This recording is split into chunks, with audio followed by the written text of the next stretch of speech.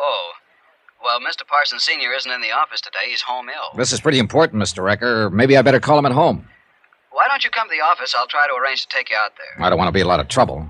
There'd be more trouble if I didn't.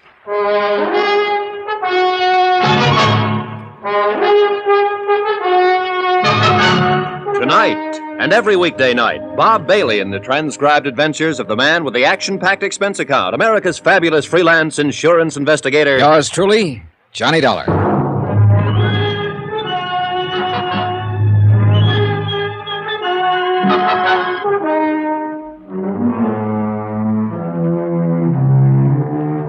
Expense account submitted by Special Investigator Johnny Dollar to the Eastern Casualty and Trust Company, number 25 Yardley Boulevard, Boston, Massachusetts. The following is an accounting of expenditures during my investigation of the Callicles matter.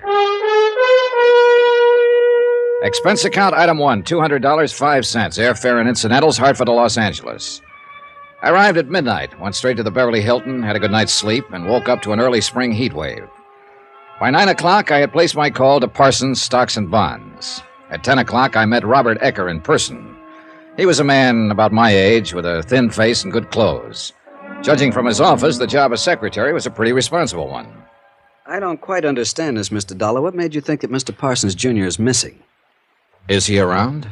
You mean, is he in town? Yeah, is he in town? Is he around? Can I see him? Well, none of us exactly knows where he is, but he's not what you'd call missing. Well, now, that depends on how you look at it, Mr. Recker. We understand David Parsons hasn't been seen for 10 days. Is my information wrong? Well, no, what you say is true. You mean you're here to look into the matter? That's about it. May I say something? Sure. When you're speaking of David Parsons in front of his father, Mr. Parsons Sr., I suggest that you don't use that word missing. I'll try to remember that.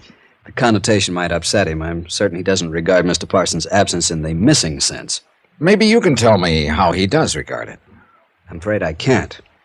Mr. Parsons Sr. doesn't confide in me. How about David Parsons' wife? Sorry. How about your own opinion? I'd rather keep my opinions to myself, Mr. Dollar. There's nothing personal, but Mr. Parsons Sr. is very adamant about certain matters. In other words, Mr. Parsons Sr. does all of the thinking for publication. So to speak, yes. What concern does the Eastern... Casualty and Trust Company have in this matter? Yes, what is the bonding company's concern? $100,000. It was an automatic write-up on David Parsons Jr. when he entered the firm. I still don't understand. David Parsons had access to great amounts of money and transferable bonds here. That's where we're responsible, Mr. Recker. Is that an inference? If it sounds like I'm worried that David Parsons might have walked off with some money or some bonds, it's an inference. That's rather ridiculous, isn't it? I don't know whether it is or not, Mr. Recker. Well, I regard it that way. Mr. Parsons is worth a considerable amount of money. $1 million would be a conservative estimate of his fortune. His father, of course, is, well, Mr. Parsons Sr. Yes, we're well aware of Mr. Parsons' holding. But sometimes things aren't what they seem. You know what I mean? No, I'm afraid I don't know exactly what you mean, Mr. Dollar. Well, now, take these, for instance. Mr. Dollar. Take these, just what... here. These copies of Eastern Casualty's policies on your desk, Mr. Recker. Now, let's see. You called me about 9. It's a little after 10 now. That gave you an hour to dig them out, study them over, and answer for yourself the exact questions you've been making me answer. Isn't that about it, Mr. Recker? Yes. Yes, I'd say that's just about it, Mr. Dollar. Robert Ecker drove me out to the Bel Air home of David Parsons Sr. On the way, he spoke of the weather, the situation in Algiers, the trouble he had making reservations for weekends in Palm Springs, and the low fuel consumption of his new Studebaker Golden Hawk. He avoided very carefully any further mention of David Parsons Jr., the missing son. I put a couple of direct questions to him, which he answered indirectly by referring me to Mr. Parsons Sr., so I let it go at that. Jenny?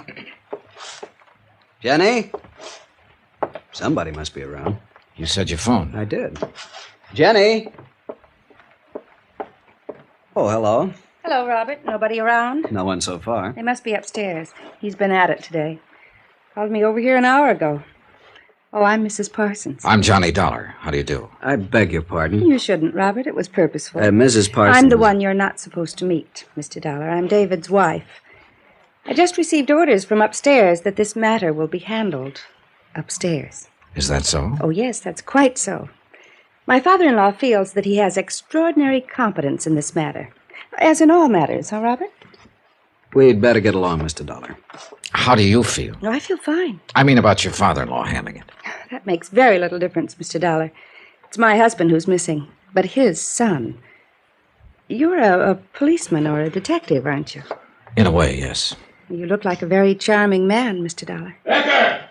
Ecker, that you down there? Just a moment, Mr. Parsons. Hurry up! You may have to practice some charm on him. Thank you for the tip, Mrs. Parsons. Not at all. It was nice to have met you. Good morning, Robert. Good morning, Mrs. Parsons. We'd better get up there. Ecker!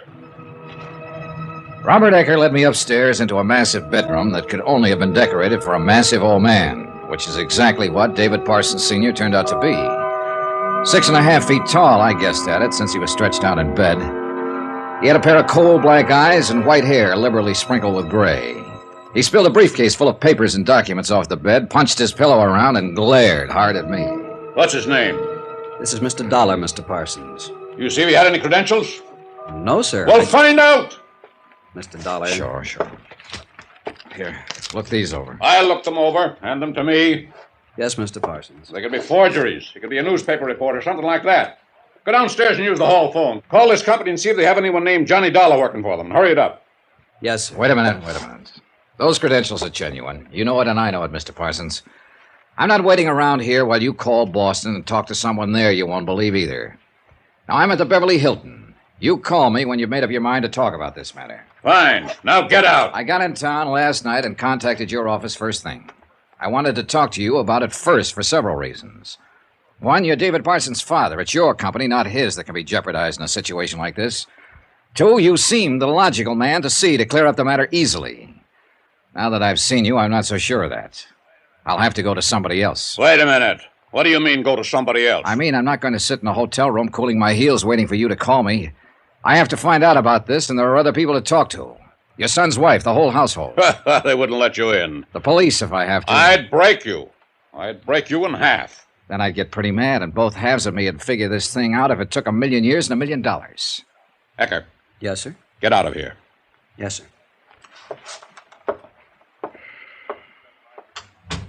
You've got 5 minutes. I've got 5 minutes and 10 minutes and 1,000,000 minutes if I need them. We have a report your son's been missing for 10 days now. One of our brokers reported it. He happened to be one of your son's clients. Missing. All right, where is he? How would I know? I take that to mean you don't know. Do you have any ideas? Of course not. Have you had an audit of your books since he disappeared? What? Have you had an audit? Is there anything missing? Bonds, cash in the company? Ecker! Ecker! Throw this bum out of here and make sure he bounces a couple of times. Mr. Parsons. Throw him out! I've got you by a good 25 pounds, Ecker.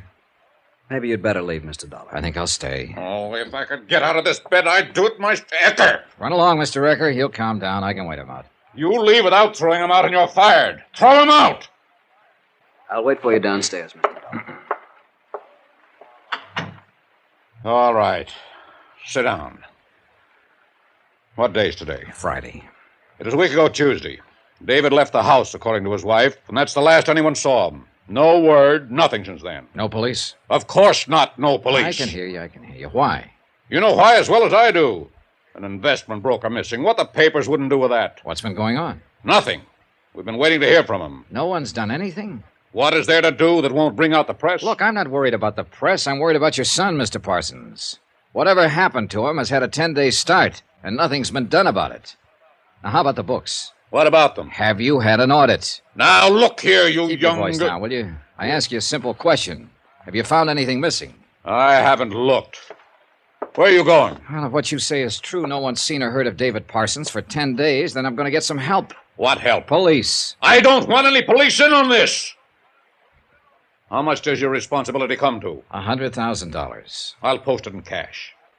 You'll what? I'll post that amount of money and assume your liability, if there is a liability. You'll never get a fairer offer than that. I don't want this matter to get into the papers. Well?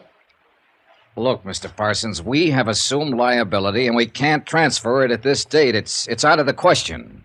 So let's start our planning from there.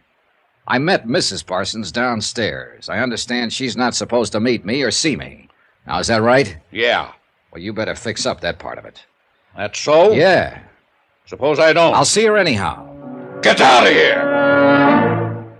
He was looking for something to throw when I stepped out the door and walked down the hall to the stairway. At the foot of the stairs, I looked around for Robert Eckert, who wasn't around. I found my hat by the door, and then I ran into Mrs. Parsons again. Mr. Dollar. Yes? What's been decided? What's he going to do about David? Well, it's pretty hard to say what he's going to do about anything. What are you going to do? I was going to drive over to your house this afternoon and ask you to go to the police and make out a missing persons report. If you refused to do that, I was going to the police myself and ask their help. Oh. Do you think that's the thing to do? I mean, a missing person report? Yep, I think that's the thing to do. I'll be home later this afternoon. He might hear us. All right. Say 2 o'clock? Fine. You cool off? Oh, for a second or two. Some museum piece he is. Be careful of him, Mr. Dollar. He'll break your heart. He's your kind. You're his dish of meat. Yeah.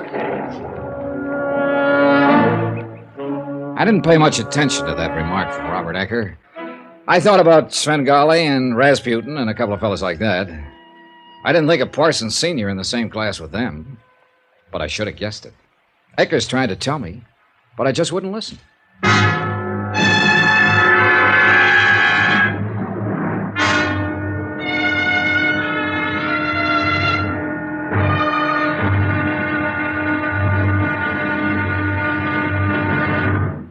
Now, here's our star to tell you about tomorrow's intriguing episode of this week's story. Tomorrow, some more facts about how the Earth swallowed a man. Join us, won't you? Yours truly, Johnny Dollar.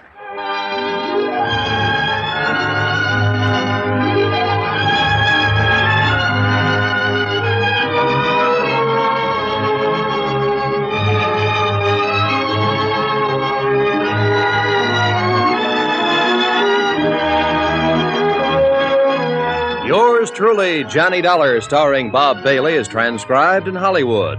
Written by John Dawson, it is produced and directed by Jack Johnstone. Be sure to join us tomorrow night, same time and station, for the next exciting episode of Yours truly, Johnny Dollar. Roy Rowan speaking.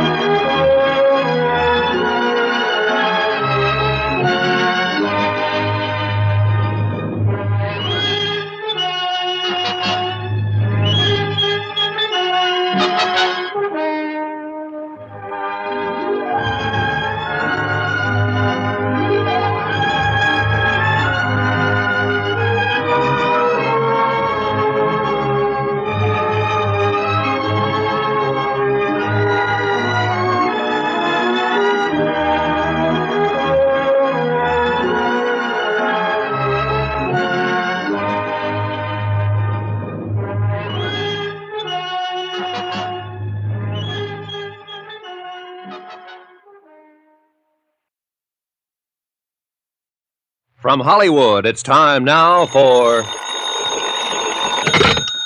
Johnny Dollar. This is Mrs. David Parsons. Well, I called Mr. Ecker, and he told me where you're staying. I was just on my way out to your home, Mrs. Parsons. Oh, I'd rather you didn't come to the house, Mr. Dollar. Couldn't I meet you somewhere? Well, sure. Better still, why don't I come by your hotel and pick you up? That'll be all right. 15 minutes, is that too soon? That's fine. Mrs. Parsons. Yes? Your father-in-law know you're meeting me? If he did, I think he'd kill me.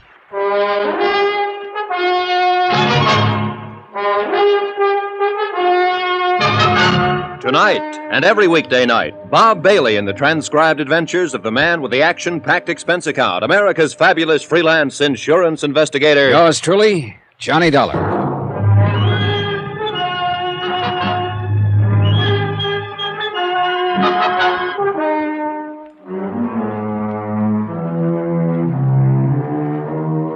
Expense account submitted by Special Investigator Johnny Dollar to the Eastern Casualty and Trust Company, number 25 Yardley Boulevard, Boston, Massachusetts. The following is an accounting of expenditures during my investigation of the Callicles matter. Item 2, $4.55, one long-distance phone call to Dave Blaine, Chief Investigator for Eastern Casualty. I explained to him that in spite of our information that David Parsons, Jr. had been missing for 10 days, people in Los Angeles connected with him seemed indifferent or irritated by an investigation. I told him how old man Parsons had tried to throw me out 3 times when I got around to suggesting that perhaps his son might have flown the coop with some money in bonds. Blaine told me to keep trying and keep on trying to get to the bottom of it. I took him at his word. It was a little after 2 o'clock when I saw Mrs. Dorothy Parsons pull up in front of the Beverly Hilton lobby. She wore a ribbon to hold her hair back in the convertible. A sundress showed off a pair of well-tanned shoulders. The dark glasses, the cigarette holder, and the smile did the rest in making her a very pretty woman. I suppose I look worried. I keep you waiting long? No, not at all. What's the matter? Oh, I don't know. Yes, I do, too. It just struck me. I'm here to see about your missing husband. Now it looks like we're going on a picnic. I think you don't have to wear sackcloth and ashes to do your job. No, really, do you? Well, it sometimes helps on a job like this. You disapprove of me, don't you? I disapprove of everybody. I have to, Mrs. Parsons. All the time? Forever? Only until the thing's straightened out. Until you separate the chaff from the wheat, I suppose. Yeah. Where are we going? Well, I thought you might like a drive down by the ocean. I'd rather be facing you across a desk. You shan't do that, Mr. Dollar. I won't allow it. Stop looking so glum. How's that? Oh, I don't know. I just don't know. Would you feel any better if you faced me across a luncheon table? That's as close to a desk as I can think of. Yeah, let's try that out. I gave her what I could of a smile and let her think it over. She drove well, keeping her eyes to the road, both hands on the wheel. She was the careful kind. The rearview mirror was adjusted 2 or 3 times, looking for traffic cops. We went off Sunset Boulevard and onto the road that is set right by the ocean. The sun was shining. The air was warm. And I got to thinking, what business did I have worrying about a missing man on such a nice day? Oh. What is it? Come on. I'm tired of driving. Let's walk along that lovely strip of beach. Oh, now, wait a minute. Please, Mr. Dollar, please. It's such a lovely day and the air is so good. Walk with me. Talk with me. Just a little while, and then we can talk about all these other things, please.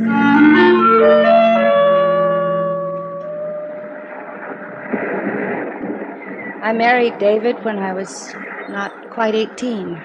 He was almost 30. Let me see, that was 14 years ago. 14 years. Go on. He joined his father's firm, and he's been there ever since. We live well, socially, economically. I guess I belong to the Keep Your Social Position in Mind club, don't I? I don't know. What do you think of me? I met you today to talk about your husband, Mrs. Parsons. But I've been talking about my husband. I told you about meeting him, about being married to him. What else is there to tell? Now tell me about missing him. What can I tell you about that? Well, where he is, for one thing. I don't know. Any ideas? No, none. You're so pretty, I almost believe you. Oh, you are a human being. But I don't believe you. I don't care. Tell me how pretty I am. I don't understand you.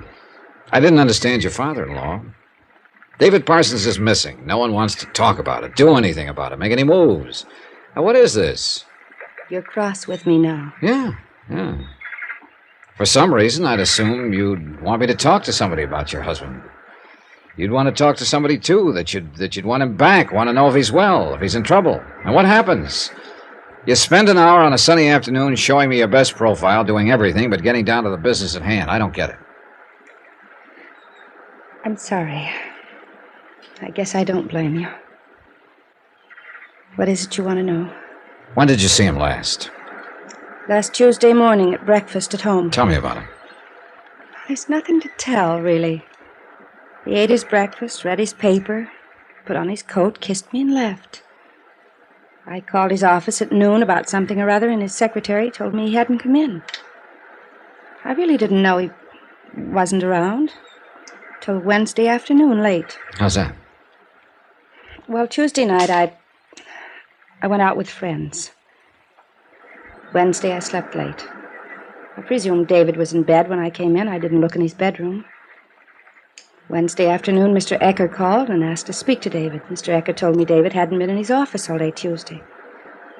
I checked his bedroom, and his bed hadn't been slept in Tuesday night, so I called my father-in-law. Why didn't you call the police? Why should I? It only seems reasonable to me. Go on. Mr. Parsons told me not to mention the matter to anyone, that he'd take care of it. He hinted... Oh... I'm bad at this, Johnny, because, well, you have no idea... Well, I mean, Mr. Parsons Sr. doesn't hint. He's a very blunt person. I met him this morning, yeah. But I'll say he hinted that David might have gone off with someone else. I see. Has he ever disappeared before? Oh, yes, many times. When was the last time? Oh, last fall. For 3 days he was gone, and before that it was in the spring. He was gone for a matter of 5 or 6 days. When he came home on these occasions, what did he say? What did he do? Nothing. Oh, no, I can't believe that. I mean, if he's gone a few days without leaving any kind of word, when he returned, he must have had some explanation for it. Oh, I suppose he did. He might have said something about getting even. I don't recall. Look at me. Now, this is serious. I'm looking at you. You said you've been married to him 14 years. You said he joined his father's firm shortly after. Yes. What did he do before that? He studied and traveled. Didn't work? Well, he wrote or something. I don't know. What kind of a man is he? He's David Parsons, Jr. He's impeccable, brilliant, and honest. As a husband? Aren't you overstepping yourself somewhat? A lot of personal questions will have to be answered about him by someone. He's a very devoted husband and father. Except for those times when he disappears. Except for those times, yes. Do you suppose he'll reappear this time? Yes, of course. Why? Don't you? He's your husband, not mine. The wind's coming up. Yes. Feel like some lunch? I feel very much like going home. All right. Mrs. Parsons. Yes. Did you expect me to make love to you out here this afternoon? What kind of a question is that? It's to the point. Did you? Yes. Why? It's not a nice question to ask me. I think sometimes I'm quite attractive. I think you must be attractive all the time. Thank you. Why didn't you kiss me? We, don't have to go into that. Unless, of course, you want to tell me why you stalled me all afternoon. Do you? Touché, Mr. Dollar. One thing more. When I spoke with you earlier, you asked my advice in this matter. I advised you call the police about your husband. Did you? You know I did. I also advised your father-in-law to do the same thing. He said he'd kill me and himself before he'd call the police in. You said, or I thought you said, you'd call him in anyhow. That you were concerned about your husband and wanted him found. Did I get that wrong? I don't want any police, Mr. Dollar. I don't think they're necessary. David will come back. No police. What made you change your mind? Your father-in-law? You said you only had one more question. I lied. I've got 1,000 questions. I should call home. Come on. We walked up to the highway and climbed back into the car. She drove to the nearest filling station and public telephone booth. I waited in the car while she made a phone call. Some high school kids drove up in a jalopy and sweatshirts and jeans. They waved 10 pounds of wieners at me for no reason at all and asked me if I'd like to go on a wiener fry. I told them no. An old man with a bamboo fishing pole came in. He dropped a soggy gunny sack on the pavement while he disappeared around at the back. I went over and peeked in. 3 pretty good-sized perch smelled out at me. I looked off at the ocean, just in time to see a pair of surfboard riders catch the creamy top of a roller, climb up on their feet, and wave to their girlfriends sitting in the sand. Nothing was wrong with the world. Nothing at all. Life was going on just fine. David Parsons, Jr. had been missing 10 days, and nothing was wrong at all. I lit up a cigarette.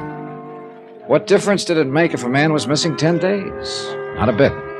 Especially to his wife, who looked her prettiest when she told me practically nothing about his disappearance. The ashes fell on my lap. I'm sorry I took so terribly long, Mr. Dollar. I had to call my father-in-law's home, too. There was a message for me. Look, I'm afraid I'm going to have to go over your head, your father-in-law's head, everybody's.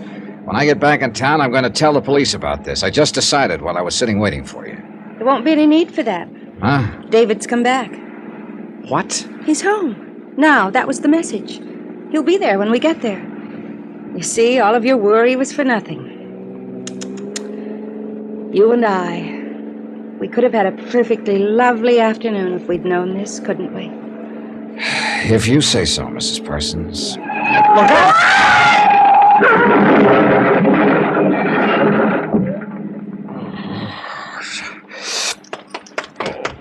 You all right, brother? Yeah. Take it easy. Better give me a hand with her. Can somebody call an ambulance? Yeah, sure. You take it easy. I'll take care of her until... What is it? I'm sorry, mister. She's dead.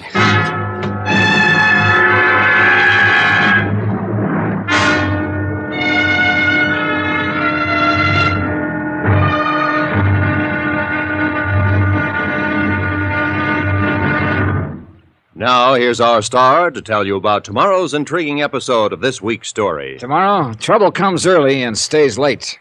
Join us, won't you? Yours truly, Johnny Dollar.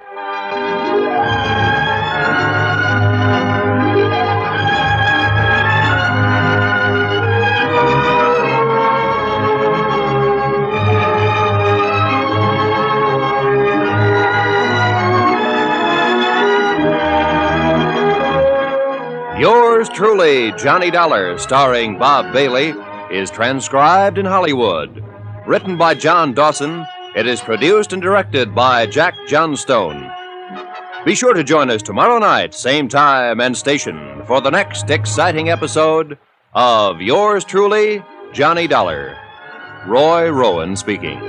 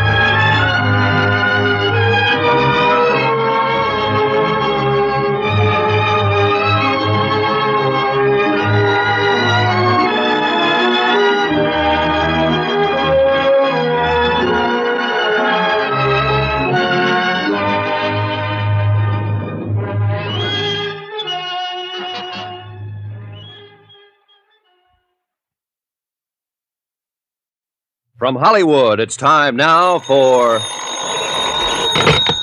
Johnny Dollar. What are you doing lying around a hospital?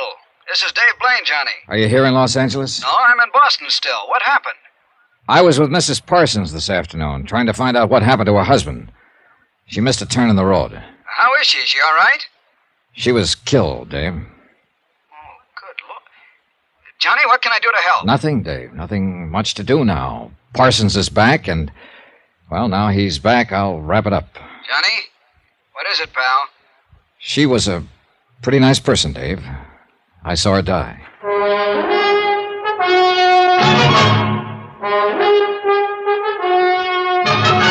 Tonight, and every weekday night, Bob Bailey in the transcribed adventures of the man with the action-packed expense account, America's fabulous freelance insurance investigator. Yours truly, Johnny Dollar.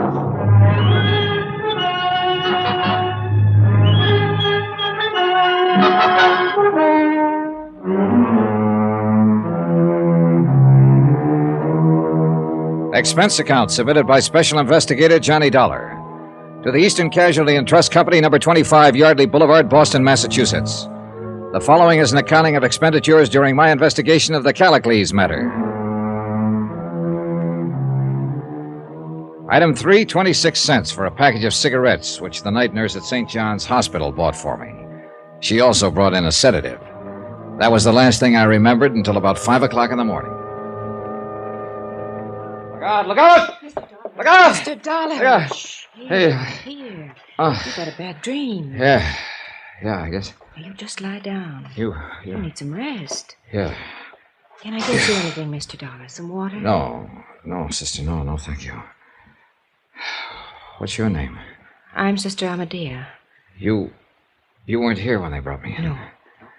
Now you just go back to sleep. Sister, wait. Yes? I'd like to talk to you about it. Of course. You mean the accident? Yes, all of it. I'd feel better. Well, we want you to do that. Certainly. I came to Los Angeles for an insurance company back east. Mm-hmm. We had a report that a big executive in a stock firm out here was missing. I see. A man named David Parsons, junior partner with his father in the stock and bond business. Oh, yes, I've heard of the Parsons family. I talked to a man named Ecker, old Mr. Parsons' secretary. Mm-hmm. Ecker took me out to see the old man. He was pretty nasty. Wouldn't talk much about his son being gone for 10 days. Then I met David Parsons' wife. I told her I thought the matter should go to the police. She agreed with me. But later on this afternoon out by the ocean, she said she expected him to come back. She called the house, and they said David Parsons had come back. Oh. It was a strange afternoon, sister. I mean, we sat in the sand and talked about these things. I could have fallen in love with her. Maybe I did. I'll never know. Sister Amadea. Oh, Mr. Dollar, you're more shaken up than you think. Oh. Really, you I'll never get used to things like this. Shh. Now you just sleep, Mr. Dollar. Go on now, go to sleep. The world becomes very heavy sometimes. Now just go to sleep.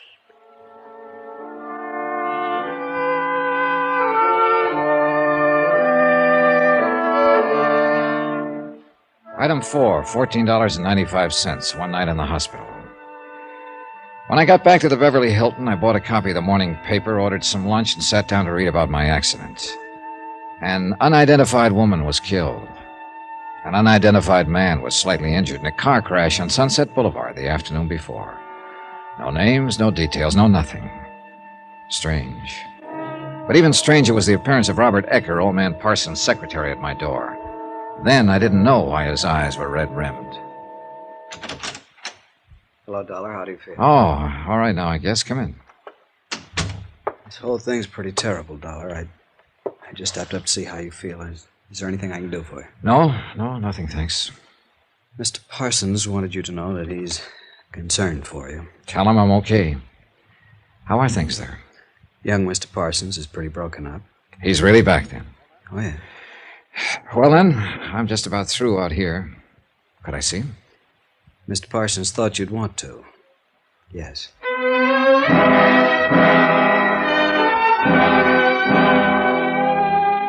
Expense account, item 8, $178, airplane ticket, back to Hartford. Item 9, $43, hotel and board for 2 days in Los Angeles. Item 10, $6 cab fare. My plane was scheduled to leave at 9 o'clock that night. I checked out about 4 in the afternoon and went directly to the home of David Sr. He looked a little ashen when I came in, but his temper hadn't improved much. He pointed a crooked finger at me. I've got this to say to you right now, Dollar. If you hadn't insisted on talking to her, she'd be alive today. She wouldn't have been with you driving that car. If she hadn't been forbidden by you to see me, we wouldn't have had to drive around in a car. You have a drink around here? Right there. I didn't come here to argue with you anymore. My job was to find your son. Evidently, he wasn't lost. Ecker told me I could meet him here about this time. You're pretty free with my whiskey. You can afford it. You want one? Oh, I get a jigger before every meal, that's all. Cheers. Well, am I early or what? David will be here any time now. Have any arrangements been made yet? You'll have to ask Ecker about that. I don't know. I'd like to send some flowers, something. That's always the logical gesture. This is Mr. Dollar, David. Come in. It's my son, David. The man in the black suit wasn't what I expected in the way of David Parsons, Jr., somehow. He was tall and rangy, almost athletic. He had a good sunburn and a pair of square shoulders. I would have read him for an advertising man or a pro ball player. Certainly not for the investment brokerage business. We shook hands. He smiled wanly and lit up a cigarette. Dad tells me you've been looking for me. That's right, Mr. Parsons. Where have you been all this time? Well, I took a freighter out of Los Angeles and rode it up to Oregon. Just a whim. Wanted to be alone and do some thinking. How come no word? Well, that's a whim, too. Are you trying to get into my personal life? No. Just curious again. Well, here's some reports I have to make out. If you'd sign them, I'd appreciate it. Go ahead, sign them. Let him go. Sure. I have a pen.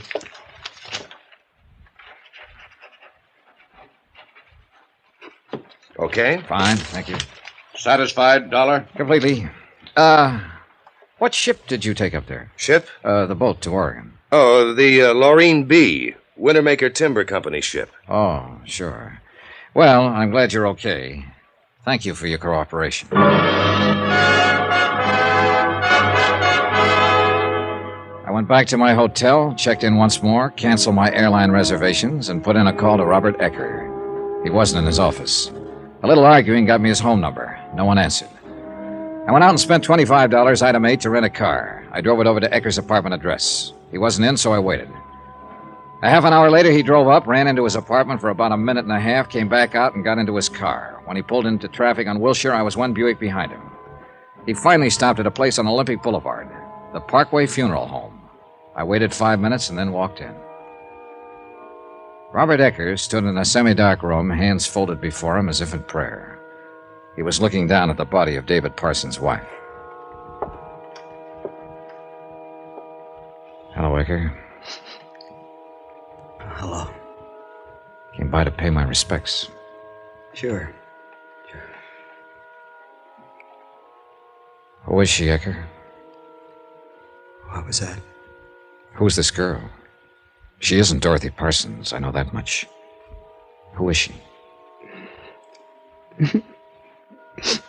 We better talk about this. Yeah, we better talk. Her name's Ellen.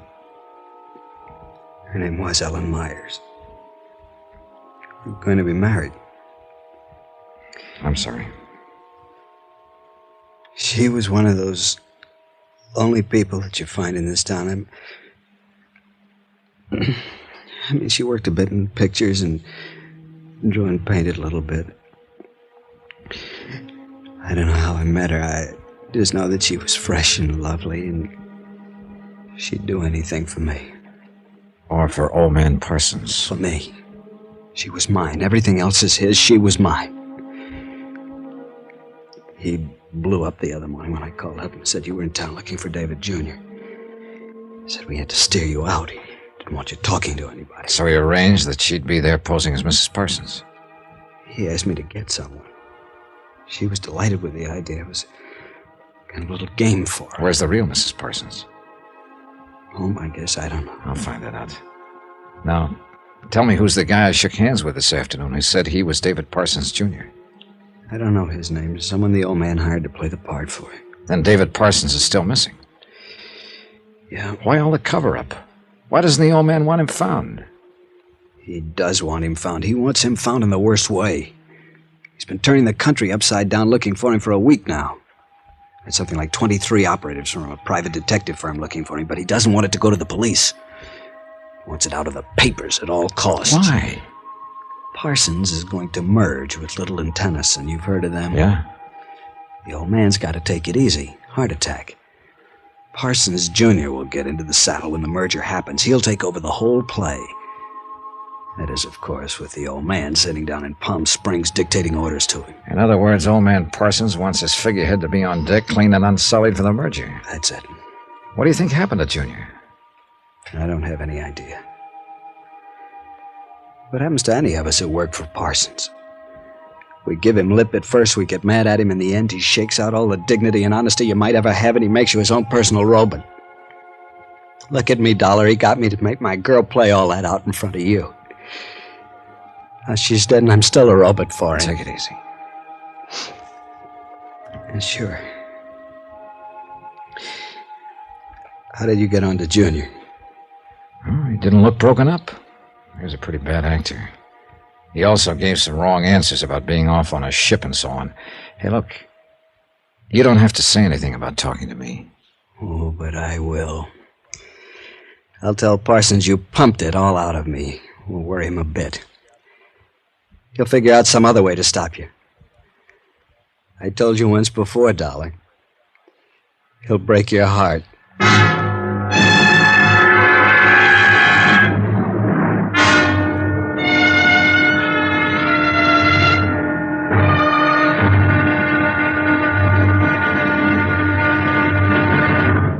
Now, here's our star to tell you about tomorrow's intriguing episode of the Callicles matter. Tomorrow, we find out that Callicles was a Greek. Maybe the greatest one of them all. Join us, won't you? Yours truly, Johnny Dollar.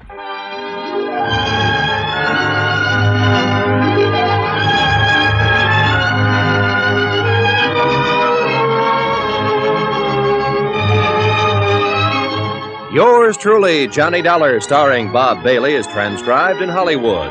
Written by John Dawson, it is produced and directed by Jack Johnstone. Be sure to join us tomorrow night, same time and station, for the next exciting episode of Yours truly, Johnny Dollar. Roy Rowan speaking.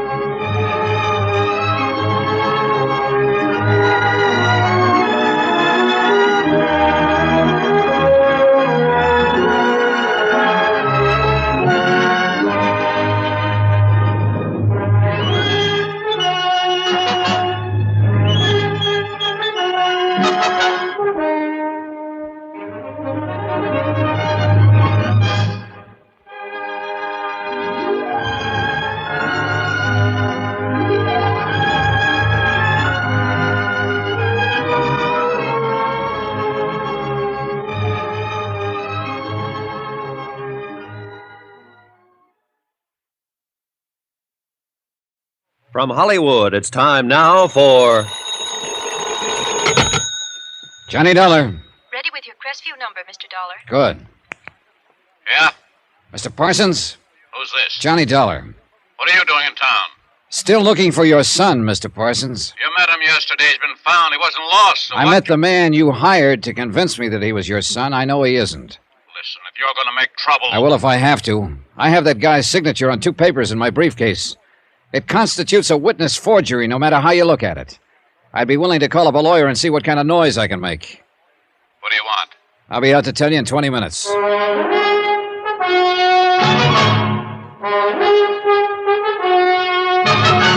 Tonight, and every weekday night, Bob Bailey in the transcribed adventures of the man with the action-packed expense account, America's fabulous freelance insurance investigator... Yours truly, Johnny Dollar.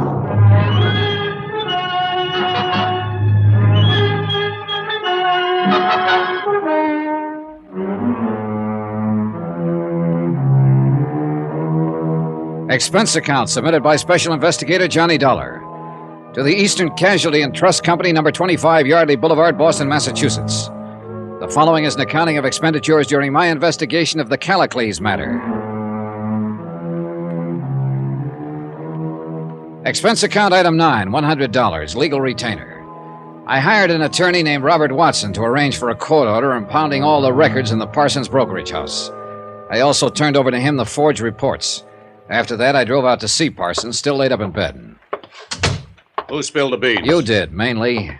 I didn't believe that guy here yesterday afternoon. I didn't believe the woman who was supposed to be his wife. So let it go at that. I'm here to find David Parsons, Jr. Let's stop playing games. Don't get fresh with me, boy.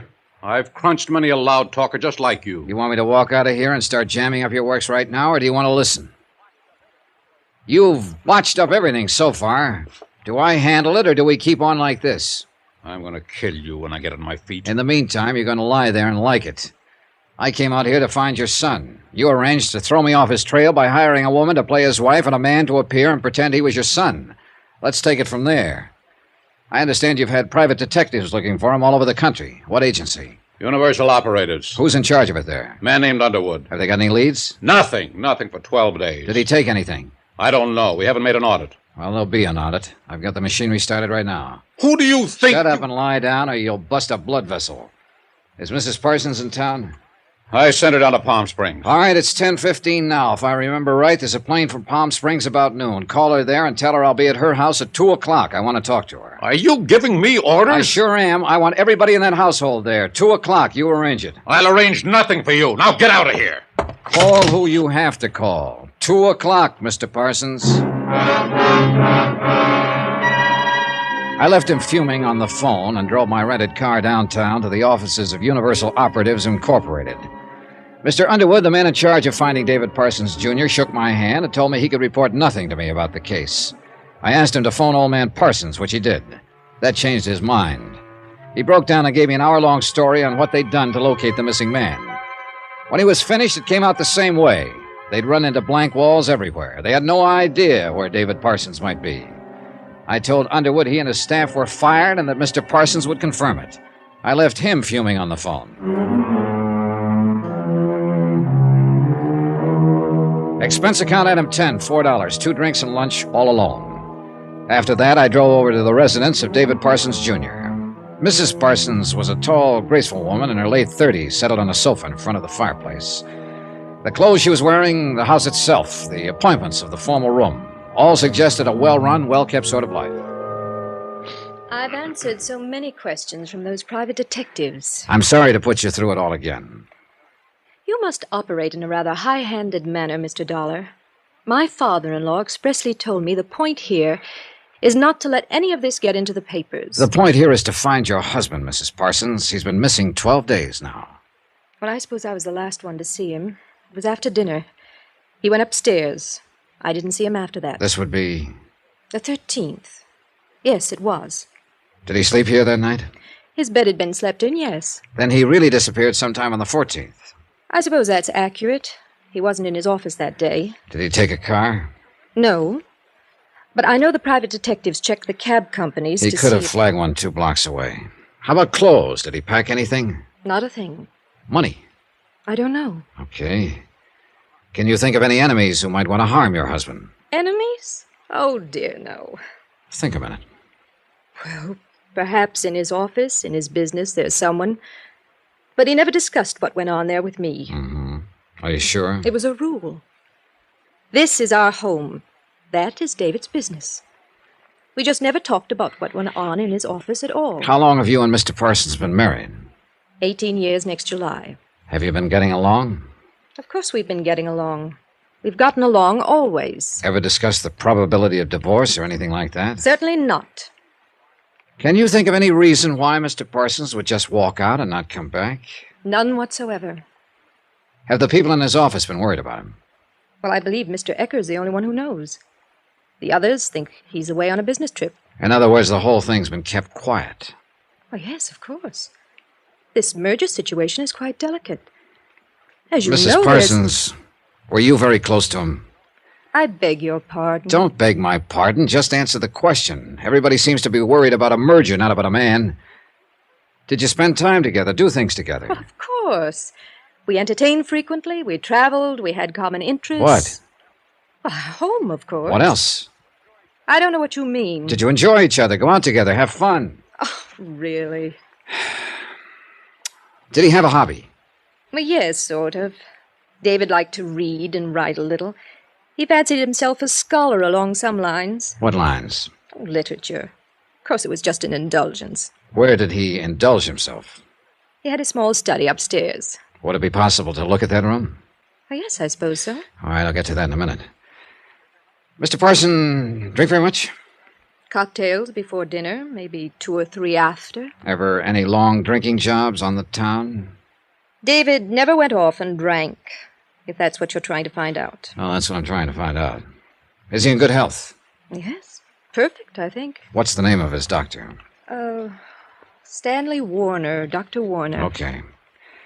How about his attitude? What do you mean? What kind of man is he? Quiet, loud, what?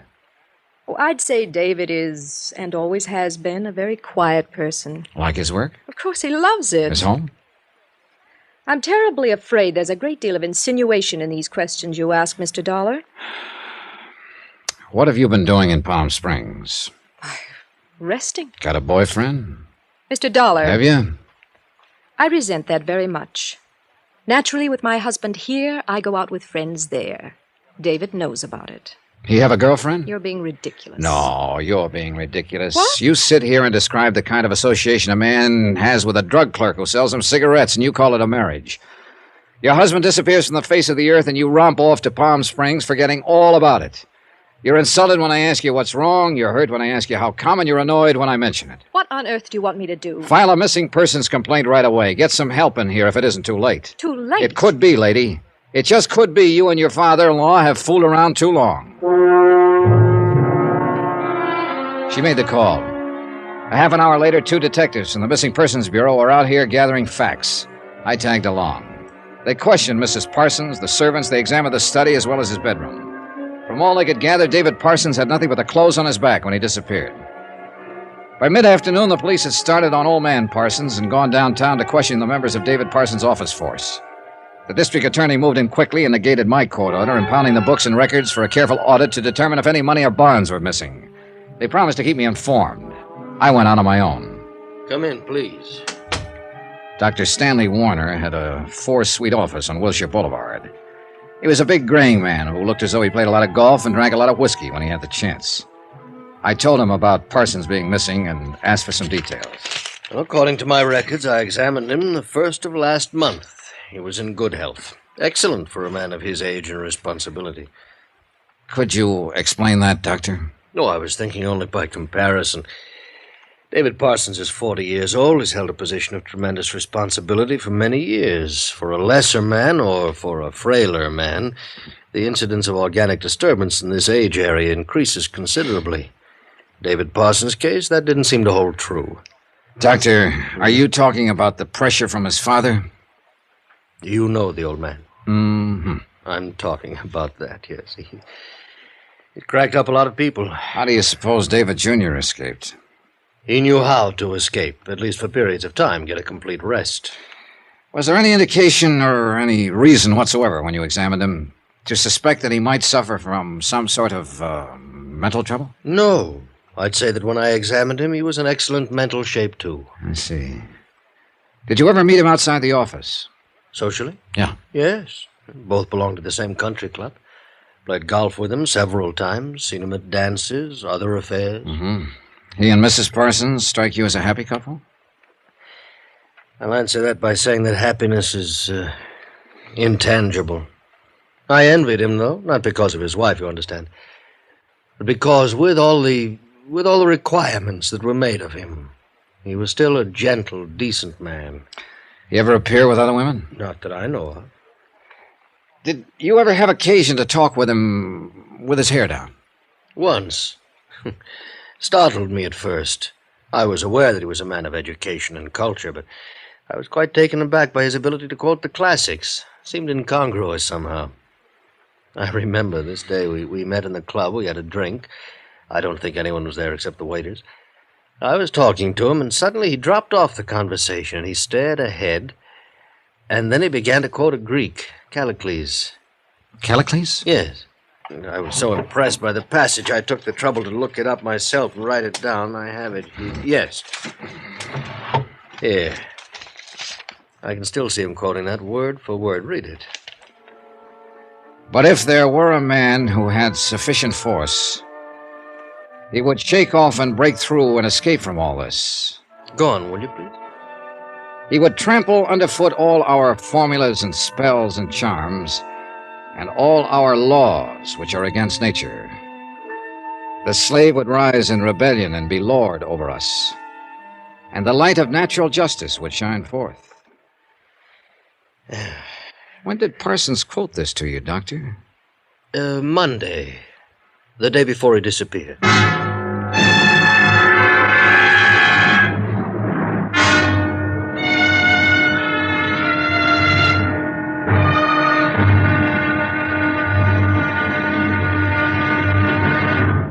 Now, here's our star to tell you about tomorrow's final intriguing episode of this week's story. The answer is with that old Greek who lived 3,000 years ago.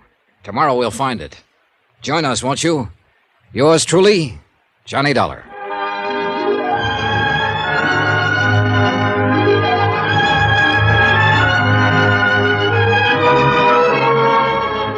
Yours truly, Johnny Dollar, starring Bob Bailey, is transcribed in Hollywood. Written by John Dawson, it is produced and directed by Jack Johnstone. Be sure to join us tomorrow night, same time and station, for the next exciting episode of Yours truly, Johnny Dollar. Roy Rowan speaking.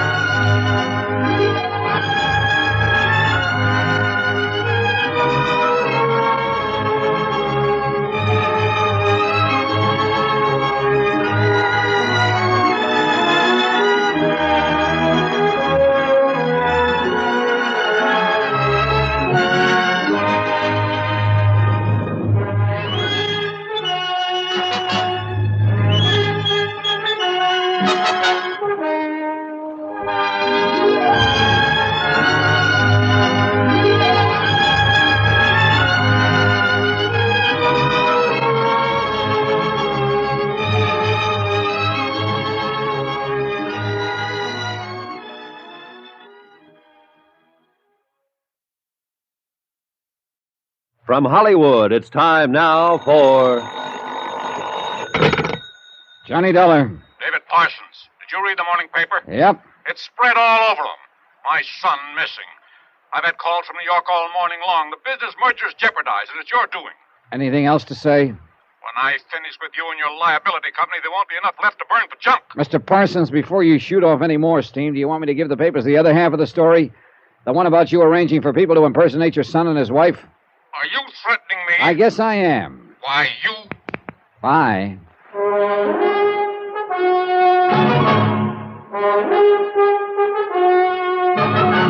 Tonight and every weekday night, Bob Bailey in the transcribed adventures of the man with the action-packed expense account, America's fabulous freelance insurance investigator. Yours truly, Johnny Dollar.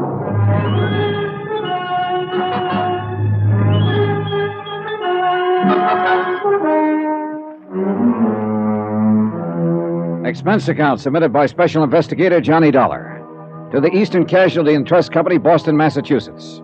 The following is an accounting of expenditures during my investigation of the Callicles matter. Item 11, 10 cents, one newspaper. I lied to Parsons about seeing the paper. I hadn't seen it at all. But I could guess what had happened when they got hold of the story that a prominent broker had been missing some 14 days. It was all there, spread over the front page. I waited a couple of hours before I took old man Parsons on again. You think you're pretty smart, don't you? You should have given this matter to the police in the first place. I gave it to a detective agency. And what do you mean by firing them? Oh, they were just spending your money. And you're losing it for me with all this in the paper. I'm still trying to find your son, Mr. Parsons, remember? You aren't going to find him here. Something's come up. Maybe you can explain it. The DA's office impounded the books yesterday. $5,000 was withdrawn from your son's personal account. What do I have to explain about that? Wait. It was taken out the morning he disappeared. Do you have any idea why he'd withdraw a sum of money that size? No. Do you? Sure. Somebody could have been standing in back of him with a gun, threatening to blow his head off. He might have had a date to go to a wedding and needed some tip money. What can you add? You're getting mad, Dollar. Go find your answers someplace else. You don't care if he's ever located, do you? Dollar, let me tell you something. My son means that to me. No more. He's never had brains enough or energy enough to do anything by himself. I do everything, always have. The only reason I want him back is to effect the merger with Little and Tennyson. You knew that right away. I suppose so. I just wanted to hear it said to believe it. Well, now you've heard me say it. You know, one reason why I always run the show, Dollar. My face never looks like yours over anything. I got out of there fast. I went downtown with a tall policeman named Jerry Engel to interview a bank teller. I'm Sergeant Engel. It's Mr. Dollar. Oh, yes, you phoned me. It's about Mr. Parsons. You took care of him when he came in here last Tuesday, a week ago, is that right? I handled the withdrawal, yes. We'd like to see the slip on that, please. Yes, I looked it up. I have it ready for you. Have you known Mr. Parsons very long? Well, I don't know him well, really. Look at this picture. This man is the same who signed the withdrawal slip last Tuesday morning? Yes, that's Mr. Parsons. Okay. Tell us what happened. Well, he just came up to the cage and handed me the withdrawal slip, that's all. I see. Weren't you a little surprised when he made out a withdrawal slip for $5,000? That's a lot of money. Well, maybe I was a little surprised, but Mr. Parsons has withdrawn large sums from his personal account several times.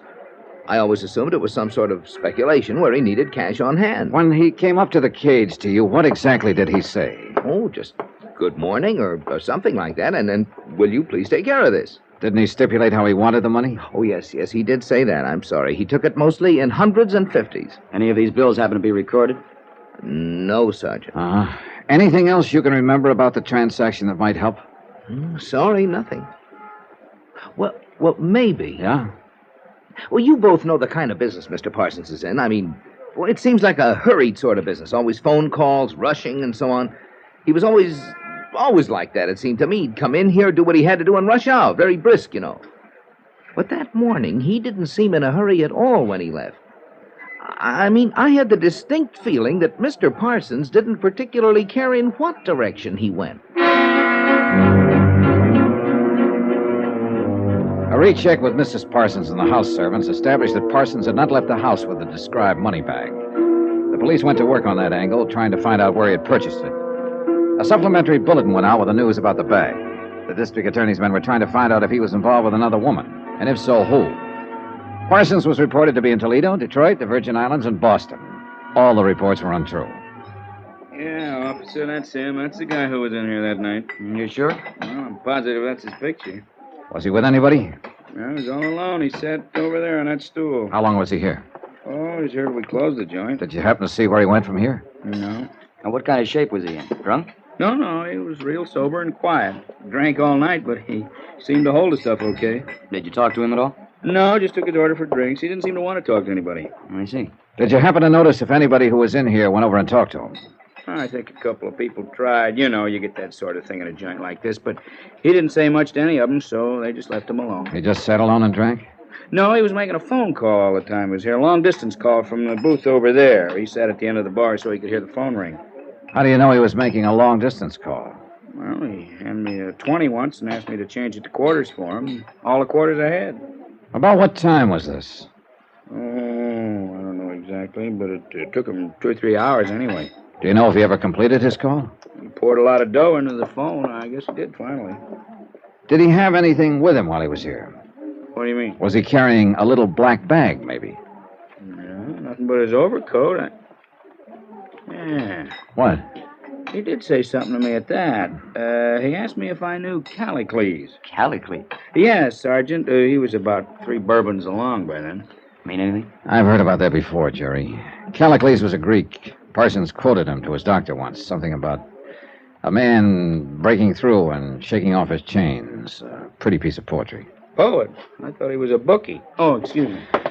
Well, Jerry, one thing for sure. Yeah, what? We know he was alive that night.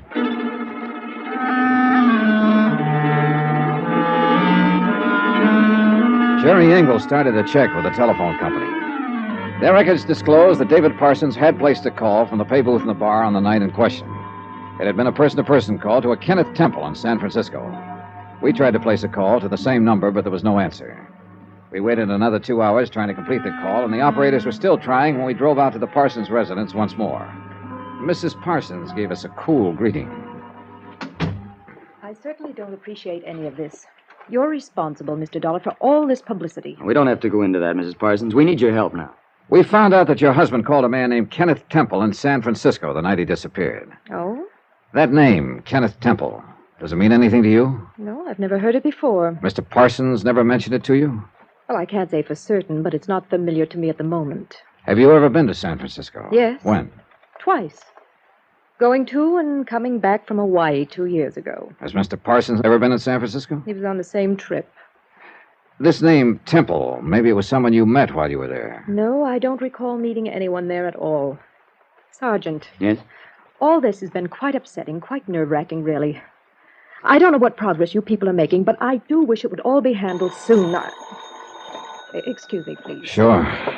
Well, this isn't getting us very far. I don't get it. Hello? Who? Oh, yes, operator. Just a moment.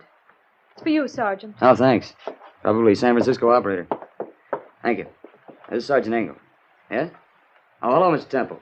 This is Sergeant Engel, Missing Persons Division, Los Angeles Police. We're trying to locate a man named David Parsons. Huh? All right. He's there now. He's going to put him on. David? Well, let me talk to him. Just a minute. That an extension? Oh, yes. Please. I'll get it. Let me talk. Hold it a minute. Miss Parsons? I've been pretty worried about you. Yes, she's all right. She's right here. Okay, Mrs. Parsons. Here, take it. David? How are you? Oh, it's so good to hear your voice, David. When are you coming home? Your father and I have been... I read about it in the papers. Now, I want you to listen to me, Dorothy. Dad's going to ask you, so listen. But... Listen to me. I'm listening, David. Do you remember all the times that I've asked you to talk to me? The times during these years when I've wanted companionship, warmth, a home that was lived in? Each time I asked for these things, you were always too busy, too taken up with things outside my life. Do you remember all that? Oh, yes, David, I remember all that. Well, this is the end of you and me. But your father... It's the end of Father and me, too, Dorothy. You tell him that. He probably won't believe it, but you tell him the merger is all his. He'll have to get another figurehead. Oh, you'd be so angry. Dorothy, what I'm trying to say is his anger doesn't worry me anymore. Oh, what about me? I never worried you. But, David... I'm going away. A long sea voyage with Temple. You don't remember him, but he was a sailor I used to talk to aboard ship when we went to Hawaii. He has a boat now. I'm shipping on it. Well, when will you be back? I won't be back. David! Now, will you put that police officer on? Hello, Mr. Parsons. Who's that? My name's Johnny Dollar. I've been trying to find you for 2 weeks. I'm an insurance investigator. Oh. I found out quite a lot about you. I want to make sure I'm talking to the right man. I won't answer a lot of questions. Just one. It's not even a question. Callicles. Oh. Mean anything? I don't know who you are. I didn't even get your name, but you did find out. If there were a man who had sufficient force, he would shake off and break through and escape from all this. He would trample underfoot all our formulas and spells and charms, and all our laws which are against nature. The slave would rise in rebellion and be lord over us. So far as the police were concerned, there was nothing more to do. So far as the insurance company's concerned, we'll have to sit on a $100,000 bond and hope that David Parsons will return to his life in Los Angeles when he gets whatever it is out of his system. Expense account total, $1,100.59. Remarks? Just Mrs. Parsons, to me. She asked why he never talked about this to her. I told her he did. No one ever listened. She didn't understand that either. Yours truly, Johnny Dollar.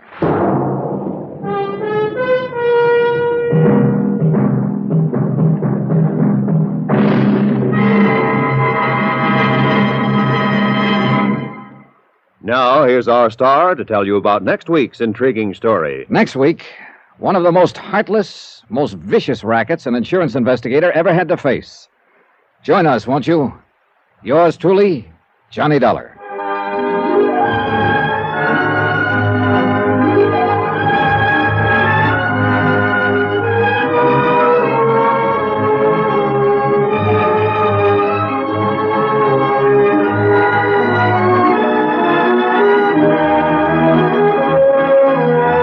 Yours truly, Johnny Dollar, starring Bob Bailey, is transcribed in Hollywood. Written by John Dawson, it is produced and directed by Jack Johnstone.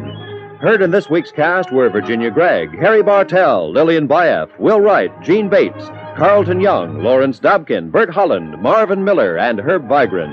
Musical supervision by Amerigo Marino. Be sure to join us on Monday night, same time and station, for another exciting story of yours truly, Johnny Dollar. Roy Rowan speaking.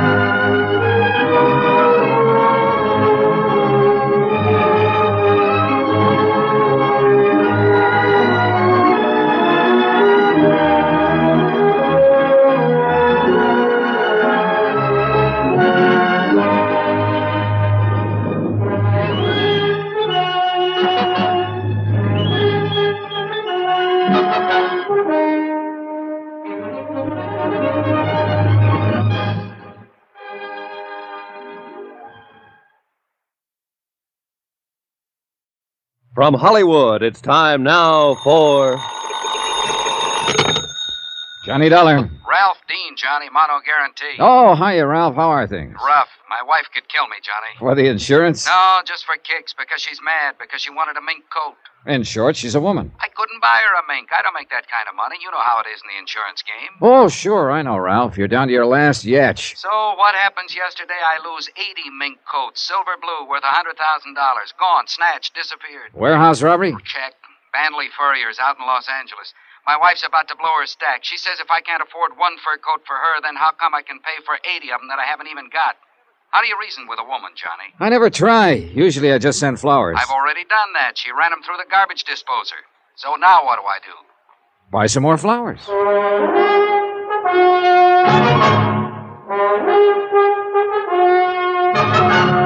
Tonight and every weekday night, Bob Bailey in the transcribed adventures of the man with the action-packed expense account, America's fabulous freelance insurance investigator. Yours truly, Johnny Dollar.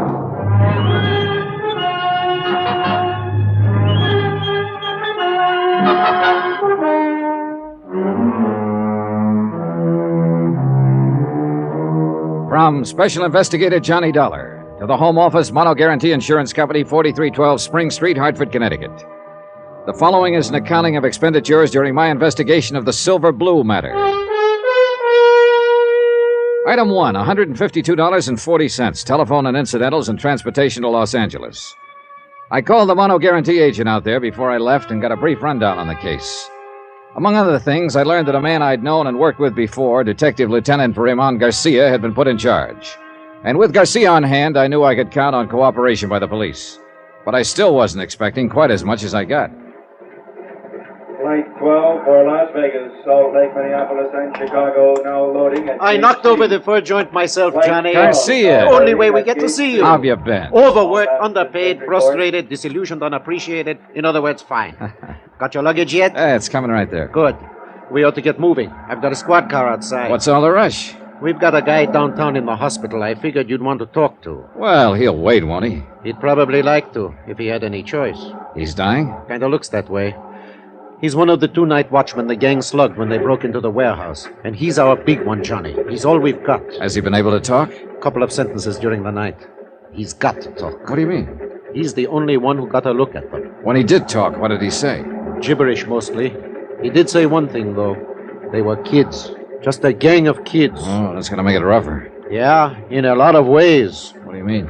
You'll find out later, Johnny. Come on, let's go.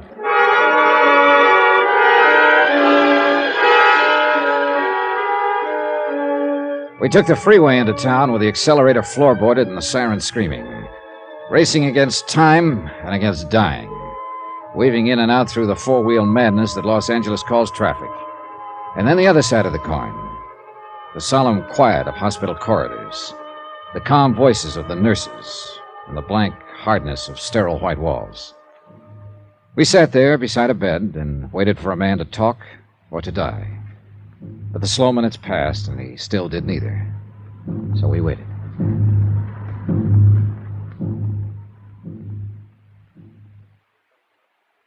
Guess that shot the doctor gave him is not going to have any effect. Apparently not. It's a crazy world, Johnny. No, just the people in it. I mean, yesterday, we'd never even heard of this guy. I still don't know his name. And 24 hours later, here we are. A couple of strangers, sitting around watching him die. It's here on his chart at the head of the bed. Albert Christman. Strangers. Not even family or friends. He didn't have any family or friends. He lived alone in a furnished room. Worked alone, too, except for one partner. So, a gang of punks jump him and bust his head open. I'm a bad cop, Johnny. I get sentimental about things like this. How'd they work it, Garcia? It's a warehouse district. The streets are practically deserted at night. A police prowl car checks the street once about every 40 minutes, and they hit at 1:10 a.m., 3 minutes after the police had passed. Sounds professional. No, just a smart bunch of kids. The only fur they seemed to know was mink. They passed up a dozen or so chinchillas worth twice as much. How'd they get in? I don't know. Chrisman hasn't been able to tell us. They must have tricked him into opening the door. What about Chrisman's partner? He was making his rounds. They slipped up behind him, slugged him. He didn't see them. He didn't know what hit him. And nobody outside in the street saw anything? Saw them leave with the furs or anything? Nope. Or if they did, they're not saying anything. Oh, it's a rough one, Johnny. We haven't got a thing to go on. Except Chrisman here. The shape he's in, that's only a straw. If he recognized any of them, if he lives long enough to identify... At least the poor devil can groan. I don't know. I think he's closer to being conscious right now than he's been in the last hour. Maybe you're right.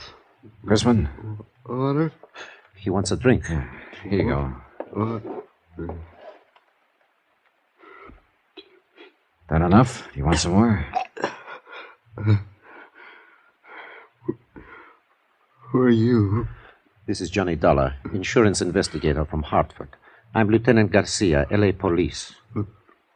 Warehouse. The kid. It's all right now. You're in the hospital now. It's going to be all right. My head. Do you feel like answering a few questions, Mr. Chrisman? It won't take long. Those kids, how did they get in? Telegram. Telegram? He showed me the telegram through the window. Yes. When I opened the door, one of them hit me. Did you get a look at the boy who showed you the telegram? Yes. I saw him. Yeah? 18, 19. What did he look like? 5'9", 10. Dark skin, black hair. How was he dressed? Dark jacket. Hard to think. Any scars? Anything unusual about him? No. My head. Are you sure? Sure. Would you recognize him if you saw him again? Yes. Any of the others? No. The only one. There was a mark on his arm. What kind of a mark? My head. Oh, my head. What kind of a mark on his arm? Hurts too bad.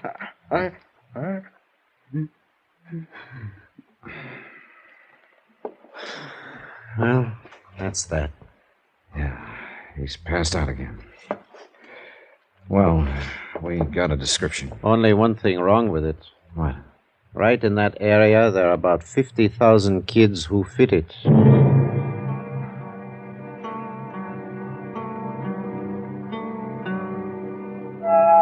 I talked with Mr. Banley, owner of the Furs. Then Garcia and I went down to the warehouse.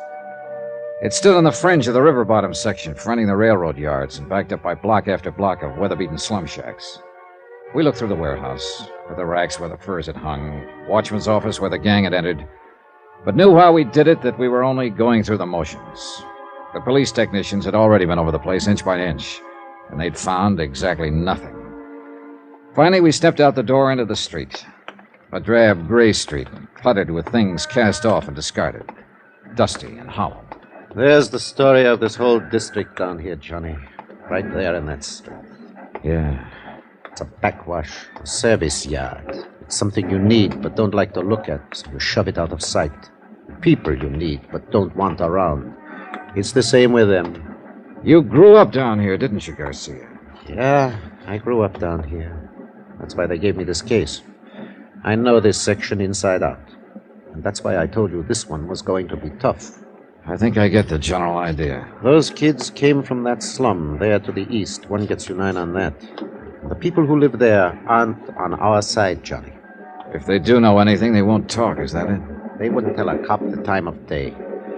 I don't mean they're criminals. Most of them aren't. It's just that they always put themselves on the other side. What about juvenile gangs? Do they operate around here? There are dozens of them. And there's another thing. A few of these gangs are pretty rough, and people who might talk don't because they're scared to. Oh, it's a great setup, Johnny. A fine place to look for $100,000 in furs. You know, I've been thinking about the fact that they knew exactly the time to hit.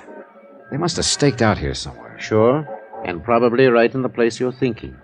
Hey, that lunchroom across the street? No, they had to be inside, or the prowl car would have seen them. That's the only place open at night. Did you shake it down? Like I told you, Johnny, they won't give us the time of day. Uh-huh. What about me having a go at it? Yeah, maybe they wouldn't smell cop on you quite so strong. The owner's name is Red Wellers. He was on that night. See what you can get out of him if you want. I think I will. By the way, Johnny, I know you insurance guys make deals sometimes, no questions asked, just to get the loot back. Sometimes, yeah. Well, before you make any deal on this one, you better remember one thing. Chrisman may die.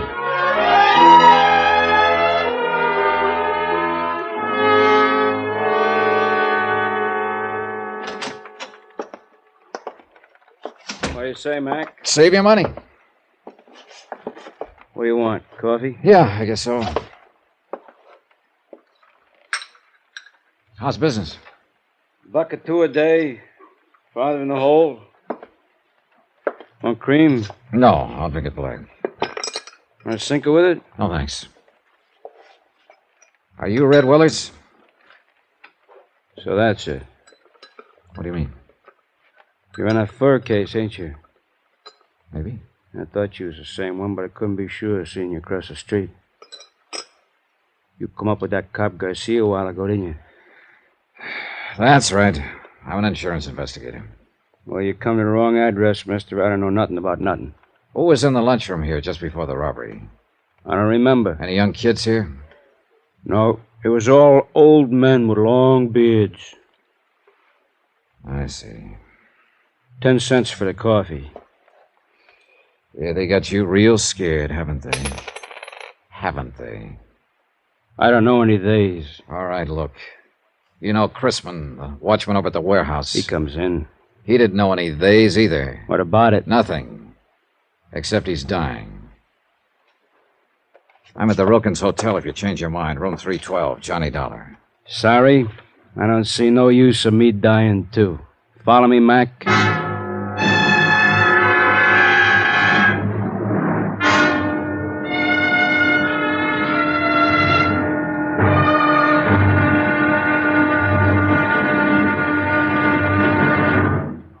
Now, here's our star to tell you about tomorrow's intriguing episode of this week's story. Tomorrow, fear stalks the streets. closing the mouths of a sullen and suspicious people, terrifying a lonely girl, and bringing death in a dusty alley. Join us, won't you? Yours truly, Johnny Dollar.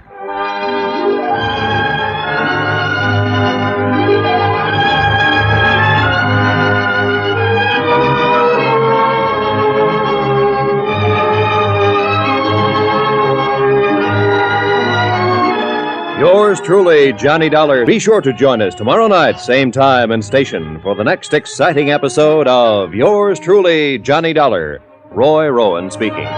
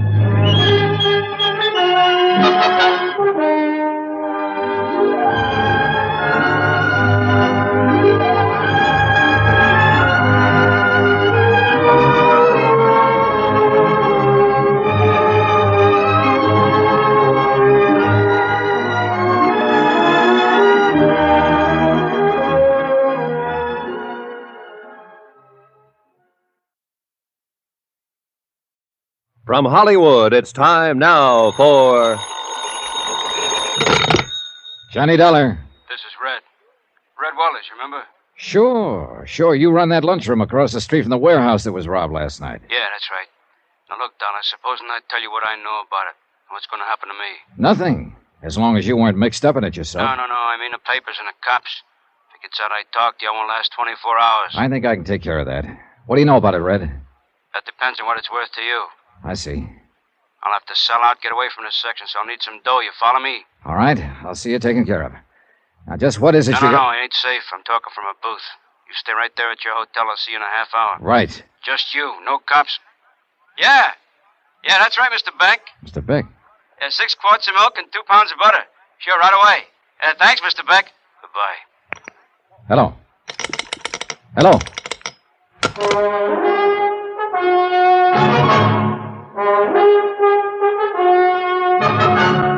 Tonight and every weekday night, Bob Bailey in the transcribed adventures of the man with the action-packed expense account, America's fabulous freelance insurance investigator. Yours truly, Johnny Dollar.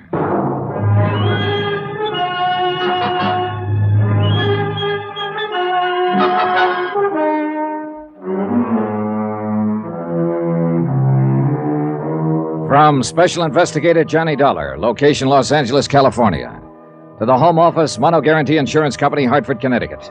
Assignment, the Silver Blue matter. Expense account continued. Item 4, 20 cents, a phone call to my friend Lieutenant Garcia of the L.A. Police, and a call to Queen of the Angels Hospital. Albert Chrisman, the night watchman who was slugged by the gang of teenage hoodlums during the warehouse robbery, was still unconscious. And Chrisman, unless Red Weller was ready to talk now, was the only lead I had toward finding $100,000 worth of silver blue mink coats. I waited 2 hours and a half for Red Weller, but he didn't show.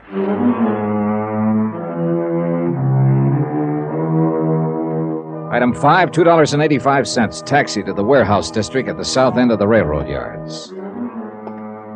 It was night by now, and the area was almost deserted.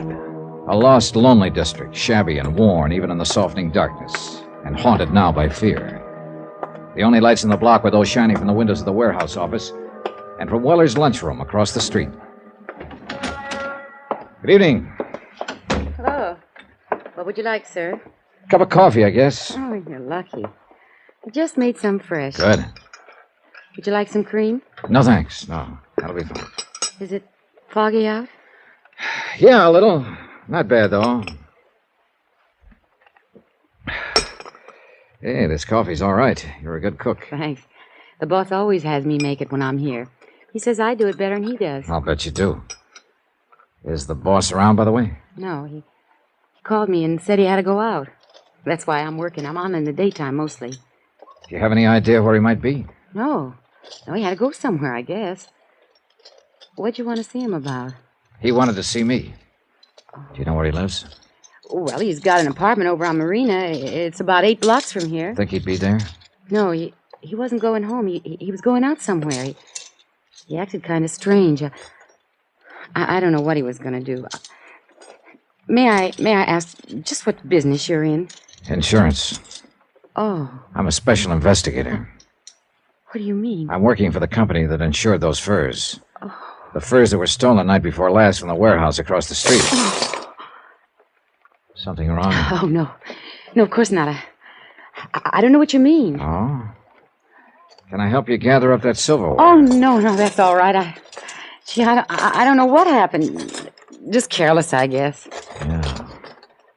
Do you live around here somewhere? Well, yes, on Dalton, 3 blocks up. What's your name?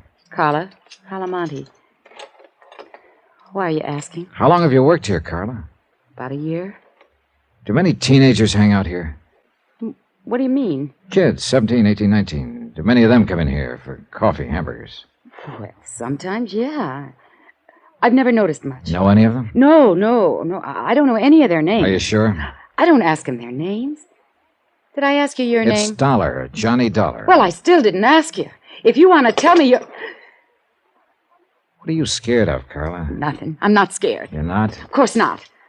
Why would I be scared? For the same reason your boss is, Red Weller. He was scared when he talked to me this afternoon and when he phoned me later. I don't know what you're talking about. Oh, yes, you do.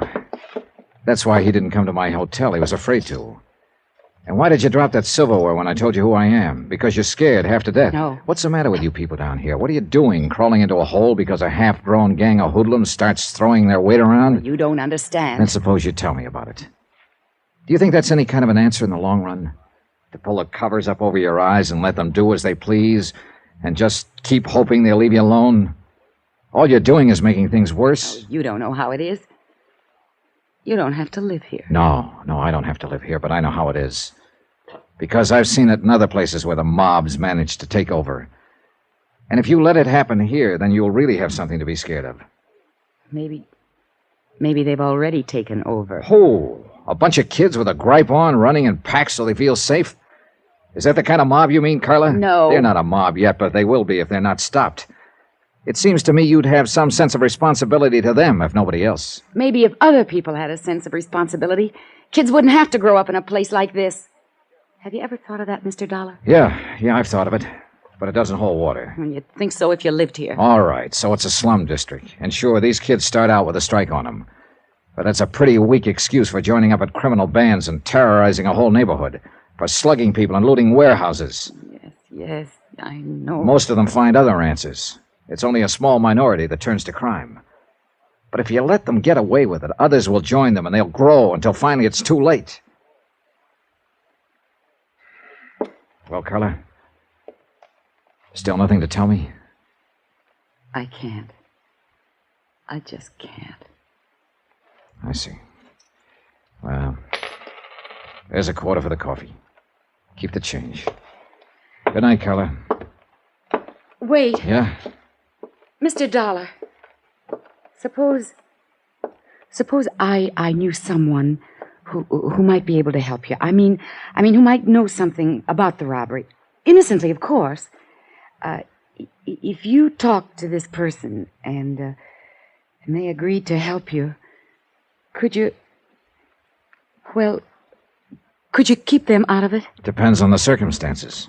I'd do all I could, that much I promise. I don't know. I'm not sure. You're not sure of what? Of you. Oh, I know better when I stop and think, but I've lived in this neighborhood too long. Lived with these people and... I'm bound by the law like any other citizen, and I won't break it to help somebody cover up a criminal act. But I figure it's up to me sometimes to decide whether a thing is a criminal act. And if a person seems to deserve it, well, I can be pretty lenient. You promise? What you just said? Yes, I promise. I've got to trust you. I've got to trust someone. Do you know such a person, Carla? Yes, Do you know where to find them? I think so. Well, I'm sure they'll be at one of 2 or 3 places. Not very far from here. And who is this person? Someone who grew up around here. A boy, 19. What boy? My brother.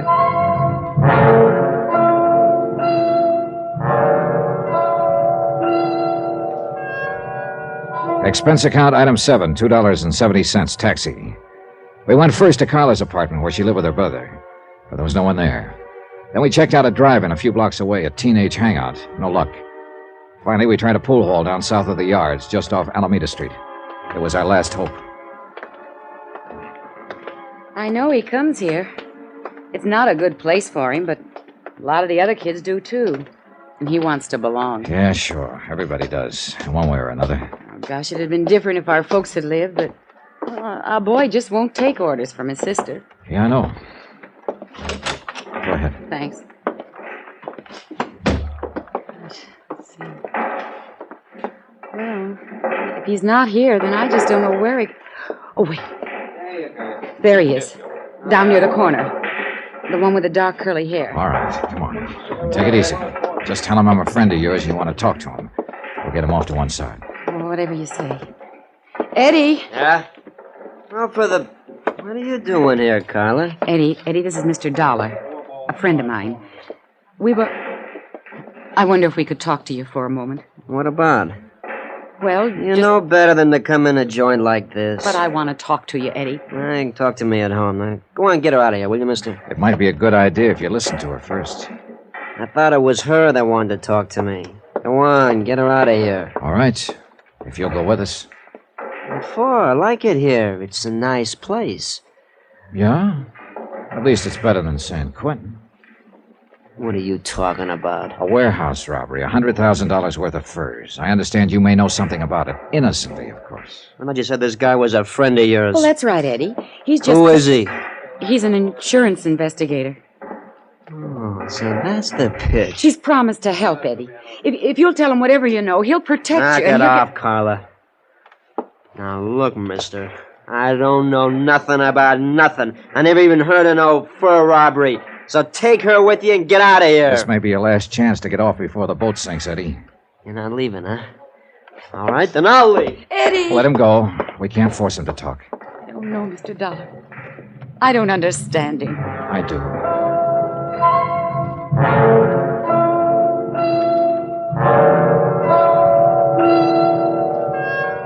Item 8, 10 cents. Phone call from the pool hall to Lieutenant Garcia at police headquarters. He said there was no change in Albert Chrisman's condition yet. He was still holding on, and he still hadn't talked. But there had been another new development, a big one. And when I joined Carla in the taxi outside, she knew it by the look on my face. What's wrong, Mr. Dollar? Now, look. How sure are you that your brother wasn't mixed up in that robbery? Well, I want the truth. I'm afraid he was mixed up in it. Then brace yourself, Carla. Your boss, Red Weller, who was going to tell me what he knew about it, was found murdered in an alley an hour ago.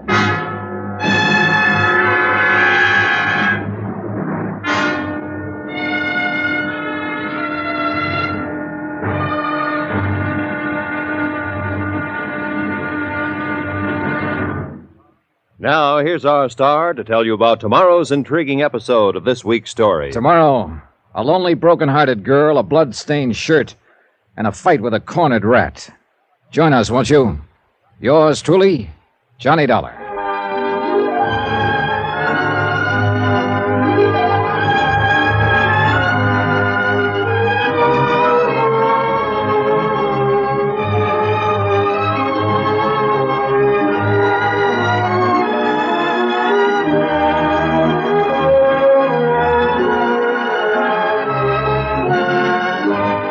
Yours truly, Johnny Dollar, starring Bob Bailey, is transcribed in Hollywood. Written by Les Crutchfield, it is produced and directed by Jack Johnstone. Be sure to join us tomorrow night, same time and station, for the next exciting episode of Yours truly, Johnny Dollar. Roy Rowan speaking.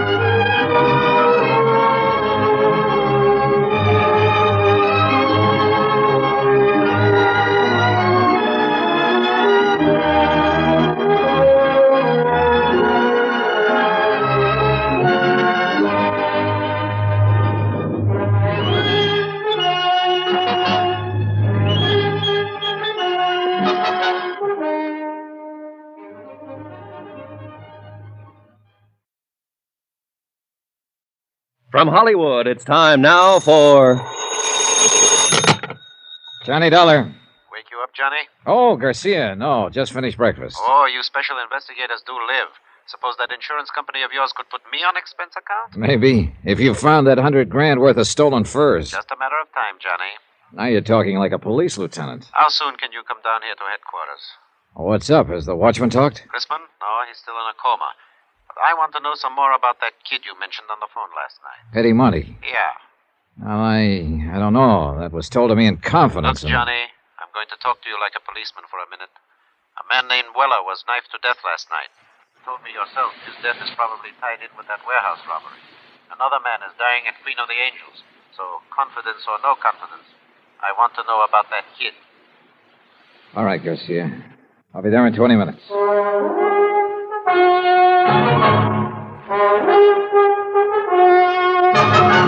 Tonight and every weekday night, Bob Bailey in the transcribed adventures of the man with the action-packed expense account, America's fabulous freelance insurance investigator. Yours truly, Johnny Dollar.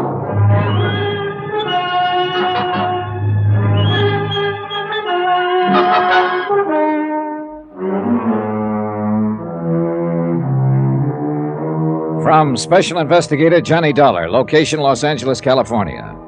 To the Home Office Mono Guarantee Insurance Company, Hartford, Connecticut. Assignment, the Silver Blue Matter. Expense account continued. Item 10, $1.45. Taxi from my hotel to the police headquarters office of Lieutenant Garcia. The early morning fog was starting to lift, and the city sprawled beneath a slate-gray sky. The filtered sun should have softened things, but didn't. Gray sun, gray world, drab and dreary, and a case to match. Teenagers, not a gang of hardened criminals. A bunch of wild kids who'd broken into a warehouse and stolen 80 fur coats, silver blue mink. A night watchman had been slugged and lay dying in the hospital. And a lunchroom owner named Red Weller had been stabbed to death the night before. So it couldn't be called kid stuff. That term doesn't apply to murder. Run those forecards through, Joe. See what you can make on them. Thanks. Now, come on into the office, Johnny. This madhouse out here get you frazzled before you know it. Oh, you police detectives have it pretty soft, Garcia. That's news to me. Teletypes, photo files, record cards, crime labs. How'd you like to try working alone? On your expense account, I could suffer the hardship. Now, let's go in here. Have a seat, Johnny. Thanks. Yeah. Did I put the fear of the Lord in you on the phone? You were real impressive. Yeah, the chief was breathing down my neck. Then I'll stop trembling. Kidding aside, Johnny, I've got to know just how that Monte boy figures in this. Did I say he even figured in it at all? No. You just wanted some information on him. But he figures all right. You didn't come out here from Hartford to look up the nephew of an old friend. Oh, I've done crazier things at times. He's got a record. You know that? No. Petty stuff. No convictions. Huh. Gang brawls, auto pilfering, vandalism, intoxication. Interrogative attitude, sullen, hostile, antisocial. Yeah, that's quite a nephew you've got, Johnny. Black sheep of the family. What's the story? How did you get onto this kid? Look, amigo, I made a promise on this. I hate to break it. It's murder, Johnny. This kid's sister worked for Red Weller in that lunchroom across the street from the warehouse. Her name is Carla Monty. She's 5 years older than he is. They live together. Their parents are dead. So? So I put some pressure on her, and she told me she thought her brother Eddie might know something about the robbery. She took me to a pool room to meet him. How was he supposed to have known about it? Hearsay? No. She admitted later that she suspected him of being mixed up in it himself. Things he'd said, the way he acted. She asked me to help her try to keep him out of trouble. I think he's already in trouble, Johnny. Yeah, so do I. And I think she does, too. What did he have to say when you talked to him in the pool hall? Several things, but they added up to 2 words. Get out. When I wouldn't, he did. Why do you think Red Weller was killed, Johnny? Well, I think those kids used his lunchroom as a lookout post to spot the prowl car that was patrolling that area. As soon as it passed, they pulled the job. It figures all right. I think Red realized it when he thought back and knew who the kids were. I think that's what he was going to tell me. So they found out what he was up to and knocked him off to shut his mouth. Yeah, it adds up, Garcia. Oh. Now, tell me about her. Carla? What's to tell? She's just a girl, like millions of others. Decent, hardworking, and real sweet. But there's something about her, something special. I don't know what, I don't know the words to use, but... Well, it's there. You feel it. And she's kept it somehow, in spite of everything. I guess I know what you mean. Do you? I told you once, Johnny, I grew up in that district. I know how rough it is. Well, maybe it's even worse for a girl. It is. I know. I had a sister. Oh, I didn't know that. She was a lot like this girl Carla once. Then the district got to her, and she got to be more like Carla's brother. What happened to her? 1 to 5. Possession of narcotics. A couple of other pretty rough charges. She died in Tehachapi prison 7 years ago. I'm sorry, Garcia. Yeah.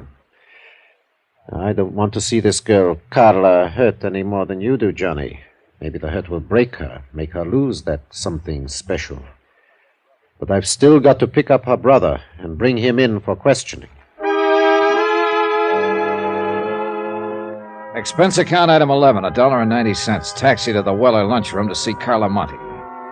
Lieutenant Garcia had a police detail checking known fences and borderline dealers specializing in furs. But so far, none of those contacted had been approached by any member of the warehouse gang. Albert Chrisman, the night watchman who had been slugged during the robbery, was still in a coma, unable to talk. So Carla remained my best, in fact, my only lead to the case. The lunchroom was closed. I paid off the taxi, walked 3 blocks to Carla's apartment and house, climbed the stairs, and knocked on her door.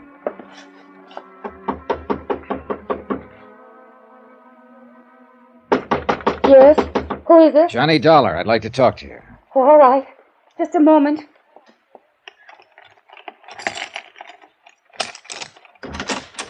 Come in, Johnny. What were you expecting, a major invasion? I don't know.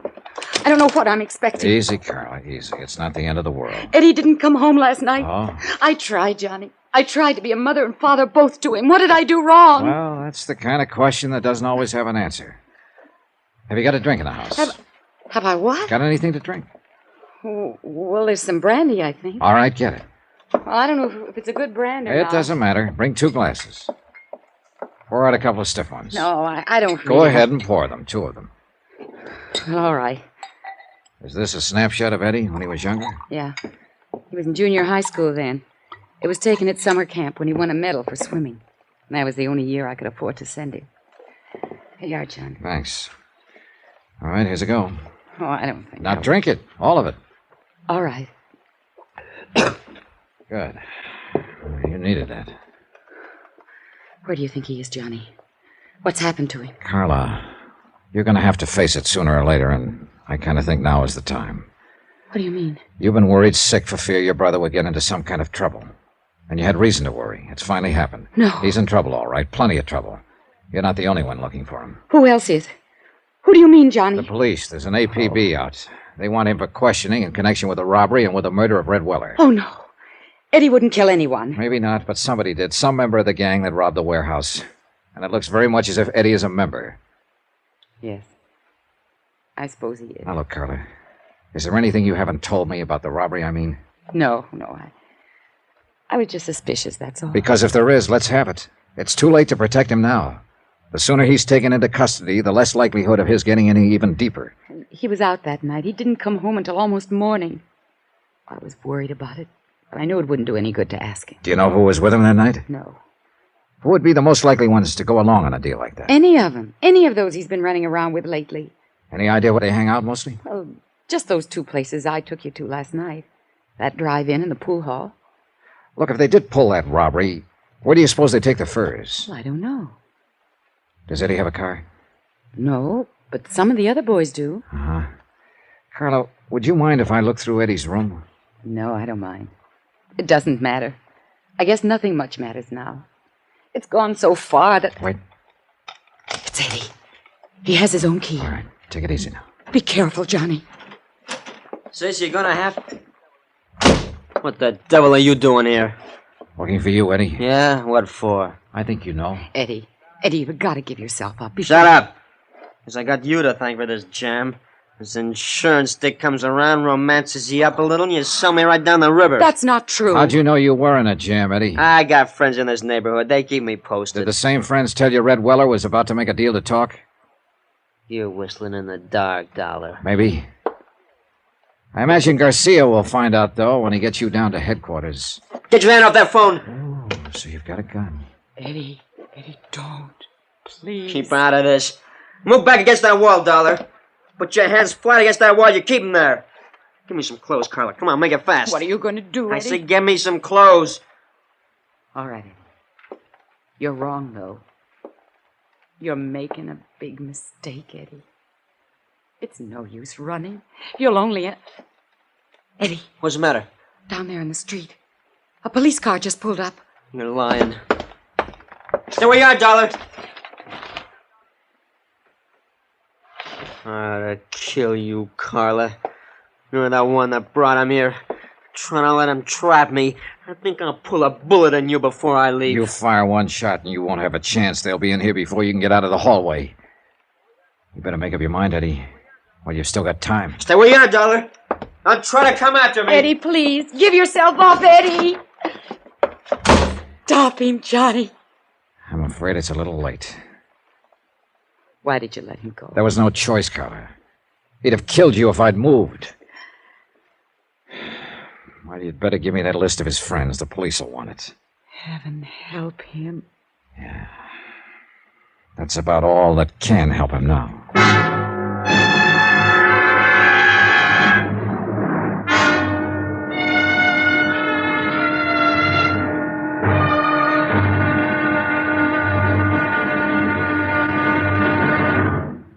Now, here's our star to tell you about tomorrow's intriguing episode of this week's story. Tomorrow, a police net tightens and traps a frightened rat.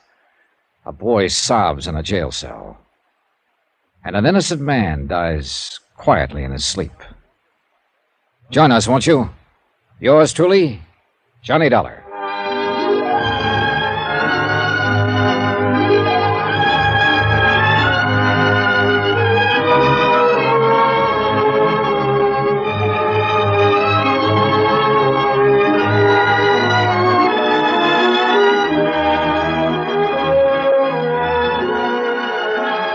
Yours truly, Johnny Dollar, starring Bob Bailey, is transcribed in Hollywood. Written by Les Crutchfield, it is produced and directed by Jack Johnstone.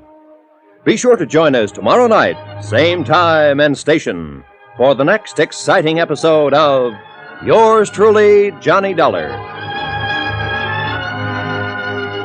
This is Roy Rowan speaking.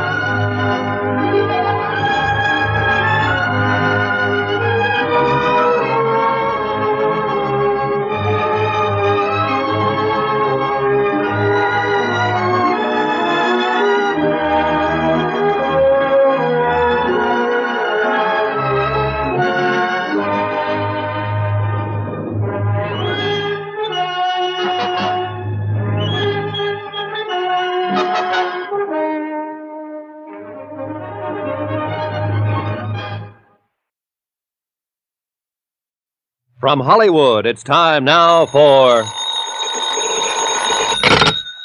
Johnny Dollar. Lieutenant Garcia, Johnny. Are the boys in the police car still there? There are 3 police cars here now. They've searched the apartment house from top to bottom. Any luck? No, Eddie got away. I didn't dare make a move to stop him. He was going to shoot his sister. Well, we'll get him, Johnny. Don't worry about it. I don't intend to. My job now is to locate $100,000 worth of stolen furs, not to go after Eddie Monty. It's the same job, isn't it? Probably.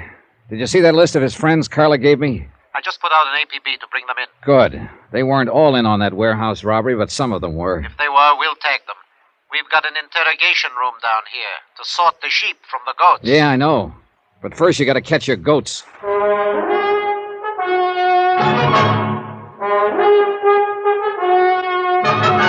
Tonight, and every weekday night, Bob Bailey in the transcribed adventures of the man with the action-packed expense account. America's fabulous freelance insurance investigator. Yours truly, Johnny Dollar.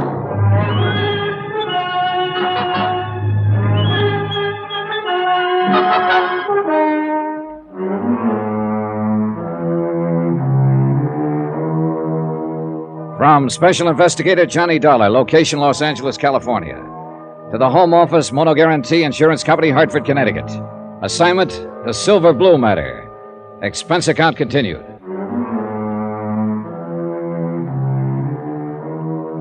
Item 12, 2 cents, for the way I felt. I hung up the phone and walked to the window, stood there looking out into the street. The police were leaving the apartment to carry their search for fugitive Eddie Monty into wider territory. And Eddie's sister, Carla, sat huddled in a corner, forlorn, beaten, broken-hearted. From the window, too, the view was anything but cheerful. Dirty, cluttered streets lined by row on row of sagging tenements, drab and gray in the weakening light of late afternoon. This was the slums that had spawned Eddie Monty, raised and nurtured him, made him into a member of a gang, and had now sent him fleeing from the police with a gun in his hand. And the same slum had bred the others of the gang who'd robbed a warehouse of 80 silver blue mink coats, slugged night watchman Albert Grisman into a near-death coma, and had murdered a man who tried to give them away. Why, Johnny? What got into him? Why is he ending up this way? I wish I could tell you, Carla. I did something wrong. That's it, of course, but what? Forget it. You did all you could. It wasn't enough. Well, sometimes nothing is enough. And nobody knows exactly why. I loved him. I never thought of him as just a nuisance of a kid brother, the way a lot of girls do. Now, look. You did more than anybody could expect. You were a pretty young kid when your folks died. Too young to have to take on the responsibility of raising a teenage brother. But I tried. I tried hard. And I thought I was doing all right until lately. But now there's... So it didn't work. And what's happened is breaking your heart. Well, that can't be changed. But just remember this one thing. You did the best you could. And that's all anybody can do. So don't blame yourself. Tell me something, Johnny. Yeah? You're wearing a gun. I don't think Eddie knew it when he ran from here. Maybe you couldn't have used it to disarm him. Not when he was on the verge of killing you. But you could have drawn it and killed him. He was careless. He gave you several chances. Why didn't you? I don't know. Thank you, Johnny. I'd like to look through Eddie's room, if you don't mind. All right. I'll go with you. This way. It's down the hall. Thanks. Well, somehow I still can't believe it. Not the killing, at least. Eddie is just not that kind. Well, a kid gets under pressure sometimes and gets pushed overboard. Maybe we'll know more when they pick him up. What if he tries to resist arrest? You know the answer to that. Oh, I hope he doesn't. Well, here it is. This has been Eddie's room since he was 13. It ought to tell something. The main thing at the moment is to find something that tells where he might go to hide out. And I've also got $100,000 worth of furs to locate. But you go ahead and look around. Whatever you want. Okay, thanks. I'll be in the living room. You call me if you want me.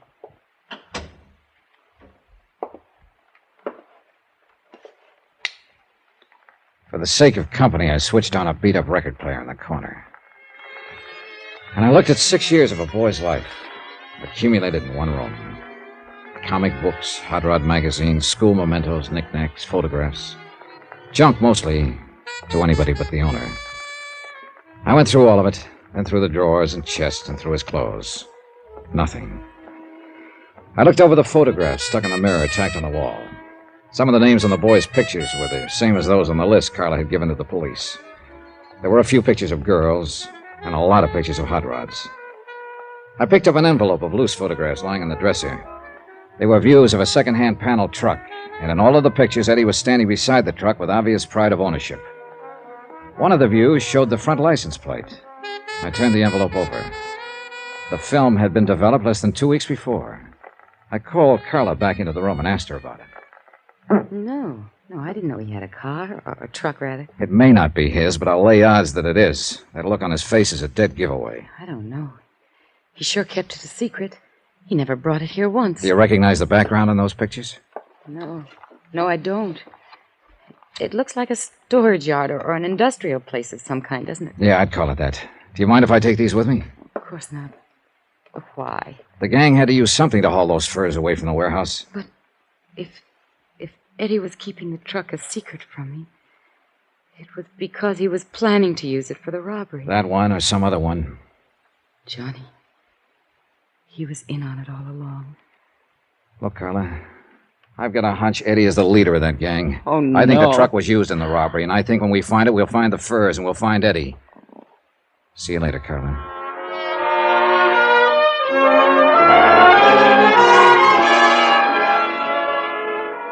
Expense account item 13, $1.85. Taxi fare from Carla's apartment to the police headquarters office of Lieutenant Garcia. Come in. Oh, Johnny, I've been trying to locate you. Oh, what's up? We picked up 2 of those kids on Carla Monte's list. Friends of Eddie's. Wow, that's a start. Not with one of them. He's in the clear. Perfect alibi. We have something on the other one, though. Want to help me talk to him? Yeah, sure. Oh, say, here are some photographs I picked up in Eddie's room a while ago. We should take a look at them, Garcia. All right, let's see them. The pictures were taken about 2 or 3 weeks ago. Now, if this truck is his sister doesn't know about it. Yeah, he sure got that owner look on his face. Yeah, he sure has. That second one there shows the license number, see? Yeah, I see it. You think they might have used this in the robbery, Johnny? It's a possibility. And we're not exactly swamped with angles. I was wondering, too, if you happen to recognize that background behind the truck. No. Oh, but it looks like it might be down in that area somewhere, the warehouse district. Look, why don't you get some copies made, circulate them, and see if any of your boys can tag the place? Oh, you insurance dicks do get ideas sometimes. Oh, you'd be amazed. All right, I'll do it. And now let's go down and talk to that kid.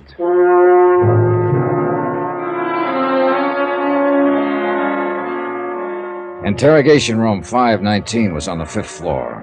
Bare walls painted gray, a businesslike room without adornment or compromise. Furnished only with the necessary table, chairs, and lights.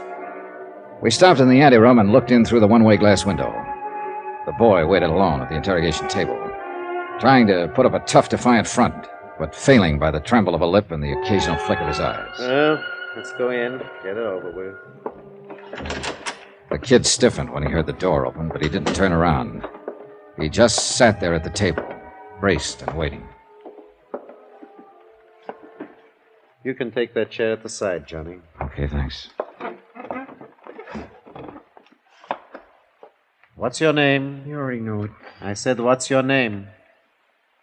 Mario Centaurus. That's your right name? Yeah. Where do you live? Roxman Place, my aunt. Ever been arrested before, Mario? No. Hey, you've got kind of a bad memory, haven't you? Why?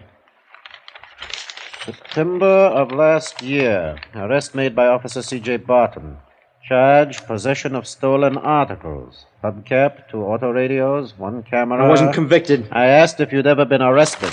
Not convicted. It was a frame-up. I didn't have any evidence. No, apparently not. Witnesses for the prosecution refused to testify. Case dismissed.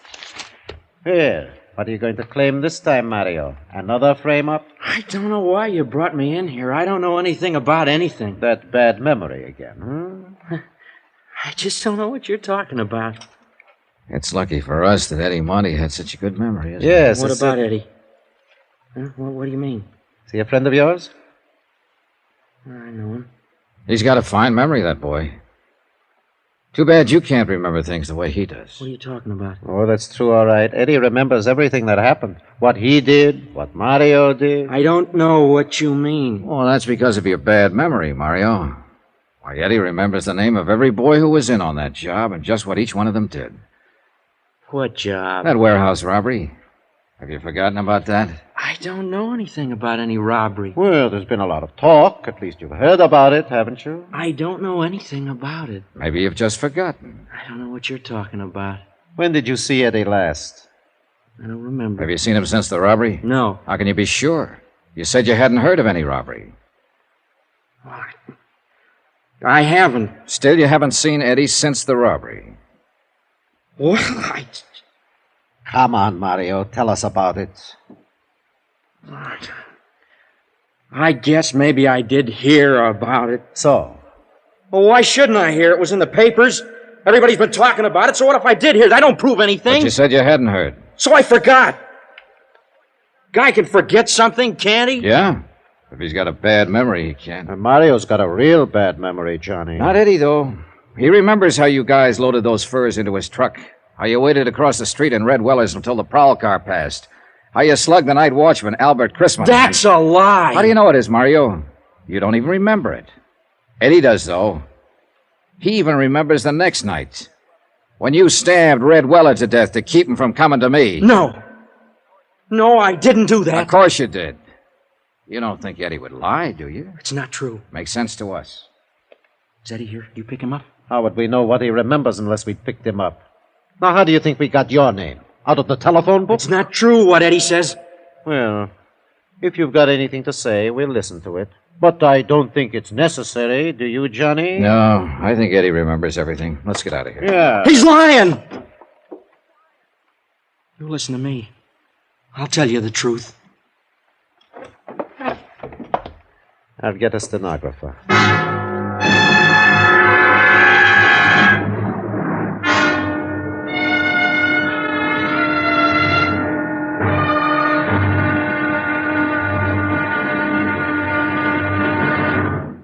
Now, here's our star to tell you about the final intriguing episode of this week's story. Tomorrow, a cautious search, an ambush, bullets and tears.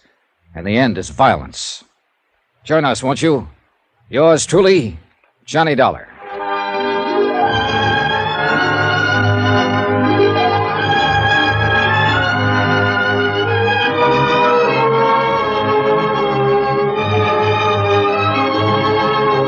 Yours truly, Johnny Dollar, starring Bob Bailey, is transcribed in Hollywood.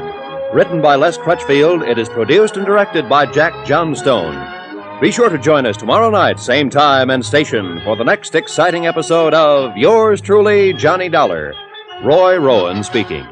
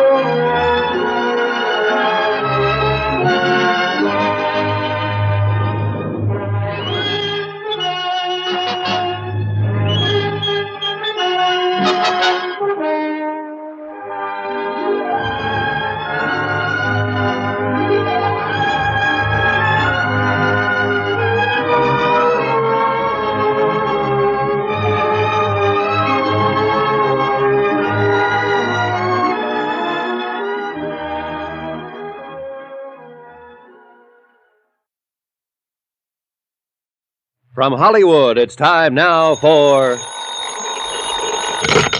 Johnny Dollar speaking, Lieutenant Garcia's office. Johnny, you're the one I was trying to reach. This is Carla Monte. Oh, I was going to phone you later. What's happening? Have they found Eddie yet? Not yet, but the police picked up one of his friends, Mario Santorres. Oh, Mario, I know him. Well, he's been to the apartment lots of times. Was he in on the robbery? Yes, he just made a statement admitting it. And what did he say about my brother? He says Eddie is the one who planned the whole thing. He must be lying. No, Garcia and I are pretty sure he's telling the truth. I'm sorry, Carla. I'm coming down to headquarters, Johnny. There's no use. There's nothing you can do here. At least I can be there when they bring him in or whatever happens. It won't help. You're better off at home. Now, No, please. Johnny. I raised him. Some of the fault must be mine. I can't desert him. I'm going to be there if he needs me. Okay, Carla.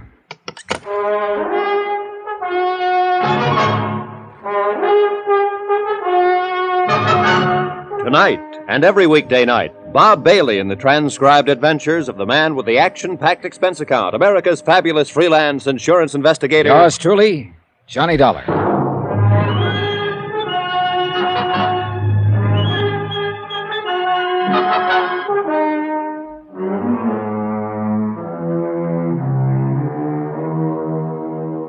From Special Investigator Johnny Dollar, location Los Angeles, California, to the Home Office Moto Guarantee Insurance Company, Hartford, Connecticut. Assignment, the Silver Blue Matter. Expense account, final page. $100,000 worth of fur coats, silver blue mink, stolen in a warehouse robbery and still missing. A night watchman slugged during the robbery by one of the teenage gang, still lying in a coma, unable to speak. And Red Weller, a man who'd tried to speak, lay in the county morgue, stabbed to death in a dark alley. But now one of the gang had been arrested, a 17-year-old named Mario Santoris, and he'd finally talked. Sitting in Garcia's office, I read Mario's statement through for the second time. Well, what do you think, Johnny? I think the kid was telling the truth.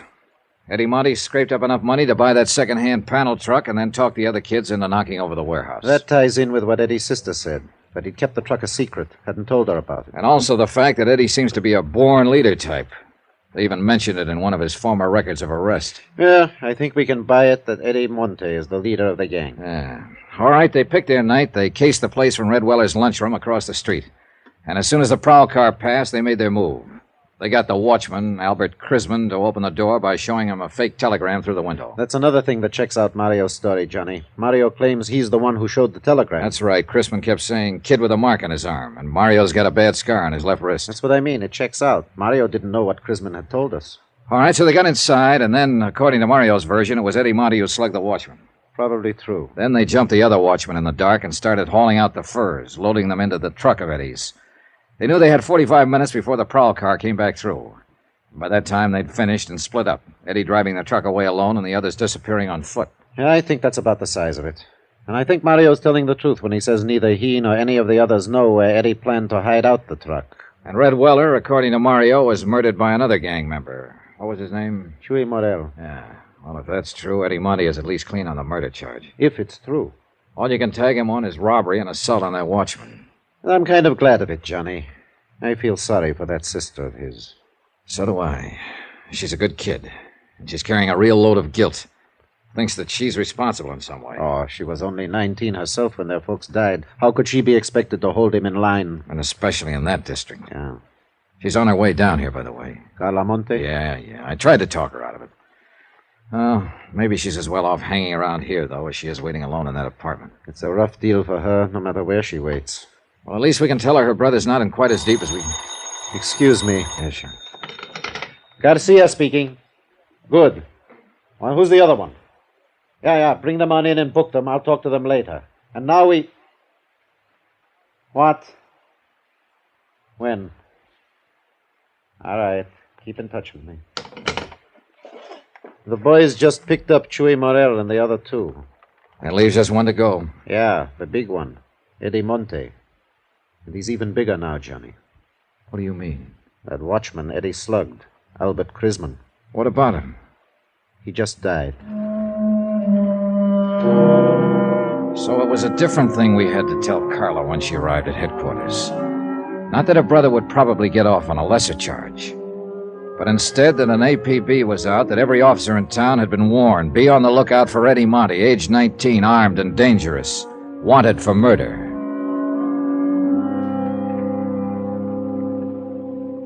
Expense account item 15, $12.50, rent on a hired car.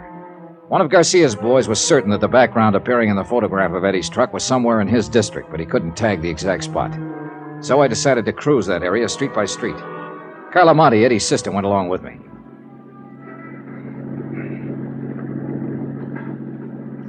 There's an alley off to the right, Johnny. It might be worth a look. Yeah, it runs back toward a lumberyard there. That could be a lumberyard in the background of that photograph.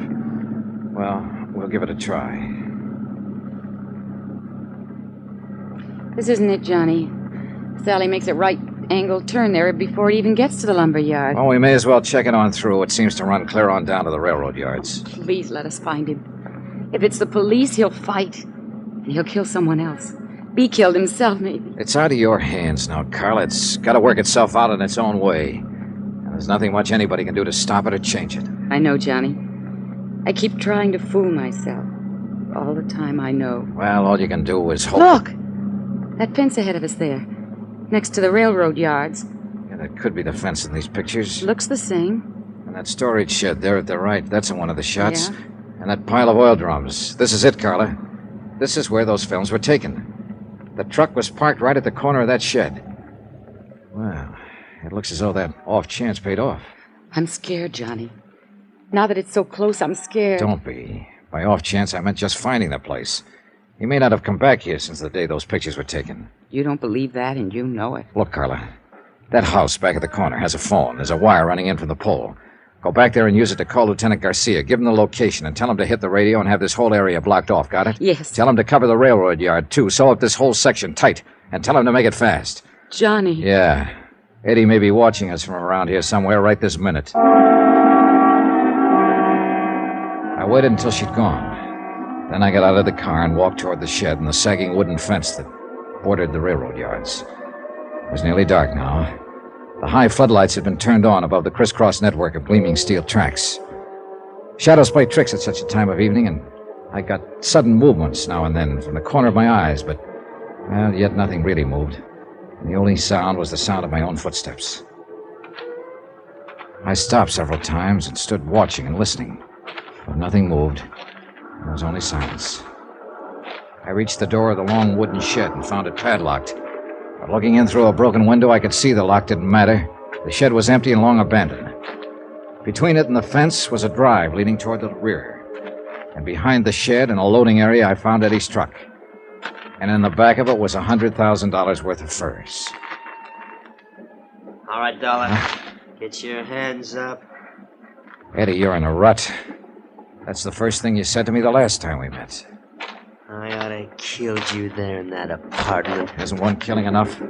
I don't suppose you know it, but Albert Chrisman died this afternoon. I know. I got a radio in the truck there. That's where you've been hiding out all the time? Look, if I wanted to answer questions, I'd go turn myself in. You may be better off in the long run if you do. Now get... You here alone? No, your sister's with me. Oh, for the love... What does she want to do? Watch me get it? Why don't you give me that gun, Eddie? It's only a matter of time. You know that. You don't have a chance. Oh, I figure I got a pretty good chance right here in my hand. Chance at what? To break Carla's heart? Smash her into the dirt, kill her, maybe? Shut up. What more do you want to do to her before you're through? I'm not planning to be through. Oh, that's great. But the police are doing some planning of their own. They gotta find me first. I found you, didn't I? And I ought to kill you right where you're standing. Is that all you got to think about, Eddie? To kill somebody and go on killing until one of them kills you? Shut up! Let me think. Think about Carla if you want to think about something. Think about the things she's done for you, the years she's worked for you, worried about you. That dame was born to worry. Nobody's born to worry. They inherit worries, like you were inherited by her. I didn't ask her to do it. Life didn't give her any choice. But it's too late now to talk about that. It's all over, Eddie. This is the wind-up. Come on now, give yourself up. You haven't got a chance. Oh, and I would have if I gave myself up? Look, don't you hand me that stuff. The police have got this whole section surrounded. Carla went to call them 20 minutes ago. If I thought you were trying to hand me... Keep your mouth shut. Eddie, you don't have a chance. Johnny, Lieutenant Garcia's here. Be careful, Eddie's here. You dirty... I hit the dirt and rolled into the truck and came up on the other side with my gun in my hand. I could hear Eddie running away, but I couldn't tell where he was. Johnny, are you all right? Yeah, I'm all right.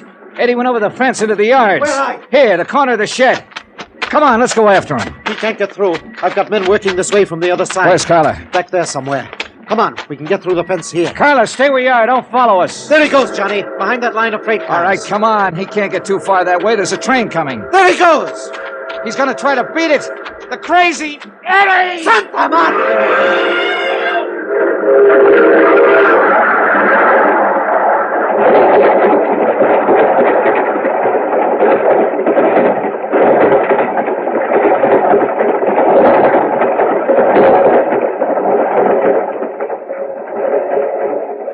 I don't know, Johnny.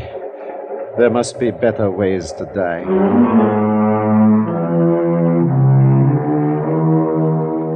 Expense account item 16, $300.60. Hotel and miscellaneous in Los Angeles and transportation back to Hartford. Expense account total, $541.25. End of account, end of report.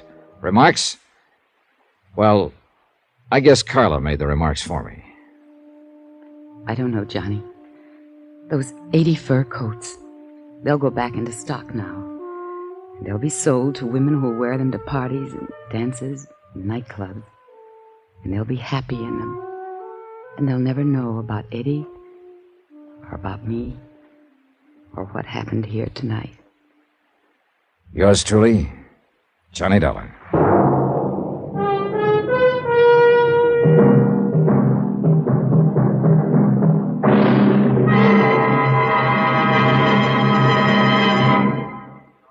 Now, here's our star to tell you about next week's intriguing story. Next week, The Matter of the Medium, Well Done.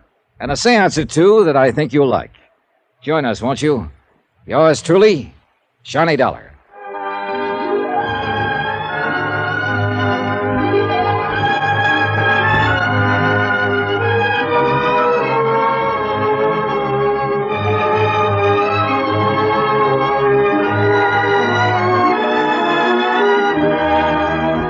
Yours truly, Johnny Dollar, starring Bob Bailey, is transcribed in Hollywood.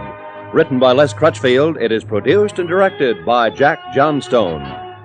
Heard in this week's cast were Lucille Meredith, Edgar Barrier, Victor Perrin, Jack Crucian, Tommy Cook, and Richard Crenna. Musical supervision by Amerigo Marino. Be sure to join us on Monday night, same time and station, for another exciting story of yours truly, Johnny Dollar. Roy Rowan speaking.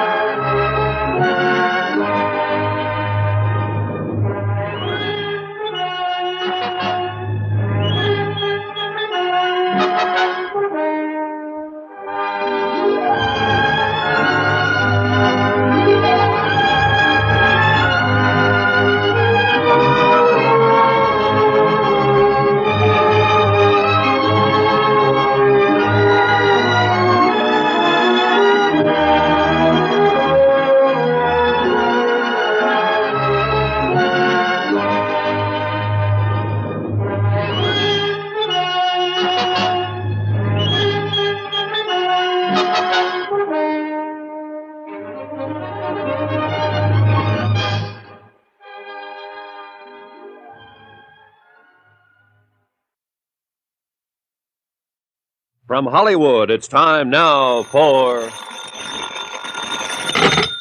Johnny Dollar. Hi, Johnny. Pat McCracken at Universal Adjustment Bureau. Hiya, Patsy. What's on your mind? Had your fortune told lately? Nope, but I don't think I want to. The last time it came true. Oh, what was it? Well, this Madame Gaga went into a transom or whatever you call it, and... Oh, trance boys, if you didn't know. Yeah, anyhow, she told me I was going to become an insurance investigator, and I've been stuck with it ever since. Sad. But now, how'd you like to try your hand as a psychic investigator? Sure. What do I do? Drop over, will you? I'm on my way.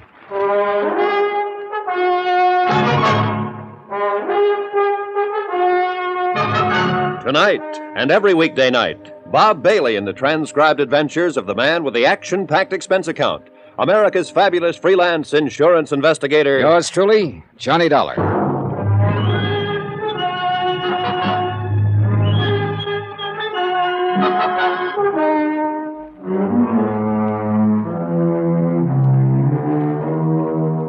Expense account submitted by Special Investigator Johnny Dollar to the Universal Adjustment Bureau, Hartford, Connecticut. Following is an accounting of expenditures during my investigation of the matter of the medium. Well done.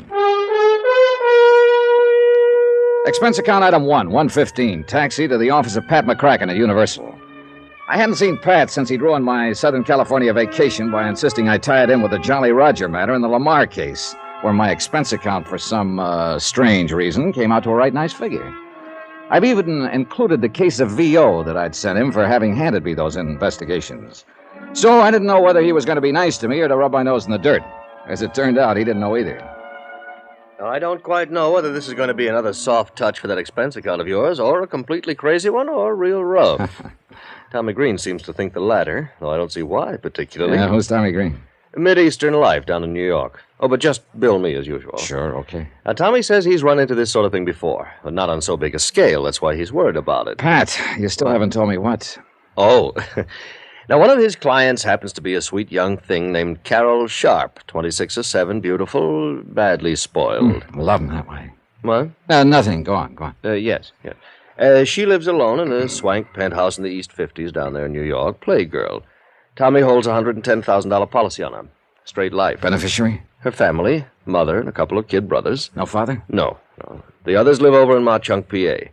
That's where her father made the dough that keeps her in the penthouse and keeps the others living well in the old family manse. So, what's the problem? Somebody threatening her life? I don't know, Johnny. It depends on what you mean by threatening. She's just requested Tommy to change beneficiaries. What's so unusual about that? Well, one of them is to be a man named Tony Ricardo for $30,000. Oh, so she's fallen for the guy and is making the nice gesture. Maybe. We don't know yet. The other is a so-called medium, Madame Celia something. I've heard it before. Turn the family fortune over to me and I'll get in touch with dear departed Papa. That's what it looks like from here. She's being took. But how could it be any of our business? Last time Tommy was requested to change a beneficiary to a medium, his hale and hearty young client suddenly turned up dead. And they pinned it on the medium? Mm-hmm. Apparently this sort of thing goes on quite a bit. So it has Tommy worried, so he asked for you. All right, just what's he want me to do? What do you want to do? Break out the old crystal ball, Pat, and we'll see. Expense account item 2, transportation, Hartford to New York, and the offices of Mid-Eastern, where Tommy Green turned out to be a mild-mannered, thoroughly likable, successful insurance broker. Come in, Mr. Dollar. Glad you could make it. How'd do, Mr. Green? Sit down, won't you? Thanks. I suppose Pat McCracken's told you what's on my mind. Only that you think one of your clients is being taken for the proverbial sleigh ride by some spiritualist. As you no doubt know, Mr. Dollar, spiritualism is a recognized, well-established religion. Sure, of course. However, as in any other, there are charlatans. And some of these mediums, as they call themselves, take literally millions of dollars every year from people by trickery, by producing weird manifestations that appear to be genuinely supernatural. Tommy, I know what you mean. My own mother took a beating from one of those phonies when I was just a kid. You know, promised messages from father after he died, and at $25 a try. Wow. No wonder you're suspicious of them. And especially of one Madame Celia Morgana. Have you seen this, madam? No, but I believe you'd better. Mm-hmm. Have you changed, what's her name, Carol Sharp's policy yet? No, but I'm afraid I can't stall her much longer. And you're afraid that once you do change it, Carol ain't going to be long for this world, huh? It's happened before, Dollar. Yeah.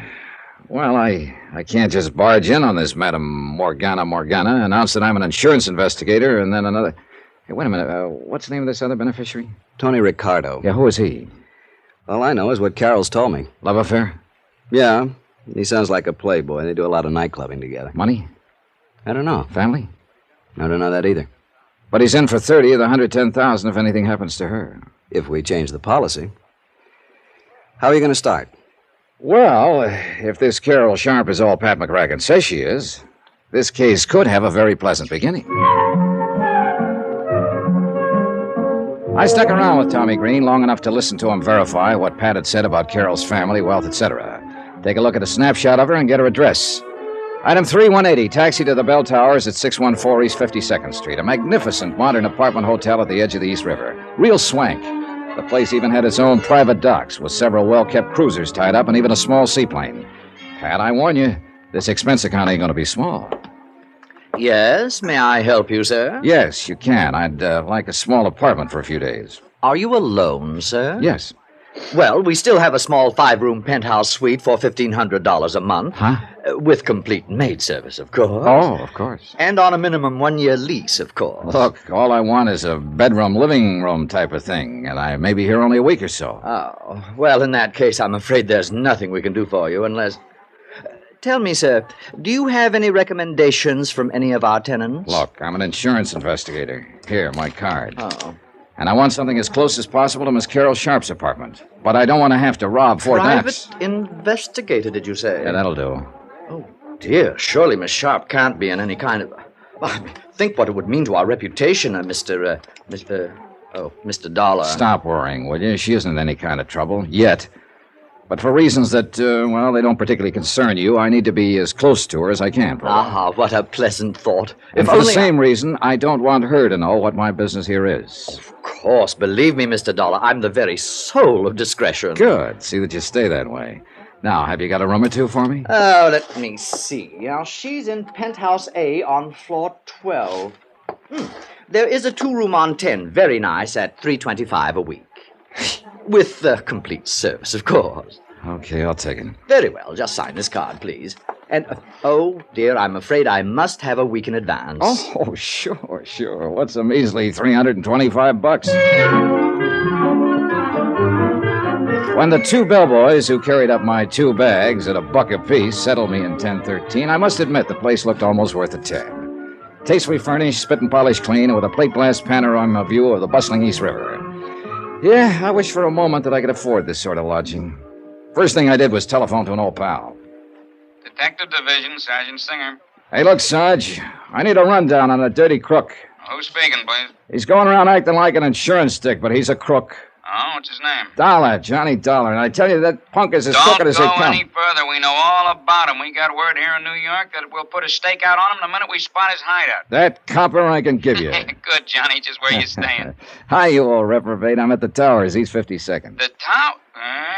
Expense account, huh? How'd you guess? I want to see you. In exactly 21 minutes, I'll punch the time clock and be over. Room 1013. Right. Oh, and be sure it's with soda. Easy, boy. Give you any encouragement, you'll want to name the brand of scotch.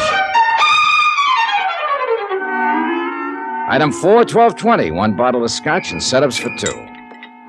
Sure, Johnny. Knew her from when I was doing a nightclub beat. And she's lived in town for quite a while, huh? Yeah, a couple of years at least.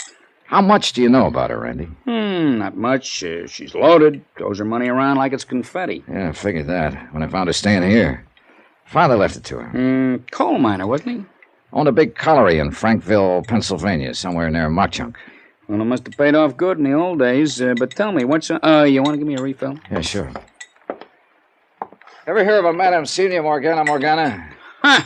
I've chased that blousy old phony from one end of the island to the other. I look into the crystal ball, and I see into the past, the present, the future, and into your pocketbook. Yeah, and man, she could. I think she's operating somewhere over on the Jersey side now. Oh, yeah. Thanks. But she's still operating. Operating with real class. Last time we picked her up and kicked her out. How do you mean? Nice apartment over here on the east side. Classy clientele. Hey, is Carol Sharp hooked by her? Appears so. Just how does she work? Well, the usual way the phonies do. Goes into a trance, writhes around like a seasick rattlesnake, then gives with the voices. Voices? You know, speaks with the tongues of the departed. Hey, look, where's the money angle in this thing? Well, she makes like the trances cause her great agony of body and mind. Starts with the pitch about doctor bills. And the more clients can afford, the more they pay. And they don't get wise? Yeah, she's smart. Works it like a serial story. You know, continued next week? No, I don't know. Brief me.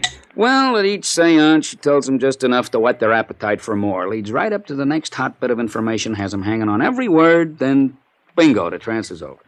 However, if you come back next week when I recover my strength. So they pay her off and they're back a week later to play games with her again. I don't know. Seems pretty obvious to me. Well, that's because you've never attended a seance run by an artist at it. Hey, why don't you? I think I will. I'll see what I can dig up for you. You mean there are still some going on around town? Some. Dozens, hundreds probably. Kick them out of one place, they move to another, unless you can tie a serious rap on them. Which reminds me, Tommy Green told me... Yeah, I handled that one myself, with Madame Gabor Chernarsky. Got a sweet old man to sign over his fortune, and had him knocked off. Oh, that's a dirty racket. Yeah, religion, science, the professions, they all leave an open door to the racketeers, I guess. Okay, set up a seance for me, Randy. And meantime... Yeah? Run me a make on Tony Ricardo, will you? Ricardo? Yeah, he's the other one Carol Sharp wants to name as a beneficiary. Besides the medium? Yeah. Beneficiary of a whopping big life policy. Okay, good, Johnny. I'll call you later. While I took my time showering and changing clothes, I racked my brain trying to cook up a smooth way to meet Carol Sharp. Under no circumstances did I want her to suspect the reason behind my interest in her, at least not for the present. Requisite number one, then, meet the gal. I was just tying my tie when the phone rang.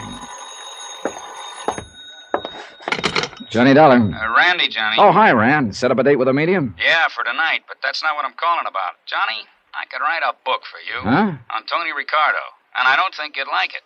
You seen him yet? No, but I will as soon as I can locate him. Well, if he finds out what you're working on, he'll locate you. Fine. Yeah, just be sure you see him first, and that you're carrying a gun.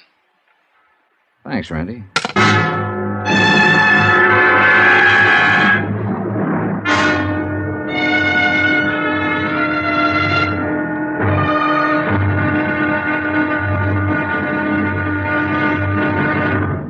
Now, here's our star to tell you about tomorrow's intriguing episode of this week's story. Tomorrow, well, sometimes the best laid plans can take a terrible beating when a lovely girl steps into the picture. Join us, won't you? Yours truly, Johnny Dollar.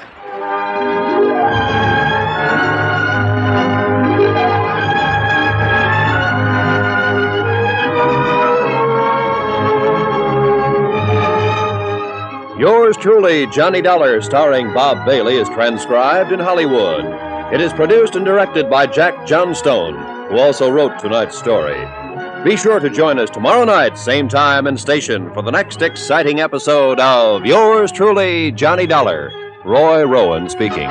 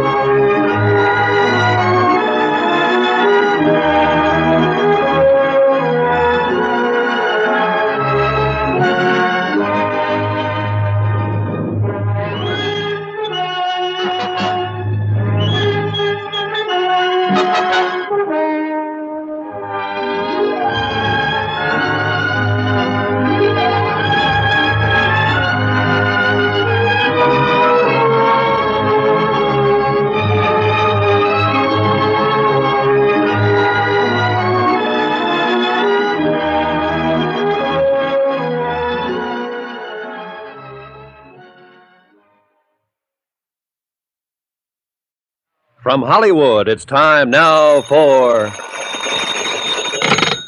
Johnny Dollar. Randy Singer at headquarters, Johnny. Oh, hi. More information on Tony Ricardo? Only what I told you before. Look out for him. Randy, that doesn't sound like anybody that a gal like Carol Sharp would be associated with. Who knows? For a cut of her money, most anybody'd be willing to act like a nice old coot.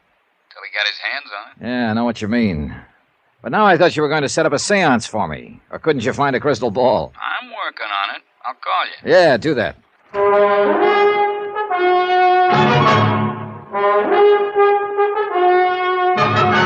Tonight, and every weekday night, Bob Bailey in the transcribed adventures of the man with the action-packed expense account. America's fabulous freelance insurance investigator. Yours truly, Johnny Dollar.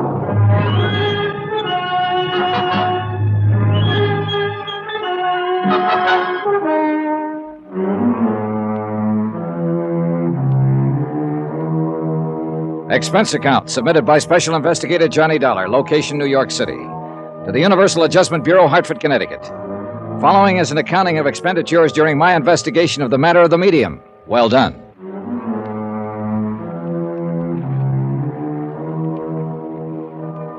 Three people to look up immediately. First, Carol Sharp, wealthy heiress who insisted on a funny change in the beneficiaries of a whopping big life insurance policy. Second, a questionable character named Tony Ricardo, who was scheduled to be one of those beneficiaries. Third, in the same category as Tony, one Madame Celia Morgana, a self-styled psychic medium. Instead, I huddled with Tommy Green, the broker who handled Carol Sharp's policy. But you haven't even seen Carol yet? Nope.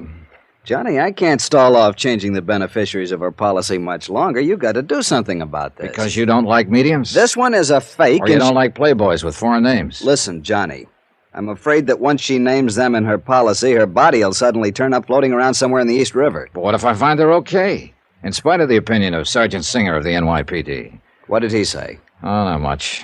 But he hinted that when I meet Ricardo, I'd better be carrying a gun. Well, don't you see? That's exactly what I'm driving at. As for the medium, well, Tommy, you know as well as I do, there are a lot of perfectly legitimate, honest spiritualist churches all over the country. Believe me, Johnny, if this one ever saw the inside of a church, it'd be a miracle. She's a fraud. How do you know? Ever met her? I know how these phonies operate. Ever met her? No, I haven't. I haven't the least idea where to look for her. That's why I sent for you. But you haven't even seen Carol yet. Now, look. Tommy, I've taken a place in her apartment hotel, the Bell Towers. Oh, you expense account boys. And I'll meet her as soon as I can, in my own way. Meanwhile, I want you to do something for me. It'll help to get things moving, anything. Find out some more about the beneficiary she wants to cut off. Her mother and two brothers out in Mauchunk, Pennsylvania. Find out how they're doing financially, among other things. How, Johnny? Hire another investigator? I take it that you don't want them to know about it. Well, why don't you cook up some kind of a news item about Carol, the local girl in the big city, and phone it in to the local newspaper editor. Those small-town papers love that sort of stuff, and the editor will probably talk his head off about the family if you encourage him a bit. What kind of a news item? Oh, anything that's harmless. Sounds like something you'd be better at than I am. Tommy, I've got other things to do. Plenty. Armed with the snapshot of Carol, I took a cab to the Bell Towers. And I hoped that somehow, and without making it too corny or obvious, I could figure a way to get next to Carol Sharp. As it turned out, it was both corny and successful. You see, the automatic elevator in the towers is a slow one. Will you push the button for 12, please? Oh, surely, miss. I'm only going to the... What's the matter? Huh? Oh, I'm sorry. Here, I'll push No, it. no. I beg your pardon. I'm sorry, but I can't believe this. Unless I'm psychic. Now, look, mister, this city is too big and sophisticated for... Is something wrong with you? You did want to get off on the 10th floor, didn't you? Yes. Yes, I did. Well, we're here. Floor 10, so... Mister, did somebody hypnotize you? Yes. No. Oh, please, miss, excuse me. It's just that I can't believe... Oh, I'm terribly sorry. Well, when I was a kid, I used to have a dream over and over again about a beautiful girl, and her name was Carol. What? The same dream over and over, and it startled me just now because you look just like she did. Oh, but it's all nonsense, and I know it, and I apologize. Carol, did you say? Yes, but it was just a dream, and probably I just imagined that you resemble her, and I'm terribly sorry. I know what this must look like to you. Yes. Like a veridical dream. What? A truth dream. It's a psychic phenomenon. Oh, that. Well, I'm sorry, but I don't believe in that sort of stuff. Oh? Well, it just happens that there are thousands of cases on record, and by people of reputation and responsibility. Oh, sure. But now, excuse me, and again, I want to apologize for this embarrassing moment. Goodbye. I could see over my shoulder that she left the elevator door open until I'd gone into my suite across the hall.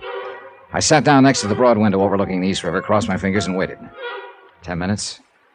15. Hello? Mr. Dollar, Yes, who's that? this is Carol, What? your dream girl. Hello? Oh, I get it. I made a fool of myself in the elevator. Now you're rubbing it in. No, I didn't mean it that way. I hope you don't think I'm being forward, but I'd like to talk with you. About your dream, I mean. What's that mean? And I was afraid you thought I was trying to pull a fast one in the elevator. But, how did you know who I am? I just asked the desk clerk who was in 1013. My name is Carol Sharp. Then it really is Carol. Well, that's amazing. That's why I want to talk to you. Well, there's a nice cocktail lounge downstairs. In half an hour? In half an hour. Bye. Dollar, you are a fast one. Now, let me see. Johnny Dollar. Randy Singer. Yeah, I want to know. Well, what's the matter? After what I've been talking to, this is a come down. Now, what do you do? Oh, you met Carol Sharp. Sure huh? did. Oh, look, I've set up the seance I promised. You still want it now that you've met the girl? Sure. I want to find out what this stuff is all about, how those people operate and so on. Want to pick me up here at the towers? Why don't you meet me here at headquarters, and you can look over the file on Tony Ricardo. Good idea. I'll be clear any time after 6. Better make it around 7. I've got a date for cocktails. Are you in town on a case, or... With Carol Sharp. Lucky dog. See you later.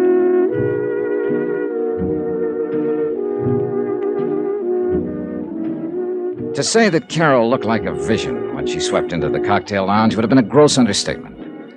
Her light blue cocktail gown was probably from Hattie Carnegie, but its lines were simple in the extreme, and it only served to accentuate the fresh, lithe figure and the natural beauty of the girl. Her blonde hair was drawn back tightly, and a silver blooming stole was draped carelessly over her shoulder. If I'd put on an act when I stared at her in the elevator, believe me, this was no act now. I hope you don't think me too brazen for having called you the way I did. You have no idea how glad I am. Will this be all right? Oh, fine. Thank you. I was afraid after that episode in the elevator you might have thought I was just some lonely bachelor trying to find a date. Are you a bachelor? I confirmed. Well, you just haven't met the right girl. Well, there are times like this when I think perhaps the... Your order, sir? Oh, sure, point killer. Carol? Sherry and bitters, please. Sherry and bitters and VO over ice. Thank you, sir. Be honest with me. Do I really look like the girl you used to dream about when you were a little boy? Or did you dream about a little girl your own age who just happened to bear some resemblance to me? Well, no. No, you see... That's very important. You see, if it really was a veridical dream... Well, you see, the phenomenon of precognition would be involved, too, so to speak. Precognition? Yes, you're now knowing me psychically before you could possibly know about me by any natural means. Where have you lived most of your life? Oh, all over. Here in New York, Hartford, Connecticut. Eastern Pennsylvania? Oh, never, except for an occasional trip to Philadelphia. But that wasn't until I was grown up. Well, then you couldn't possibly have ever actually seen me, because all my life I've lived in Pennsylvania, in the coal mining district. Well, So your dreams of me must have been due to some supernatural cause. There's Carol. no other explanation. Well, is there? Carol, Sherry and bitters for the lady, and... Yeah, thanks. I'll sign that. Saved by the bell, or rather by the waiter. I'm afraid I came awfully close to admitting to Carol that I'd trumped up the whole dream business just to meet her and talk with her. She was certainly hep on the subject of things psychic, and I'm afraid a natural sucker for anyone who wanted to capitalize on her gullibility. Beautiful, intelligent, well-educated, but, well, you'll see what I mean.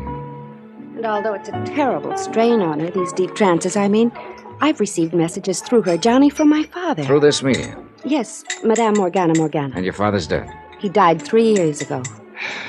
Carol, are you sure about those messages? Oh, yes, Johnny, I'm sure. That's why I want you to go and see. See these things for yourself, will you? Will you go to her with me? Now, don't swing at me, but at this point, I think I'd go anywhere with you. Johnny, I'm serious. I want to tell her about you anyway, and the veridical dreams. Well, all right. When? I'll call her tonight, and perhaps we can see her tomorrow night, all right? Yeah. Carol, I don't want to seem suspicious, but, Yes? don't tell her anything about me, except that you're bringing me along. Oh, no. No, of course not. She wouldn't let me anyway. That's the way the fraudulent mediums work. Oh? There are frauds among them? Oh, plenty of them. You know, they get the information from some mutual friend, then pretend they're getting it from a supernatural source. And she doesn't. I'm sure of it. So far, so good. I'd met Carol Sharp. I'd convinced her in a snide sort of way that I was intrigued with this psychic phenomena business. I was well on the way to meeting the medium who had sparked this whole case. And later tonight, thanks to Sergeant Randy Singer of the NYPD, I'd attend a seance calculated to be my first step in finding out how the phonies in the racket impress their customers. There was just one more person to meet, Tony Ricardo, whom Carol wanted to name, along with the medium, as beneficiary of her big insurance policy. By the time Carol and I finished cocktails, I was sorry I'd made any plans for the evening. But I was already late for my meeting with Randy at headquarters. I took Carol back to her penthouse and then dropped into my own suite to pick up a topcoat. Somebody had shoved a note under my door. Mr. Johnny Dollar, if you value your life, you'll stay away from Carol Sharp. It was unsigned.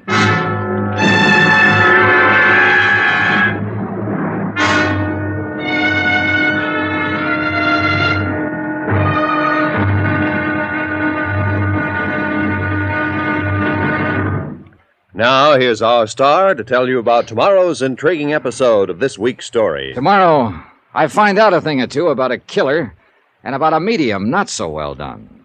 Join us, won't you? Yours truly, Johnny Dollar.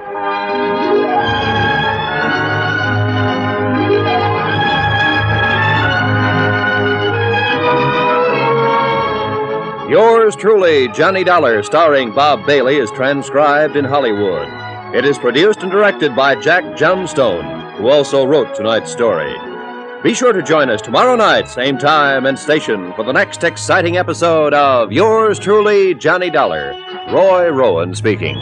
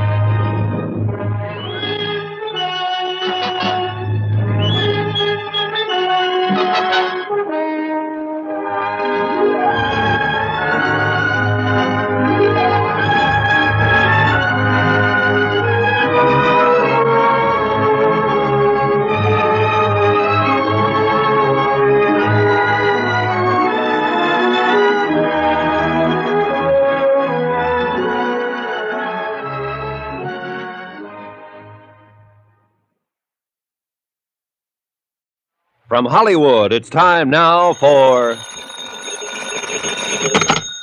Johnny Dollar. This is Tony Ricardo. Oh, I've been hoping to get in touch with Did you receive my note? Was that your polite threat to kill me if I don't leave Carol Sharp alone? Yeah, I received it. And I have a sneaking suspicion the police department might be interested in No. it. Oh, please, I guess I acted a bit hastily. Perhaps you'll let me talk to you. You want to take the threat back? That still stands. Then you don't leave me much choice. Talk to me first. Believe me, you won't be sorry. But I might be dead. Is that it? I want to see you. Can't do it now, but where can I reach you? Sunrise 3, 9970. Okay. Meantime, don't get trigger happy.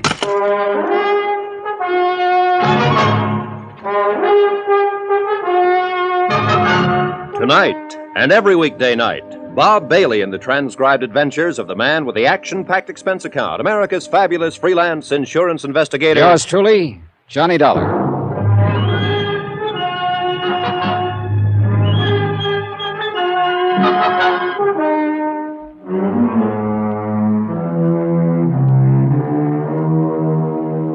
Expense account submitted by Special Investigator Johnny Dollar, location New York City, to the Universal Adjustment Bureau, Hartford, Connecticut.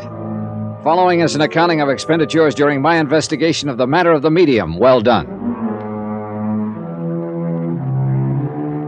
Expense account item 7, 85 cents. Cab fare from the bell towers to the 18th Precinct Station and Sergeant Randy Singer. So, you met Carol Sharp, huh? Yep. I put on an act that would have done credit to the Theater Guild. Told her she looked exactly like a girl I dreamed about as a kid, a girl named Carol. Oh, Lord. She swallowed it? Not only that, but she gave me a lecture on veridical dreams and allied psychic phenomena. You deserve an Oscar. Also, she wants me to go with her and see this Madame Morgana. Oh, good. When? Tomorrow night. Well, you're not figuring on skipping tonight's seance, are you? Oh, no, not a bit. I want to find out what this stuff is all about, so I'll be prepared for tomorrow. This dame you have lined up pretty good? She's got a big following. You ready to go? Oh, wait a minute. You said you have the file on Tony Ricardo. Oh, yeah, here it is, waiting for you. Anthony Ricardo, alias Ricky Marino, alias Tony the Tip. Here's his picture. Height 5'9", weight 172, eyes brown, hair sparse gray, suspected member of the Dutchy Sperling outfit, 12 arrests, no convictions. Started as a rum runner back. Hey, this is Tony Ricardo? It's the guy. I would have sworn the man I talked to over the phone was in his 20s. Late 20s at most. You talked to him? After leaving an unpleasant little note under my door at the towers, he called me on the phone. And what kind of note? Oh, nothing particular. Just a gentle suggestion I lay off Carol Sharp. Threat, huh? Still got it? But I'm sure that voice couldn't have come from this old geezer. Yeah, well, frankly, I kind of wondered about the Sharp girl being interested in him, even though the file does show he's always surrounded himself with a bunch of young ones. He's probably handed out more mink coats. Oh, Johnny, wait a minute. Old Tony's got a couple of kids. Here, Angela goes under the name of Angela Richards. At least she used that name at Bryn Mawr. Bryn Mawr? Yeah, and Sarah Lawrence College at Bronxville. Yeah, the old boy tried to keep the stigma of his past away from her, I guess. Yeah, you see, married to a doctor over in Hackensack. Respectable housewife. What about the other? Anthony Jr., age 26. That was last year. Let's see, that makes him 27 now. Rutgers University, class... Not much on him. Unless I miss my guess, he's a chip off the old block. Well, you know where I can find him? All I have is his phone number. What is it? Wait till I see and talk to him. That may be too late. He's what I think he is. Why not ask this medium about him tonight? Yeah, Hey, come on, we're late. Let's go.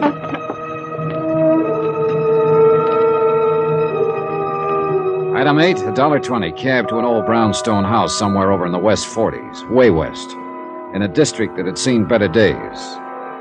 We were greeted at the door by a tall, gray-haired old gentleman dressed in black, except for his white gloves, that somehow reminded me of a pallbearer. Come in, Mr. Singer and Mr. Dollar. Clarabelle is about to begin. Psychometry is the mood this evening. Follow, please. How do you know our names? Oh, I had to give them to him when I made the appointment. Now, what's this psychometry bit? You'll see. Wow. That music gives me the creeps. Yeah, Into the temple, please. And be seated. The temple turned out to be an old dining room. Bare wooden floor, heavy drapes over the windows. And as nearly as I could see, a bunch of chairs around in a circle filled with people. The sockets in the ancient chandelier that hung from the ceiling had red bulbs in them that barely glowed. We could hardly see a thing, although I'm sure the light went up very slightly when we made our entrance and then down again, as though somebody was controlling it with a rheostat. Our eyes were almost used to the semi-darkness by the time we seated ourselves in the circle. Nobody spoke, and the weird music from that scratchy record was beginning to get on my nerves or put me to sleep or something. I'm not quite sure what. Then, suddenly, there was a flash of light and a puff of smoke, and so help me... What the... Randy! Shh, quiet. This is all part of the act. Shh. Greetings. Greetings, friends of the unknown, friends of the mystics, of Botan the Indian boy, and the seventh son of the seventh son of Harishnu the mighty. And there she stood, in the center of the circle where the flash had gone off. Are we all in the mood? She stood there draped in what looked, even in the dim light, what looked like a slightly soiled bedsheet, pulled in around her ample middle with a hunk of coarse rope. She wore a sort of turban, or maybe it was just an old dish towel wrapped around her head. A faint odor of gin pervaded the room. I guess her feet were bare, for she made no noise as she walked slowly around the circle, holding on a shallow metal tray. Taking a collection so soon, I wondered? Each of you place upon the tray some object very close to you, something you had had a long, long time that has become a part of you. Huh? Shh, you'll get it back. And if the spirits are with us, and there are no dissenting minds among us, if Botan, the Indian boy from the world beyond, is willing to act as our control, we shall learn many strange things this night. Place something close to you upon the tray. Will this watch be on? You must not speak, but keep the mood. Keep the mood. Are we all in the mood? Yes. And now, dear friends, while I meditate and establish contact with the spirit world, Hemingway will pass among you for the tiny assurance that you join us in all sincerity. Now join hands to create the flux that will join our thoughts and minds and hearts and open the doors to enlightenment for all of us. $5. Botan, are you with us tonight? $5, please. Botan, will you answer us? $5, Are you with us now? Is that Botan that answers our call, or the little sister Hyacinth? Ah, it is Botan. We may begin. I hold this ring. I feel the paramagnetic forces arising from it. This belongs to a businessman south of here. I seem to see clothing hanging in a large warehouse. Yes. And the sound of many machines, sewing machines. Yes, that's right. And many young girls working at the machines. One by one, she picked the objects off the tray, held them in her hand, and gave a kind of character reading of the owners. Occasionally, somebody in the circle would respond in a way that made it sound like she'd guessed right. Other times, she'd just make with a lot of generalities that could apply to anyone. Finally, she picked up my watch. This watch, I see tall buildings of stone and strange signs on them. I don't know what they mean. Tri-mutual, universal adjustment. Huh? Randy. And I see great sheaves of papers carefully folded, and on each one it says, policy. Policy, I don't understand unless...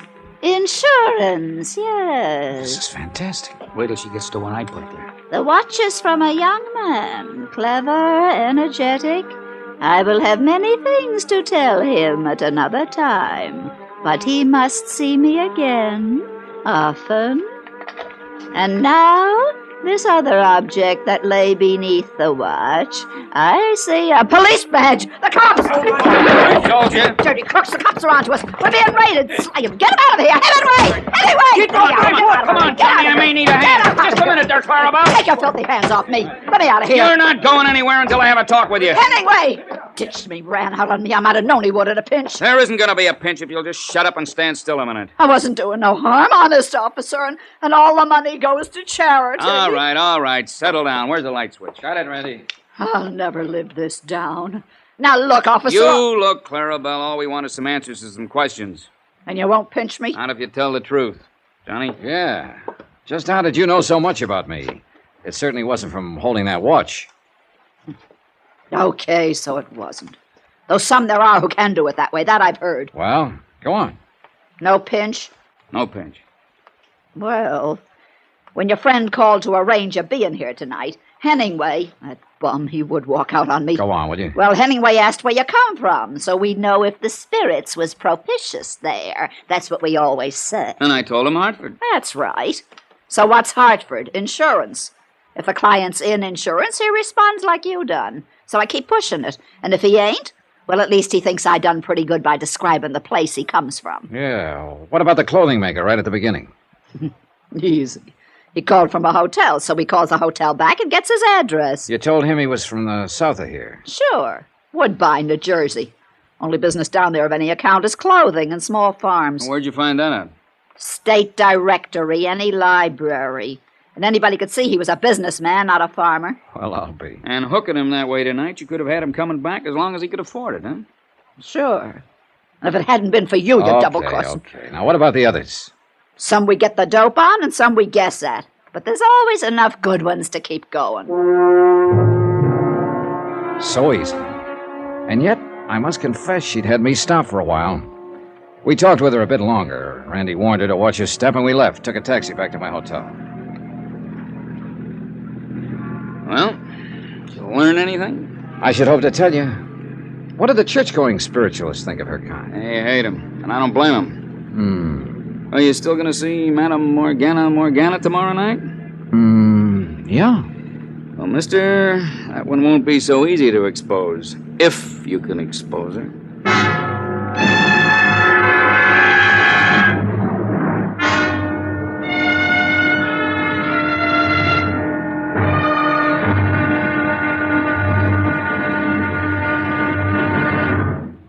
Now, here's our star to tell you about tomorrow's intriguing episode of this week's story. Tomorrow, the medium Well Done appears. Join us, won't you? Yours truly, Johnny Dollar.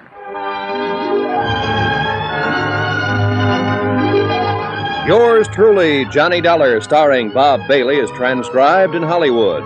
It is produced and directed by Jack Johnstone, who also wrote tonight's story. Be sure to join us tomorrow night, same time and station, for the next exciting episode of Yours truly, Johnny Dollar. Roy Rowan speaking.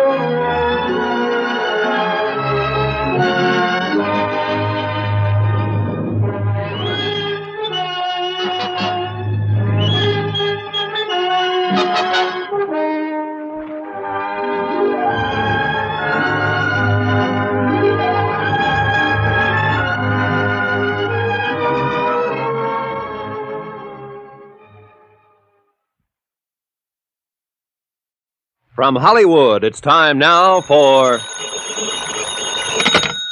Johnny Dollar. This is Carol, Johnny. Oh, hello, Carol. I've made the arrangements for us to go to the seance tonight with Madame Morgana. Good. What time? 8 o'clock. Only it's across the river in New Jersey. Will you have dinner with me? I'd love to. But we'd better make it pretty early. Pick you up in your penthouse at 6? I'll be waiting, Johnny.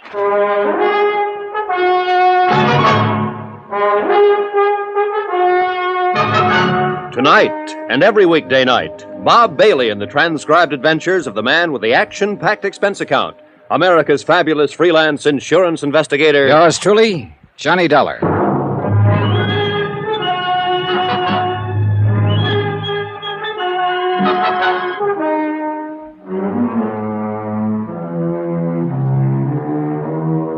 Expense account submitted by Special Investigator Johnny Dollar, location New York City. To the Universal Adjustment Bureau, Hartford, Connecticut. Following is an accounting of expenditures during my investigation of the matter of the medium. Well done. Some pretty strong pressure was being put on Carol Sharp to change the beneficiaries of her $110,000 life policy. And she was very much under the influence of a psychic medium who insisted that she be named as one of the 2 new beneficiaries. The other was to be a Tony Ricardo, whose father made quite a record for himself in the bootlegging gangster days of the Roaring Twenties. I met him at Susan Palmer's Oyster Bar over in Radio City. I must admit I was surprised at the sort of fellow he turned out to be. I guess it was a little, well, extreme to threaten you that way, Mr. Dollar. That's putting it mildly. But this whole spiritualism business and the hold it has on Carol, well, it has me terribly concerned. You don't like spiritualism? I didn't say that. You know just as well as I do there are a great many fine, honest spiritualists in the city. But as in any other field, there are frauds, racketeers. So I've heard. It's not only true of religions, but businesses, professions, anything, you know. Sure. But now look here, Tony. Dollar, I will not have you or anyone else leading Carol on. This medium who's already has such a hold on her. Do you understand? Pardon me, Tony. Your background is showing. What? I say come off it. This kind of act won't work. What are you talking about? Do you think I don't know you're one of the two Carol wants to name as beneficiaries of her policy? You and that medium? That's not my doing. Whose doing is it? That medium, Morgana. She's been taking Carol's money by the hundreds week after week. Now you've come along to encourage her, and Dollar, I tell you to stop it. Tony. Maybe that story you gave her about dreaming of her over and over when you were a kid and couldn't even have known about it was true, but I don't believe it. Tony, that was made up out of whole cloth. I still... What? This funny decision to switch your policy around is the case I'm assigned to. Wait a minute, you mean that... Yes. I had to meet her somehow, so I used that device, knowing she might fall for it because of her implicit belief in such things. Yes, but now you're encouraging this whole thing. You're even going to see this Morgana with her tonight. Because if she is a phony, it's the only way I can show this to Carol. Well? I hope and pray that you can, Mr. Dollar. Some of the best psychic investigators in the country have been stumped by her. How are you going to go about it? I won't know until I've seen her operate. Even then I may not know. Or maybe this medium isn't a fraud. Oh, come on, of course she is. But you can't prove it. But you or somebody must. Or Carol will change her policy and then turn up dead. Won't be easy, Mr. Dollar. I've attended these seances with Carol, many of them. There have been times when I've almost been convinced myself. Waiter, some more coffee, please. No more for me, thanks. You're going to need it, Tony, because I'm going to keep you here until you've told me every detail you can remember of this Madame Morgana seance procedure. All right, I'll help you all I can. You'd better. I'm still not forgetting that if I fall down on this job, you'll cut into Carol's insurance for a neat $30,000, in spite of your sweet talk. I'll say this for Tony Ricardo. He was thorough, and I began to believe that he was serious in his concern for Carol. Item 12, 10 cents, one fold call to Tommy Green. No, Johnny, no trouble at all in getting the rundown on Carol's family that you asked for. Keep talking. Apparently they're doing all right there in Mauchunk, PA. Neither the mother or two brothers will ever have to really get out and dig for a living. Their old man left them well set up, huh? Yeah. One of the boys, Harold's, turned out pretty well. Works in some office over there, even though he doesn't really need to. What about the other boy? That'd be Dave, the black sheep of the family. Travels with a fast crowd, tears around the country in a sports car, that sort of thing. Oh. Right now, he's somewhere here in New York, just playing around. But, Johnny, are you getting anywhere on this case? Yeah, Tommy, I think I am. Especially after what you just told me. Huh? Item 13, another phone call, this time to Sergeant Randy Singer at 18th Precinct Headquarters. Yeah, Johnny? Got a real easy one for you. What's that? Find a man. Name is David Sharp. Home address, Mauchunk, Pennsylvania. Chunk, Pennsylvania. Got it. Description? None, though he's probably in his 20s. Well, that's not And enough. he's probably staying at a hotel here in the city. Well, yeah, but where? What part of the city? Let me know when you find out, will you? Yeah, now, wait a minute, Kate. Expense account item 14, $106.80, and it includes cabs to several camera shops. One miniature camera with an f2 lens, a couple of rolls of special film, some very special flash bulbs, and a tiny flash holder. Item 15, taxi back to the towers to clean up and dress for my date with Carol. Then the phone rang. Johnny Dollar. We located David Sharp for you, Johnny. Just dumb luck. Now, who knows, Randy? Maybe you're psychic. Leave us not have that stuff. Where is he? Found him staying at the third hotel we called, the Aberan over on East 53rd Street. Not 2 blocks from that palatial joint where you're staying. Is he there now? No, but he always comes in just before dinner time. You still haven't told me why you're interested in him. I'm not sure myself. But do me a favor, will you? Like what? When he shows up, put a tail on him. I want to know where he goes, how long he stays, and when he comes back. But you won't say why? Not until I'm sure I know why. Thanks, Randy. Yeah, but I haven't said... Thanks, boy. Dinner with Carol could have been one of the pleasantest things in years. But I'm afraid I was preoccupied with matters at hand, and she with anticipation. She's promised to try to hear from Daddy again tonight. Oh, Johnny, I so want to speak to him again. Finally, I signed the check. We hopped into a taxi and headed across the river to the Jersey side. We ended up at a rather plain but nice home somewhere on the outskirts of, I guess it's Union City. We were met at the door by a matron of about 45, I should say, who looked like an ordinary, respectable housewife, except perhaps for her quick, discerning eyes. Good evening, Carol, my dear. Oh, and you must be Mr. Johnny Dollar. Yes, Madam Morgana? Yes. Do come in and meet the others who are here to form the circle tonight. Thank you. Carol? Thank you. Carol told me nothing about you except your veridical dreams of her. An amazing experience, isn't it? Perhaps you're really psychic. Oh, I doubt that. But all our friends thought my kid brother Richard was, before he died a couple of years ago. Richard. Richard. That name has been haunting me ever since Carol telephoned. You don't suppose... What, madame? Oh, no, of course not. Now, here in the parlor are the others who will be with us tonight. May I present Mr. Johnny Dollar, Mrs. Dorothy Jessup, How do you do? Mr. John Price, Hello. Mr. Samuel Froelich. All right. And, of course, you all know Carol Sharp. Good evening. I see no reason why we shouldn't start. The atmosphere has seemed almost electric tonight. Very conducive to good contact with the, shall we say, the netherworld. And, oh, yes, you may smoke if you like, Mr. Dollar. We're very informal. Oh, I'm sorry. Just sort of a nervous habit, I guess, flicking this lighter. Oh, incidentally, I hope you tell these people of your dreams after we're finished. Oh, dear. The atmosphere is tense. We should begin right away. Well, yes, I'll turn on some low music. The six of us sat down in a small circle. On the floor were three long, slender metal trumpets, like Halloween horns, but made of thin metal, spaced about the center of the circle. In the subdued conversation of the next few minutes, I learned it was through these that the spirit voices would come to us, that they would rise in the air and the voices would issue from them. From time to time, there in the pitch-black room, I snapped the cap of my lighter as a reminder of what it was. You mustn't light it, Johnny, you know. No danger. This one hasn't even got a flint in it. I do hope we get some messages tonight. I think we will, Mr. Froelich. I have a feeling that we will. I have that feeling, too. Very strongly. From what Madame told us, you must have definite psychic powers, Mr. Dollar. That should be helpful. Wait. The power's here.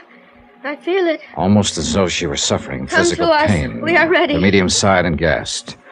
And we waited and waited. It's hard to describe the tension that comes of waiting that way in a completely darkened room. And it's easy to see how well the imagination can work, the powers of suggestion. There was a slight sound. One of the trumpets. I heard it move. Yes, so did I.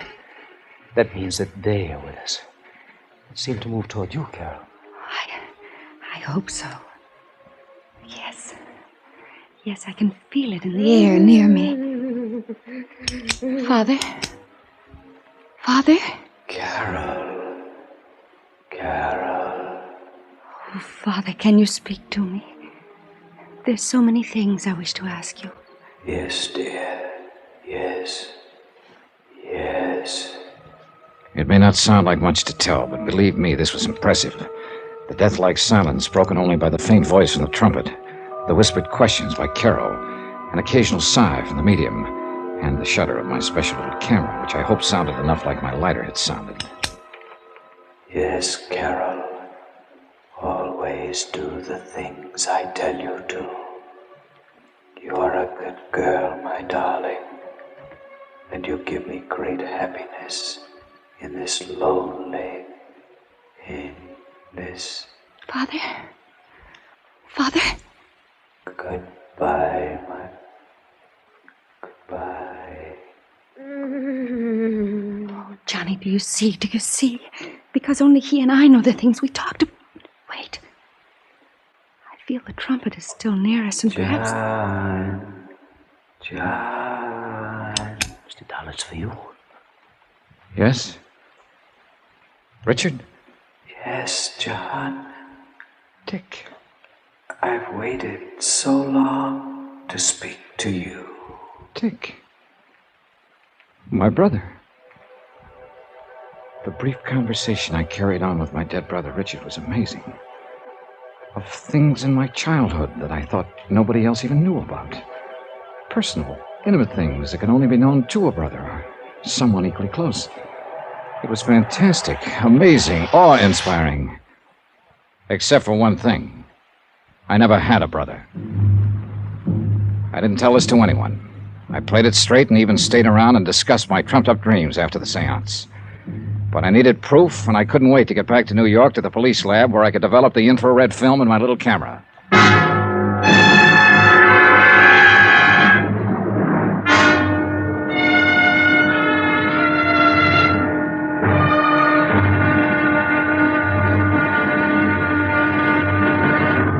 Now, here's our star to tell you about the final intriguing episode of this week's story. Tomorrow, the wind-up, and a bit of heartbreak for a very chastened girl.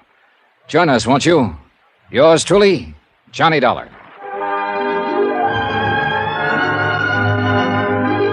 Yours truly, Johnny Dollar, starring Bob Bailey, is transcribed in Hollywood. It is produced and directed by Jack Johnstone, who also wrote tonight's story. Be sure to join us tomorrow night, same time and station, for the next exciting episode of Yours truly, Johnny Dollar. Roy Rowan speaking.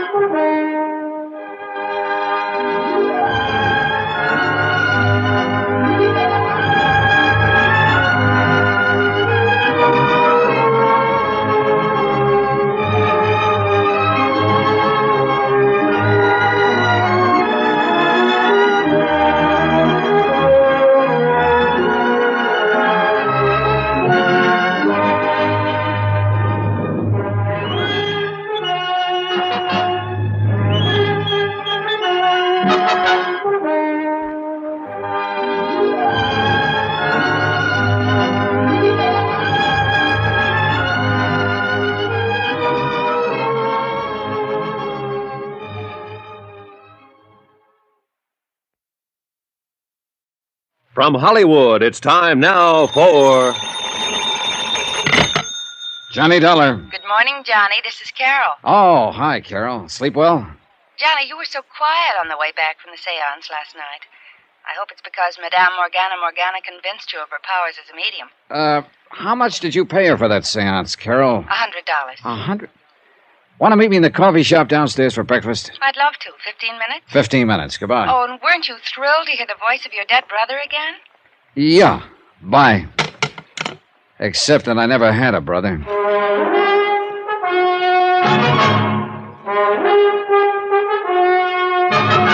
Tonight, and every weekday night, Bob Bailey in the transcribed adventures of the man with the action-packed expense account, America's fabulous freelance insurance investigator. Yours truly, Johnny Dollar.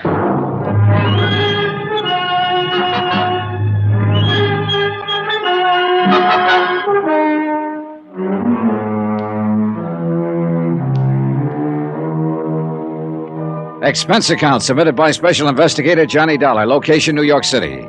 To the Universal Adjustment Bureau, Hartford, Connecticut. Following is an accounting of expenses during my investigation of the matter of the medium. Well done. Expense account item 18, 10 cents, phone call to Carol Sharp. Item 19, 10 cents, phone call to Sergeant Randy Singer. Hey, I thought you were coming down here to headquarters this a.m. It's nearly 10 o'clock. As soon as I've had some breakfast, your lab get those films developed for me? They're working on them right now. And did you put a tail on David Sharp? Carol's brother? Yeah. I suppose you know he was over there in the neighborhood of that seance over in Jersey last night. I would have bet on it. Didn't you see him there? No. Well, that's funny. Just keep that tail on him. See you later.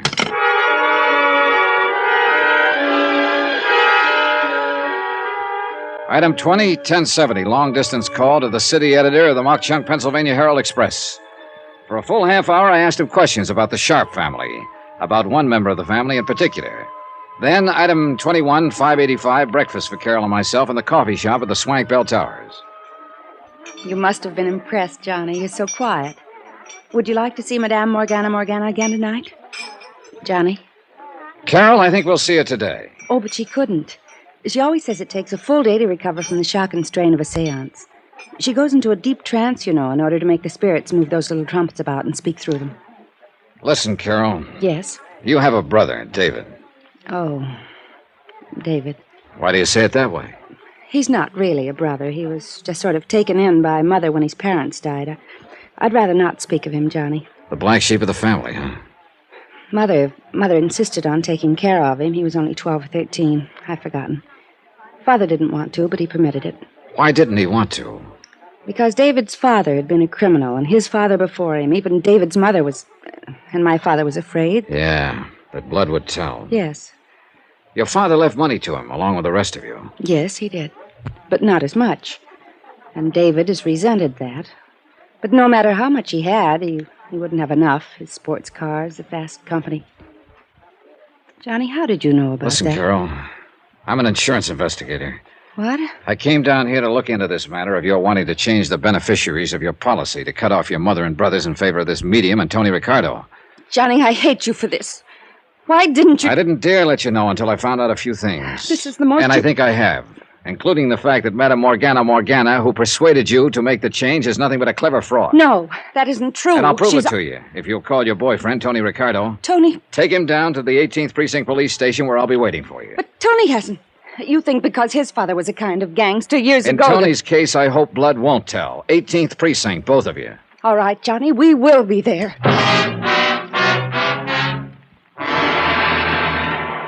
Hey, Johnny, the picture took last night. Oh, thanks, Randy. Hey, why did you ever get the idea of using infrared light and infrared film? Anything else, anything that let them know I was taking pictures would have busted up the seance. Hey, look at this one. Yeah, I'd like to publish those. Scare a lot of those phony psychics out of business and out of town. Oh, here's the one that I'd like. Mr. Dollar, we're here. Hi, Dollar. Oh, hello, Tony. Miss Sharp, Mr. Ricardo, this is Sergeant Singer. How do you do? Hi. And now, will you please show us this proof you were talking about? Yes, Dollar. How did you make out, huh? Made out very well, Tony, thanks to a miniature flash camera I had tucked into my pocket last night. I guess you wondered, too, how Madame Morgana worked her racket. He did not. Tony knows as well as I do that she's completely honest. Like any normal person, he may have questioned the almost miraculous powers of this woman in the beginning, but no trumped-up tricks that you... Where did you get this picture? And look at this one. She's moving that trumpet herself with the long, kind of extended handles. Extension grip, they call it. She probably hid it in the front of her dress. Oh, no. But these pictures in that dark room, Infrared photography. Maybe she did use one trick. But the voices came from trumpets floating about in the air above our heads. Then look at this one. Taken when your father was supposed to be speaking to you. Oh, no. That little trumpet has a long tube on it. Yep. Extending into that curtained doorway at the end of the room where somebody could whisper through it. Oh, this is terrible. And the hundreds, the thousands of dollars I gave her, believing in her. Yep. I'm afraid you were really took. Here's where my dead brother, Richard, spoke to me. The hanging trumpet is over your head. Yep. But how could she know? I didn't tell her. Oh, yes, you mentioned your brother. A completely non-existent brother, Carol. Oh. Made up. Like the dream of you I told you about. And I believed you, too. But how could she find out all those things about me? Miss Sharp, a couple of nights ago, I took Mr. Dollar to a medium that was a bum compared to this one. And she told him all about himself. Have you forgotten what I found out about you and your brothers just in the last 24 hours? Oh, I don't know what to say. Don't try. We've still got to pin this whole thing down. I'm sure this Madame Morgana wasn't working alone. But who could be... How about it, Tony? No. No, not Tony. Just because his father was... Oh, no, please. Oh, thanks, darling. I got a report here, Johnny. Apparently he's moved again. And you guessed right. Yeah. Then we better get going. Can we use a prowl car? No, but we can get an escort as far as the city line. Then come on, all of you. The cabbie, with his accelerator on the floor, had a ball trailing our escort across town. And we had to hold him down when we finally reached the Jersey side. Randy Singer obviously had no authority over there, but as it turned out, I'm glad he came. When we pulled up to the home of Madame Morgana, I couldn't help noticing a Studebaker Golden Hawk sticking out from behind the house with a Pennsylvania license. I wasn't the only one to notice it. Johnny, that looks like David's car. I think it is. Come on. Johnny, I'm out of my jurisdiction. Oh, yeah, maybe you better wait. Yeah. Oh, Johnny, I knew David was bad, but... I still can't believe it. I know how you feel, Carol, and I'm sorry. Mr. Dollar. Wait a minute. Johnny, if you do a thing like this... I'm ready for anything. Look, Mr. Dollar, why don't just you and I go in? If anything happened to Carol, I'd never... Oh, Carol, dear. And Mr. Ricardo and Mr. Dollar. Hello, Madame Morgana. Do you mind if we come in? Why, no. But not for another meeting, of course. The strain of last night's convocation is still with me, I'm afraid. Yeah, maybe you ought to up the price for your next seance. But there ain't going to be no more. Mr. Dollar, I don't understand. Come on, Carol, Tony. We're going to look over that seance room in broad daylight. No, you can't. I won't let you destroy the sanctity of that room. Oh, yes, you will. I'll lay it on the line to you, madam, whatever your name really is. This monkey business of yours has gone far enough. So this is the room. What terrible things you're saying. You take a thing like spiritualism that a lot of honest people believe in and make a dirty racket out of it. Carol, this man is mad. Make him leave this sacred place at once. Carol, what right have you to make such horrible implications? Implications? Those were accusations. Would you like to see how those spirits of yours move trumpets around in the dark? They couldn't be seen. And how those spirit voices suddenly appear out of thin air? Look at these pictures. Oh. How did you get these? I cannot tell a lie. I did it with my little camera. Well? All right, you've exposed me. But there was nothing malicious about it. If you knew the solace, the comfort of mind and spirit these things have brought to the people who come to me. At $100 a crack, sometimes more. Why not? Carol has money. So have the others who come to me. Did you plan to make them all turn their insurance policies over to you? And then contrive to have them suddenly and unexpectedly join their immortal ancestors in the great beyond? No, that wasn't my idea. Oh, I knew something like this might happen. It has happened. Now, where is he? No, I don't know what you're talking about. Your assistant, or colleague in crime would be a better word, who stood inside the curtained door of the seance room and made with the phony voices of the dead, who gave you all the information on Carol, who's probably done a nice little research job on me since my visit last night. Yes, Mr. Dollar. David. I know all about your activity as an insurance investigator and why you're here. But it's not going to do you any good. Oh, put that thing down and give yourself up, David. So you're the one who arranged for me to be a beneficiary of Carol's policy, huh? Stand back. So that suspicion would fall on me when something happened to her? Of course. And give us a chance to clear out. But now it's too late. And now that you've found us out. Well? David, no. The light somebody turned on. Look out, Della! Look out!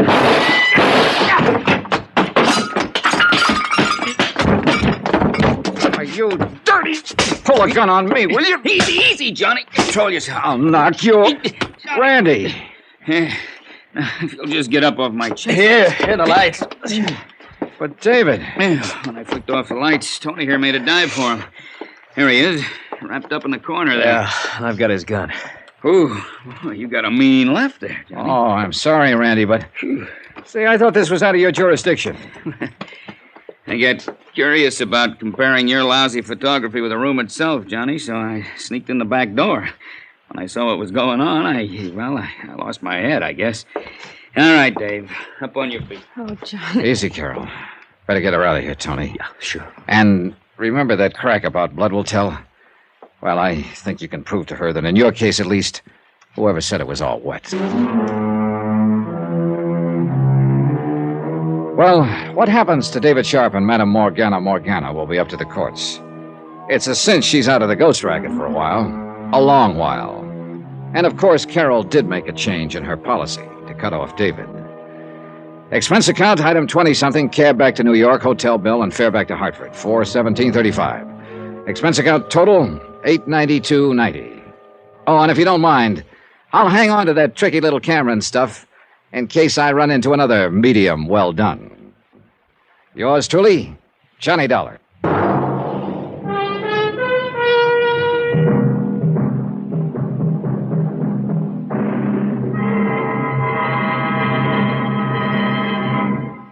Now, here's our star to tell you about next week's intriguing story. Next week, the tears of night matter. A fabulous necklace and a fabulous girl. Join us, won't you? Yours truly, Johnny Dollar.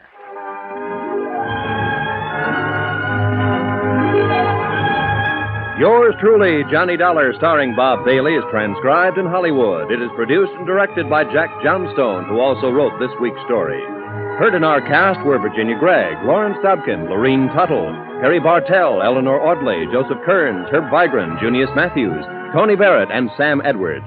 Musical supervision by Amerigo Marino. Be sure to join us on Monday night, same time and station, for another exciting story of yours truly, Johnny Dollar. Roy Rowan speaking.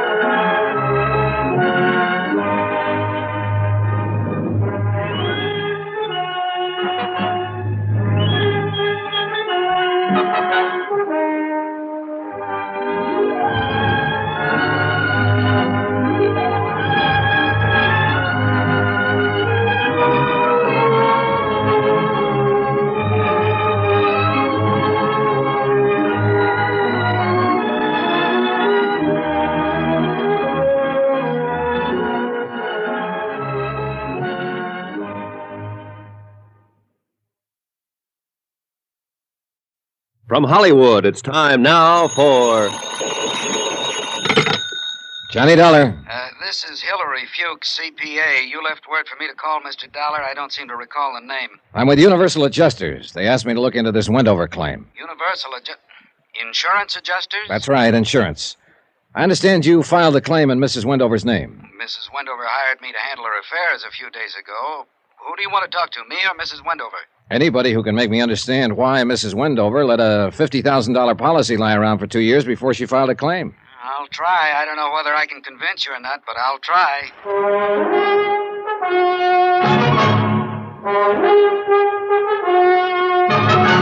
Tonight and every weekday night, Bob Bailey in the transcribed adventures of the man with the action-packed expense account, America's fabulous freelance insurance investigator. Yours truly, Johnny Dollar.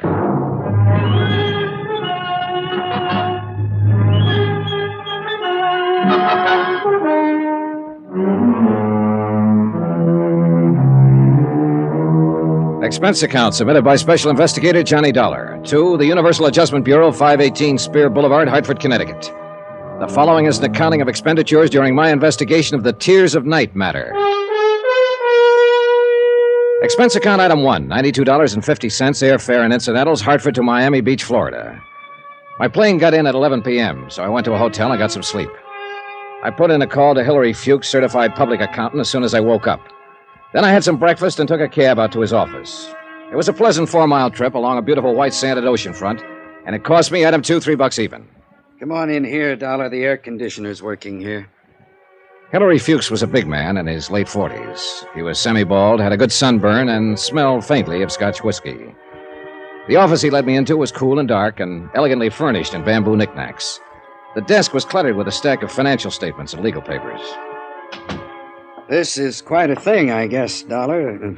By the way, I didn't find any universal insurance adjusters in the phone book. We're located in Hartford, Connecticut. Hartford? You're a long way from home, Dollar. They sent you all the way to Miami Beach about this? Yep. Seems like a pretty expensive way to handle it. Pretty expensive claim, $50,000. Would it do any good to tell you it's legitimate? Sure. But I'm hired to check it out just the same. In other words, you don't believe me.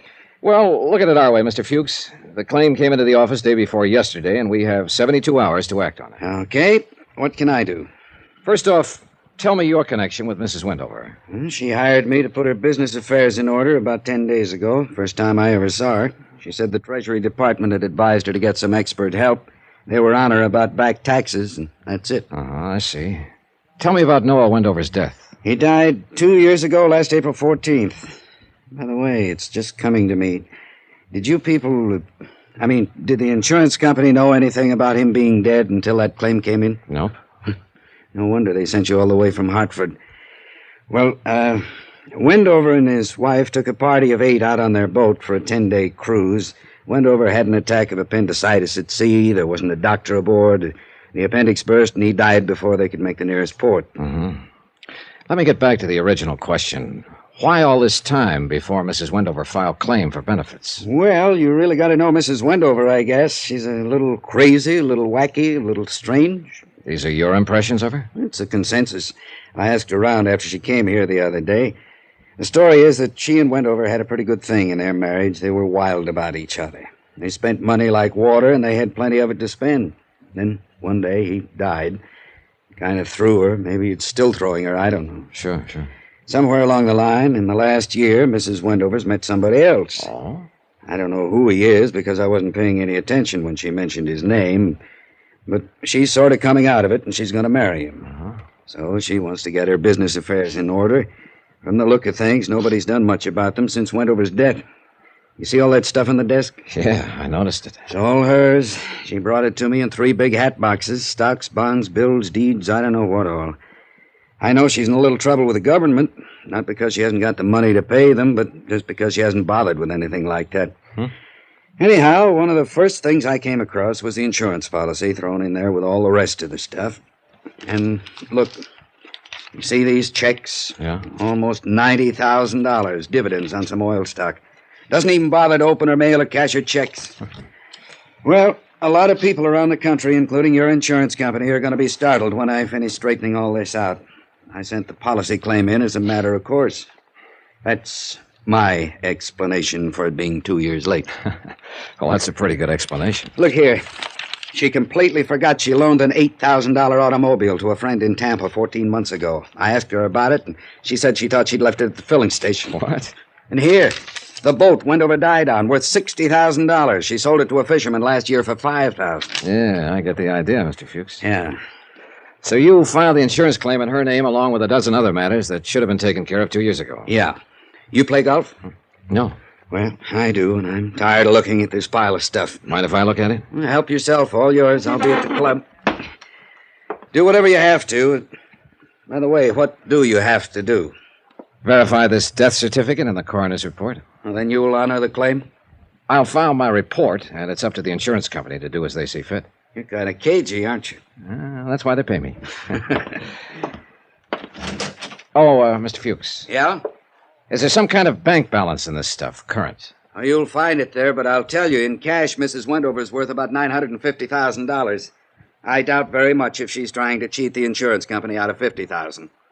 You can't ever tell, though, can you, Mr. Fuchs? Nope. Can't ever tell.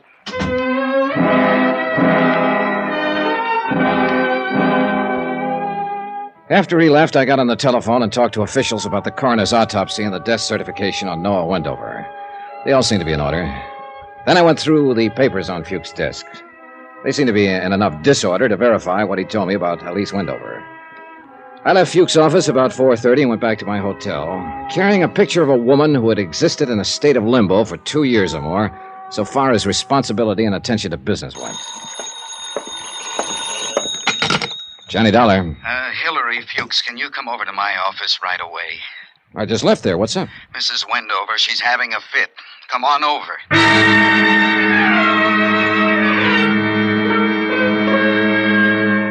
Expense account item 3. $3 more, more cab fare back to Hillary Fuchs' office.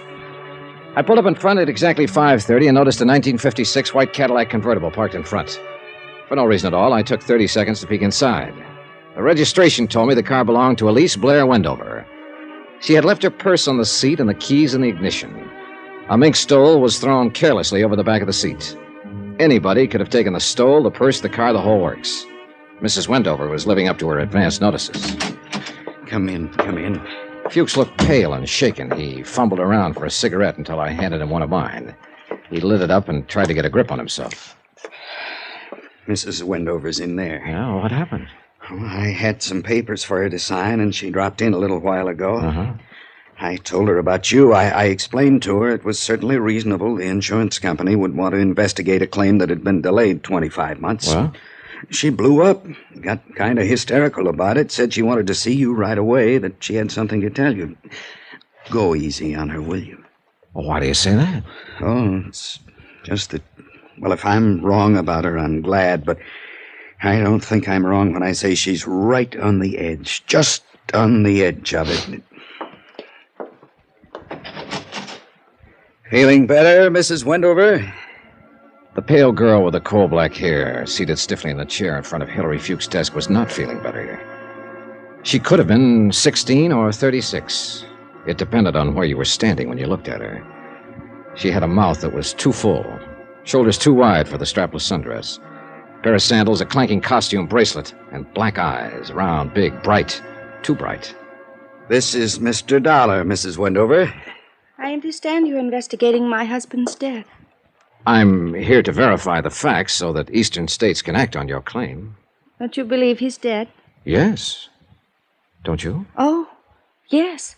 I saw him die. Yes, he's dead. How much money do you owe me? The claim is for $50,000. Will you pay it? Well, I presume it will be paid from all I've seen so far. Of course, that part of it's up to the insurance company. Of course. And they have men sitting at desks reading reports about claims all day long. Yes. My dad owned an insurance company once, you know. Those men sitting at their desks. Even my dad sat at a desk. I wonder something. Would one of those men sitting at one of those desks write, okay, on my claim for Noah's benefits if he knew about me? Sit down, Mrs. Wendover. Maybe you'd like a drink. You have one, Mr. Fuchs, would they? Well, I have to be indefinite about that, too, Mrs. Wendover. What would put a question in the mind of an adjuster if he knew about you? I'm indolent, and I'm irresponsible. Mr. Fuchs can tell you that. I'm not quite dependable, am I, Mr. Fuchs? Oh, we're getting straightened out, Mrs. Wendover. And then, of course, that wouldn't make a difference. I mean, not really. A great many irresponsible, indolent, undependable people file claims. There's something else. I'm a curse. Are you? Oh, yes. It's a very bad thing, a curse. People around me, people I love, just seem to die. Why do you think you're a curse? Noah died, and I loved him. And Daddy, I loved him. And my brother Jim, all dead. No one can stay alive around me. I thought I should tell you that. Yeah, well, I appreciate it, Mrs. Wendover. Well, then we don't have anything more to discuss. Goodbye, Mr. Dollar, Mr. Fuchs. Oh, wait a minute. Johnny, hey, where are you going? I'm going to drive her home. You were right. She's on the edge of something. I can't quite figure it yet. Brother was killed in Korea. Her father died of a heart attack 10 years ago. I got that much from the papers on your desk. Lord, where'd she ever get the idea? I don't know. I've heard of things like this happening. I'll phone you later. Right. Wait a minute. I'll drive you home, Mrs. Wendover. Oh, that'll be nice. She smiled brightly, still too brightly, and we drove along. She didn't tell me which way to turn, what direction to go, and I didn't ask her. I liked it that way, no one saying a word. I was listening to something else anyhow, something inside of me, loud like a cannon firing twice a second. It was my heart making all the noise. Oh, it's happened a couple of times before, and it meant trouble coming up. I knew it. My heart never makes a mistake. Mr. Dollar, do you think he'll die too?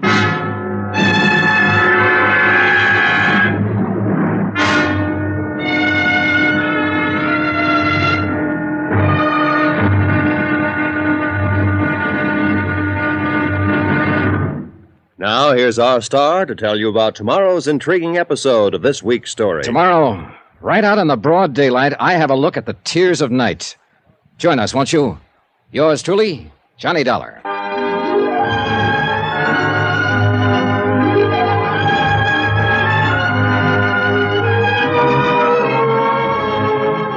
Yours truly, Johnny Dollar, starring Bob Bailey, is transcribed in Hollywood. Written by John Dawson, it is produced and directed by Jack Johnstone.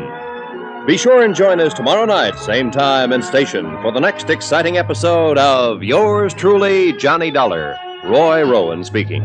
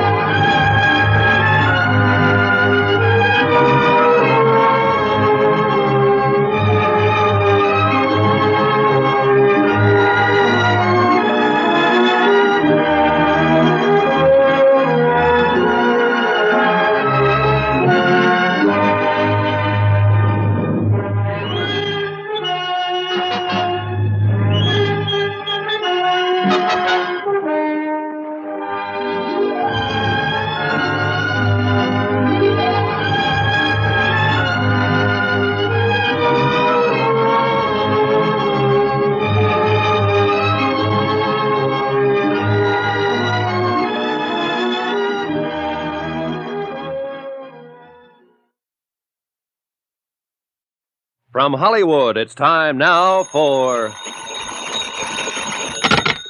Johnny Dollar. Hillary Fuchs, Dollar.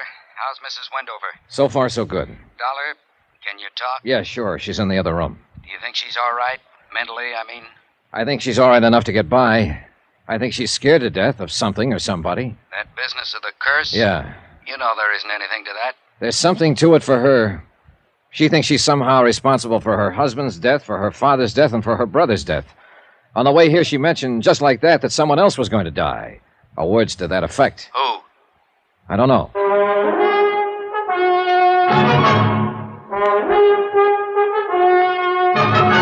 Tonight, and every weekday night, Bob Bailey in the transcribed adventures of the man with the action-packed expense account, America's fabulous freelance insurance investigator. Yours truly, Johnny Dollar.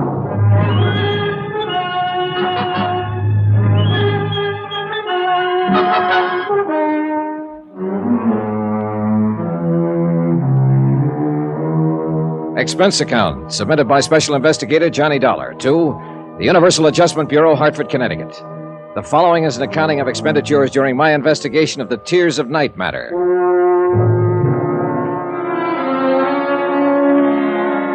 It had started as a routine investigation. A claim filed for $50,000 on the death of Noah Wendover, Miami Beach, Florida. The question, why the 2-year delay in making claim? The answer turned out to be interesting. Briefly, it involved a distraught woman who had neglected not only the insurance, but everything else in her life for 2 years. A woman obsessed with the idea she was a curse. Do you like soda or water? Soda, please. Thanks. Cheers. Good luck.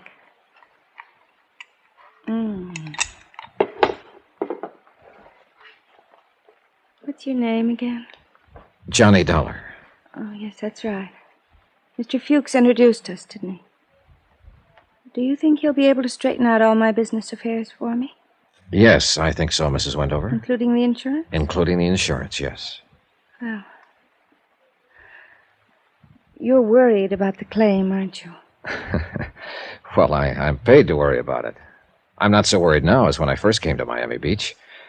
I think I understand why it took all this time for the claim to be filed. You mean you've met me and you think I'm kind of, not all there or something? Well, I suppose Mr. Fuchs explained how badly I've managed things for the last 2 years. he showed me how you've let your affairs go to the devil, if that's what you mean. I'm glad you finally turned it all over to him. I think he'll take care of it for you. I behaved rather badly in Mr. Fuchs' office, didn't I? Well, I wouldn't say that. Poor Mr. Fuchs. He was frightened, I think. I don't know what it is, really. I mean, he mentioned that you were in town investigating my claim on Noah's death. I felt I should talk to you. That's why I had him call you. I wanted to tell you about the curse. There's no such thing, you know, Mrs. Wendover. I know. I couldn't have been responsible for Dad's death. It was a heart attack many years ago. I was away at school in New York, and Jim, my brother being killed in Korea, I couldn't have had anything to do with that. And Noah, I loved him very much. I'm not cursed, am I? No, you certainly aren't. All of these deaths around you have been tragic, doubly so, because you seem to have been very fond of the people. But you aren't responsible in any way. I like you. You're very nice. If you have any questions you want to ask me about Noah, I'd be glad to answer them. I really would. I'm all right now. Really, I am.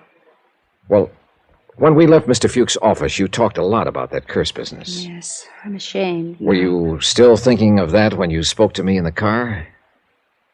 Did I speak to you in the car? Yes. You know, I can't remember riding in the car at all. I've been standing here talking to you, and I've been wondering all this time how we got here. Do you mind if I help myself? No. We drove over together from Hilary Fuchs' office. I drove you here. Oh. Some things I just blank out. I've talked to a psychiatrist, you know. I've been under treatment for several months. He says I established a strong pattern when Noah died of shutting things out, of just forcing my mind to become blank. He's trying to help me get over it. What did I say in the car? You said you were cursed and you wondered if he would die. Oh, dear. Who's he?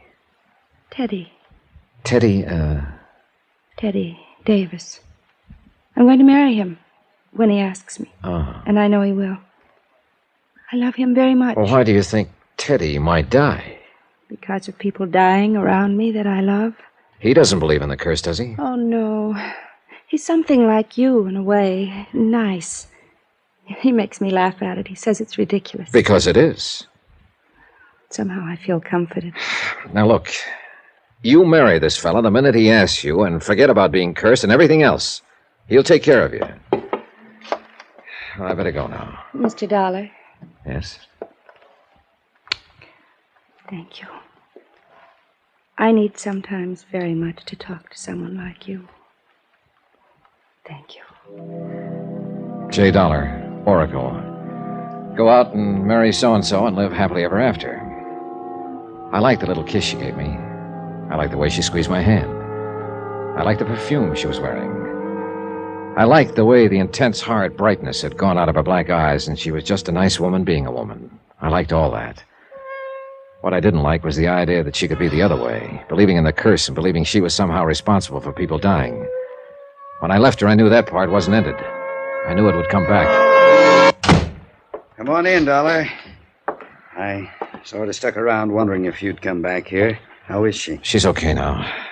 Fuchs, I'm sending in my report on this policy tonight. I'm recommending they honor it. I've got enough verification. Okay, that's fine. I sure appreciate your help on this, Dollar. Let me buy you dinner. No, thanks. I'm getting the first plane back to Hartford. Why not wait until tomorrow? You've got a reason, haven't you? Yeah, I guess so. Mrs. Wendover? Oh, I've met people like her before. Don't ask me where or when, but I've seen them. And there isn't anything to a curse, but trouble seems to follow them. Big trouble. My business here is practically finished. I just want to get out and get away. Can I use your office for about an hour? Sure. It's all yours. Dollar, I feel the same way. I spent a half an hour typing up my report on the Wendover claim and another 10 minutes on the phone asking for an airplane back to Hartford. They said they'd call me right back, and I poured myself some of Fuchs' whiskey and sat down to stare out at the night. Lights burned up and down the white beach. People strolled up and down, looking at the water, holding hands. And I was sitting alone in Hilary Fuchs' office, waiting for a phone call and thinking about a curse. Hi. Hi. Who are you? Anybody else here? Oh, why? You were kind of late. So do you. What's on your mind? You? Costigan wants to see you right away. I'm supposed to take you over. Whoever Costigan is, tell him he doesn't want me. You don't tell Sam things like that. You know, it's been a long time since I shook in my boots when a skinny hood like you stood around acting tough. If you've got some business with Hillary Fuchs, look him up at his home. This is Fuchs' office. You're behind his desk. You'll do. Now, come on, mister, and don't show me how loud a certified public accountant can growl. I just might swing this thing on your head. That's better. You got a hat? No.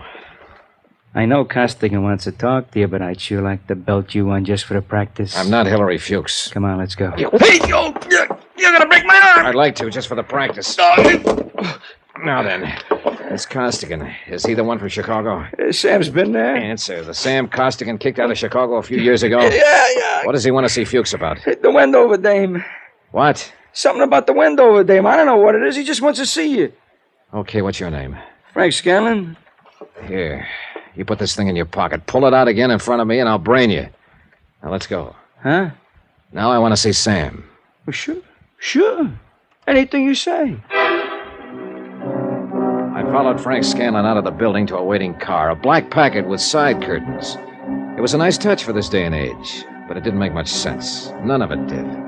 It was illogical in the beginning, middle, and end. Most of all, I didn't make much sense. I should have been in my room packing. Instead, I was on my way to see an old-time grifter and hoodlum named Sam Costigan, because someone had mentioned the name Wendover. You want to smoke? I use my own. Suit yourself, fella. Scanlon was a thin one with sharp, narrowed eyes, too much padding in the shoulders, too much snap to the brim of his hat, too much point to the toe of his shoes. The .38 I'd taken away from him and handed back made a considerable bulge in the front of his coat. About 6 miles out of Miami Beach, he turned off the main highway onto a dirt road. About a mile of that, and up ahead we saw lights. The lights became a fine old colonial mansion, every room aglow. 2 or 3 guards were watching the entrance to the front. They all needed shaves. No one said anything.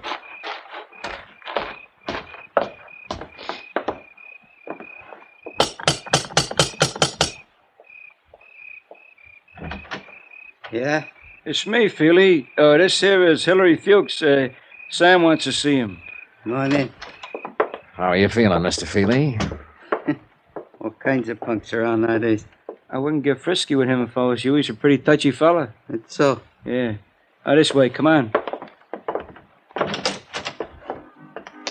He led me into the main foyer, where a hat-check girl with a lot of red hair stood ready for the evening's business, which hadn't begun yet. On the right, what had been the dining room of the old house was now a circular bar that could seat 25 or 30. To the left, in what had been the parlor and library, I counted 2 crap tables, 2 roulette tables, and 2 blackjack stands. Beyond all this, on a screen porch, a 5-piece combo made music. A few tables and head waiters stood around looking bored. Scanlon led me upstairs, and we stopped in front of a wide white door marked private. I thought he was going to knock. Instead, he whirled around very quickly and stuck the same old .38 about 2 inches into my ribs. Now let's stand steady. Feely! Eddie! You giving you trouble, Frankie? Nah. I will, Buster. I'll give you plenty of trouble if you want it. Hear how he talks to me? I'll crack him up a little for you if you like, Frankie. Nah. He got business with Sam right now. We'll take care of our business with him later on. However you say it, Frankie. I just wanted you to remember that. I will. The same way I remember a dirty newspaper story. Know something? I'm looking forward to you.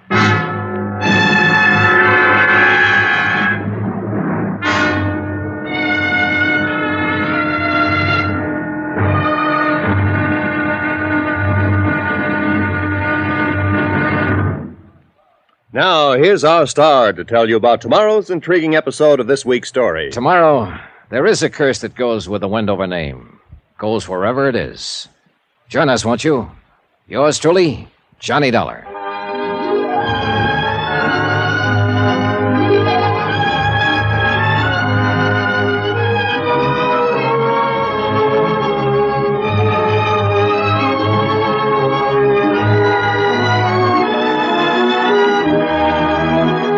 Yours truly, Johnny Dollar, starring Bob Bailey, is transcribed in Hollywood. Written by John Dawson, it is produced and directed by Jack Johnstone. Be sure and join us tomorrow night, same time and station, for the next exciting episode of Yours truly, Johnny Dollar. Roy Rowan speaking.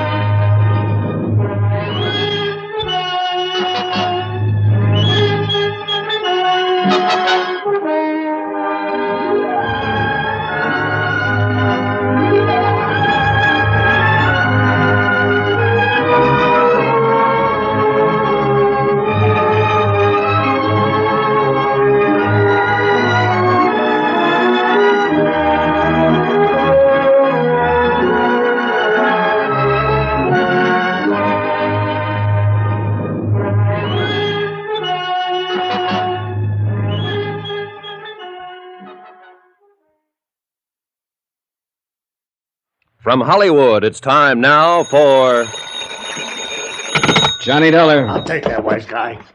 Mr. Frankie Scanlon. Yeah, I'll tell him.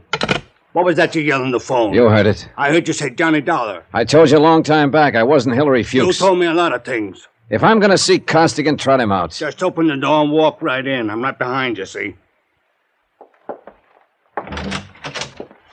Hello, Sam. Johnny Dollar. What's he doing here, Frankie? You mean this isn't Fuchs? Get out of here! Get out of here before I throw something at you! You heard the man, Frankie. Blow. No, sit down, Johnny. I won't bother shaking hands. You tried to put me in jail the last time we met.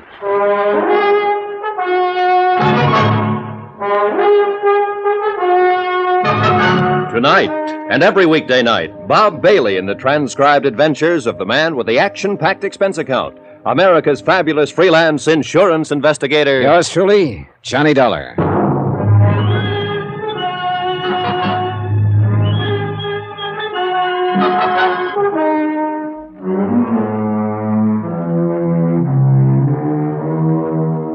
Expense account submitted by Special Investigator Johnny Dollar. Location, Miami Beach. 2, the Universal Adjustment Bureau, 518 Spear Boulevard, Hartford, Connecticut. The following is an accounting of expenditures during my investigation of the Tears of Night matter. I'm going to sit down here behind my desk and have a drink, Johnny. And while I'm having it, I'm going to ask you a question. Save your breath. I'll answer it anyhow, Sam. Sam Costigan sat hunched behind the big mahogany desk, glaring at me with a pair of small pig eyes half hidden in a beefy red face. Both hands rested out in front of him, flat. I told him how I'd come to Miami Beach to look into an insurance claim made by Elise Wendover, how I'd been in the office of Hillary Fuchs, her business manager, when Frank Scanlon had walked in, mistaken me for Fuchs, waved a gun under my nose, and insisted I come with him to see Costigan. So here I was, and so what about it? Help yourself, Johnny. Well, that's a pretty nice joint, Sam. How long have you been in business in Florida? Oh, about 2 years. How's the gross? Isn't as good as running beer in Chicago, but them days are gone forever. I make out all right. 2 crap tables, 2 roulette tables, a couple of games. A bar and restaurant break it up even. And I gotta be careful. Yeah. Cheers. Yeah, cheers. Well, you seem to have enough muscle outside and around to keep you comfy and cozy. Yeah, punks, all of them. Look at that Frankie Scanlon who dragged you over here. Crazy, that one. But he's the best of the lot, the best I can get nowadays. Not a good muscle left in the business. You could retire. Yeah, I might do that one of these days. No. Tell me about your hookup with this Wendover dame, huh? No hookup, Sam. She claimed benefits on her husband's life insurance. The claim should have been made 2 years ago. I investigated. It's okay. Made her? Yeah. Screwball, huh? In some ways. She's all right. Well, maybe it's as good you're here as this Fuchs guy. I wanted him to handle some business of hers, but maybe you can handle it. Yeah. You ever see this before? No. Oh, it's a little bit of necklace called the Tears of Night. It's worth a big hunk of cash. These 4 diamonds are good stuff. Your friend Miss Wendover left it here a week or so ago when she went for a plunge at the roulette table. Anything to say? It's a very pretty necklace, Sam. Okay. We both know she's screwy, a widow with a lot of dough, and a boyfriend named Teddy. Teddy Davis. He paints. Well, she sent me a check for the 5 G's she lost that night, and I wanted Fuchs to take this thing back to her, but now I got you instead. I want you to take it to her, huh? How about it? Is that all? That's all. I got my dough, she gets her Tears of Night back. I couldn't trust any of my punks with it, and I don't like to be seen in public, so you just take it back, huh? It's very simple. Why? Don't ever go on the stage, Sam. Why not? You can act, but you can't lie. You just can't lie at all. And it takes a good liar to be a good actor. Now that you've told me how simple it is, suppose you give me the unexpurgated sequel. All right, so a check bounce. Oh, stop it, Sam. She can't issue a check without a countersignature by Hillary Fuchs. He hasn't issued 1 check on her account since he took it over 10 days ago. So if this thing is hers, explain it all to me, will you? The way it is. I want another drink. Yeah, you're right, Johnny. There wasn't any check. Miss Wendover called me a couple of hours ago and said if I didn't have this thing back to her tonight, she'd call a load of cops and come out and tear this joint apart. She sounded like she'd do it, too. I mean, well, you met her. You can't tell what she'll do from 1 minute to the next. Screw her, you know. Not so screwy if she dropped $5,000 and left that. And now she gets it back for nothing. I just want to get it off my hands. If she came out here with a cop, I'd be closed for the season. And I'm getting old. You know where she lives? Mm-hmm. I was there earlier tonight. Here, take the ice store, and I'll chalk it up to experience, huh? Then you can grab a cab back and come on back out here, and I'll see that you have a good time on the house. How about it? I'll take it to her, but I won't come back here, Sam. Oh, Scanlon, Feely, them guys, huh? They worry you? You do. What? I don't believe your last story either. The only thing I believe is that this is Mrs. Wendover's necklace. So I'll take it to her. Sam. Yeah? You better get someone beside Feely at that table after this. You're telling me. You're telling me. He was mopping his face when I closed the door and went downstairs. By that time, the customers had started to roll in. Young, fresh-faced men with sallow eyes and quick movements, anxious to step up to the tables and lose money. Women in strapless dresses, anxious to show off their newest suntans and help whatever man they were with lose money. Old men, old women, dressed to the teeth. It was a sick old scene from a sick old play. Expense account item 4, $6. Cab fare from Sam Costigan's gambling club to Elise Wendover's apartment.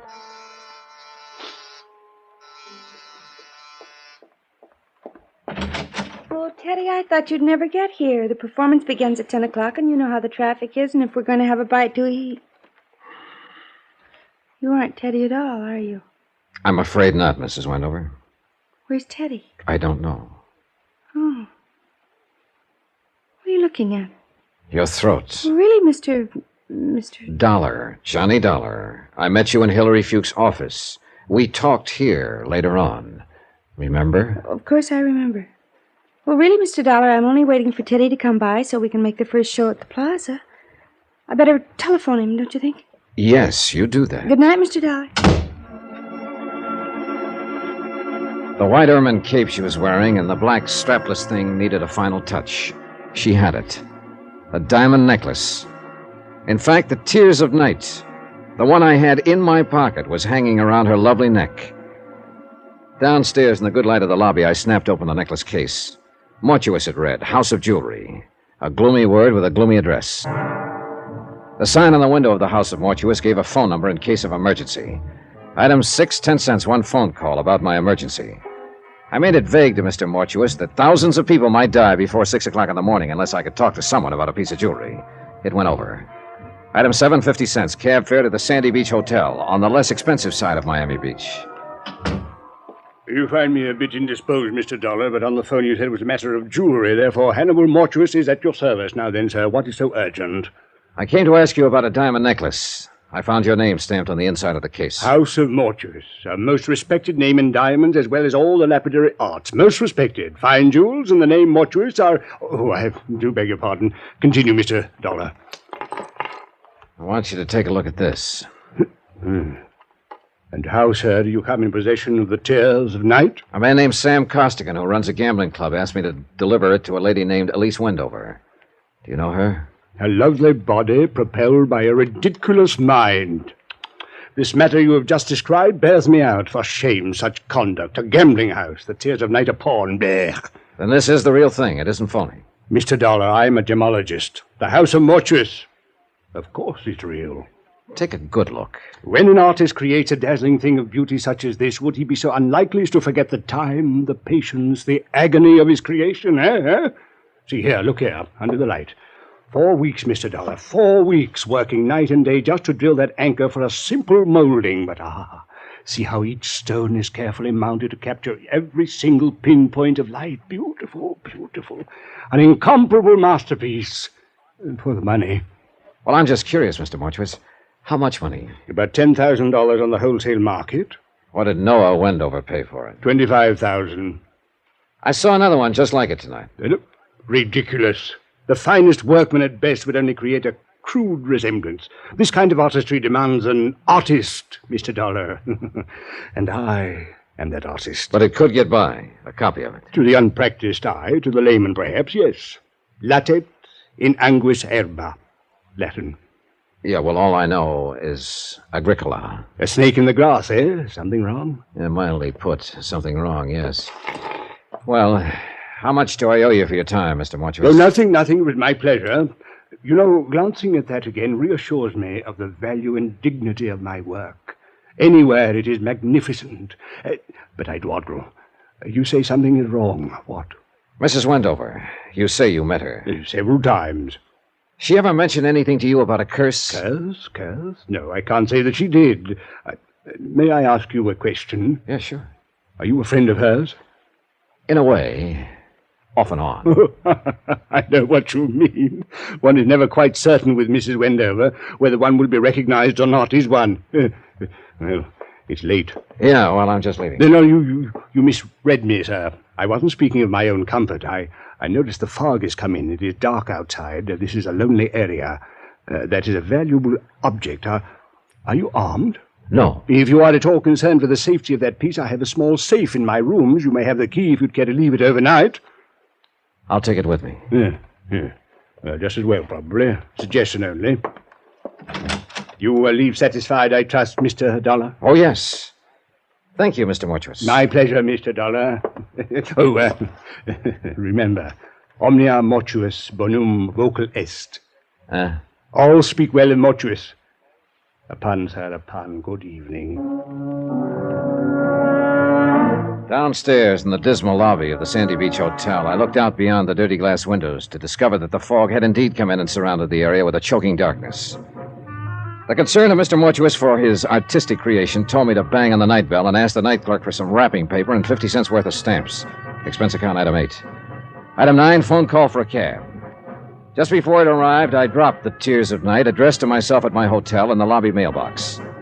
I don't think the two hoodlums waiting outside saw me do it. I didn't think they saw me at all. But they followed my cab when it took me back to my hotel.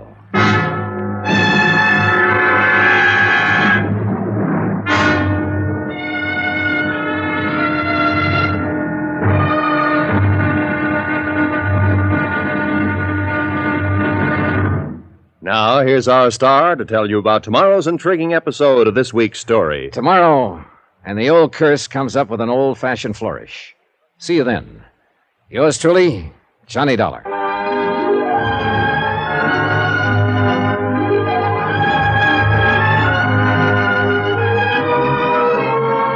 Yours truly, Johnny Dollar, starring Bob Bailey, is transcribed in Hollywood. Written by John Dawson, it is produced and directed by Jack Johnstone.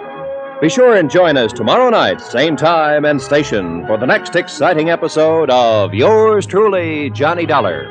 Roy Rowan speaking.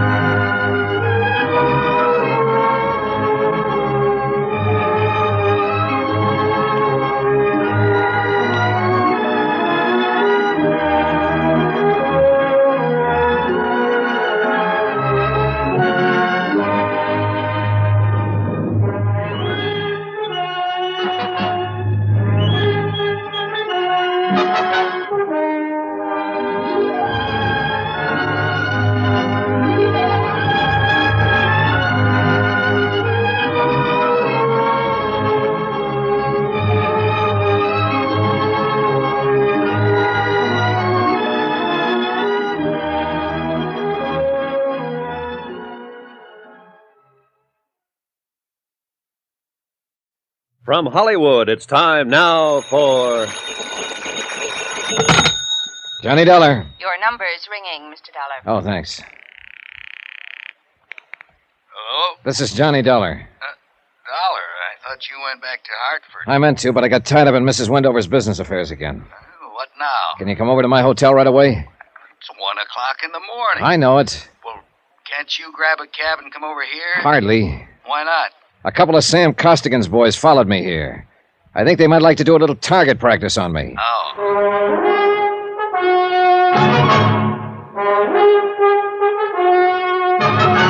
Tonight, and every weekday night, Bob Bailey in the transcribed adventures of the man with the action-packed expense account, America's fabulous freelance insurance investigator. Yours truly, Johnny Dollar.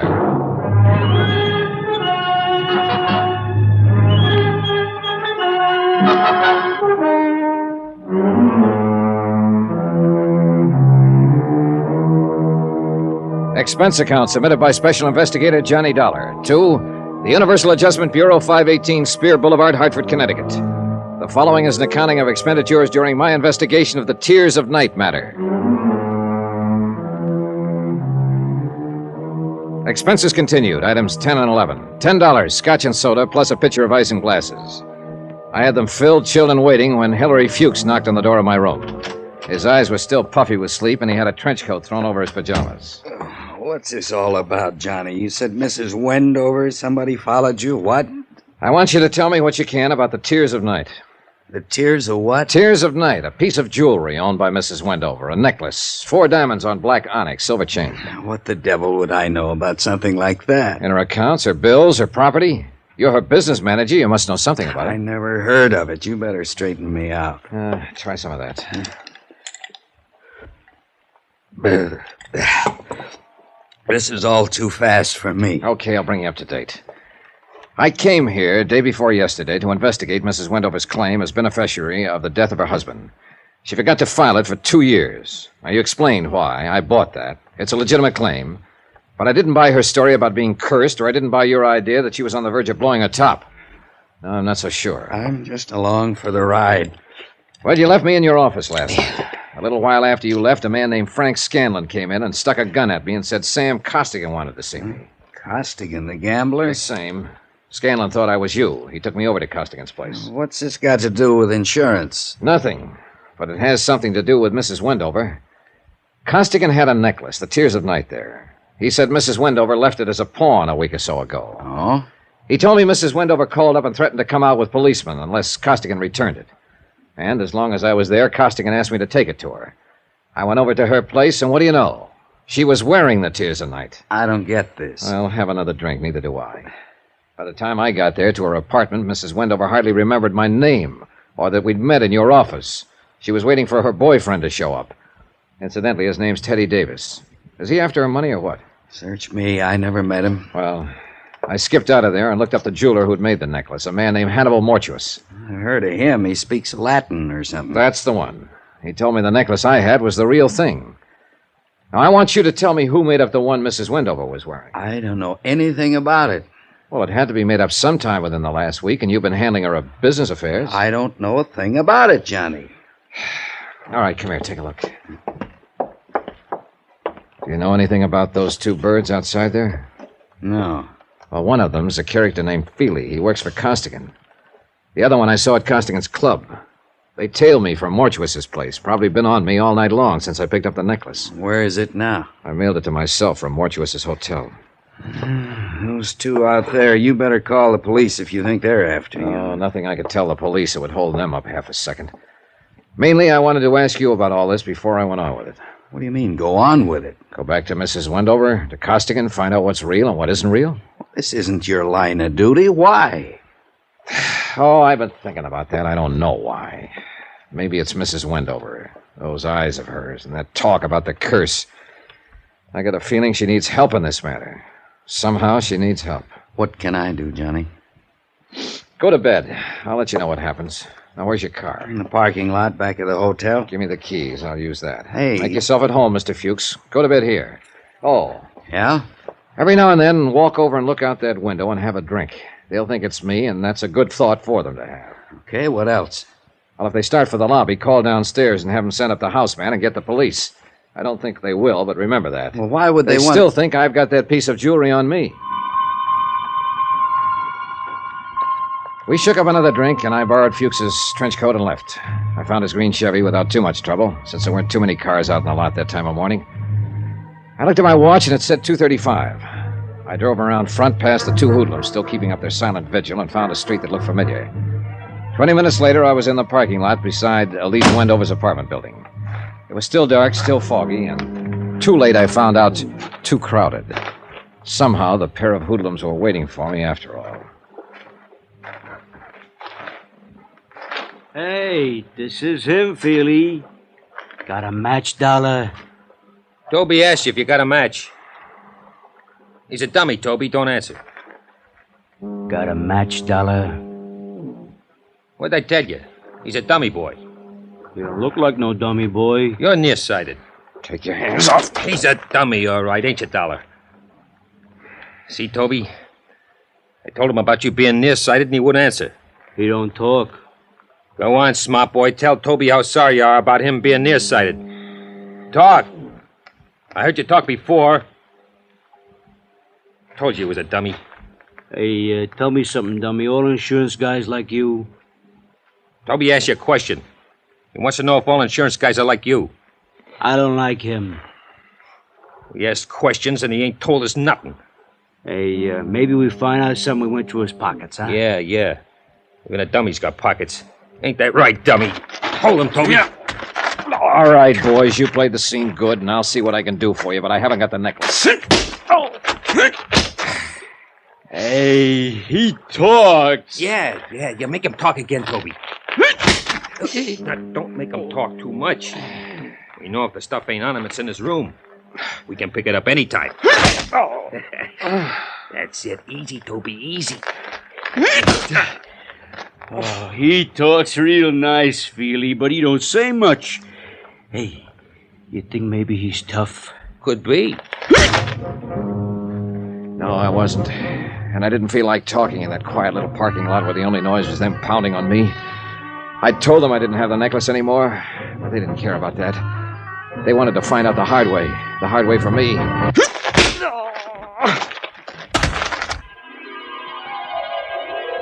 I remember trying to wake up a couple of times.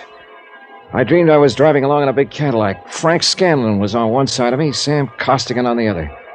Hannibal Mortuus was in the front seat. He had his jeweler's glass out, looking at the tears of night. I tried to see who was behind the steering wheel, and I gave that up because the steering wheel was a roulette wheel. Then we had a blowout, and the whole car vanished with everybody screaming, "Demortuous, Demortuous." Somewhere around 6 a.m, I began to get a feeling. Several feelings, and all of them hurt. It just turned dawn, and I rolled over on my side to watch a man who hadn't seen me step into his car with a fresh shave and a fishing pole, pull out of the lot and disappear. Somewhere, vaguely, I heard the sounds of early morning traffic. A streetcar clanged somewhere. Nothing much happened for a while. Then it came to me it might be a good idea to get on my feet and find a telephone and get hold of a doctor and see how long I had to live. Somehow I managed, by holding onto a fence and stumbling against cars, to make the front entrance to Elise Wendover's house. I made the elevator, self-serviced my way up to the 9th floor, and staggered toward 913.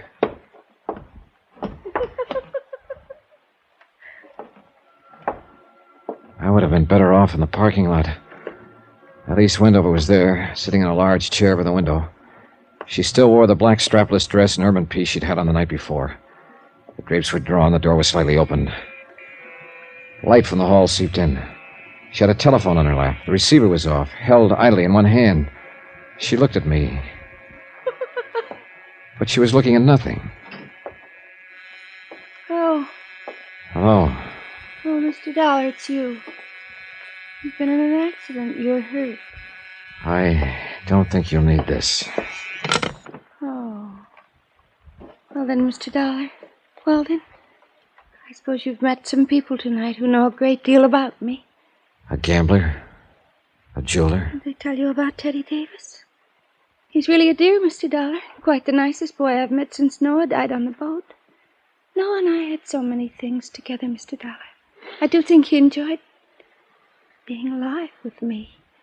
I mean, I cried when Noah died. I really did. I cried like a little baby. Of course, I cried when I heard my brother was killed in Korea and when Daddy died in his office with a heart attack.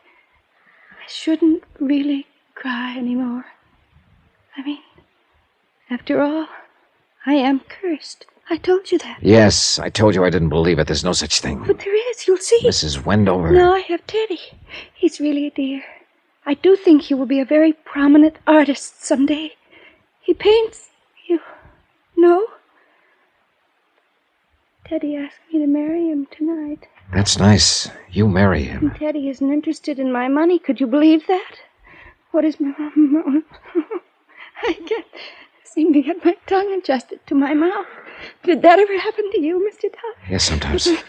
Perhaps I should see a correctionist. I'm glad you came by again, Mr. Dollar.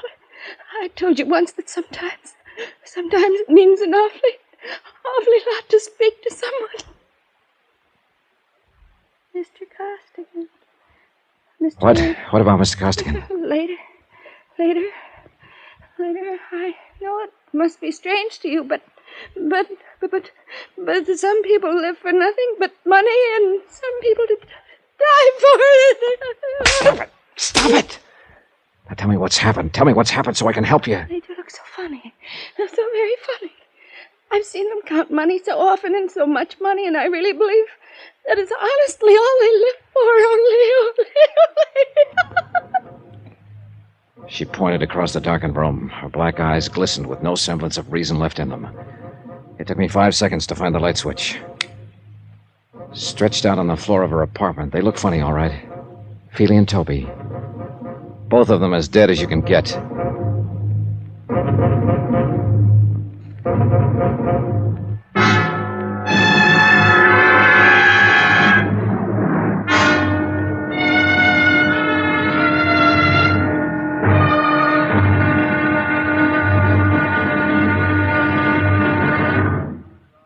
Now, here's our star to tell you about tomorrow's final intriguing episode of this week's story. Tomorrow, the tears of night come home. Join us, won't you? Yours truly, Johnny Dollar.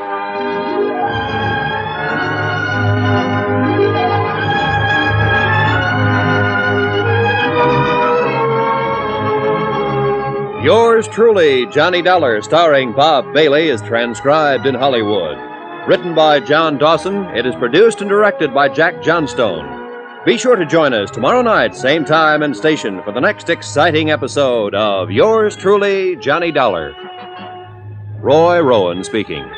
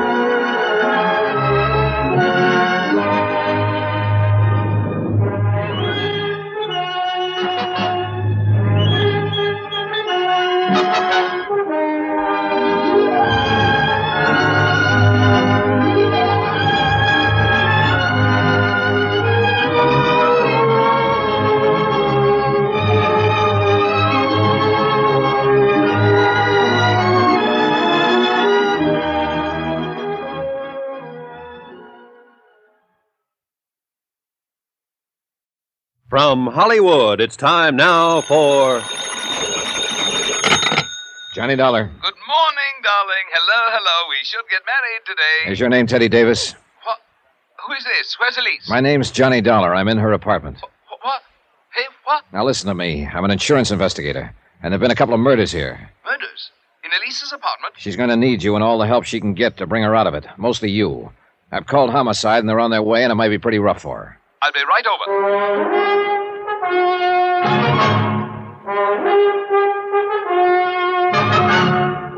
Tonight and every weekday night, Bob Bailey in the transcribed adventures of the man with the action-packed expense account, America's fabulous freelance insurance investigator. Yours truly, Johnny Dollar.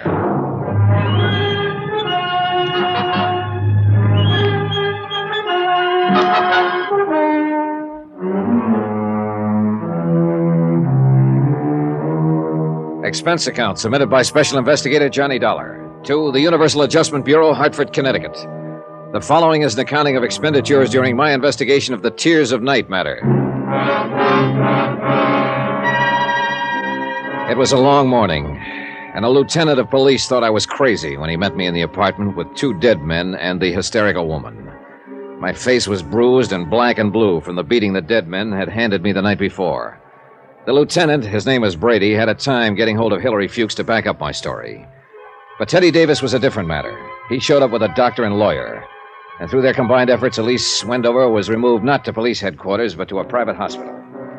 It was obvious from powder tests that Mrs. Wendover could not have fired the .45 which ended the lives of Feely and Toby. Obvious to me. Lieutenant Brady was a skeptical man. You stay right there and keep your trap shut. I'll figure out what to do with you in a minute. All right, come on, get those baskets out of here. I say, Dollar. Hi, Teddy. How's Mrs. Wendover? Well, that remains to be seen. She's screaming about that darned curse again. She thinks she had something to do with these murders. Dollar, I don't know quite how you fit into all this. I do know I'm terribly indebted to you for calling me. Now, what can I do for you? Are you in trouble? I don't think so. Brady's just excited. He can't see where I should be involved, so he suspects me. Of what? Oh, he doesn't know that. He's a policeman, and he suspects everybody. But don't you worry about it. You get back to her. I really do have a good lawyer. He can work on it if you give the word. I can't just walk out of here feeling that you're in jeopardy. Now, what can I do? I thought you were over at the hospital, Mr. Davis. I was. I came back to see what I could do for Mr. Dollar. You can scram now. Watch whom you're talking to, Lieutenant. This man is my friend. Hey, are you kidding? Not a bit. Take it easy, fellas. Take it easy. Yeah. You said your name's Dollar, insurance dick. Let's see your buzzer. Okay, out of Hartford. What's the job? Mrs. Wendover's husband died 2 years ago. She just got around to filing for benefits last week. We were curious about it. Go on. Well, can't you see, Mrs. Wendover? Let him, huh? As near as I can make out, Mrs. Wendover's overlooked a lot of things since her husband's death. Taxes, bank accounts, whatnot. Hillary Fuchs can tell you that much. This curse business she mumbles about. Well, she lost her husband. Before that, her brother, killed in the war, and her father before that. You know, you don't seem to pay much attention. I explained I'm all gonna of it. pop you in the cooler if you open your mouth again, Mr. Davis. Go on. How about the insurance? Well, all okay. I was ready to leave town last night. As a matter of fact, I'd called for a plane from Fuchs' office. When a man named Scanlon came in, mistook me for Fuchs, and said Sam Costigan wanted to see me. Costigan's got a gambling place on the other side. Yeah, we know about it. Go on. Well, Costigan gave me a necklace, the Tears of Night. Said it belonged to Mrs. Wendover. He asked me to bring it back to her. Said she'd pawned it at the roulette table. When I got here, Mrs. Wendover was wearing the Tears of Night, or something that looked just like it. Well, I was curious. I looked up the jeweler who had made it, a man named Mortuus. He said I was carrying the real thing. When I left his place, a couple of men from Costigan's place followed me. Who? Those 2 who were killed, Feely and Toby. They caught up with me outside of this apartment house and tried to shake me down for the necklace. But I'd mailed it to myself at my hotel. So they worked me over and left me there. When I came to earlier this morning, I came up here and found Mrs. Wendover sitting here in a state of shock. The 2 stiffs in her room. That's it? Yeah, Brady, that's it. How long you been an insurance dick? 14 years. You bonded? Yes. Okay. Are you going to let him go, or aren't you? Shut up. Shut up, and I'll tell you both what I'm up against here. I know Mrs. Wendover couldn't have had anything to do with the killings. I know you, Dollar, couldn't either. Then go out and find who killed those 2 men. Those 2 and the other one. Huh? Costigan was gunned down a couple of hours ago.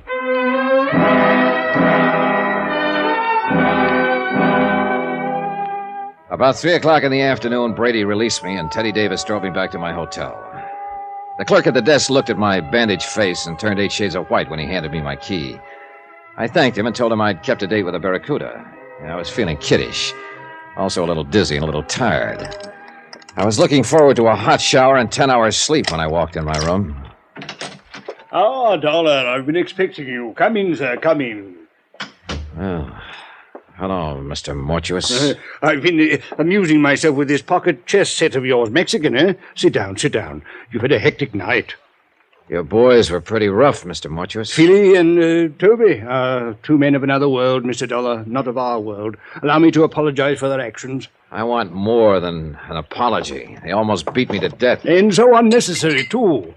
You know, I underestimated you, Mr. Dollar. Such an ingenious method of protecting the tears of night. Why, sir, by the simple expedient of placing it in an envelope and mailing it to yourself from my hotel lobby, you hired as guardians the entire United States Postal Service, not to mention the armed forces. Yeah.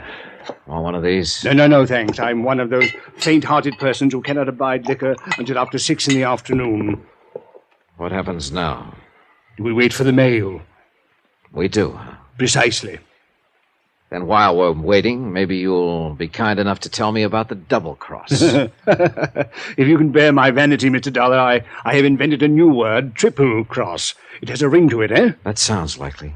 You see, Mr. Scanlon approached me last week and asked me to duplicate the Tears of Night Mrs. Wendover had truly pawned at the gaming table. Naturally, I became suspicious. Let me guess what you became suspicious of. Oh, well, it was fairly obvious that Mr. Scanlon was planning to double-cross Mr. Costigan. That is, when the time came to return Mrs. Wendover's necklace, he, Scanlon, intended to return the bogus piece I made up. And you got into the act. That is when I first conceived my own plans, yes. Unfortunately, Mr. Costigan learned of the little deceit going on around him, and Mr. Scanlon was forced to shoot him. So Scanlon shot Costigan. How about Toby and Feely? Mr. Scanlon again, abetted by the last of the house of Mortuus. You helped him kill them, then planted them in Elise Wendover's apartment. Oh, dear, a crude touch, I thought, but it had a purpose. With 2 cadavers in her living room, she was very unlikely to discuss her bogus necklace with the police, and I doubt very much if she knew whether she was wearing the original or an imitation. Flighty girl. That's the lousiest thing the house of Mortuus ever did. She walked in and found these 2 there, and the doctor doesn't know whether she'll ever be sane again. Oh, dear. If you had merely returned the necklace to Mrs. Wendover, it would have been a simple thing to effect an exchange, and none of this would have been necessary. Well, then, bygones are bygones. Yeah, sure, I know. You just sit here and wait for the mail. No. We wait for the mail. What about your playmate, Scanlon? Why isn't he waiting with you? Scanlon? I'm afraid I'll be sought for a murder of 2 or 3 this night. I'm certain the police will find his body before the day is out, but I did need him to help me carry the bodies to Elise Wendover's apartment. Elise. Tell me something, Mr. Dollar. Does that name Elise bother you as much as it bothers me? Give me a woman with a name like Celeste or Josephine or Roxanne. Those, sir, are names for the creatures. But Elise, twaddle. Where are the police going to find Scanlon? Oh, in my hotel room, which I departed hastily once the room clerk had informed me of your ingenious method for protecting the necklace. I shot him there. You work cheap, Mr. Mortuus. Cheap, sir? I don't understand. A $10,000 necklace. It's not quite a king's ransom, is it? The Tears of Night are worth closer to $100,000. I'm afraid I misinformed you as to their value. I didn't want you to become suspicious. I suppose you think you'll get away with it. Well, I'm an old man. Attended to a destitute and bankrupt jewelry firm with nothing ahead. A few grim years, and finally a whimpering end. Requiescat in pace. Live. That's what I want to do. Live. And this is my opportunity to live like a king. And, young man, I've taken it. Veni, vidi, vici. You're crazy. You're crazier than a mosquito in December, Mr. Mortuus. They'll grab you before you make the airport. I don't think they will. I shall leave here and turn the Tears of Night into cash. With a well-laden purse, I shall guarantee to elude the police over half the world. In 2 years, maybe 3, yes, they'll get me. But I'll have spent the money. And what more could a man ask than a perfect fulfillment of all his wishes, eh? I ask you, sir, as one gentleman to another, what more could a man ask? Cautious, Mr. Dollar. I do shoot well. Answer it. Tell them to go away. I'll be right beside you. All right. Open it. One side, Dollar. I got a gun. Scanlon! I thought I'd find you waiting for the mail. You dirty. You didn't do such a good job on me. Caution, Mr. Scanlon. I have a gun, too. I'll last long enough to let you have it. Your loss of blood has made you groggy, Mr. Scanlon. But still good enough. Scanlon rolled over and lay still. Mortuus kind of grunted and leaned back against the wall. He had a pained look on his face. Mr. Dollar. Mr. Dollar. I do believe I've been shot. I'll need a little assistance. I can't seem to hold my feet, sir. I can't seem to hold my feet. Lie still. It was an awkward plan at best, eh? De mortuis nil nisi bonum, Dollar. Or if your Latin still escapes you, speak well of the dead.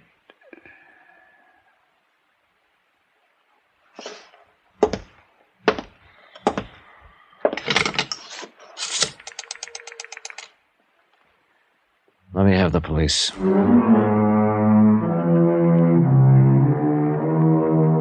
Expense account. Well, expense account total. $405.16. Details? Mrs. Wendover will recover. Remarks. I'll stand for the last 2 days of expense myself. I didn't have any business sticking my nose in the jewelry end of it. But if you make me pay for them, don't ever try to hire me again. Yours truly, Johnny Dollar.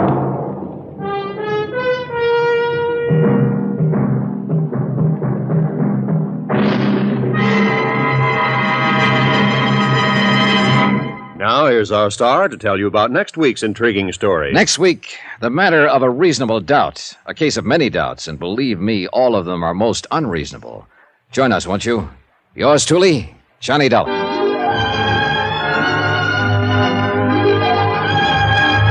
Yours truly, Johnny Dollar, starring Bob Bailey, is transcribed in Hollywood. Written by John Dawson, it is produced and directed by Jack Johnstone. Heard in this week's cast were Virginia Gregg, Victor Perrin, Jack Crucian, Jay Novello, William Conrad, Frank Gerstle, Marvin Miller, and Will Wright. Musical supervision by Amerigo Marino and Carl Futina. Be sure to join us on Monday night, same time and station, for another exciting story of yours truly, Johnny Dollar. Roy Rowan speaking.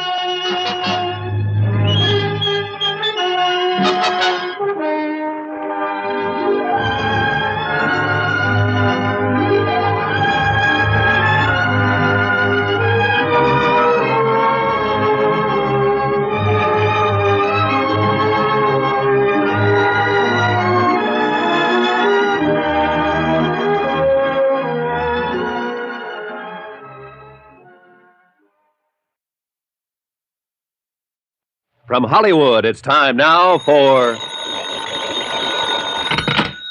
Johnny Dollar. Ed Renser, Johnny, Union States Casualty Company? Oh, hi, Ed. I heard you were trying to reach me. Yes, indeed. Plane leaves in 2 hours. For where? Ensenada. It's a port on the west coast of Mexico, south... Yeah, I know, Ed. I know. I've been there. But Now, what do you... Charlie Burton is down there, Johnny. You know, the big nightclub TV comic. You know, good old, lovable, boyish Charlie? I've seen his show. Who hasn't? Really keeps you screaming, doesn't he? Oh, he is a killer. Eesh. So what do I do? Go out there and scream it up for him? You go out there and keep him alive. Someone's threatened to murder him. One of his audience, maybe? No, wait, Johnny, this is no laughing matter. Anything happens to Charlie Burton, I cut my throat. Hey, you really do like his show. We're carrying $500,000 worth of insurance on that boy.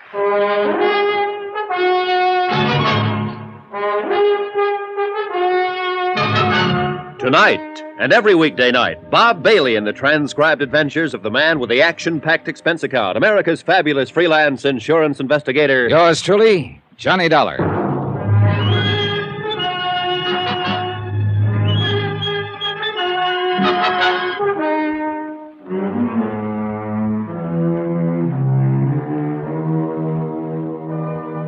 From Special Investigator Johnny Dollar to the Home Office, Union States Casualty Company, Hartford, Connecticut. The following is an accounting of expenditures during my investigation of the laughing matter. Item 1, $221.50. Transportation by scheduled airline to San Diego, incidentals there, and charter plane for a flight 80 miles south into Mexico. To Ensenada.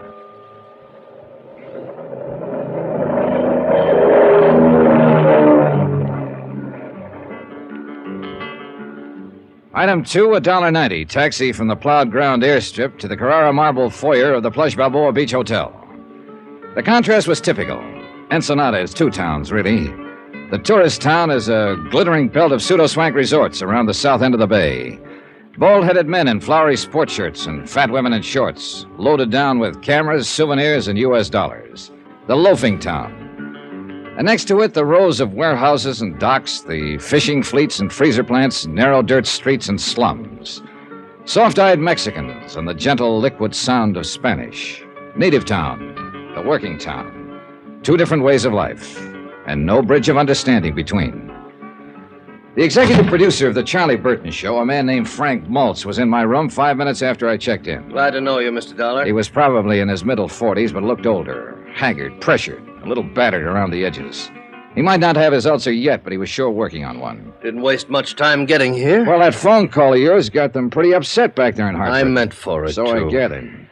Have you called in the local authorities, Mr. Maltz? No, Why not? it wouldn't have done any good. Charlie'd have blown his top and had him thrown out. Good old lovable Charlie? Yes. He doesn't know you phoned Hartford. No, he'd have stopped me if he'd known. Why? Does he want to die? Oh, he says he's had murder threats before, crank letters. He wouldn't take it seriously. But you do, is that it? I didn't figure it was up to me to decide. As I understand it, Mr. Maltz, there was a note of some kind slipped under Burton's door. That's right. Well, tell me about it, will you? All right, yesterday evening, after we came back from shooting some scenes around the bay, we went to our room, shower, clean up for dinner. You know?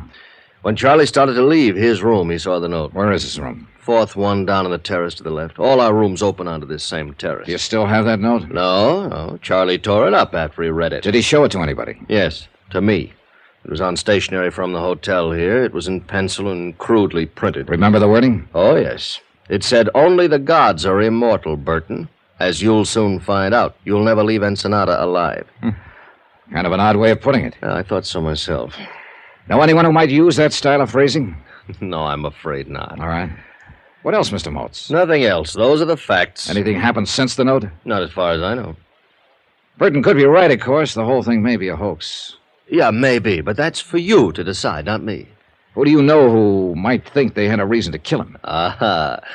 I think I'll let you form your own conclusions on that. Oh, thanks, Mr. Maltz. That's very thoughtful of you. All right, I'm sorry. I realize I haven't given you much to go on. Practically I nothing. can't help it, Dollar. That's all I know about it. I see. Well, talk to the others. See what they know about it. Others? Well, I was thinking mainly of Gloria Dale and Al Schreiber. And there's Charlie himself, of course. Suppose you brief me on those other two. All right. Gloria Dale's the feminine lead. Oh, yeah, I've seen her on TV. Yeah, probably. She's been with the show for 3 years. She's in her late 20s. She's single. She's gorgeous. She has a terrific sense of comedy. How does she get along with old, lovable Charlie? Good question. Maybe she can give you an answer to it. All right, I'll ask her. And who was that other one you mentioned? Al Schreiber? Yeah, he's a young newcomer. He's been with the show 6 months now. A real talent, if he were ever given a chance to show it. Why isn't he given a chance? Because on the Charlie Burton Show, my friend, there is one and only one star, namely... Good old, lovable boy is Charlie Burton. Oh, you've been reading the press release. Well, as a matter of fact, I have. All right, who else? No, that's all. At least all that mattered. The camera crew, the technicians who were sent up from Churubusco in Mexico City, they never heard of Charlie Burton before. And we haven't had much of any contact with anyone here in town. Now, I think that note was written by somebody right here in the family. That's another reason I sent for you instead of the local police. Just why did you send for me, Mr. Maltz? What do you mean? How do you feel about Charlie Burton? Haven't you guessed? More or less, I think. Well, I'll spell it right out for you, Mr. Dollar. I hate his guts. And what do you care whether he's murdered or not? Care, I'd get roaring drunk to celebrate it. And yet you're the one who phoned an SOS to Hartford. Well, sure. If Burton does get it, I want an expert around. Somebody will tag the right party for the crime. A matter of justice. Is that it? Why not? Oh, because it's usually just a word people talk about. What they really want is to win. Ah. Is that what you want, Mr. Maltz? Very funny. You ought to go on television. No, I'm waiting till they perfect it. I feel the same way about murder. So the legend of lovable Charlie was starting to crack. One person at least didn't love him, Frank Maltz, his executive producer.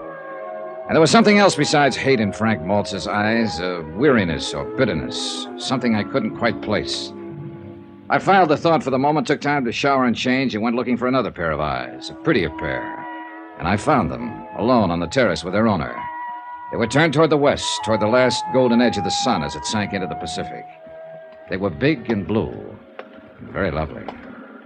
Hello there. How are you, Miss Dale? Miss... I'm Johnny Dollar. I just got in from Hartford, and I've been talking with Frank Maltz. Oh, you must be with the advertising sponsor. No, I'm an insurance investigator. Huh? Yes, I'm here in regard to that threatening note that Mr. Burton received. Oh, that. You've heard about it, then? Oh, we all heard about it.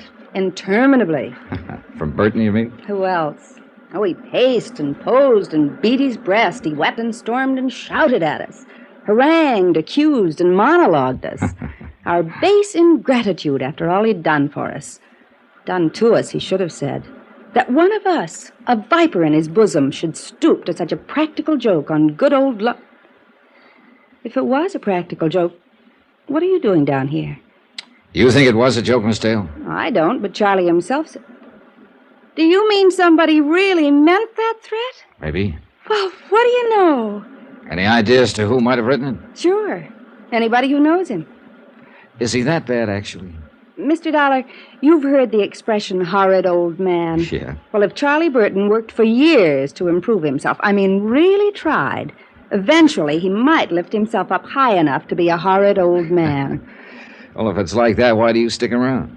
Why do I? Because I signed a contract last year during an emotional crisis. And it's got 2 more years to run. Break it. Breathe a little clean air for a change. I'd be dead professionally, and that's about all I've got in life now. Professional career, such as it is. Same thing apply to Frank Maltz? Yep, contract. Executive producer is just a title. The Charlie Burton Show is owned by Charlie Burton, lock, stock, barrel, and the souls of the employees. Something of a dictator, huh? Egomaniac. He's a pre-adolescent paranoid with the ethics of a rattlesnake and the jealous instincts of a Turkish harem master. Uh-huh. Oh, forgive me, Mr. Dollar. I had that line in a play once, but it still fits him. Tell me the truth, Miss Dale. Did you write that note? I'm a female comic, Mr. Dollar. So? So who can write? Gloria. Out here, Al, on the terrace. Al Schreiber, have you met him yet? No, but I've got him on the list. That may turn out to be quite a list before you're through. Downstairs bar at 7, honey. That's what you said. Downstairs bar at 7. I know. I'm going in and change right now. Al, this is Johnny Dollar, Al Schreiber. Hello, Al. How are you? Glad to see you. Mr. Dollar's an insurance investigator. He's here about that murder threat Charlie got. You mean that note was for real? Could be. Well, happy days. Maybe there's hope for us yet. Careful, Al. Mr. Dollar's making a list. Sweetie, I'd be proud to confess. Only I didn't think of the idea, and besides, I'm a coward. Did either of you actually see that note? No, but we heard about it. So I understand. How does insurance figure in this? You mean some company actually wrote a policy on that earthworm? To the tune of $500,000. Holy Hannah, who's he worth that much to? His sponsor, the advertising client. I doubt if it's personal, really. They're just protecting their investment in the show. 500,000 fish. For a phony old fake who weighs in at a fast 30 cents. Say, maybe they're out to kill him and make a profit for themselves. Yeah, I'll put them on the list. And I take it you're in the club, too, Al. Club? At least you're not wearing a Love Charlie Burton button. Oh, sir. All I am, ever was, or hope to be in any future life. All I have, ever had, or expect to have at any time, notwithstanding. The foregoing to supersede any previous statement, and irregardless of any utterance made hereafter. I owe in its entirety, and without any reservation whatsoever, to my one and only benefactor. That sterling, magnanimous, warm-hearted, genial... I'll bet you think I'm only saying that because it's in my contract. Did you write the note, Al? I don't know what to say until I check with my writers. Yeah, I have the same problem with my underwriters. Say, that's not bad, Mr. Dollar. You know, you ought to try Sorry, television. I'm waiting till they perfect it. Item 3, 80 cents, one drink. I had it sent from the bar and sat on the terrace alone and drank it. I watched the sun die in the west and let the soft night creep out of the hills of Mexico and sink down over me in gentle folds. Then I saw a man slip from the shadowed shrubbery and move cautiously up the terrace, a pale ghost dressed in the white cotton of a peon worker. As I came quietly to my feet, a girl ran from inside somewhere, clung to him, and stopped him. They argued fiercely for a moment and guarded Spanish. Then the man turned and saw me and vanished into the darkness of the hotel gardens. The girl faced me for an instant, with eyes like frightened doves. Then she, too, turned and fled. But I'd recognize her. She was the hotel maid who'd brought ice to my room when I first arrived. So it was a lover's meeting, most likely. And yet, the man, before she stopped him, had been heading across the terrace toward Charlie Burton's room.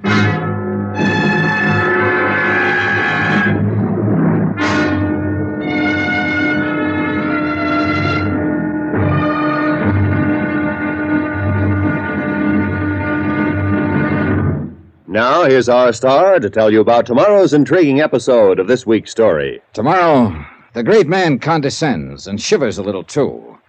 And a girl's hidden hate is blacker than the sea-wet rock she vents it on. Join us, won't you? Yours truly, Johnny Dollar.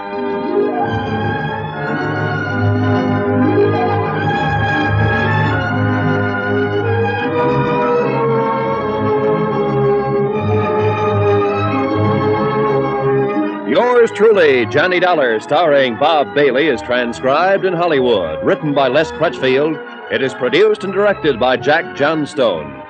Be sure to join us tomorrow night, same time and station, for the next exciting episode of Yours truly, Johnny Dollar. Roy Rowan speaking.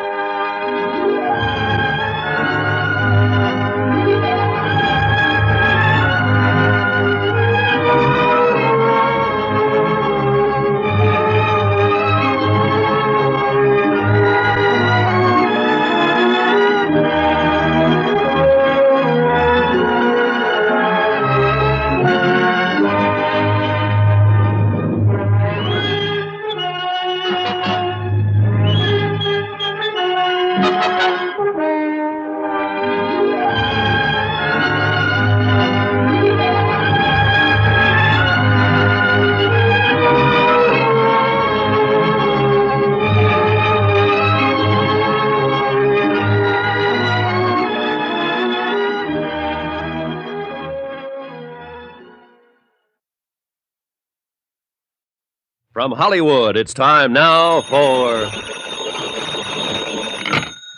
Johnny Dollar. This is Charlie Burton, Mr. Dollar. Oh, yes. Was hoping you'd come out of seclusion. Seclusion? I arrived in Ensenada at 4 o'clock this afternoon. It's now 10 p.m., and I still haven't been able to see the man I'm supposed to protect. I did not invite you here, Mr. Dollar. I do not need any protection. Well, my insurance company doesn't agree with you, and they've got $500,000 riding on your life. Look, my life has not been threatened. That note was a mere bit of buffoonery perpetrated by one of those nearest and dearest to me. One of those to whom I have unstintingly devoted my Oh, entire... knock it off, Burton. I know the good old lovable Charlie legend, and I've seen your TV show. Well, naturally. Look, are you going to talk to me, or do I wire my company to cancel your policy and notify your sponsor that you've refused to cooperate with us? Mr. Dollar, you may come down to my room in 10 minutes. I'll be there in an hour, Burton. You wait on me for a change.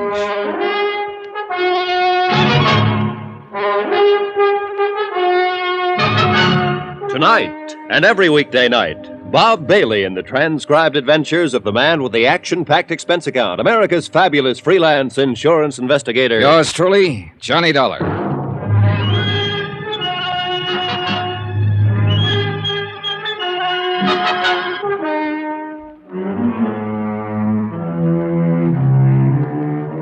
From Special Investigator Johnny Dollar, location Ensenada, Mexico. To the Home Office, Union States Casualty Company, Hartford, Connecticut. Assignment, The Laughing Matter. Expense account continued. Item 5, $1.40. Taxi from the hotel in the village to the Commandancia of Police on Frente Avenue.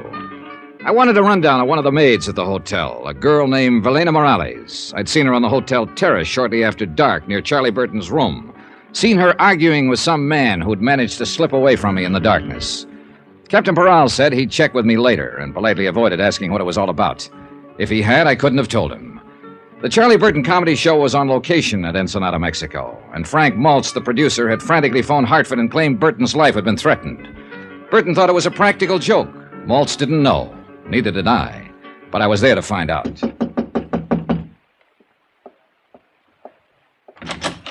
Hiya.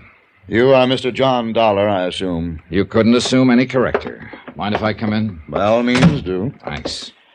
I am Charles Burton, Mr. Dollar. Yeah, I know. I've seen your face in a number of saloons. I beg your pardon? Oh, on their television sets. Oh, yes, of course. Well, sit down, Mr. Dollar. I just did. Yes, so I noticed. Well, I don't imagine you'll be here long enough for me to have something sent up from there. Oh, I'm sure I will. I'll have scotch on the rocks. Double. I see. Room service, please. This is Mr. Burton in Suite D. Please send up one scotch on the rocks. Double. Make it double. Oh, just a moment, please.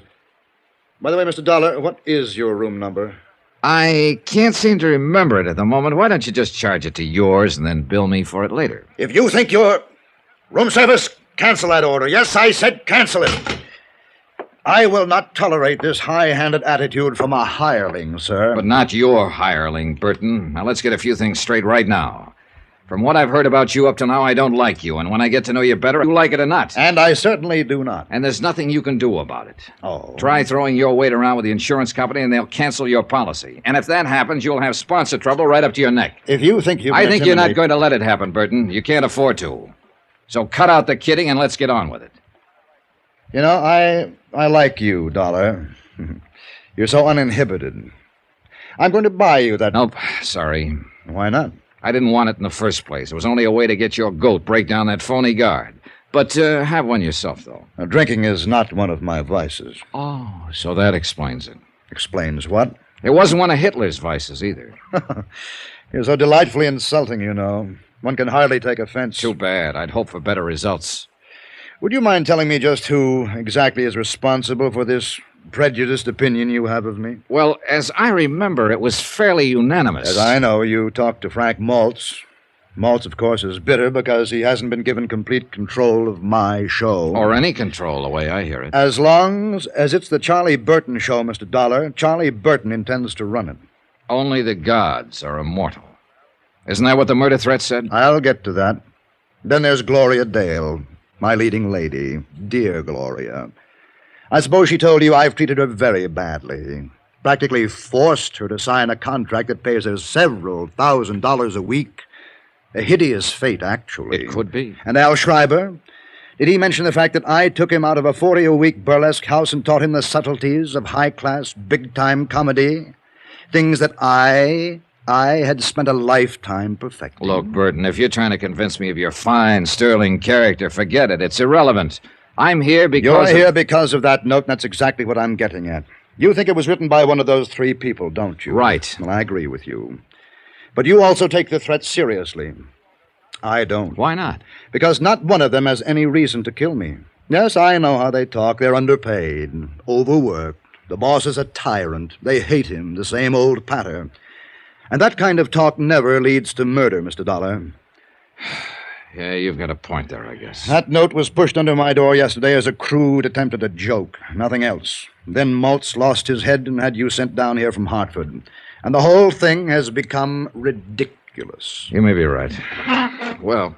You sure you won't have that drink? No, thanks. Oh, by the way, there's a maid at the hotel here. I believe she works all the rooms along the terrace here. A small girl, very pretty, with short curly hair. Oh, yes, Valena. Well, you've noticed her then? Oh, quite. I find her utterly charming. Would you happen to know whether she's married? I really didn't bother to ask. Does it matter? Not to me, but it might to her husband. You are determined, aren't you? There must be some reason why you're so scared. Scared? You do have a preposterous imagination. Good night, Mr. Dollar. It wasn't my imagination. Burton was scared, or worried, or upset. At any rate, something was bothering him. But at the moment, he was covering up for some reason, and there was nothing more I could do to push him. So I gave up for the time being and went back to my room. But I wasn't ready for sleep, and the terrace outside my windows lying empty in the moonlight seemed inviting. And even more so, the sound of breakers 100 yards beyond.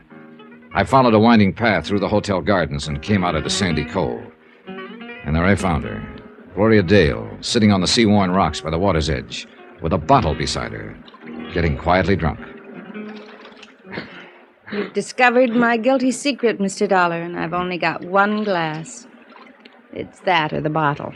I'll share the glass with you, if it's all right. Sure. There you are. Thanks. Here's to the moon, people. They seem real close tonight, don't they? Yeah, they'll be dancing out there on the water by midnight. I think you're as crazy as I am. Crazier. You're not even in the same league. I'm glad you came. I go sort of nuts on moonlit nights by myself. Hey, what happened to Al? Weren't you two together? I sent him off to bed. He gets a little wearing sometimes. He's real gone on you, isn't he? I guess so. And you? He's a good guy. I like him a lot. He's fine, But no click, huh? No click. Here's to better clicks. Hey, easy, kid. You're drinking it straight, you know. Help yourself. What are you trying to do to yourself, Gloria? Learn to forget. Forget the emptiness, the hollowness. There's nothing in me anymore. Except the hate, of course. There's plenty of hate. For Charlie Burton? For Charlie Burton. Do you hate him enough to kill him? You've always got your eye on the ball, haven't you, Mr. Dollar? More or less. Would you like to tell me about this emptiness? No, I don't think so. All right. Why not, though? It's the edge of the land and the edge of the sea. And you're from the moon, and you'll go back there at dawn. So why not? Here's to the moon. It makes people crazy. Hey, save half of that one for me. Oh, sure. Here you are. Yeah, just leave it there. So? Well, a year ago, my contract was up. And I was leaving the show. And I was about to be married. Jerry, his name was. And he's the only man I ever really loved. Uh-huh. Burton was furious. Said I was letting him down. I was ungrateful. But he couldn't stop me because my contract was up. And one morning I got a note from Jerry. Special delivery. We were through, it said. Why? No explanation. Just a cold, vicious note. That same morning, Jerry left town with a friend. Chartered a plane and went to Canada on a hunting trip. And you didn't find out the reason for it? Later, yes. At the time, I was hurt. I was terribly hurt. I signed a new contract and went on working. And months later, I got the story roundabout. What was it? A private detective, one of the crooked ones, had gone to Jerry with a complete report about me, supposedly. My private life, field reports, affidavits, statements, even photographs. A fake, the whole thing. But it convinced Jerry. You know who was behind it? I can guess. Sure. Good old, lovable Charlie Burton. He wanted to make sure I'd sign that contract. But when you did find out, why didn't you go to Jerry? I wish I could have. That hunting trip, the plane, it crashed. Jerry never came back. He was killed. That's crazy, huh? Oh, no, easy, sweet. Do I hate Charlie Burton enough to kill him? That's what you asked me, wasn't it? Sure, I hate him enough. 1,000 times enough. Only I haven't got the nerve. So what do? I drink. Gloria. The hotel. Help me get back there. Please, Johnny. Will you take me home? Love and hate and the Black Sea Rocks. and a lunatic's moan at midnight. And no help on this earth for a wounded heart but time itself. A tide was rising now and rising fast, and hidden by the darkness a wave curled and broke, and time ran out. I lunged out of bed and fumbled in the blackness for my robe and slippers and gun. Yeah, who is it? Charlie Burton. Open up, hurry. Dollar, you've got to protect me. Somebody took a shot at me through my window from the terrace. Oh, it was probably just a crude, practical joke. Joke? Joke? This is no laughing matter. Don't you understand, Dollar? Somebody's out to kill me.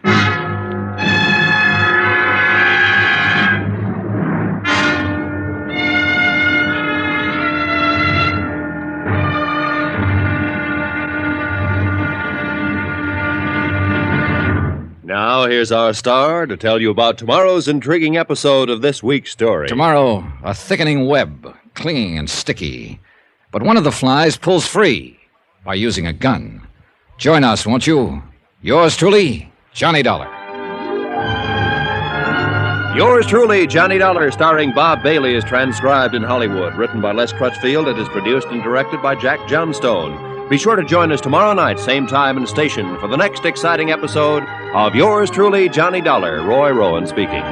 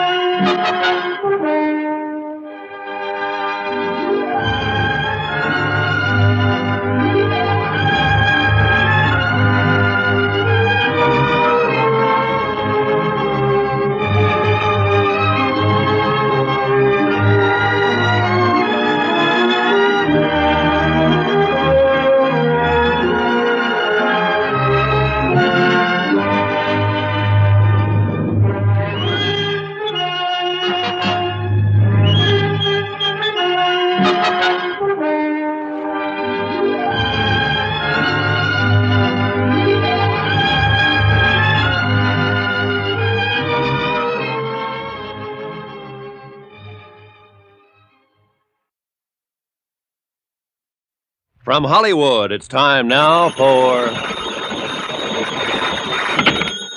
Johnny Dollar. Capitan de Vidro Paral, senor, of the Ensenada Police. Oh, hi, Peral. I tried to call you a few minutes ago. We've had a shooting out here at the hotel. And somebody, she's dead, No, senor? no, nobody's dead. The bullet missed. Somebody fired a shot from the terrace into one of the rooms. I am flush with the red light, senor. I make the siren. I'm come like the wind. Good. But would you do me one thing before you blow up a storm? Mande usted? There's a man missing from his room here, a friend of the man who was shot at. He must be around town somewhere. Pues sí. He's an Americano, about 45, name's Frank Maltz. Frank Maltz. Bueno, we'll find him. I'm going to make one APC T. B, you mean, APB. Sí, APB, like on radio in Los Estados. All right, hop to it, Peral. Sí, senor. Senor, what it is, this APB?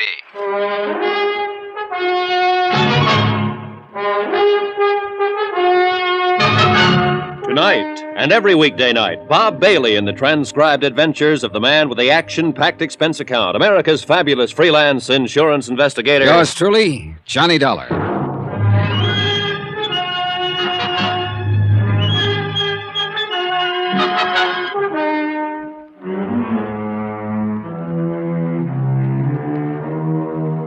From Special Investigator Johnny Dollar, location Ensenada, Mexico. To the Home Office, Union States Casualty Company, Hartford, Connecticut. Assignment, The Laughing Matter. Expense account continued. Item 6, $1, a pot of coffee from the hotel kitchen, special. It was 1 a.m. I'd been half asleep when the shot was fired, and I hoped the coffee would help get me at least half awake. I hadn't expected it to happen that way, and neither had good old lovable Charlie Burton, America's favorite TV comic, according to his press agents. Charlie had called it a joke, but he wasn't laughing now, and neither was I. Charlie's life was insured for $500,000, payable to his sponsor. Where he is, senor, this man who was get shot? He didn't get shot, Peral. He got shot at. Pues sí, it's what I wish to say, but the tongue is not make English too good. Well, you're doing fine. The manager gave Bert another room, inside, away from the terrace here. He's probably got the door locked and the furniture piled in front of it. ¿Mande? I mean, he's scared. Very scared. Comprende? Oh, sí. Él tiene mucho miedo. Yeah, I guess so. Now, according to his story, he was asleep, here on this side of the bed. Someone fired the shot from outside on the terrace. It broke the window there, and the bullet lodged here in the bed, about 6 inches above Burton's head where he was lying on the pillow. Sí, yo puedo verlo. And then he is wake up quick. He is no see nobody, senor? Is no hears nobody? No, he was too scared to know. He jumped out of bed, ran down the inside corridor, and banged on my door. I searched the terrace right away and didn't find a thing. And these other people which are work for him to make the television, they are also having room which are close to this? Peral, your tongue may not make the English too good, but there's nothing wrong with your head. ¿Mande usted? I mean, you're okay, amigo. You're a good cop. Gracias, senor. Yes, any one of them could have fired that shot. And they are big which ones, these people? Well, there's Frank Maltz. He's the producer of the Charlie Burton show. He's the one who was missing from his room, the one I asked you to locate. I see. Then there's Gloria Dale. She's the feminine star of the show. She's in the third room down. She is in the room of her when the shoot was fired? Yeah, she'd gone to bed. I had to beat on the door to wake her. She hadn't even heard the shot. She'd been pretty upset. She'd been drinking earlier. See? It's always the same. These Americanas ladies which have come to Ensenada, always they are drink too much. You may be right. Anyway, the third member of the group is Al Schreiber, second room down. He's an actor, too. And where he is when these things happen? In bed, so he says. The shot woke him up, and he came out into the corridor while Burton was banging on my door. And these are all, senor? Yep, that's the bunch. Which one you think is not like this, Charlie? Every single one of them hates him. Then there's another possibility, too. That girl I asked you to check on earlier, the maid who works here at the hotel. You see, la señora Evelina Morales. Pues we are looking, but we are not find her yet. Oh? Ella no está en casa. She are no at her house, señor. Oh, I see. Ni el marido tampoco es. Also, the, how you say, her husband is gone. Oh, then she is married. Pues sí, señor. You're still looking for her, aren't you? Pues sí, señor. No tenga cuidado. It's no big town, Ensenada. We are find her too soon now. I think es por mí, yo creo. I am tell the manager I was here. La policía acá. Sí, capitán de vidro Paral. ¿Dónde? Bien, sí. Muy bien. Bien, adiós. This man you are say have disappeared, señor. Frank Maltz? He was now be found. Where is he? Es un cantina, a nightclub. It's called the 21. 21. Where is it? In town somewhere? You see, it is the, how you say, senor, it's one big hot spot.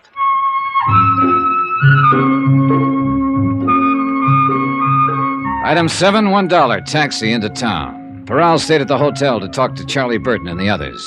I thought it might do some good, at least by keeping them off balance. Regardless of his knowledge of English, Peral was a smart lad, and his eyes never missed a thing. The 21 may have been a hot spot earlier, but at this time of night it was almost deserted. There were a few weary B-girls drowsing at the bar, a scant handful of last-ditch patrons, and Frank Maltz, alone at a table, glowing with mellow geniality and bottled health. Well, now, another night out with insomnia and a taste for dives. Pull up a chair, Johnny. Thanks. Been here long? Forever. Oh. At least for years and years. I am part of the place, my boy. These worm-eaten rafters, the crumbling walls, this musty aroma of ancient tequila that was spilt on these tiles long before you were even born. I see. You see, the place was built by the conquistadores, and I dropped in the very next day. I've been here ever since. Maltz, look, chum. Now, speak softly, softly, friend. This is hallowed ground. This is the meeting place. This is the crossroads, you see, for two separate worlds. The tourists come traipsing down from Beach Boulevard up there. They call it slumming. And the townsfolk come up from Gastelum and Balboa, and they all meet here. And they drink tequila, and then they dance the fandango. Hey, amigo, how about playing a fandango? No, he can't hear you, because he is dead. We are all dead here, Johnny. You know something, Maltz? You're not nearly as plastered as you're pretending to be. I know that, Johnny. Have you been here all evening? Here in the Ventayuna? How do you like that name, Ventayuna? It means a 21, you know. Yeah, I know. Have you been here in the 21 all evening? Oh, no. I've been in all of them. I just ended up here. Ever see a better place to end up, Johnny? Where were you around 12:40 tonight? What? What are you driving at? Somebody took a shot at Charlie Burton tonight. Ooh, I got my fingers crossed, did they? No, they didn't hit him. Well, maybe they'll have another chance. Not if I can prevent it. Now, that's why you were checking times on me, huh? You think I maybe made a clay pigeon out of that rat. Did you? Johnny, I left the hotel at 10 o'clock. I've been a lot of places since, but not back there. I don't know where I was at 12:40. Maybe some bartender around town will know. I have seen them all tonight, one time or another. This lush stuff seems to be a habit with all of you, including Gloria. Well, stick around Burton a month. You'll know why. So, why do you stick around him? Me, personally, there's a couple of reasons, I guess. I'm trying to help somebody else, for one thing. Well, myself at the same time, of course. Meaning? Al Schreiber. The kid is great, Johnny. He really is. And it'll be his show next year, if we can hang on. And for the same sponsor. With you producing? Well, that's right. They're fed up with Charlie Burton, and they've got reason to be. He's a phony name, Johnny, nothing else. It's a fake. It's a build-up. They got to spend more on press relations now than it costs to produce the show. Then with Charlie out of it, you and Al would be in. Is that the way it stacks up? That's right. You said you had a couple of reasons for staying on. Now, forget it. The second one is not important. It's a sob story. Well, it won't be the first one I've heard tonight. I'm married, you see, Johnny. 23 years now. And for the last 8, my wife has been completely paralyzed. Utterly helpless. She's in a sanitarium upstate. She has to have special care. Special treatments. And it costs $350 a week, 52 weeks a year. So I stay on with Burton and I go on hating him. And whenever the hate gets too bad, I go up and see her. Well, she doesn't know me. She doesn't know anyone. She just lies there and breathes. But I look at her. And I remember how she was. And how I loved her. And I still love her, Johnny. So that's the way it is. I left him there in the cantina with his love and his hate and walked out into the street, empty and silent under the wheeling stars in the soft, dark night. A lone dog sidled past, gray and gaunt, intent on some mission of his own, and faded into the shadows. And the town slept, its own loves and hates put aside until morning. Quiet town.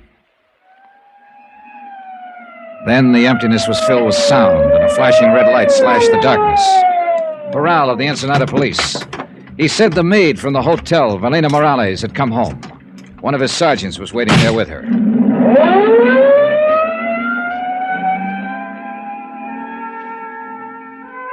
Buenas noches, senora. Buenas noches. The tiny room was lit by a flickering oil lamp, and a candle burned beneath a crucifix on the wall above the bed. Cement floor and adobe walls, bare and clean, like the cell of a nun in a convent. ¿Y su hombre? ¿En dónde está él? Ya no sé. She was young, ¿Qué le pretty, importa? and at the moment very frightened. ¿Tú más temprano? En la casa de una amiga. ¿Por qué me preguntas? Espérate, señora. Hace poco un trato a matarle a un señor. Allá en el Hotel Balboa. ¿Qué dices? ¿Cuál señor? Un americano. El Senor Carlos Burton. Ay de mí. ¿Qué tengo yo que hacer? She talked, Ya no hay half remedio. crying, and ¿Quién sabe Peral qué vamos a translated. hacer ahorita? Charlie Burton, Y ahora no old hay lovable remedio. Charlie, had been Yo bothering ni her, por annoying her at the supuesto hotel. que él nomás hablaba She tried to porque avoid no him, creía que but él had made the podía mistake of ser telling her tan husband. duro. He'd been furious and had come to the hotel earlier in the evening. That's when I'd seen the two of them arguing on the terrace. She hadn't seen him since. So, Senor Dollar, what is it you are think? I think you'd better find a husband, and find him quick.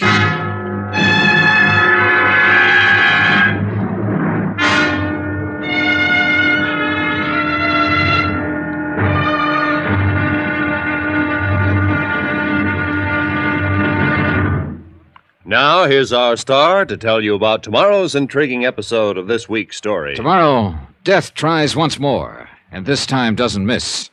But Death, you know, is blind. Join us, won't you? Yours truly, Johnny Dollar.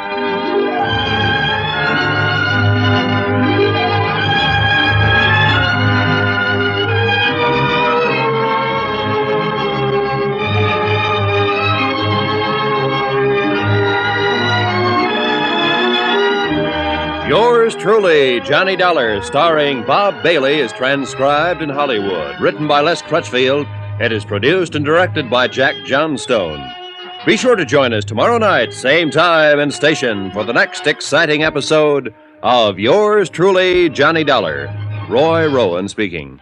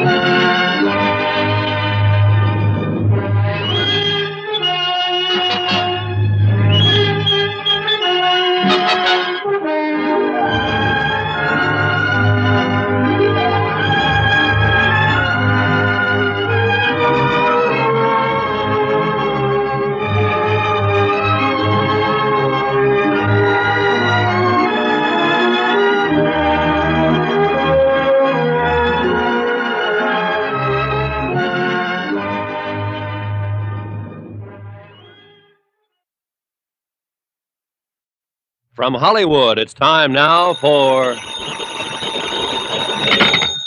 Johnny Dollar. This is Charlie Burton speaking. Oh, morning, Burton. So you're still alive, huh? If that was an attempt at humor, it was entirely out of place. Well, it's early yet. I'm the comedian, and I'll make the jokes. Your job is to protect my life. Don't tell me you've been shot at again. This time of morning? Boy, whoever it is really must hate you, Burton. Dollar, so help me. So help you nothing. You may be good old lovable Charlie to 40 million television viewers, but to me you're just a pain in the neck. I'll remind you, To my clients, you're worth $500,000 because he was fool enough to write an insurance policy on your life, but not to me.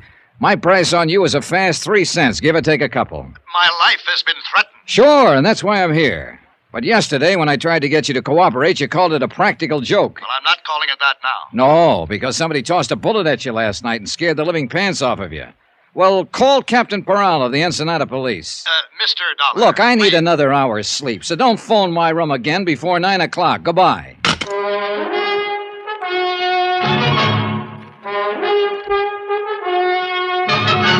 Tonight and every weekday night, Bob Bailey in the transcribed adventures of the man with the action-packed expense account, America's fabulous freelance insurance investigator. Yours truly, Johnny Dollar.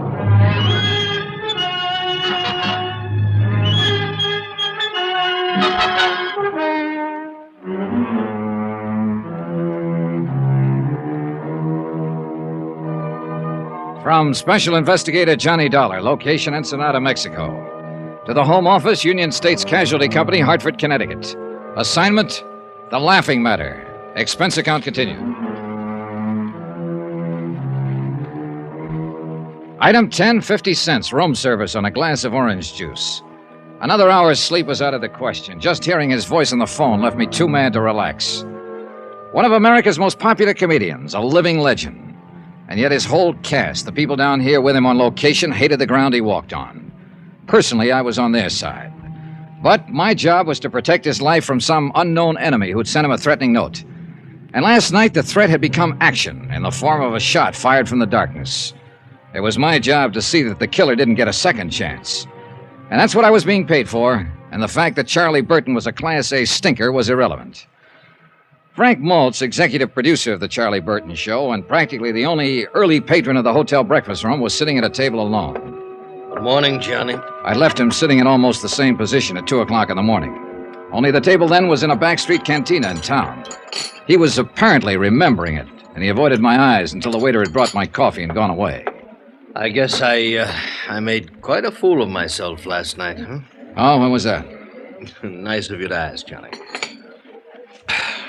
This is good coffee. Oh, you'd been making the rounds last night, for whatever reasons, and you felt like talking. But I wouldn't call that making a fool of yourself. All right. Thanks. You were sober enough when I left you. Oh, sure. You just sat there and let me talk it out.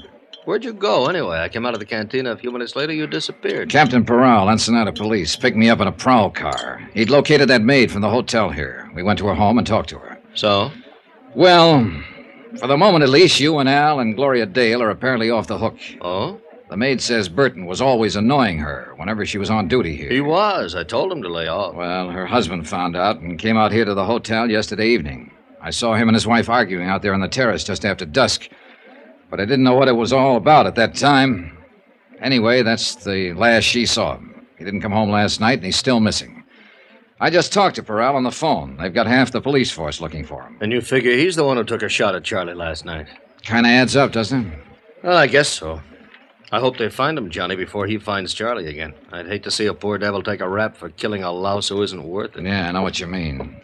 Well, the chances are they will. Didn't either one of you fellas ever get to bed last night? Not for long. Morning, Al. Oh, my goodness, Frank. You look awful, man. You must have slept on your face. I look the same as I look every morning. Want some breakfast, Al? No, thanks. I'm skipping it. I'm going to try to get in a dip in that pool before old Blubber Tummy oozes out of his feather bed. Oh, I don't think he'll be using the pool this morning. Not if he remembers what we're shooting today. It's that castaway sequence, isn't it? Yeah, we'll get that first. But later this afternoon, if the light on the water is okay, I want to get those shots of him swimming ashore. Good. Keep him on retakes till he gets waterlogged. It's kind of a slapstick desert island thing, Johnny. Oh? Yeah. You see, Charlie and I are supposed to have been on this yacht, and it sank. And I just disappear. But there's some stock shots of Charlie swimming like crazy and a stock shot of a deserted South Sea island. And finally, Charlie comes crawling up onto the beach. That's the sequence we're going to shoot this morning. I see. He's pooped. He's dying, you know. Then I step out from behind a bush, and I'm wearing a full-dress suit, white tie and tails. He thinks he's crazy or something. It starts building from there, then, Johnny. Yeah, I get the idea. He's thirsty, see? So I reach under my coat and bring out a soft drink, an ice-cold bottle. And I open it and give it to him. It says Cott Quality Beverages on the bottle, C-O-T-T. Yeah. So Charlie asks, is it any good? And I say, it's Cott, man. And he says, so what? And I say, so it's Cott to be good. You see, Johnny, it's out-and-out slapstick, but it works pretty well on camera. Yeah, it keeps building, you see. I keep producing things out of the bushes. A table and chair, tablecloth, dishes and silver, caviar, bottle of wine, roast turkey, then a string quartet, and finally a line of dancing girls. And the payoff's a shaggy dog. He says, look, we were shipwrecked together. How you doing all of this? And I say, it's easy. I got a cousin in Congress. It's a lot better on film, Johnny. A lot better than it sounds, stripped down this way. Yeah, well, I'm not exactly a fan of Burton's. Oh, he's got some good stuff in this one, Mr. Dollar. In fact, he's got all the good stuff. Only thing I'm in there for is to feed him the lines. As usual, of course. If I ever get a decent role in his show, I'll drop dead. Oh, really? Attention! That's not funny, Al. At ease. I said it's not funny. You thought it was when you did it on the show last month. May I remind you that your services can be easily dispensed with? Good. Fire me. Al. If I could get out of this lousy contract with you, I could start on the PCT tomorrow, and at 5 times what you're paying me. Take it easy, Al. No, by all means. They'll set me up in my own show, and they'll put it in a time slot right opposite yours. In 3 months, Charlie, I could bump you clear off the screen. You don't say so. Al, beat it, will you? Okay, Frank. Sorry you had to get caught in the crossfire, Mr. Dollar. Nothing personal. Forget it. See you later, gentlemen. You'll be on that set in a half hour, not a minute later. Yes, sir. You certainly are one big happy family, aren't you? Dollar, that kid was a nobody when I picked him up. You're wrong, Charlie. That kid is a real talent, and you know it. You see? You see what I have to deal with? He's done as much for this show in the past year as you have. You see, Dollar, I'm forced to live in the very presence of my enemy. Who made them your enemies, Burton? Look, my only concern has always been the welfare of those less fortunate than myself, those who depend on me for their professional careers and their livelihood. I understand there's some difference of opinion about that. Well, it's envy, nothing but envy. Would you like some more coffee, Johnny? No, thanks. I've had about all I can stand. Yeah, so have I. May I ask what you're doing to protect my life, Mr. Dollar, if anything at all? Oh, I've taken the usual routine precautions. Routine? I demand more than routine. Not from me. You don't demand anything. I'm working for the insurance company. Then I'll complain to them. Good, good. Why don't you cancel your policy at the same time? Then I can get off this assignment. Couldn't cancel it if I wanted to. My sponsors wouldn't allow it. It's for their protection, not mine. I know that. I think you'd like to see me murdered. Oh, no. No, you're wrong there. That would mean I'd loused up an assignment, and I take pride in my work. But you wouldn't care personally. No comments. I'll demand protection from the local police. You've already got it. Captain Peral had 2 men on duty there last night after that shot was fired, watching your room. I didn't see them. They didn't intend for you to see them. Relax, Burton. If the worst does happen, ballistics can probably identify the killer after we get the slug out of your body. Dollar, this is no laughing matter. Then why did you treat it like one? Why did you tear up that threatening letter? Why didn't you call the police in right then? Why didn't you cooperate with me yesterday when I got here? And why the devil did you make a pass at an 18-year-old girl in the first place and get her husband out gunning for you? You mean you know who's trying to kill me? If it's any satisfaction to you, Burton, just in case he gets past us, you probably have been killed by a man named Nacho Morales. His wife is a maid here at the hotel, as you no doubt know. That little native girl? Yeah. That little native girl. Oh, now, look, both of you. No, I was wrong. I admit it. I just lost my head, I guess. When a man's under pressure all this time, as I am, he doesn't always think straight. Now, I didn't mean any harm toward her. Maybe you'll be able to convince Nacho of that, if he waits long enough to listen. No, don't, please. I know you hate me. All of you do, but I'm not as bad as you think. You just don't know the load a star has to carry. Then why don't you tell us about it? You, Frank. You don't think I'm being fair with Al. You think I'm holding him back, not giving him a chance. Well, you're wrong. I'm actually carrying him, teaching him things I've learned over the years. Oh, he knows quite a bit now, Charlie. So you don't believe me? You don't think I know what I'm talking about? Well, let's... All right, I'll show you. Al said he was written down in today's sequence. He said that I had the great role. You heard him say it. Well, yes, Then Charlie, let him have it. I'll What? trade with him. You mean that? Yes, I mean it. Let him change any line he wants. To fit his style, he can play it any way he likes.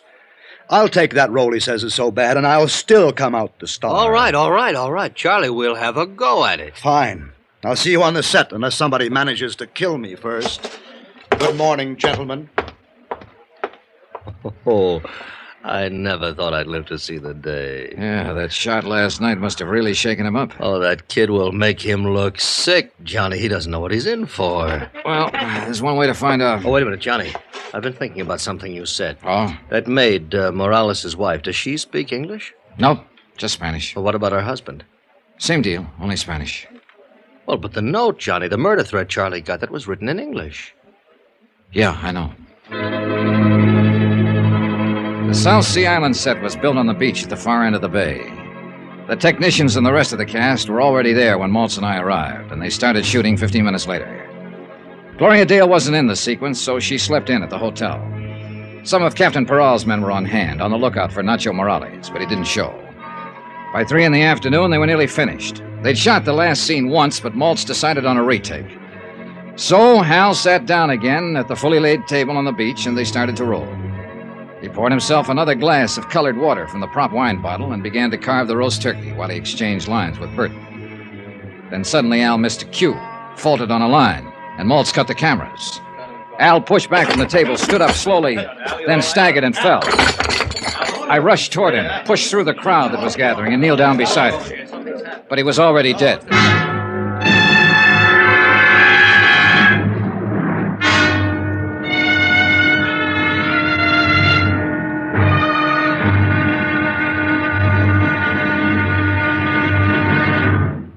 And now here's our star to tell you about the final intriguing episode of this week's story. Tomorrow, a frantic game of musical chairs with every player desperate. Because the loser in this game gets the electric chair. Join us, won't you?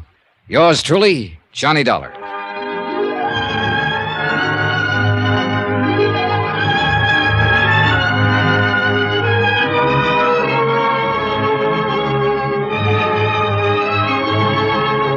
Yours truly, Johnny Dollar, starring Bob Bailey, is transcribed in Hollywood. Written by Les Crutchfield, it is produced and directed by Jack Johnstone.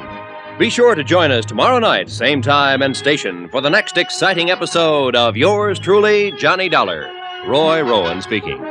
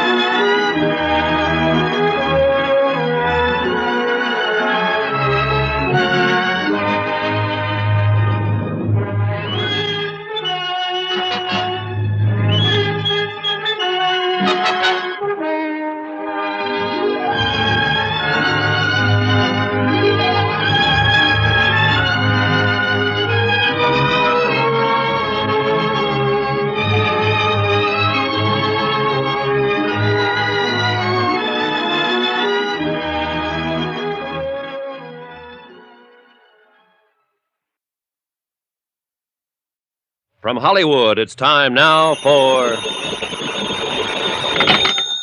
Johnny Dollar. Would you ask John...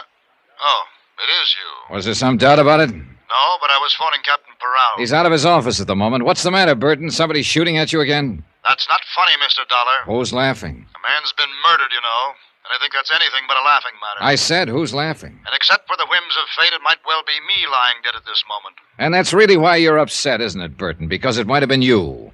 You're not really concerned about Al's death. I was extremely fond of the boy. You were no fonder of him than he was of you, so save that good old lovable Charlie business for your television audience. I never did buy it myself. Dollar, may I remind you that your position... I know my position in it.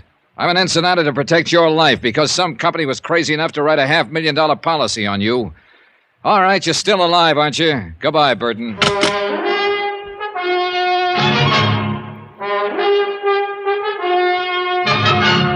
Tonight, and every weekday night, Bob Bailey in the transcribed adventures of the man with the action-packed expense account, America's fabulous freelance insurance investigator. Yours truly, Johnny Dollar.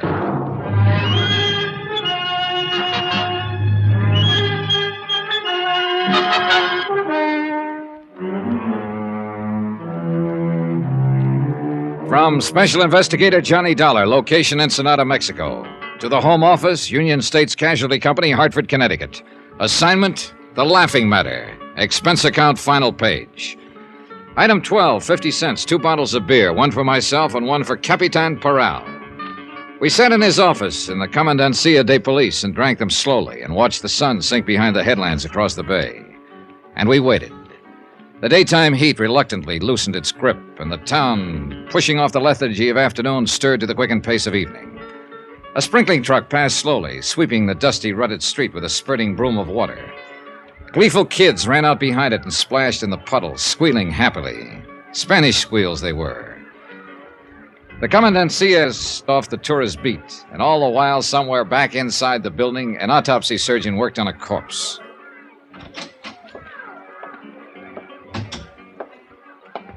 Bueno, señor. Ya está listo. The medical is all finished now. Well, what's the verdict, Perot? It's what we are thinking. Él se mató por veneno. He was, how you say, poison. What kind of poison? Él dice cianura. How you call it? Cyanide? Si, senor, cyanide. And he also are very much cyanide in this bottle which you has give to me. Yeah, I thought it smelled like it. Al drank a glass and a half out of it and then dropped dead right in front of the camera. And you are said the wrong man has drunk it, the wrong one is get killed, no? That's right. Charlie Burton was supposed to play that role himself. But this morning at breakfast, he agreed to let Al have the part. I was there, I heard it. So, if he was not do that, he is one who will be dead now. Sure, Charlie Burton himself. And it figures, Peral. He's been the target all along. That threatening note that was slipped under his door, somebody firing a shot at him last night. Si, seguro. Then when they finally got their punch in, they tagged the wrong guy. I don't understand what has happened to this Nacho Morales. Velena's husband, the maid at the hotel that Charlie kept annoying. Ensenada, no, it's one big place. It's very small, this town. And we are look every place, senor, but we are not find this man. I don't know, Peral. And yet I got a hunch he's the key to this whole thing. We find him, senor. It's no way for escape this town. We find him muy pronto now. You bet your life. Item 13, $1.40. Taxi back to the hotel. Lights were coming on. A cool breeze was starting to blow in off the Pacific, and the whole town was brightening up to the challenge of the night. But not me. Technically, of course, the job I'd been sent here to do was still under control. Big-time comedian Charlie Burton, a great big lovable scream to his public, had been insured by his television sponsor for $500,000. Then Burton had received the anonymous note threatening his life, so I was here to protect the insurance company's investment. I didn't care personally what happened to Burton. It was just a job. But I did care about Al. Johnny? Oh, hello, Gloria. What is it, Johnny? What happened? No one seems to know anything definite about it. Al Shriver's dead. Poisoned. That's all I know about it. Come on in the lounge. I'll buy you a drink. All right, Johnny. Have they found that man who was missing? What's his name? Nacho Morales. No, he's still missing. This table all right? Sure, anywhere. Waiter. Si, senor. 2 margaritas, please. Muy bien. Frank Maltz said something about Charlie and Al changing parts. Yeah. Maltz got Charlie mad, and he made the switch to prove a point. What point? That Al wasn't ready for a starring role. Oh, that's right. You didn't come down for breakfast this morning. No, I wasn't in today's scenes, so I just slept in. It's just as well. It wasn't a very pretty sight. Oh, it's a rotten shame.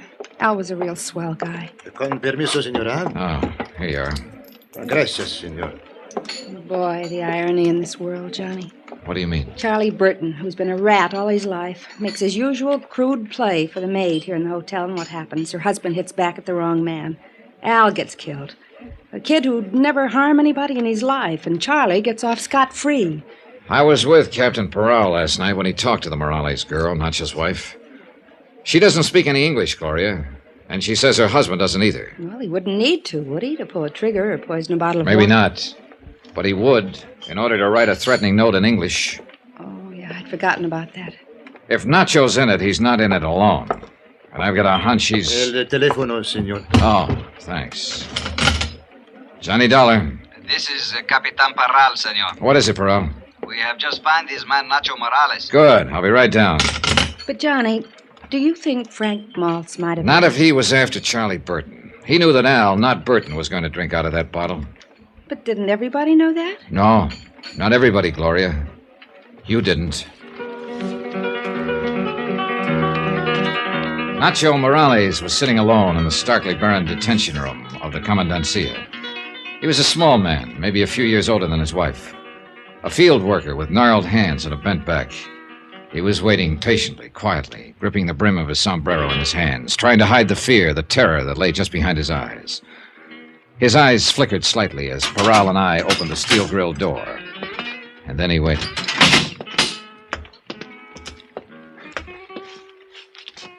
Buenos días, hombre. Buenos días, capitán. Tú eres Nacho Morales, ¿es verdad? Sí, señor. ¿Y eres tu esposa de Evelina Morales? Sí, señor. ¿Cómo pasó la noche, hombre? Pues, Blocked regular, off by the señor. barrier of language, I Regular. watched while Peral ¿Dónde estabas questioned anoche? him, stopping now and then to En translate. la barca de pescar. Then de un Peral amigo. asked the question that started the avalanche. Es la pura verdad, señor. Dígame una cosa. ¿Por qué tú trataste de matar al señor anoche? Why did you try to kill that man last night? No, capitán, es mentira decirlo. Yo no traté de matar a nadie. No es In cierto answer to lo que Peral's usted accusation, puede Nacho's decir. story poured out in a flood of Spanish.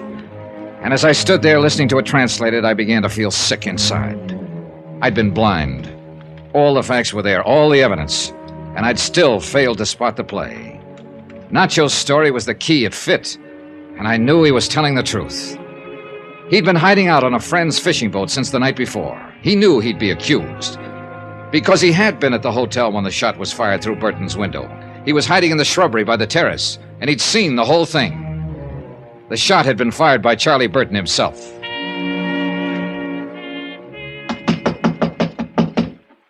Who is it? Johnny Dollar. I want to talk to you, Burton. All right. Just a minute.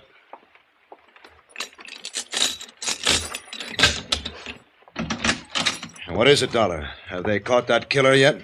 Nacho Morales, you mean? Yeah. Peral picked him up about an hour ago. I just came from there. Has he confessed? No, he hasn't. They ought to beat it out of him. That's the only way to make that kind talk. It is, huh? Sit down, Burton. I think you're due for a shock. What are you talking about? Nacho didn't try to kill you. Well, then who did? Nobody. Are you crazy? What about Al Schreiber? I suppose he's not even dead. Oh, he's dead, all right. You ought to know. You killed him. That was your whole plan, wasn't it, Burton? To kill Al Schreiber and get away with it. Everything else was a preliminary build-up. Oh, that's very funny. You ought to be on television. Well, there's going to be an opening soon. You wrote that threatening letter yourself. What? And then tore it up after Maltz had seen it so it couldn't be traced back to you. You get better all the time. You fired that shot through your window from the terrace there. More build-up. Then you made your play, that phony argument this morning. Now, really, Switching Dollar. parts with Al, putting him on the spot, making it look as though somebody had tried to poison you and missed. It was fairly clever, Burton, but you're still going to be tagged for it. Does Peral know all this? Why don't you ask him? I'll be glad to step... All right, Dollar. Don't move. Get your hands up now. Real slow. Is that the same gun you used last night? You're wrong, you know. I'm not going to be tagged. Relax, Burton. There's no capital punishment in Mexico. You can star in all the prison shows. You're too smart, Dollar. You're like Al. And you know what happened when he got too smart. You will drop this gun, senor. Peral! I started to tell you I'd be glad to call him that he was listening out there on the terrace. This gun, you drop quick. No! Look out, Peral!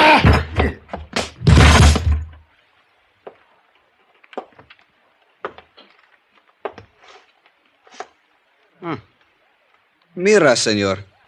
I am not shoot too bad, I think. No. No, not bad at all, Peral. Well, he asked for it.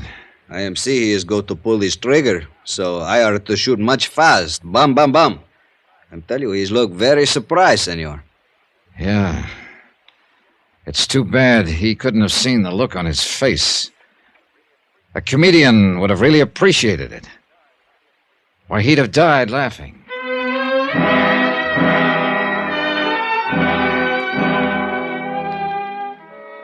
Item 14, $462.30. Hotel and miscellaneous in Ensenada and transportation back to Hartford. Expense account total, $791.55. End of account, end of report. Remarks? Ray policy on the life of Charles Z. Burton, deceased. Refer clause 34, subparagraph C, quote. If the insured dies while committing a felony, this policy is null and void, unquote. The Superior Court of Baja California rules that Burton was shot while resisting arrest and committing an assault with a deadly weapon. So you can keep your $500,000. Yours truly, Johnny Dollar.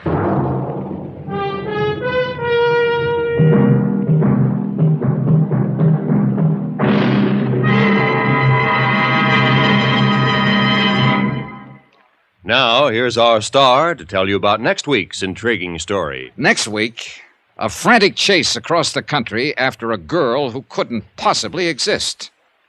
Then suddenly turned up. Join us, won't you? Yours truly, Johnny Dollar.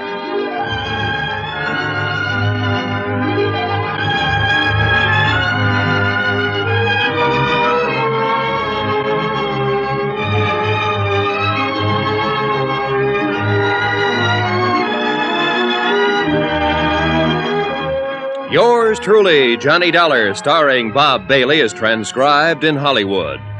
Written by Les Crutchfield, it is produced and directed by Jack Johnstone.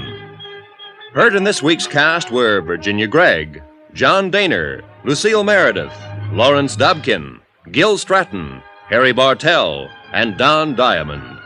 Musical supervision by Amerigo Marino and Carl Fortina.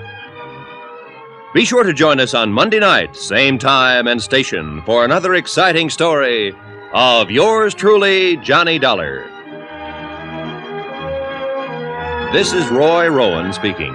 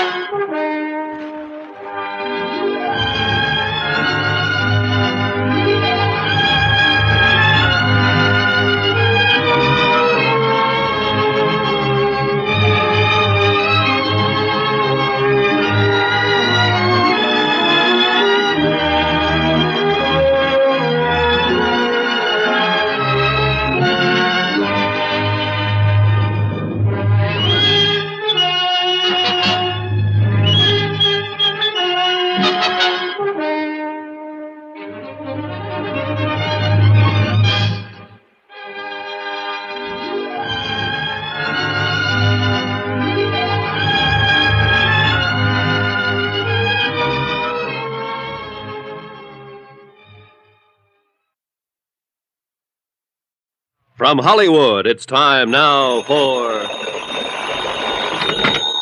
Johnny Dollar. This is Morton Scottman, Mr. Dollar, at Eastern Liability and Trust. Oh, yes, sir. Got your message. I was just about to call you back, Mr. Scottman. Would it be possible for you to drop in and see me today? I think so. Say in an hour. That would be excellent. What's it about, Mr. Scottman? David Perling. Perling. I understand he was killed in a boating accident a couple of days ago. Read something about it in the papers. To borrow a phrase, Mr. Dollar, that report was somewhat exaggerated. Mr. Perling is still very much alive.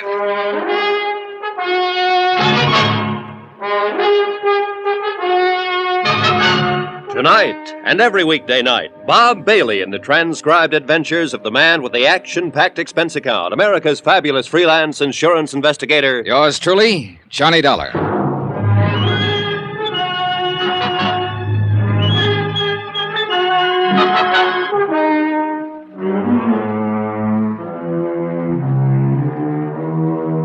Expense account submitted by Special Investigator Johnny Dollar to the Eastern Liability and Trust Company, Hartford, Connecticut. The following is an accounting of expenditures during my investigation of the Perling matter. Mr. Scottman, you're a pretty good guy, and I'll say this right at the top, since you were the one who called me in. You're reading about the Perling matter in your newspaper right now, but they haven't got the story right. None of them will ever have it quite right. Just remember that as you go through your newspaper in this report, Mr. Scottman. You looked pretty worried when I met you that afternoon about 5 o'clock, and you led me into the top-drawer offices of Eastern Liability and Trust. I tagged you as a meticulous sort of man who knew when his laundry was coming back. I wasn't a bit surprised to learn that you were vice president and chairman of the board. Why don't you sit down there, Mr. Dollar? It's the best chair in the place. Thanks. Cigar? Cigarette? No, I have these, thanks. Lighter right there to your right. Thanks. Yes, Mr. Scottman? You can run along for tonight, Evelyn. No more to do. Thank you, sir. Good night. Good night, Evelyn. I understand you've handled several matters for our company, Mr. Dollar. Yes, sir. I was just going over it in my mind. I believe the last one was the San Antonio case. Yes, Mark San Antonio. Yes. You handled that very well, Mr. Dollar. I want you to know I appreciate your reputation in the field. Nice of you to mention it. I'm curious, Mr. Scottman. I rarely work directly with an insurance company. Usually I'm hired by the adjusting agency. And let's say this is a little idea on my own. Only one person knows about it so far. You will be the second. Board of directors might not exactly prove what I'm about to propose, but I feel some action should be taken. I have some good whiskey in that cabinet. No, thanks. Not now. Yes. Well, this case involves David Perling, who, despite what the newspapers reported yesterday, is still very much alive. You say you saw the item in the papers? Yes, something about him being killed in a boating accident in Florida, I think. The story was erroneous. It'll be retracted. Oh? Fact of the matter is, Mr. Perling was already on his way back to New York, safe and sound when that report came out. The boat that he'd been fishing from did have a boiler explosion, but no one was killed. Yeah, these things sometimes happen, I guess. Oh, sure they do. However, it was printed all over the country. As you know, David Perling is highly regarded in financial circles. And that is the reason I asked you to come in and talk to me. Did you see the stock exchange figures yesterday? Well, I don't pay too much attention to them, Mr. Scottman. I do. We do, as an insurance company. That report of Perling's death affected several commodities listed on the New York Exchange. Companies in which he holds varying positions. Positions that would, if, say, the report of his death were engineered for that specific purpose, allow certain people to risk very little money and make a great deal of money. Just a minute, sir. Certain people? Are you talking about Perling? I don't know who I'm talking about, really. I'd like you to find that out. Find out, among other things, if the situation has been taken advantage of in any way. This isn't exactly in my line, Mr. Scottman. I think it is, Mr. Dollar. I'll come right out with it. Eastern Liability has considerable investment in some of the commodities that could be affected. We, or let's put it this way, I want to know where we stand. I want to know if we've been cheated or are about to be cheated. I had dinner with Morton Scottman at his club. He acquainted me with the several companies involved in the matter and supplied me with stock exchange information that would be valuable in making comparisons in case the action he anticipated ever happened. An hour later, I was at the airport. Expense account item 1, $123.69, airfare and incidentals from Hartford to Key West, Florida. I arrived at 4 o'clock in the morning, found a hotel, and had 6 hours sleep. At 11:30, I was standing in the office of a bluff, red-faced man named Peyton. He happened to be the managing editor of a newspaper. Yeah, all the way from Hartford, Connecticut, eh? Well, welcome to Key West. What can I do for you? Tell me about this story. A Perling story, huh? Yeah. You a lawyer? No. You here to make trouble? Just find out something about how that story got into print, that's all. We're retracting today. What do you want us to do? Wear sackcloth and ashes? Well, I'm not here to file a suit. I just want some information about the story. You can sit down if you want to. All right, thanks. Find Gracie Edwards, will you? Right. Well, about like the newspaper story, except for the mistake. That was a pretty good-sized mistake, Mr. Peyton. Perlin was here for a week to 10 days. He had an idea he'd catch some tarpon or sailfish. He chartered a boat called the Yatwacha day before yesterday. Just heading in for the landing, somehow the fuel ignited and she blew up. Everybody thought Perlin was still aboard her. Who was aboard her? It's the skipper. He came out of it all right. Harbor patrol boat picked him up. Mm-hmm. Go on. Everybody thought Perlin had been aboard as usual and was lost.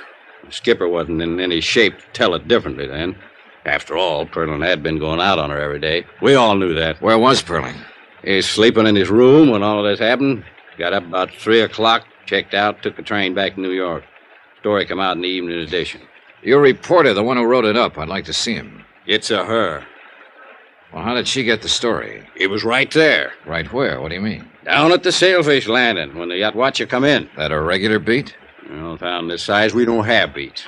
But your reporter was there when the boat caught fire? Yeah. What's her name? Gracie Edwards. How long has she been a reporter? A couple of years, give or take a month. Hope you didn't come down here to run her over the coals. Oh, she's had enough of it, Dollar. From me. It's my job, not yours. Okay. Where do you eat lunch around here? Bluefin Bar and Grill, about a half block down this side of the street. Dipped beef and apple pie, if you like that kind of thing. Oh, hi, Gracie. This is Johnny Dollar. Gracie Edwards. Hello, Mr. Dollar. Hi. Mr. Dollar's come all the way from Hartford to ask you some question about the Perlin story, Gracie. You want to talk to him? Do I have to? Up to you, honey. Who are you? What do you want to know? I'm an insurance investigator. I want to know how the story got into print without being verified. Well, that's a straight enough answer. Who do you investigate your insurance for? Eastern Liability and Trust Company at the moment. Yeah, he's got business cards and everything. Yeah, he looks like he might do that kind of work. Well, if you're going to talk to him, find someplace else. I've got work to do.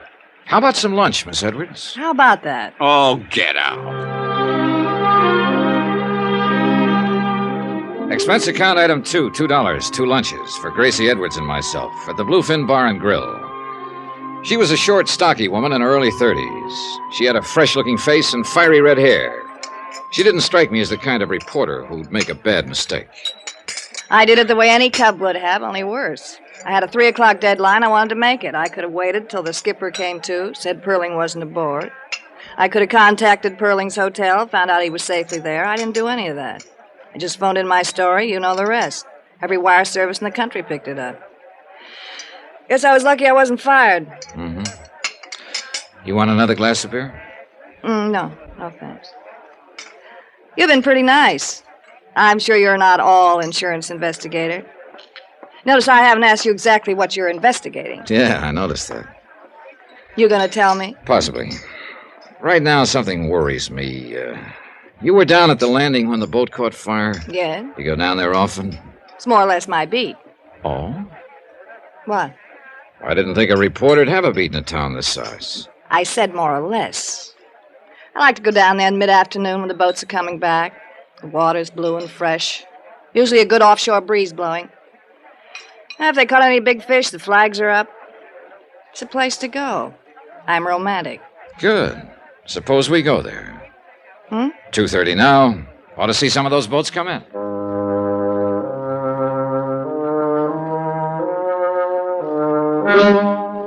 Expense account item 3, $1, 1 cab, transporting myself and Gracie Edwards, reporter, to Sailfish Landing, or as near as we could get.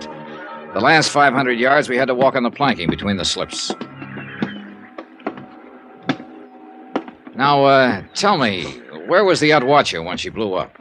Over there. About there. Uh-huh. Where were you? Right here. I was sitting right there. Looking out to sea? Uh-huh. How long had you been here? Oh, an hour or so. That was day before yesterday? Yeah. She blew up there. You phoned in your story before 3 o'clock? Yeah, right before 3. Where's the outwatcher now? They raised her this morning, towed her over the repair docks. That's around the point. That's kind of funny. What's funny? Well, I guess I didn't hear it right. You saw her get in trouble. You were right here. Then you went and phoned in your story. That's right. Where'd you phone it in? What? Last phone I saw was at the tavern before we came on the docks. High heels running over these slips. Take quite a while to get to it. I used a phone in town. How'd you get there? Cab. You had one waiting? Look, suppose I did. Suppose you didn't, Miss Edwards. Suppose you weren't even here. If you were, where's the sunburn? Every redhead on Earth burns up in an hour when the sun's like this, unless you're an exception. I don't think I like this. I don't like it much myself. But I have to find out something. I'd like to find out from you. I hope I can. If I can't, I'll have to find out from someone else. Maybe the man who owned the boat, the man who ran it, someone around here. I'm going. Wait a minute. I'm not just throwing words around. The boat was probably insured, and it'll probably have a claim on it, and I'll probably know the adjuster who was sent to work the claim. I'll talk to him and tell him what I'm thinking. I'll find out about this one way or another, Miss Edwards. But I think you can help me. Now, you're a good reporter. You would have waited to see if Perling was aboard. You would have checked his hotel. You would have, in spite of a 3 o'clock deadline, you would have made sure he was or wasn't aboard that boat. All right, Miss Edwards. Did somebody pay you to file that story? I just want to know that. Somebody paid me. Yes. Okay. I'll take you back now. We don't have to mention this again. Yeah, okay. In case it comes up, though. Yeah? Mr. Perling paid me. Paid me to print the story he was dead.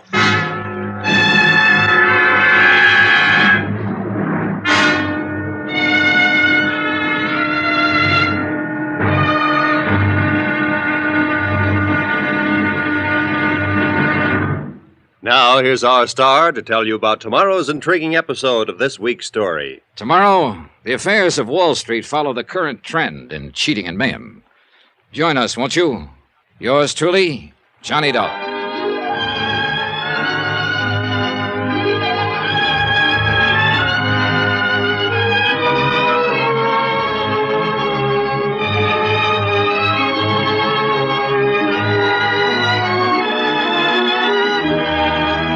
Yours truly, Johnny Dollar, starring Bob Bailey, is transcribed in Hollywood. Written by John Dawson, it is produced and directed by Jack Johnstone. Be sure to join us tomorrow night, same time and station, for another exciting episode of yours truly, Johnny Dollar. Roy Rowan speaking.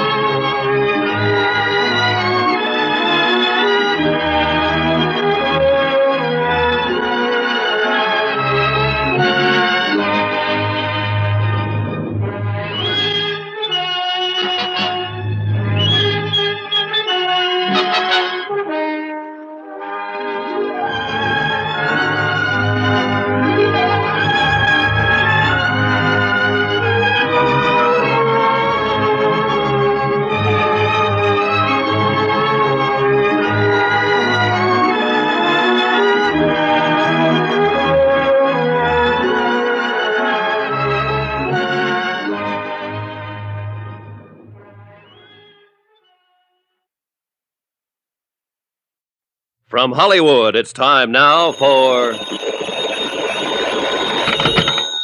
Johnny Dollar. Ready with your call to Hartford. Hello?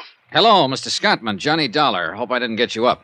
No. I've been very anxious to hear from you. Well, I thought I'd better call, Mr. Scottman. I just found out that David Perling paid a reporter here in Key West to print that story about his death. I see. I can be in New York at 7 tomorrow morning. Could you meet me there sometime? I can meet you at Idlewild. My plane comes in at 7:20.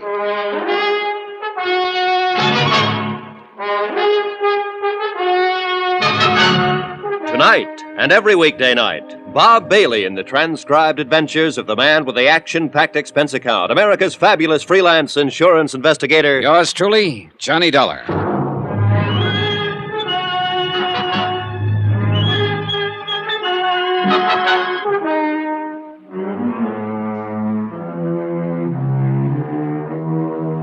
From Special Investigator Johnny Dollar to the Eastern Liability and Trust Company, Hartford, Connecticut. The following is an accounting of expenditures during my investigation of the Perling matter.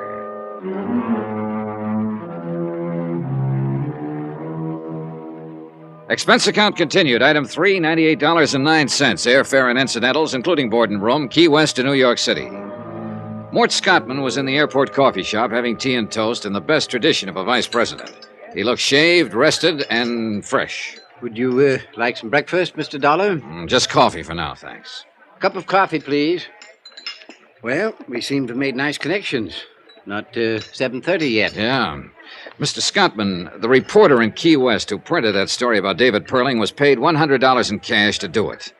Perling paid her to file an erroneous story that he had been killed in a boating accident. You said cash? Yeah, that's right, cash. No check. No way to prove it one way or another. Just the reporter's word. And she said she'd deny it if anybody else asked her. Disclaim the whole thing.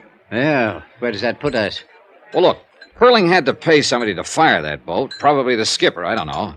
But it's an angle if you're thinking about legal lines. It's very good. Of course, the boat would demand explanation. Well, let's let it go for the moment. I noticed a retraction disclaiming the story of Perling's death is in every paper this morning. It was in all of last night's papers, too. Now, if the story could affect the stock market, when would it show up? Today, at the latest. There was no action yesterday? Not on the exchange, no. How do you feel about this whole thing now? In view of the fact you've ascertained that Perling himself arranged for his own death report to be published, I can only assume that he did it for one reason: to take advantage of some brisk trading that would occur because of such a report. But there's been nothing of that so far. Tell me, Mr. Scottman, in the event this does happen, what would you do? Well, I don't know exactly. Possibly report the matter to the exchange and see if Perling could be prosecuted for manipulation. Well, let's go over there and see what's what. Item 4, $5. Cab fare for myself and Morton Scottman to Wall Street and the New York Stock Exchange. Since I didn't understand too much about the board, I simply sat and kept an eye on Scottman. The pinstripe suit, the Homburg, the tie, the shirt, the glasses. Somehow he tickled me. I was beginning to like the guy. About 15 minutes before the place closed, he cleared his throat and touched my arm. I suspicioned wrong, Mr. Dollar. There's been no manipulation on the exchange. I thought certainly if there had been any, it would appear in that Alabama company. I was wrong, and I apologize for taking up your time. You're paying for it. Besides, I'm glad you did. Shall we go? Yeah. Where? Well, we know he didn't have the story printed to cheat on the market, but we still have the same old question. What's that? Why did Perling pay that reporter to say he was dead? The reporter lied to you. You've been lied to before, I'm sure. Oh, sure, and by experts. But she wasn't a good one, not even halfway good. So I still believe her story. You believe that board up there? I believe that, too. Well, then? Perling had a reason for getting such a story printed. I want to find out about it.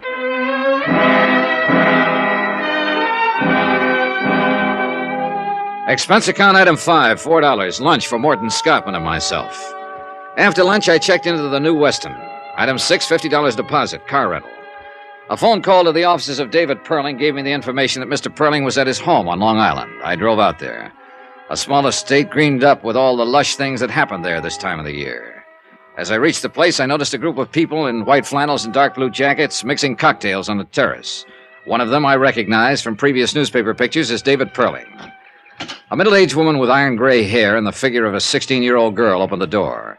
She looked from behind dark glasses disapprovingly. Yes? How do you do? I'd like to see Mr. Perling, if I may. I'm Mrs. Perling. May I help you? Well, this is a business matter, Mrs. Perling. My name's Dollar, Eastern Liability and Trust Company. Well, he's not in now. I suggest you call his office and explain the nature of your business to his secretary. Good day, Mr. Dollar. Look, I know he's here. I saw him as I drove up. You're both impertinent and rude. I'm sure he'll see me if you give him my name and tell him I just came back from Key West and that I had a long talk with a newspaper reporter down there. Since you saw so much as you drove up, you might have noticed that we're entertaining guests, Mr. Dollar. Oh, I noticed that.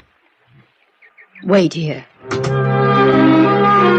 I stood there a moment on the wide colonial porch and wondered what made me such a social outcast. A man who was tending the grounds walked by and turned on the sprinkling system. He waved at me, and I waved back. I felt better. On the terrace, I could hear the tinkle of glasses and a little laughter now and then. Finally, David Perling showed up. He was a tall man with a hairline that started about an inch above the heaviest eyebrows I've ever seen. Two-tone shoes, white flannels, and a Mexican sports shirt fitted in with the broad shoulders and wide-mouthed grin that came off just briefly when he looked at me. My wife told me to throw you out. Can you think of any reason why I shouldn't? I'm about 10 pounds lighter than you, but I might be a good 15 years younger. Tell me what you want, kiddo, and then get out of here. I want you to tell me why you paid Gracie Edwards $100 to print a story about you being dead.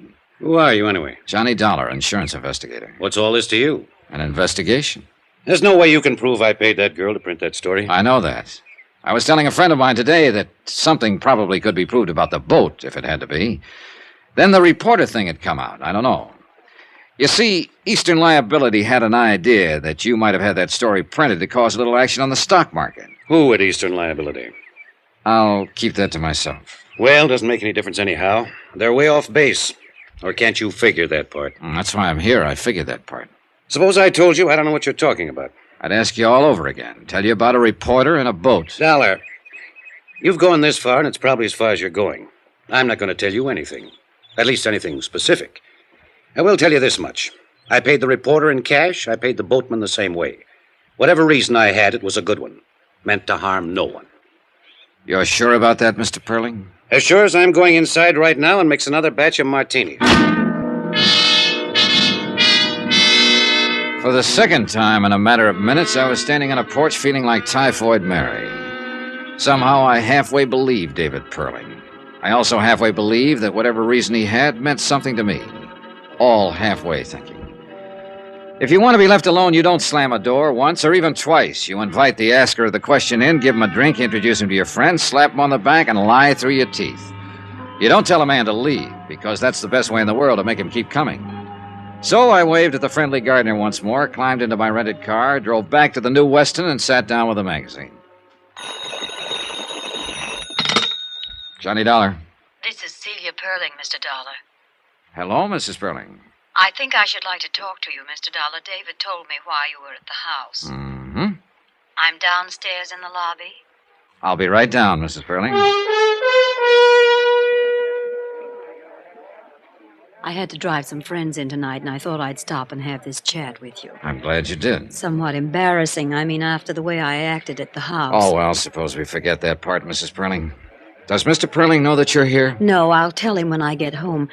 There's something I must know. What's that? You aren't just a sensation seeker or something like that, are you? Mrs. Perling, let me answer you this way. You came to me. How you found me, I don't know, but you did. You also found out I'm a legitimate investigator interested in facts, am I right? David called a friend of his with the Allied Bureau, and they told him you were an insurance investigator. Uh-huh, and they also told you that when I work a case in New York, I generally stay at the New Weston. Is that about it? I'd like to ask you a question. Are you going to continue with this matter, the one you discussed with my husband this afternoon? I suppose I am. You mean you believe there was something ulterior in David having that story printed? Well, let's say I believe his answers about it were unsatisfactory. I'm the fellow who's supposed to find out why. Why? It's my job. I can assure you there wasn't anything wrong about it at all. It was a rather personal matter and certainly could harm no one. I'm glad to hear that. I heard it once before, though. Your husband said it to me today in practically the same words. Would you like to buy me a drink? Sure, come on. We walked through the lobby to the cocktail lounge without a word. We sat down without a word, and I ordered a couple of bourbons and water. Still no word. All around us, people poured drinks, laughed, and talked. I glanced at Mrs. Perling from time to time and wore the blankest expression I knew how. Finally, it worked. She began in a small voice. We have a daughter, Mr. Dollar. Her name's Eugenia. Jeannie, we call her. Mm-hmm. She's the reason for that story in the papers. Tell me about it. It's not easy, you know. It's admitting a prominent defeat to explain it. David and myself are considered quite capable people. Capable at most everything. Business, home. Capable of everything except raising a child into a woman. I'd rather not go into the faults that we have, Mr. Dollar. No need to. Are they that obvious? Oh, I didn't mean that. I just mean it seems painful for you to even discuss this. I'll say it this way. We've had too much money and too little time to put it on Jeannie. Now we're suffering for it. How do you mean? Jeannie got sick and tired of being alone and unattended and not understood. She left home a year ago, and we haven't seen her or heard from her since. She left a note saying that we never would. I suppose we deserve it. Well, I wouldn't try to judge that. We have no idea where she is, what she's doing, even if she's with someone. We just know she's gone. It's really quite ridiculous. Now that Jeannie's gone, we know how much we wanted her around. What about the police? Well, we didn't go to the police. I think you can understand why. I mean the publicity. Who did you go to? The Aimwell agency. They've been working on it. Oh, yeah, I've heard of them. Any luck? Not a sign of her. Do you understand now? Well, I don't understand everything. I'm sorry she's missing. But about the story in the paper... Well, Davy arranged that. I mean that his death would be reported. It was a crazy thing to do, I suppose, but we've tried everything else.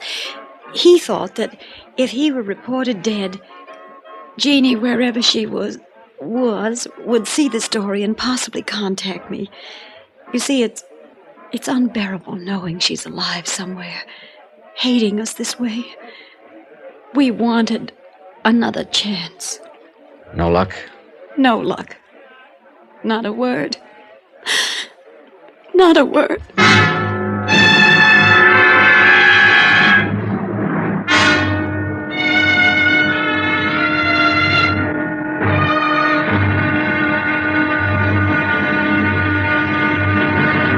Now, here's our star to tell you about tomorrow's intriguing episode of this week's story. Tomorrow, the trap is all baited. And guess who walks in? Join us, won't you? Yours truly, Johnny Dollar. Yours truly, Johnny Dollar, starring Bob Bailey, is transcribed in Hollywood. Written by John Dawson, it is produced and directed by Jack Johnstone. Be sure to join us tomorrow night, same time and station, for another exciting episode of Yours truly, Johnny Dollar. Roy Rowan speaking.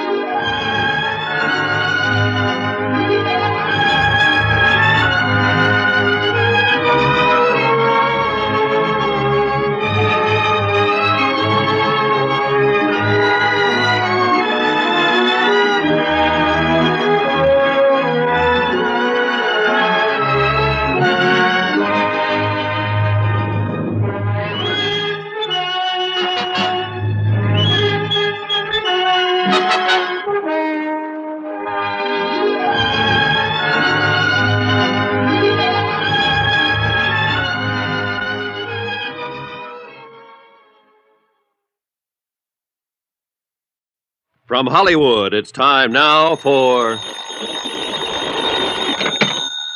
Johnny Dollar. Your number's ringing now, Mr. Dollar. Oh, swell. Aimwell Agency. Aimwell Detectives? Yes? Who are you calling, please? Want to talk to Mr. Aimwell. My name's Johnny Dollar. This is Aimwell. I understand your agency's been looking for the Perling girl for about a year now. Oh, you do, huh? And who told you that? Mrs. Perling. I never heard of you, or her, or a girl. So long. This is the operator. Were you cut off, Mr. Dollar? I'll call them back. Never mind. Call me a cab, honey. I'll talk to them in person.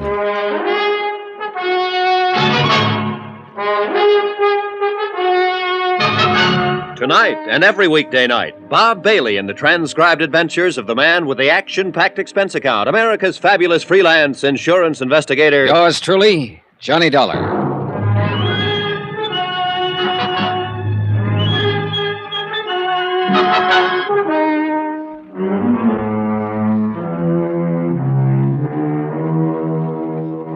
Expense account submitted by Special Investigator Johnny Dollar to Eastern Liability and Trust Company, Hartford, Connecticut. The following is an accounting of expenditures during my investigation of the Perling matter. Item 7, $3 cab fare, my hotel to the office of the Aimwell Agency. A red-headed girl at the switchboard looked me over like I was a car she didn't want to buy. I told her my name and that I wanted to see Niles Aimwell. She told me to sit down and wait. 3 minutes later, she waved me down a long, carpeted corridor. I followed directions. A typewriter clacked somewhere. Men in those suits with the little shoulders and hem stitching for lapels moved in and out of offices. It looked more like an advertising office than a detective agency. Finally, I opened a door and stepped into a small room that was decorated in gray. Gray walls, gray carpeting, gray draperies. A desk, a brass lamp, a filing cabinet, and a man were there. He didn't get up when I walked in, but slouched back in his chair and let his bald head rest against the wall. You're kind of determined, aren't you? I suppose so. You're Aimwell? Mm-hmm. On the phone, I told you I didn't know what you were talking about. Now I'll tell you again. Don't slam the door when you go out. What are you paying rent here?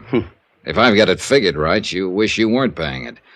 But then a place like this draws a snappier crowd of clients, so what you've got in the end is more clients and more rent, no more money for yourself. Now that you've said all that, will you get out of here? I know one of those snappy clients happens to be the Perlings. I know you've been trying to find their daughter.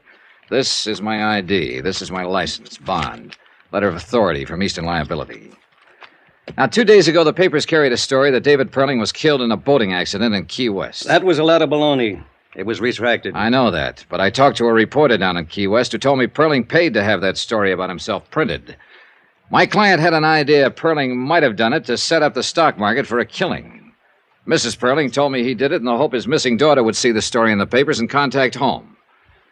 Now, what have you got to say? Here's your stuff. One other thing. Perling the kind of man who'd pull a trick like that? Ask him. You got a way about you I don't like. Well, that's too bad. But in between the time I called and the time I got here, you had time to call the Perlings on the phone and ask about me. They said it was all right to tell me what I wanted to know. If there was a daughter, if you'd been hired to look for her. If you don't tell me, you might jeopardize the part of the rent the Perlings pay for you. Now, look, Dollar. I've got something else you aren't going to like. I might just want to see your operatives report on the case. I might have the idea that if you've been looking for her this long, you might just be dragging it out a little bit. You know, the rent money, it's due every month. Get Mr. or Mrs. Perling on the phone right away. I hope they tell me to throw you out on your ear. Well, while we're waiting, let's get back to the questions. Where have you looked? What have you done? We pulled the case 11 months ago, almost to the day. The girl's 5'5", 114 pounds, no visible scars, no glasses. Black hair, brown eyes. She's 24 and will be 25 next month. We thought we had her located in Muncie, Toledo, Detroit, Fort Worth, and Pueblo. We think she's traveling alone. We think she's a little girl who was fed up to here with Mama and Daddy and just struck out for herself. But you haven't found her. 5 men have been looking on 8-hour shifts, 7 days a week for 11 months to the day. 5 men, 11 months, 7 days a week, and I'm one of the 5. My feet hurt, my head aches most of the time. My wife's thinking about divorcing me. And then you walk in here and plant yourself in my office. You're suggesting maybe I can go out and find her just like that. Well, I can't. Nobody can. So I want you to know I kind of resent that remark about how I'm laying down on the job. And if you don't take it back, I'll have to cave in the side of the wall with you. What do you got to say, Dollar? I take it back, Mr. Ringwell. Sit down and have yourself a smoke. Hello?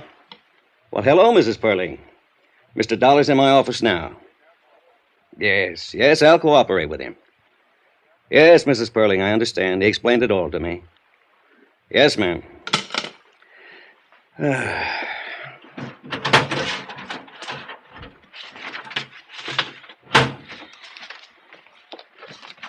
whole file, everything.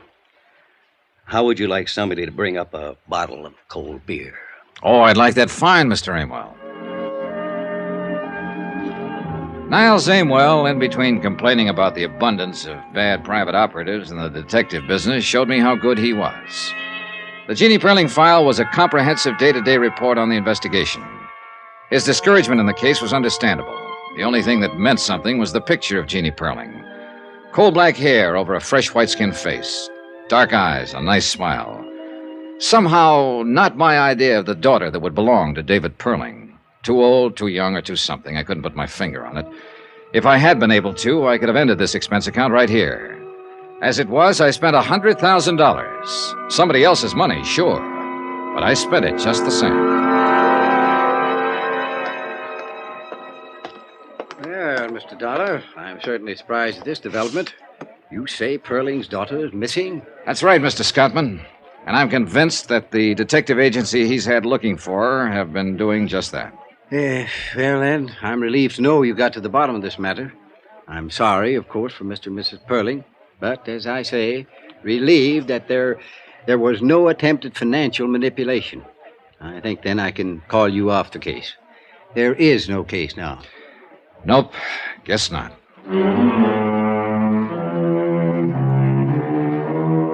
And that's the way it stood at 4 o'clock in the afternoon. I told Mr. Scottman I'd send him a bill. We shook hands, and he wandered off to see if he could get a night flight back to Hartford. I went up to my room to pack and was folding a shirt all wrong when it struck me that I suddenly didn't believe anything or anybody. The idea that there was money in it somewhere still kept coming back to me. I couldn't shake it. I finished packing and left my bags at the desk. I wandered out and found a bar and sat down to think. After a couple of hours, nothing much occurred to me. But I did something anyhow.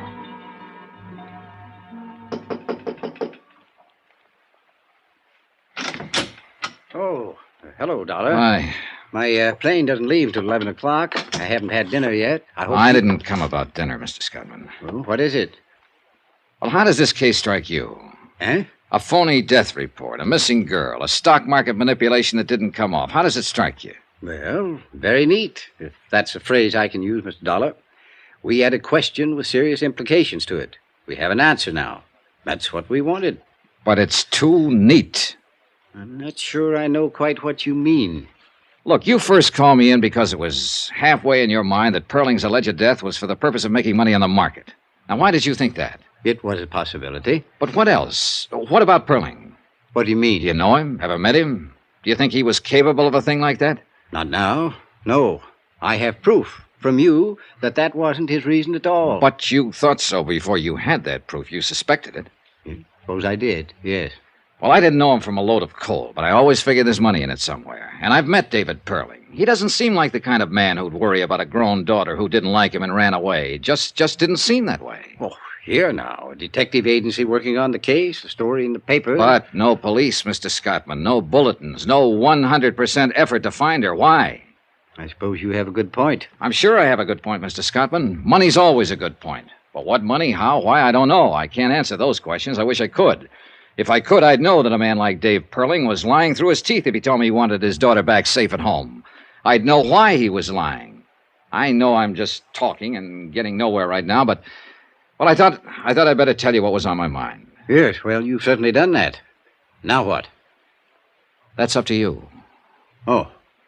Well, if you feel so strongly about this, I think then you should continue. I thought it was ended, but in view of the circumstances, continue. By all means, continue.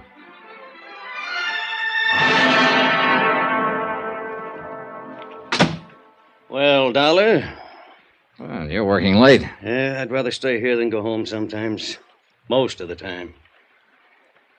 Hey, well, we might be seeing quite a bit of each other. How did you know? Hmm? Perling told me to contact you. You're pretty cute, Dollar. Tell me why. You hardly ever run across a picture of a girl you'd like to look at as much as this Perling dame. Oh, I might have. You know, you kid me most of the time, and I'm an old slob who stands around with hardly any fast answers. But you aren't kidding me this time, Pally. You show it all over. If I walked in a place and I seen a girl as nice looking as this, and I had any business with her, I'd be the luckiest guy in the world. Now, there are women and there are women. But if that picture means anything, boy, she's a woman. And you want to meet her, right? Sure I want to meet her, but you're getting romantic. And if I saw but didn't have any business with her, just saw, I'd go take a walk around the block before I talked to anybody. Yeah, I know. And I don't blame you. You're a very lucky fella. You're going to see her. That's why Perling asked me to contact you. Huh? Here. Came in about an hour ago. One of our men located her. Where? She's in New Orleans. He handed me the wire, and I read it over. Then I looked at him, he looked at me. I didn't ask any questions. He didn't say a word. It was a wonderful make-believe world, but it really didn't exist. Too neat and too tidy. And we all know the world's full of bumps. Ever hear of Mount Everest?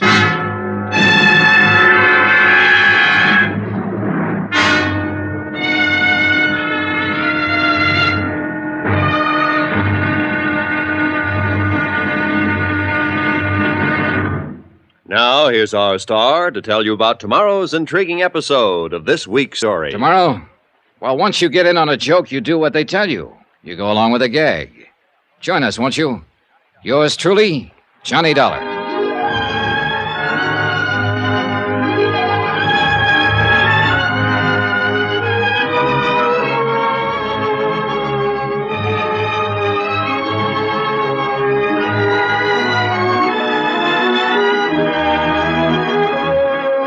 Yours truly, Johnny Dollar, starring Bob Bailey, is transcribed in Hollywood. Written by John Dawson, it is produced and directed by Jack Johnstone. Be sure to join us tomorrow night, same time and station, for another exciting episode of Yours truly, Johnny Dollar.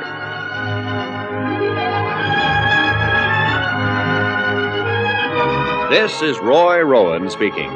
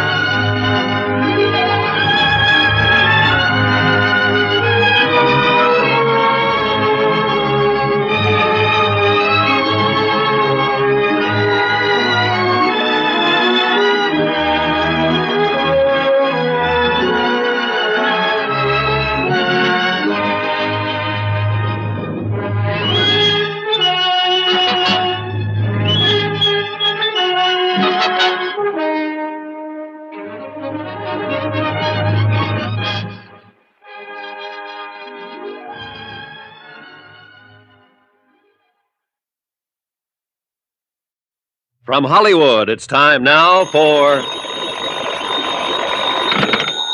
Johnny Dollar. Dave Perling, Mr. Dollar. I want to talk to you. Hello, Mr. Perling. Mr. Amwell tells me you were in his office looking into my private affairs. If investigating the matter I came here for involves your private affairs, I guess I did that. I should be irritated, I suppose, and I guess I'm not. When can I see you? Most any time. How about today? I'll be at my house all day long.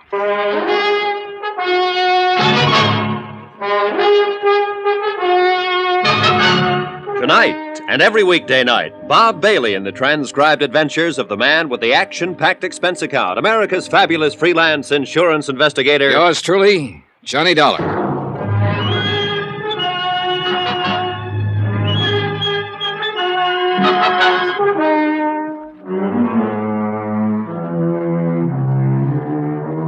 Expense account submitted by Special Investigator Johnny Dollar to Eastern Liability and Trust Company, Hartford, Connecticut. The following is an accounting of expenditures during my investigation of the Perling matter.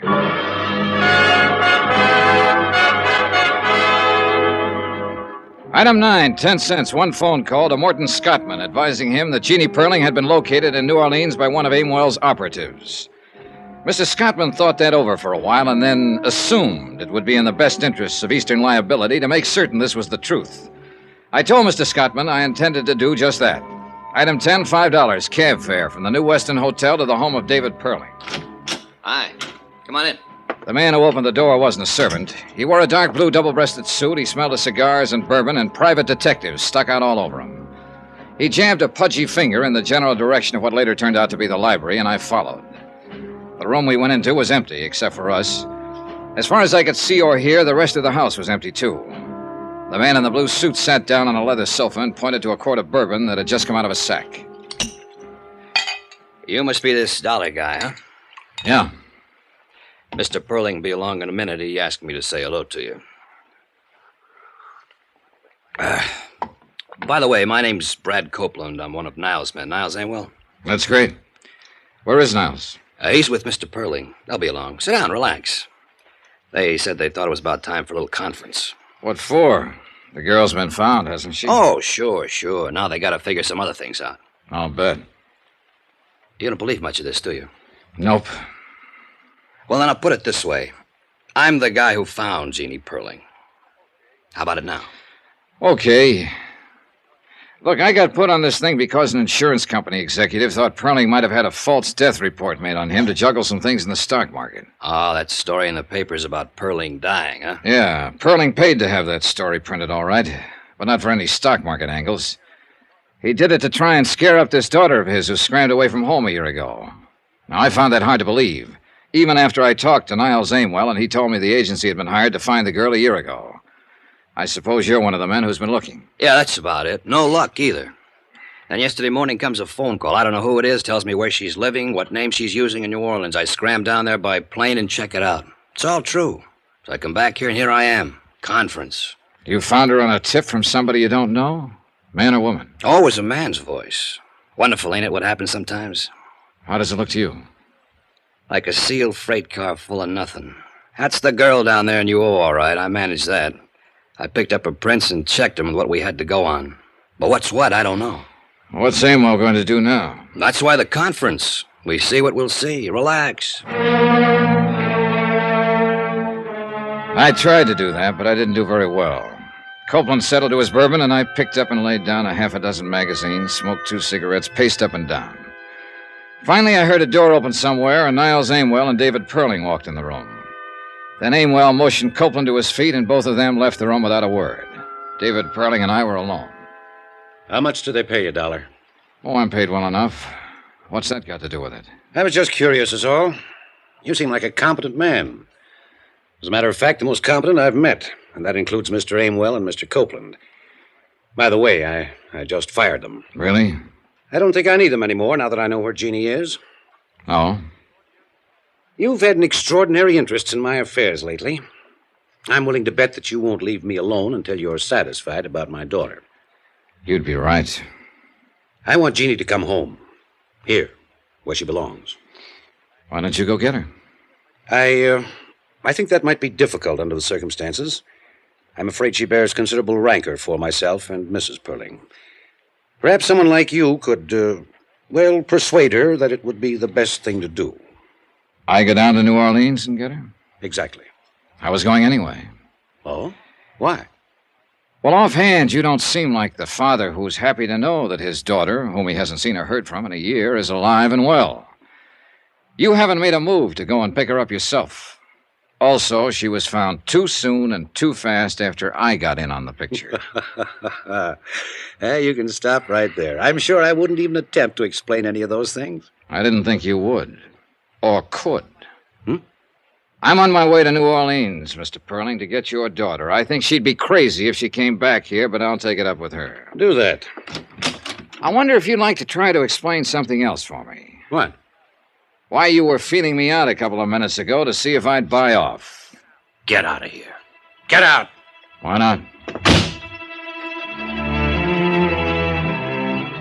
Expense account item 11, $113.15. Airfare, incidentals, New York to New Orleans, Louisiana. The temperature was exactly 28 degrees hotter when I landed. In the cab from the field, I peeled off my coat and loosened my tie and took off my hat. I walked into the lobby of the Roosevelt Hotel that way. Everyone else seemed cool enough in linens and tropicals. Everyone except myself and a big blonde giant of a man leaning against the CNS ticket counter. Boy, take Mr. Dollar to 511. The giant smiled when he saw me and stuck out his hand. Well, I'm certainly glad to see you. We thought you'd never get here. Hope you had a pleasant trip. I was okay. I know you're tired and hot and would like to wash up a little and refresh yourself, but the rest of the boys are headquartered in 810. They're mighty anxious to meet you. Mighty anxious. Us Delta cotton growers are going to make it or break it at this convention. Yes, sir. Yes, sir. We sure are, aren't we? As soon as you're cleaned up, you come right over. We have a drink, and I'll show you around the town. Yeah, that'll be swell. 8:10? 8:10. About an hour? About an hour. I'll see you. Hey, clerk. Yes, sir? How long have the Delta cotton growers been in town? Delta cotton growers? Well, they had their convention last month, sir. Who's registered in 810? We have no 810, sir. I'd done someone dirty. When he came over with a hand out in front, I was supposed to say, "You got the wrong fellow. My name's Dollar." But I made him play it out for a particular reason. He wanted to know who I was, and he didn't quite know. But then I wanted to know who he was, and I didn't quite know. I wanted to know him because of that .38 strapped under his left arm. It bulged out just enough to make me curious.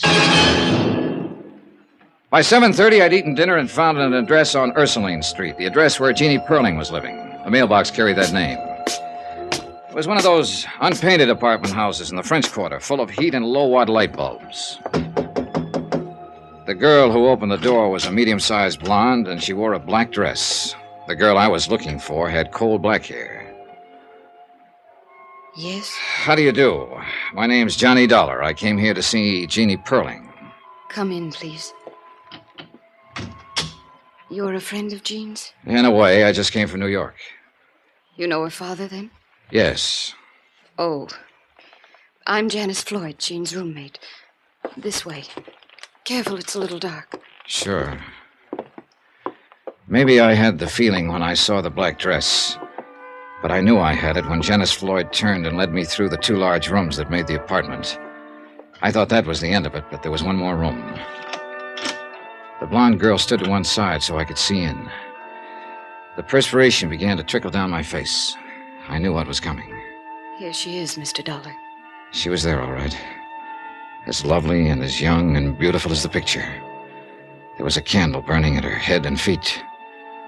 And she was dead. I don't know how long I stood there in that dark room staring down at her. I think there were other people in there, too. Dark people, heads bowed, hands folded in front of them, all looking at her. How did it happen?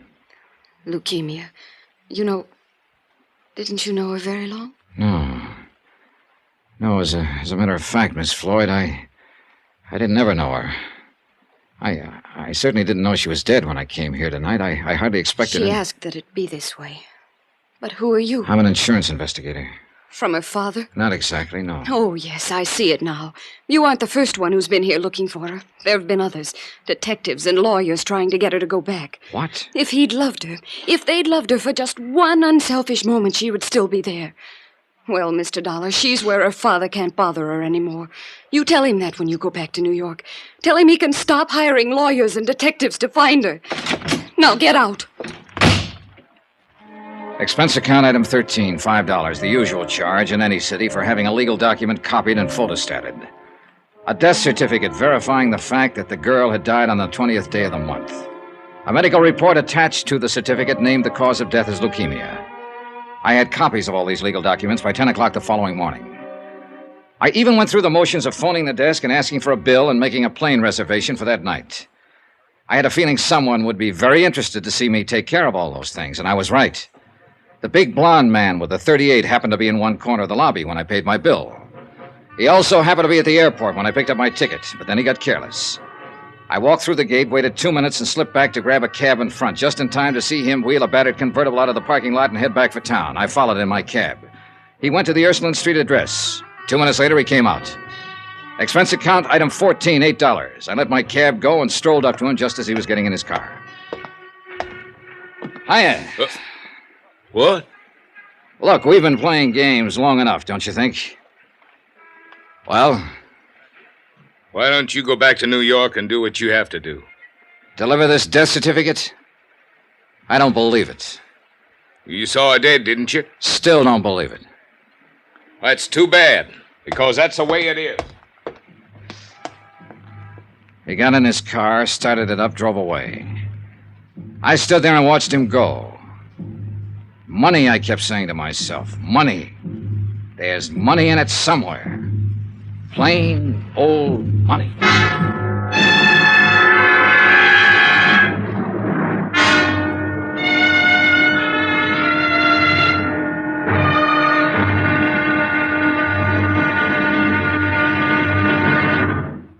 Now, here's our star to tell you about the final intriguing episode of this week's story. Tomorrow, there's still money in it. More money than it takes to save a life. Join us, won't you? Yours truly, Johnny Dollar.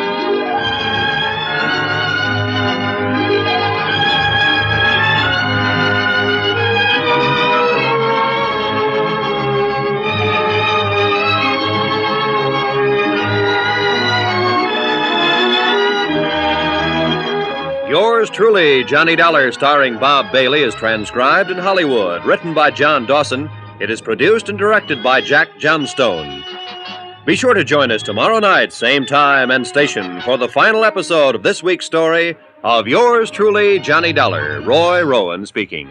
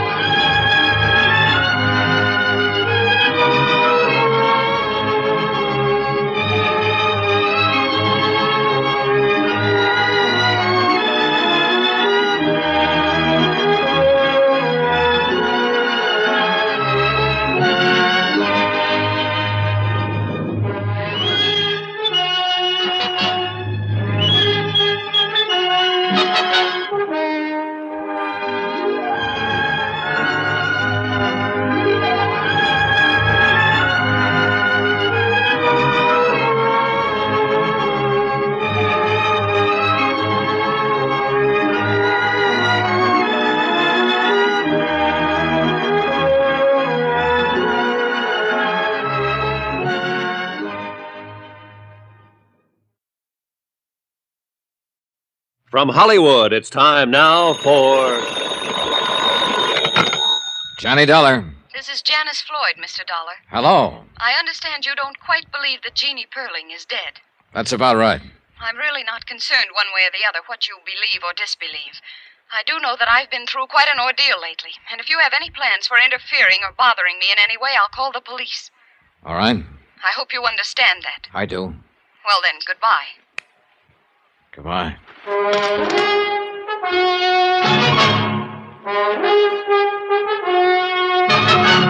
Tonight and every weekday night, Bob Bailey in the transcribed adventures of the man with the action-packed expense account, America's fabulous freelance insurance investigator. Yours truly, Johnny Dollar.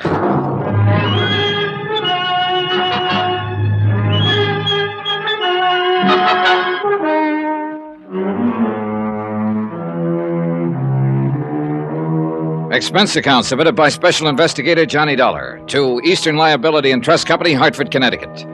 The following is an accounting of expenditures during my investigation of the Perling matter. I wrote to Morton Scottman at Eastern Liability, and I explained the circumstances under which I had arrived in New Orleans and located Jeannie Perling. I enclosed her death certificate and the medical statement. I also reported on the conduct of her ex-roommate, Janice Floyd. Then I sat down and called Janice on the phone. Hello? This is Johnny Dollar, Miss Floyd. Yes. I think it's time we had a talk. Mr. Dollar, we have nothing to discuss. I think we have. What? How you're being taken. Taken? By whom? By a couple of people. Goodbye, Look, Mr. don't hang up on me, Miss Floyd. I came down here to find Jean Perling. I'm with an insurance company. It was my job to check on a story her father told. Finding her was part of it. Let me come over and talk to you. I'll be home tonight. The apartment was 6 blocks from the hotel. I walked it for a reason. All kinds of people have followed me at one time or another, and I've followed all kinds of people. But the man who followed me off and on in New Orleans, the big blonde man with a .38, knew what he was doing. He was a professional. I made up my mind about that the first time I saw him, and I thought I was ready for him, but I wasn't. He waited until the streetlights got dim and no one was in sight. Oh! I vaguely remember that he caught me under the arms and laid me gently down on the street. That was all.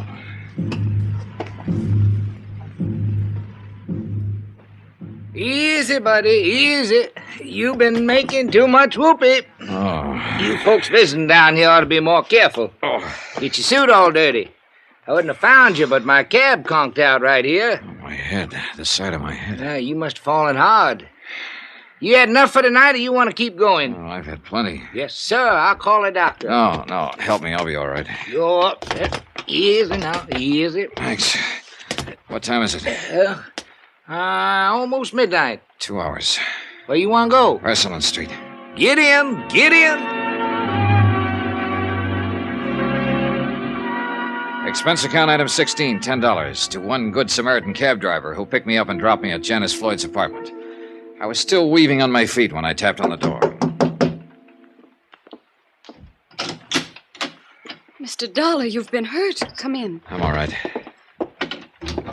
Packing? Yes, I've decided to leave town. Tonight, as a matter of fact. Yeah, I thought it'd be something like that. Did a big fella, a blonde man, have anything to do with your decision to leave? That's none of your business. Let me tell you my business, Miss Floyd. I came down here to see Jean Perling. You saw her. She is dead. Yes, I saw her, dead. Yesterday, I mailed a copy of her death certificate to New York. Well, then what else? What other business? The man who came here yesterday and reported to you, the man who told you I'd left town and you could breathe easier again, the same man who called you later and told you I was still around, still asking questions. He's my business. He followed me on my way here tonight. He slugged me. I don't believe you're telling me the truth. What's his name? Any idea why he carries a gun? Carries a gun? You're making all this up. Why would I? I've got what I came for, or practically what I came for, legal proof of the whereabouts of one Jean Perling. If Al hit you, he was trying to protect me. Now listen to me. I think I have pretty much of it in hand now. You tell me if I'm wrong. First off, you're not any Janice Floyd. I'd guess that Janice Floyd was the girl who died of leukemia. I've got her picture in my wallet. It was given to me by David Perling, who said it was his daughter. This is all crazy. Before you go into that, listen. I can have that body exhumed. I don't want to do it, but I will if I have to. Now, do you want me to do that? All right. I'm Jean Perling. And that was the Floyd girl who died? Yes. She was sick, and, well, I knew my father had detectives looking for me. I just never wanted to see him again or go home again. It seemed if poor Janice were dying and she had no one, if she somehow had my name, and, well, I'd never be bothered with my family again. That was a pretty idea. Was it yours? Al and I thought of it. Al? Al Britt. The blonde guy. Okay, how'd he work it? He saw to it that Janice had my name. I know it was against the law, but Well, she had no one, and if she was buried with my name, then I'd be free of my family. Well, that took some managing. They hate me. They always have. I want my own life. I don't blame you. You're entitled to it. Are you sure that's what you're getting? I'm going to marry Al, no matter what. If you go back and tell them, well, that'll be that. If you let me stay dead, I Can't let that happen. Why not? Why not, Mr. Dollar? What harm would it do? Let your father make a fool out of you? I don't understand. You're worth $100,000. What? Cold, hard cash. An irrevocable trust was set up on you when you were born. Comes to you when you're 25. That'll be next month. I don't care about the money. Now, wait a minute. In the event you should die before your 25th birthday, the money would revert to your nearest of kin. My father? Your father. But I'm dead on paper. Uh-huh. Then Al... Somebody paid him. Probably your father. To make love to you. Oh, no. No. Get out of here, Dollar! Al, wait! I told you this man meant nothing but trouble. He knows all about it. Oh, he can't prove a thing. Get out of here, you! Take it easy, Britt. Al! Yes, honey. I know about you. Honey, I don't know what to say. Go. Just go, please. He went. He looked at both of us as he went out the door. It was sort of a whip look. The way a puppy stares at you when you've caught him chewing on a slipper. I sat a while with Jean Perling. She didn't say much. There wasn't much she could say.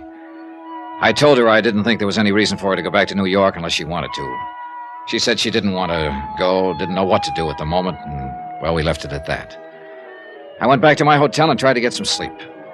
About 6 o'clock in the morning, I got up, bathed, shaved, and packed. By 7:30, I had breakfast and was just about to check out.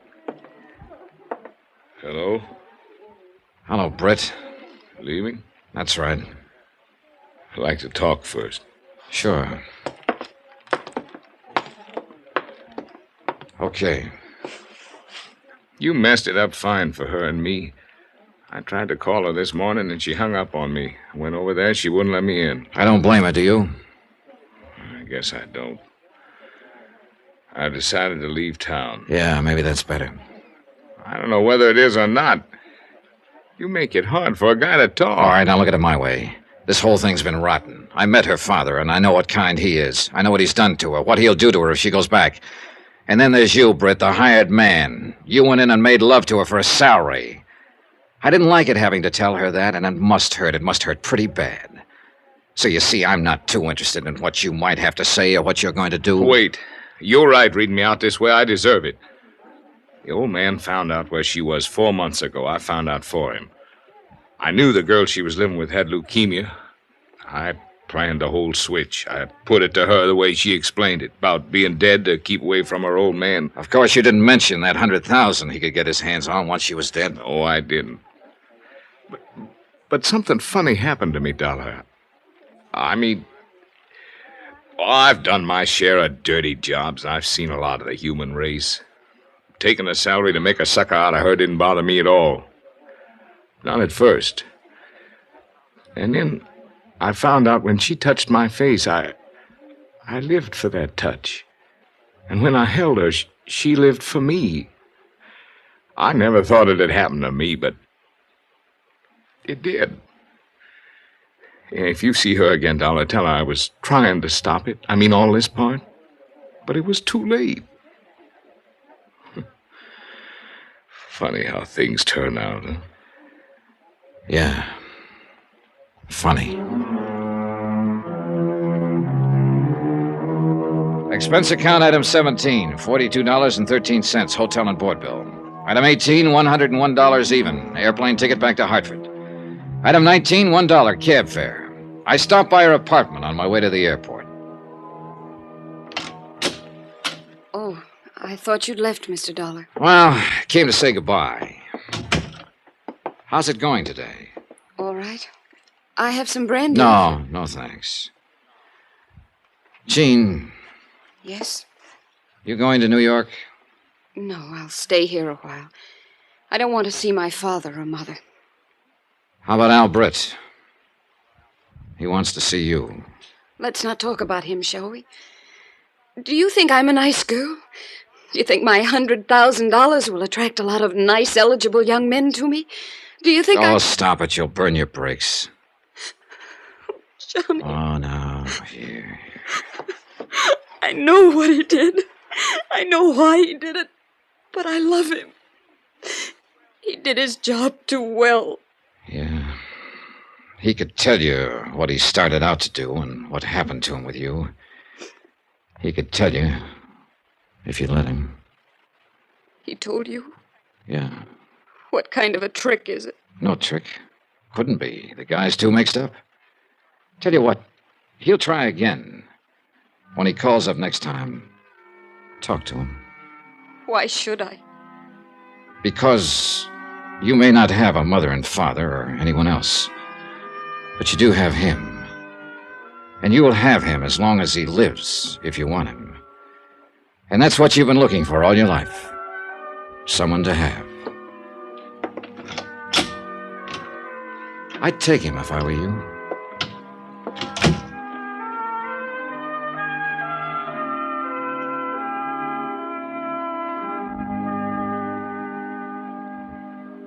Item 20, $10. Miscellaneous. Total expense account, $714.35. Remarks, none. Report? She took him. They were married in Tampa this morning. Yours truly, Johnny Dollar.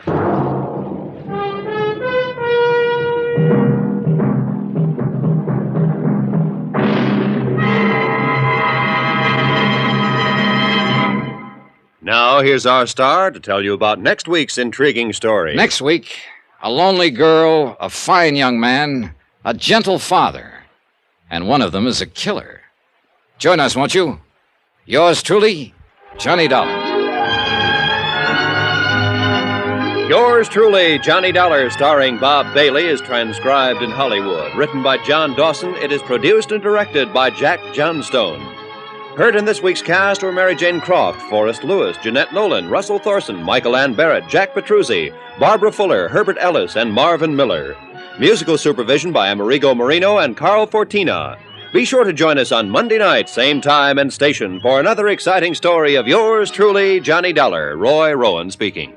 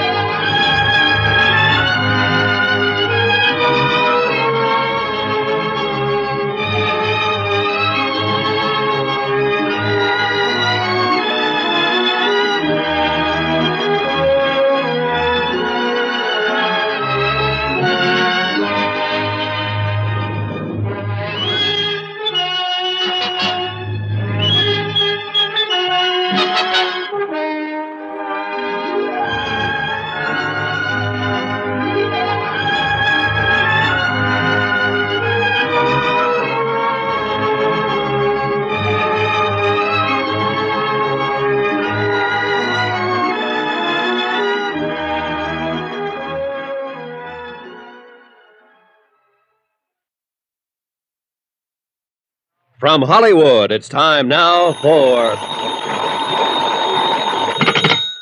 Johnny Dollar. Welcome to Hollywood, Mr. Dollar. This is Darrell. Darrell? Jim Darrell. Darrell and Clark Insurance. We wrote up the Palm Quiz policy. Oh, that Darrell. For a minute, I thought maybe... Yeah, everyone does.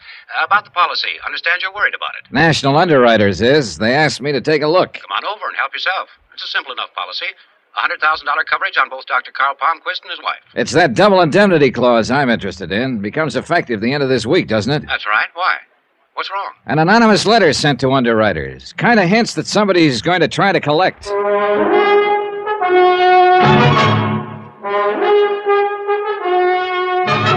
Tonight, and every weekday night, Bob Bailey in the transcribed adventures of the man with the action-packed expense account, America's fabulous freelance insurance investigator. Yours truly, Johnny Dollar.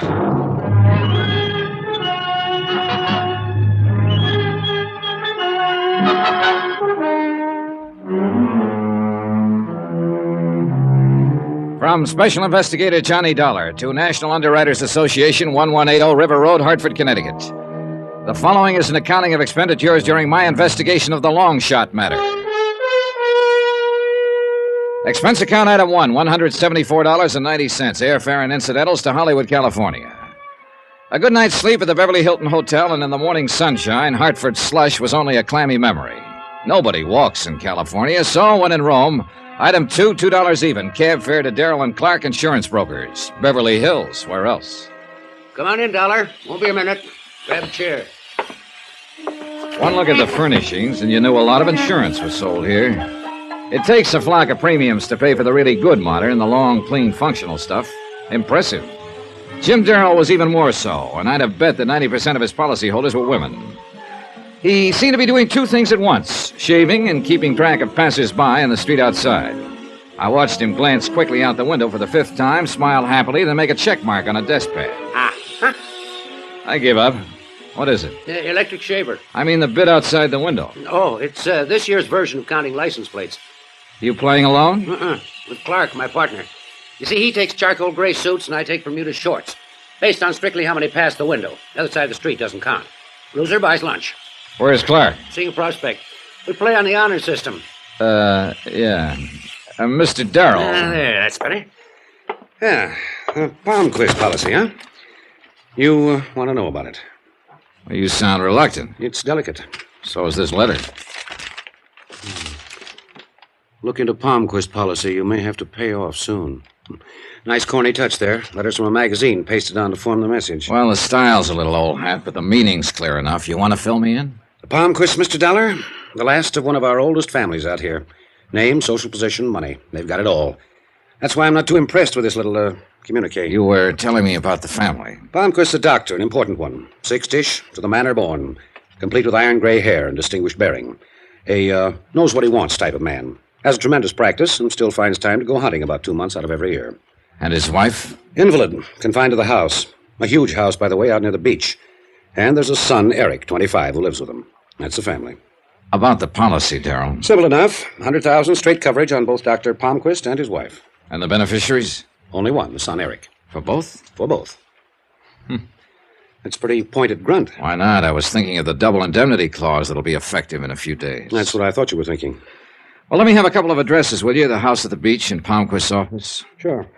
The office is only a few blocks from here. And, Dollar, please be tactful, will you? Those premiums, they're so lovely. Well, the way to make sure they keep coming is to keep people healthy. Yeah, I guess you have some... Hey, what do you know? Another one. What? Bermuda shorts. Oh. That puts me 3 up. Clark's going to scream like an eagle when he pays that lunch check. Today we eat at Romanoff's. I walked the 4 or 5 blocks to Dr. Carl Palmquist's office. It was easy to find. You just look for the most expensive building in the most expensive part of Beverly Hills, or as the natives sometimes call it, Lootville. As I turned into the entrance, a young executive type brushed past me on the street. Suit? Charcoal gray. I hoped he wouldn't pass Darrell's window. Dr. Palmquist's office was all it should be. Tasteful, quietly lush, the kind of place that made you wonder why he didn't live right there. The nurse who came forward did nothing to destroy the thought. Blonde, complete with doe eyes, retrosé nose, and a figure that floated. Great medicine for the sick. May I help you? I'd like to see the doctor. Do you have an appointment, Mr. Dollar, Johnny Dollar. No, I haven't. Dr. Palmquist isn't in right now. Well, what time will he be back?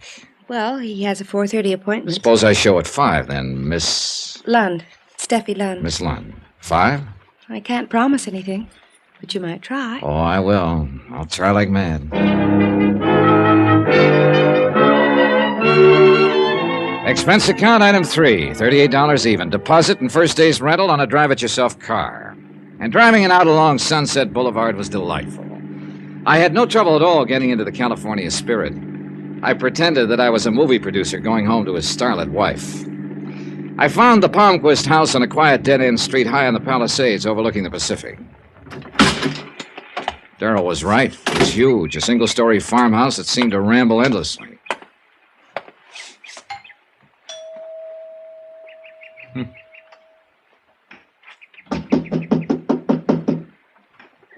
Well, it was a long way to come for nothing. I walked around the side of the house. Nobody tried to stop me. I moved through an open breezeway and wished that somebody had, because suddenly I felt like an intruder. Because of the woman sitting in the wheelchair staring vacantly down at the swimming pool that sparkled in the sunlight. Because of the way she poured a drink from the bottle beside her without ever looking at it. Because of the way she held the glass as though she wanted you to believe it was sarsaparilla tea, not whiskey. It isn't really medicine, you know. I only pretend that it is. Yeah, sure. Look, I didn't mean to barge in like this. Mrs. Palmquist? Victor says it's disgusting. Calls it a sign of weakness. Do you feel that way, young man? Well, nobody does anything without a reason.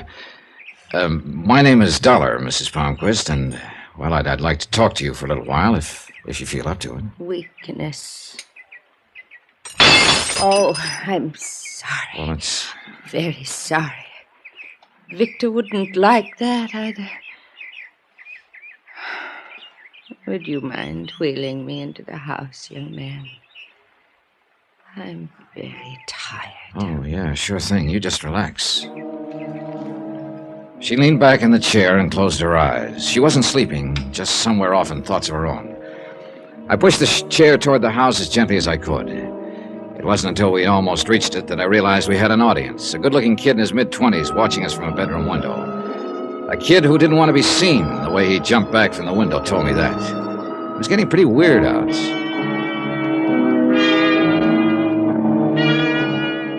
Inside the house, I wheeled Mrs. Palmquist into a large living room. Gently, patiently, I tried to get her to answer a few questions, but I got nowhere. She wasn't rude, just secretive, smiling, and very far away. I was wondering how to get out gracefully when... I'm so very sorry. I'm afraid I haven't been very attentive, have I, Mr. Dollar? Suddenly, just as clear and lucid as that. I looked around to see what had made this almost magical change, and he was standing just inside the room, the kid I'd seen watching from the window. Eric, come here, dear. This is my son, Eric. I'm afraid I've forgotten where you told me you were from, Mr. Dollar. My mother's been ill, Mr. Dollar. She's not supposed to be disturbed. Oh, now, Eric. Oh, I am sorry. I was just leaving. Good. I'll show you the way out. Oh. Maybe that would be best. You'll come back again, Mr. Dollar, when I'm feeling better. Yeah, sure, of course. Please make it soon. I don't seem to keep very good track of time. Another sign of weakness, I suppose. Well, When you show Mr. Dollar out, please come back, Paul. Oh, yes, Mother. You're a good son, Paul. This way, Mr. Dollar.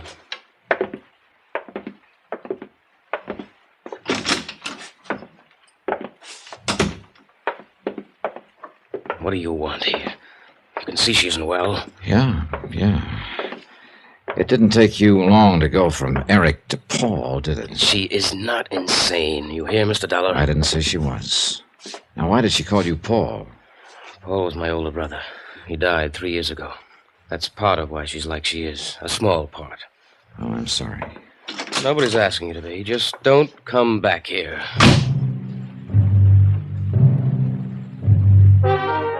I had plenty of time to kill before 5 o'clock, and a lot of things would have been pleasant. Sopping up the Malibu sun, watching the kids on the beach, you name it. But instead, I settled for a visit with an old friend, Lieutenant Berry, homicide. I wasn't just being social. Pretty sneaky, as a matter of fact. The anonymous note which underwriters had received intrigued Berry, and he promised to have it gone over by the police lab. At 5 on the dot, I was back in Dr. Palmquist's office. Hi. You're a punctual sort of patient, Mr. Dollar. Yeah, I used to get gold stars for it at school. Well, I'm afraid Dr. Palmquist doesn't get one. He called just a little while after you left this morning. Oh? Said to cancel all appointments for today, that he wouldn't be in. I'm so sorry. Yeah, so am I. I would have called you, but I didn't know where to reach you. Oh, sure, that's okay. What about tomorrow? I can give you an appointment at 10. How's that? I'll be here. Thanks. Mr. Dollar, would you like to give me some information now? Like what? Medical history, previous illnesses, complaints, the usual thing. Saves time in the morning. Well, why don't we wait till tomorrow, in case Dr. Palmquist decides to play hooky again? There's one nice thing about this job. You get around so much you learn to pick up local habits without even thinking about it. For instance, that evening I had a leisurely dinner, then took in an endless double feature. All without ever once getting out of my car. Drive-ins, you know. It was well after midnight when I got back to my hotel, feeling a kinship for bus drivers everywhere. I headed across the lobby, ran smack into Jim Darrell as I rounded the cigar stand.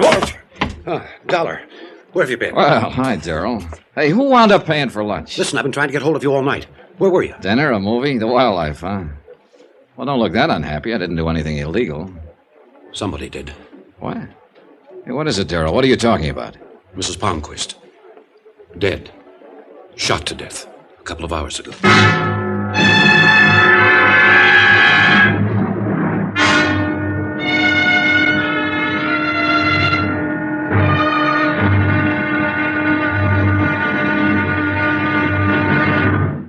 Now, here's our star to tell you about tomorrow's intriguing episode of this week's story. Tomorrow, variations on an old theme. You pays your money and you takes your choice. But no matter how you pick it, it comes out murder. Join us, won't you? Yours truly, Johnny Dollar.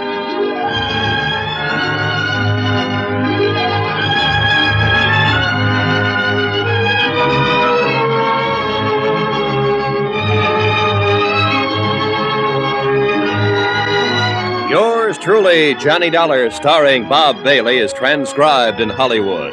Written by Tony Barrett. It is produced and directed by Jack Johnstone. Be sure to join us tomorrow night, same time and station, for the next exciting episode of Yours truly, Johnny Dollar. Roy Rowan speaking.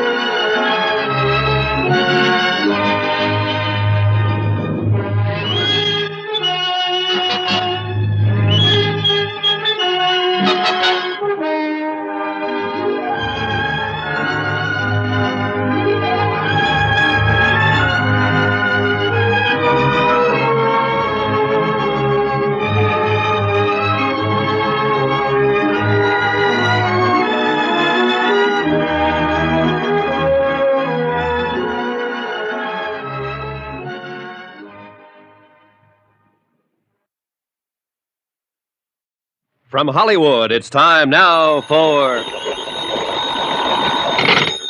Johnny Dollar. Johnny, Lieutenant Barry, homicide. Got messages from you 3 inches thick. Yeah, been trying to get hold of you all morning. Well, it hasn't exactly been a social tea around here, you know, what with the murder of Dr. Palmquist's wife. Can I come down there to headquarters? Come ahead, and if you're a good boy, I'll introduce you to the man who did the killing. What? Of course, he denies it completely. Who wouldn't? But will you hear his story? It's a wild one. Hold it, you're way ahead of me. You're saying you've got the killer there? That's what I'm saying. Well, who is he? You wouldn't know him. Nobody seems to. Make a little sense, will you, Lieutenant? Look, you coming down or not? Right now.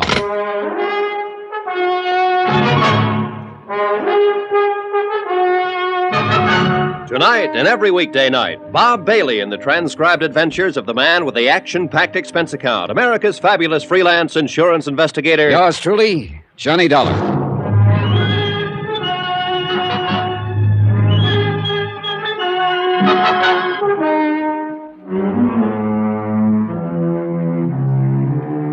From Special Investigator Johnny Dollar, location Los Angeles, California, to National Underwriters Association, Hartford, Connecticut. Assignment, the long shot matter.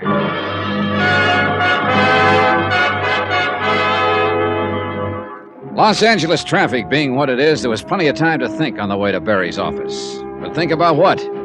An unsigned warning that someone was going to collect on a $100,000 policy? A frail, defeated woman who wasn't going to have to worry about weakness anymore. There was an awful lot to find out before this whole thing could begin to make sense. That was pretty obvious. The man I was going to see was anything but obvious. Big and round, he was like a fat Cupid doll with a gun. You always had the feeling his round little eyes were dreaming past you, seeing an island where there was no jail cells. A lot of cons had made that mistake, found out too late that Barry was as sharp as any homicide cop alive. Life is like that, huh, Johnny? Yesterday your visit was social, today it's business. Yeah, just one dead woman can make a lot of difference. Sit down. Like I said, I'm way behind you. How did it happen? When? Sit down. I can't talk when you're standing. Okay. Santa Monica substation got the call about 9 last night from Dr. Palmquist. He was real excited, said he was holding a rifle on a prowler who'd come in and shot and killed his wife. So we got out there fast. Wait a minute. Did the doctor know? Let me tell it my way, huh? Okay. We found Mrs. Palmquist dead on the living room floor, and the doctor's still holding this guy at rifle point. 38 Colt lay in a corner with nobody paying much attention to it. Ballistic says it's the murder weapon, all right. What's the doctor's story? Says he was out on a house call, got home a couple of minutes before 9. On the way to the front door, he glanced through the living room window, saw this prowler holding a gun on Mrs. Palmquist. The doctor got into the house quietly and was sneaking up from behind when the prowler heard him and got rattled. The prowler fired and killed the woman just as the doc brought a paperweight down on his head. Nice, huh? A little out of left field. Funny, I always thought prowlers and gunmen are two different things. Nothing says it can't happen, and the evidence says it did. What does that mean? That this is one prowler who's sewn up tight, because everything checks out. The 38 is his prints are on it.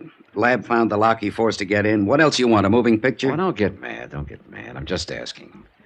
Now, that house call the doctor was out on. I'm a stranger in town, but isn't that kind of a late hour to see a patient, unless it's a real emergency? Not when they look like this one. Oh? I checked with her this morning. She could make me go to medical school right now, even at this age. Nice, huh? Put it this way.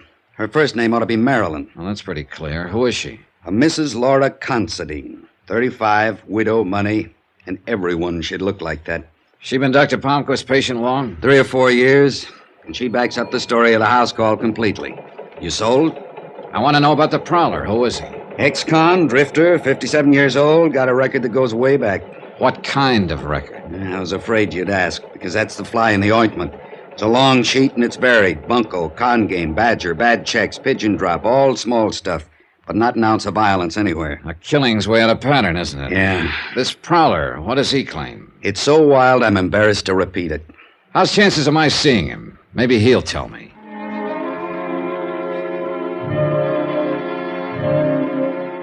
Barry took me upstairs to what they call the hotshot section. A very exclusive floor, this one, because the cells hold only prisoners suspected of the big rap, murder. And you know something? I never heard a place like this, but what an old fallacy comes bouncing back into my mind. That bit about being able to tell a man's character by looking at him.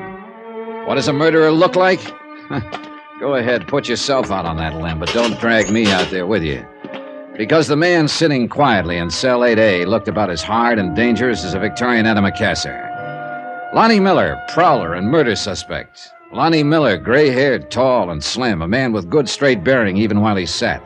Yet with a delicacy about him. Or maybe it was just the natural good manners of the born con man. I didn't know. Yell when you want out, Johnny. Yeah. I'm not going to change the story. I'll tell it again, but it'll be the same. Is that what you want, officer? I'm not the police, Miller. My name is Dollar. I'm an insurance investigator. It's a little late for me to buy insurance, isn't it? Miller, you don't have to talk to me if you don't want to, but you'd be helping yourself if you told me the truth. They didn't believe me, not one word. Why would you? My jobs are different. My interest is in the insurance angle. Did you kill Mrs. Palmquist? I'm nearly 60, mister, and I've done everything in the book, almost everything. But I never killed. Never. I can't make them see that. Yeah, I know. Told them 100 times, word for word, step by step. They just sit and look at me. Well, what do I have to do to make them believe I didn't do it? From what I hear, they've got an awful lot of evidence that says you did. You too, huh? Go away, mister. You may be a little different kind of cop, but you're talking like all the others. You're thinking like them. Let me alone. You haven't got much chance, Miller, if that's your only answer to evidence. Evidence? I know all about that stuff. You can buy it and sell it, manufacture it, make it stand up and do tricks. The cops... Miller, you're talking through your hat. You've been the route. Do you know one case where the police ever manufactured evidence? And I don't mean con talk. I mean one you actually know of. Oh, what's the difference? Look, why don't you tell me about it? Think you could listen without sneering? Nobody else can. Try me, huh? Now, how did you get into this? I just finished doing time in San Diego. Been hitchhiking my way up from there. 4 nights ago, a truck let me off on the Pacific Coast Highway, about 15 miles south of L.A. A few minutes later, a man in a big cab gave me a lift. Nice enough fella. A little nosy about where I was from, where I was going, things like that. But nice. Yeah, go on. After about 5 minutes, he decided we needed coffee, so we stopped at a little tacos joint. 10 minutes later, we were back on the road. After about 2 miles, he said it felt like we had a flat, so we stopped. It was a flat, all right, left rear. So? Well, he had given me the lift. The least I could do was to change his tire, so I did it. He was real friendly the rest of the way. Told me to stick around town and he'd see I got a job. He gave me a 20. Told me where to get a room and said to wait for him to phone. He said his name was Carter. You do what he said? Last night he called me. Said to be at his house at 9 sharp to meet a man who had a job for me, an address in the Palisades. Well, go on. The house was dark when I got there, so I rang the bell. Someone opened the door. I took 1 step inside and got hit on the head. Next thing I know, I'm coming to on the living room floor. There's a dead woman a few feet away, and my friend Carter is holding a rifle at my head, threatening to blow it off if I move.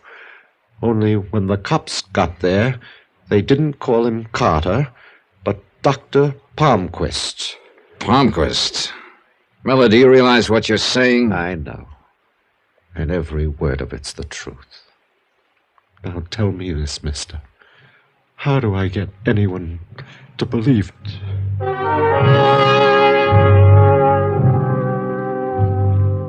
Miller sat there quietly, looking first at his burning cigarette, then at me. It was as though he didn't expect either one of us to believe him. I was glad to get out of there. Well, I'll say this much for Miller, Johnny. He's got that story down pat. He didn't tell you one word that he hasn't been telling us. Lieutenant, does Dr. Palmquist know what Miller claims? We haven't discussed it. Didn't I tell you the doctor's resting at Blair Hospital for a day or so, shock of his wife's death? Do you intend to tell him? Look, I know you're a fellow who automatically roots for the underdog, but face it, boy, what have I got? An ex-con with a wild story against a respected citizen with a perfect alibi. I'd look kind of silly questioning Palmquist at the moment. At the moment? Does that mean you've got doubts about Palmquist? I doubt everybody till the last page, boy. That's how I got to be lieutenant. And that's where we left it. I had a long, thoughtful lunch, which included 2 very dry martinis aimed at helping solve a new problem. To wit, how best to arrange a few words with a hospitalized Dr. Palmquist at such a delicate time. In the end, I did the only thing I could, walked into room 913 at Blair Hospital and introduced myself. Dr. Palmquist didn't seem at all surprised by the visit. He seemed annoyed, if anything, but the annoyance was with himself. I'm not a very good advertisement for my own profession at the moment, am I, Mr. Dollar? I'm sorry to intrude, Doctor. I probably could have picked a better time for a visit. You've been doing your best. What? Which do you prefer, Mr. Dollar, my office or my home? Would you like the names of a few friends? Perhaps they can tell you whatever it is you're trying to find out about me. It's my job, Doctor. And just what is your job, Mr. Dollar? Insurance investigator. For the company that holds the policy on Mrs. Palmquist and yourself. I see. Then you can stop running around now, can't you? You can simply go to the police and they'll tell you anything you want to know. Doctor, may Mr. Dollar, I don't usually prescribe without a thorough examination, but... Please do. Very well. I don't think California is your cup of tea. I suggest another climate entirely.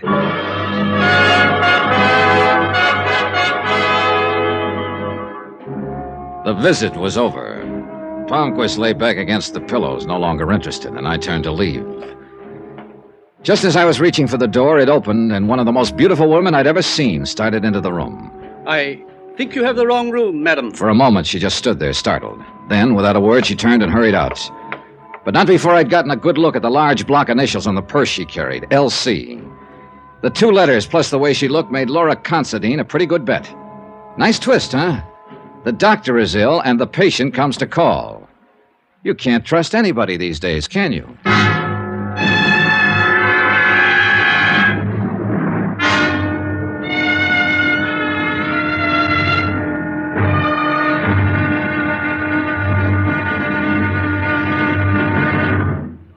Now, here's our star to tell you about tomorrow's intriguing episode of this week's story. Tomorrow, beauty may be skin deep, but fear goes a lot further down than that. Sometimes as far as death. Join us, won't you? Yours truly, Johnny Dollar.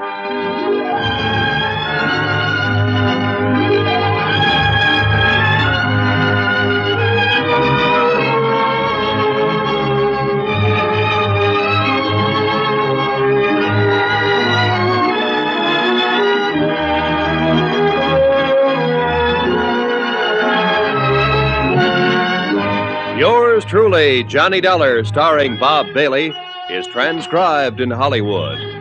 Written by Tony Barrett, it is produced and directed by Jack Johnstone. Be sure to join us tomorrow night, same time and station, for the next exciting episode of Yours truly, Johnny Dollar. Roy Rowan speaking.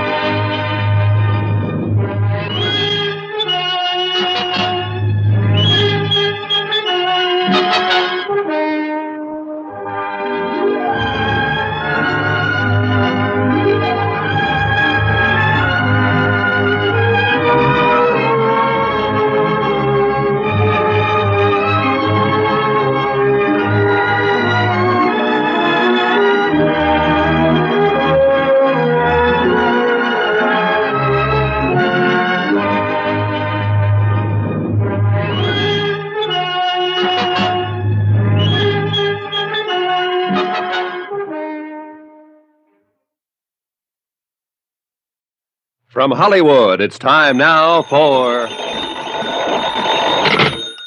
Johnny Dollar. Lieutenant Barry here. Oh, hi, Lieutenant. You're stepping on toes, Johnny boy. Who's now? Dr. Victor Palmquist.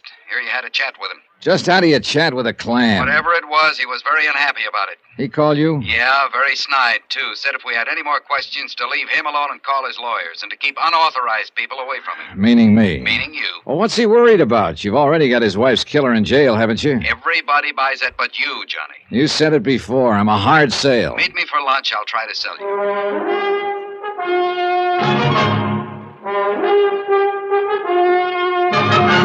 Tonight, and every weekday night, Bob Bailey in the transcribed adventures of the man with the action-packed expense account, America's fabulous freelance insurance investigator. Yours truly, Johnny Dollar.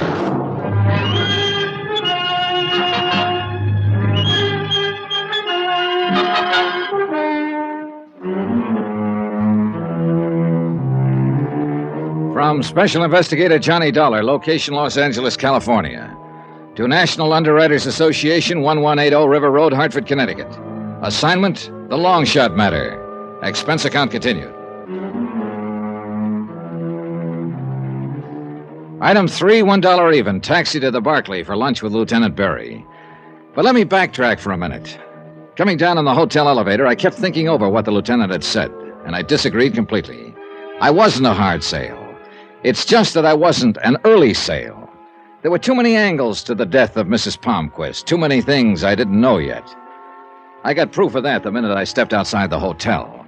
The white cad sedan parked directly across the street contained a real interesting combination of people. Eric Palmquist, the doctor's son, and Steffi Lund, the doctor's nurse. The moment they saw me, they did what every amateur sleuth does. They drove away as fast as possible, thereby becoming just as conspicuous as a second nose. By the time I reached the Barclay, Lieutenant Berry had ordered for both of us. You don't like it, order something else, but it's the best they got. Matter of fact, it looks pretty good. Now, as I was saying... Yeah. So, Palmquist nurse and his kid are an item. You waiting for me to look impressed? You get up out of the wrong side this morning, Lieutenant. Look, I don't like the smell of this deal any more than you do, but what does it all add up to? You're sent out here to look into a possible killing. Which happens. Victim, Mrs. Palmquist. So, an ex-convict sits in a cell accused of the murder. The accuser and witness, the dead woman's husband.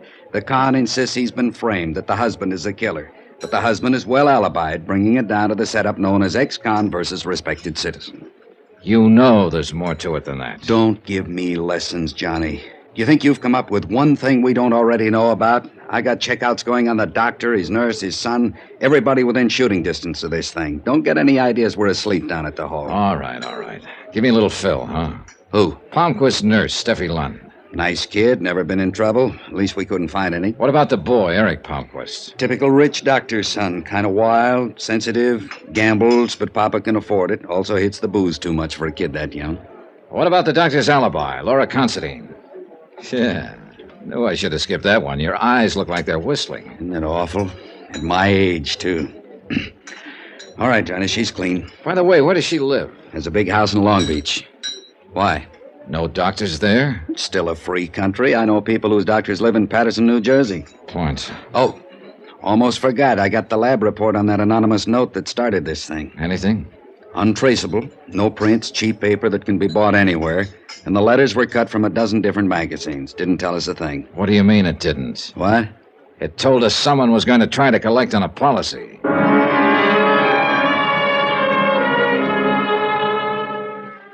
We knocked it around a little while longer, getting no place in particular. Then suddenly I was being paged for a telephone call. Barry's raised eyebrows were eloquent. They made me feel like one of those would-be movie stars who have themselves paged in the Brown Derby so that other would-be stars will know they're there. I had a funny notion about who might be calling, so I told the waiter I'd taken in the booth out front and left Lieutenant Berry by himself. Johnny Dollar. Mr. Dollar, I'm so glad I found you. Oh? This is Steffi Lund, Dr. Palmquist's nurse. Well, the day's picking up. I'm sorry. I hope I didn't interrupt your lunch. You see, I called your hotel and they told me where you'd gone. I'm sorry. Well, don't apologize, Steffi. A working girl who drives around in a beautiful white Cadillac doesn't have to, you know. I'll explain about that. Why should you owe me any explanation? Please, Mr. Dollar, I've got to see you right away. It's terribly important. Mr. Dollar. Where are you? I'm at Dr. Palmquist's office. Can you come here now, right away? Okay, I'll be right over. And please, don't bring anyone along with you, will you? However you want it, you're calling the shots. Thank you. And hurry, please.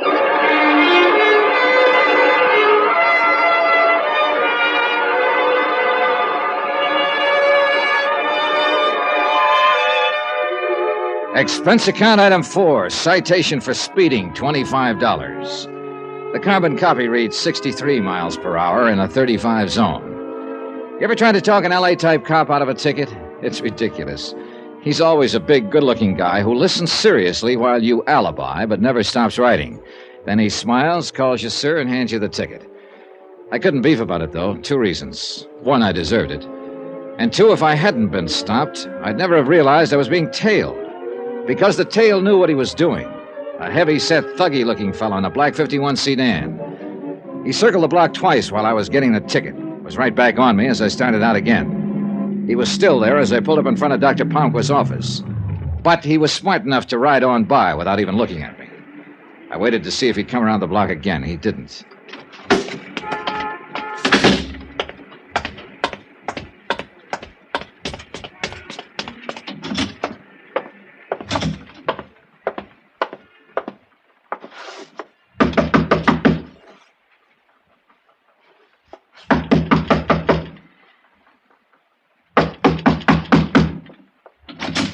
Yes, sir. What is it?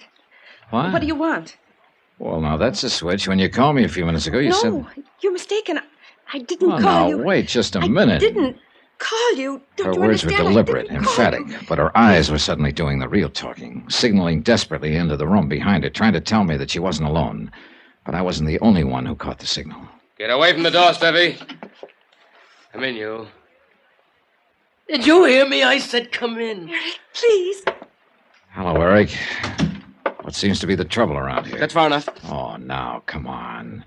Why don't you put that thing down? Your family's had enough misery with 38s. Darling, do what he says. Why did you call him, Steffi? Why? Because somebody's got to help you because of what you're going through and what it's doing to you.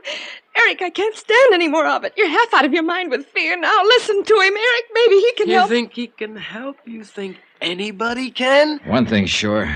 That gun's not going to help you any. Come on now, kid, put it down. No, because nobody tells me what to do. Not when I've got a gun. They're afraid to. That's right. They're afraid to. You're both afraid, aren't you? It's nice. It's nice for somebody else to be afraid. I like that. I really like that. He wasn't even looking at us anymore, just somewhere off into space. Somehow, Steffi sensed that I was waiting for a chance to grab his gun and motioned for me not to. And suddenly I remembered where I'd seen that lost, empty look before. Mrs. Palmquist, Eric's mother. She'd had her share of that look the day she died. Mr. Dollar, help me with him, please. I picked him up, put him on the couch. He had that terrible whiteness that a deep faint brings, and Steffi didn't waste any time. She loosened his collar, shoved his head forward. In a few minutes, he shuddered once, came to, took a deep breath. We made him comfortable on the couch, but you could see that it had been a rough trip for him. He was conscious, but he didn't have the strength to open his eyes. Steffi just stared at him. He'll be all right now. What's wrong with him, Steffi? Why that thing that just happened? You want the technical name? Circulatory lability. Sound impressive? Talk layman, huh? A form of extreme hypertension, nerves. Enough to make him faint like that from anger, from fear. It's a lovely thing for a man to go through, isn't it? Well, that calls for a different kind of medicine, doesn't it? Analysis with a psychiatrist. He's in it now.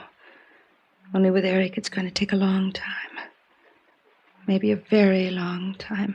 But a kid like that, how? Why? Fear. Overpowering, petrifying fear. Of what? His father. Of Dr. Palmquist? Yes. The nice Dr. Palmquist.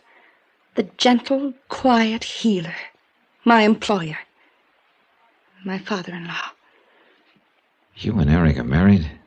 Tijuana 6 weeks ago. Eric is 25 years old, Mr. Dollar, and he's so afraid of his father we're still keeping the marriage a secret. Why, Steffi? Why is he so afraid of Palmquist? His analyst hasn't been able to get through to that. You expect me to? Well, somebody better. Why did you say that? Because he waved that gun around very convincingly for a scared kid. He never would have fired. Don't you understand?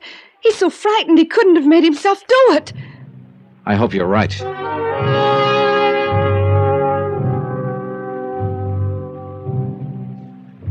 I didn't think it was quite the time to mention one small fact. That if Eric Palmquist was incapable of pulling a trigger, it might turn out to be a very good thing for him. As the sole beneficiary of his mother's will, he would soon have $100,000 in a nice, tidy lump. And if he really was afraid of his father, a piece of money like that could take him a long, long way from the parental fold. In fact, no matter which way you turned, you couldn't get away from the logic that Eric Palmquist might be regarded by some parties as a first-class suspect in the death of his mother.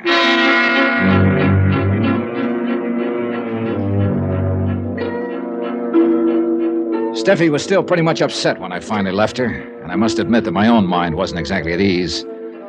Hoping that the fresh air would help to clear my thoughts, I took my time driving back, and it must have been nearly an hour later when I pulled into the subterranean garage of my hotel. I guess I was thinking too hard about what had just happened. In any case, I wasn't quick enough. Just as I passed one of the garage's big concrete pillars, a figure stepped out from behind it, brought the business end of a Colt banging down on my head. The ground climbed up and got me, but not before I had a look at him. My heavy-set, thuggy-looking friend who tailed me earlier in the day. He could talk, too. You're in the wrong town, punk. Take the hint. I took the hint. I passed out.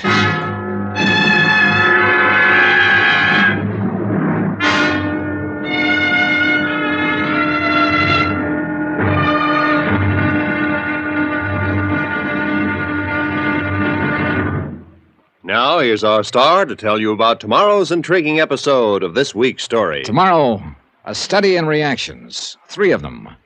One by a man who should know, one by a man who doesn't, and another by a bullet.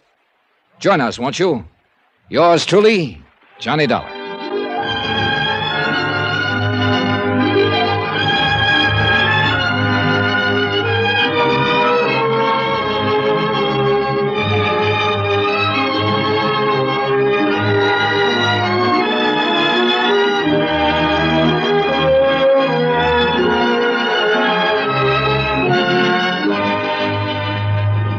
Yours truly, Johnny Dollar, starring Bob Bailey, is transcribed in Hollywood. Written by Tony Barrett, it is produced and directed by Jack Johnstone. Be sure to join us tomorrow night, same time and station, for the next exciting episode of Yours truly, Johnny Dollar. Roy Rowan speaking.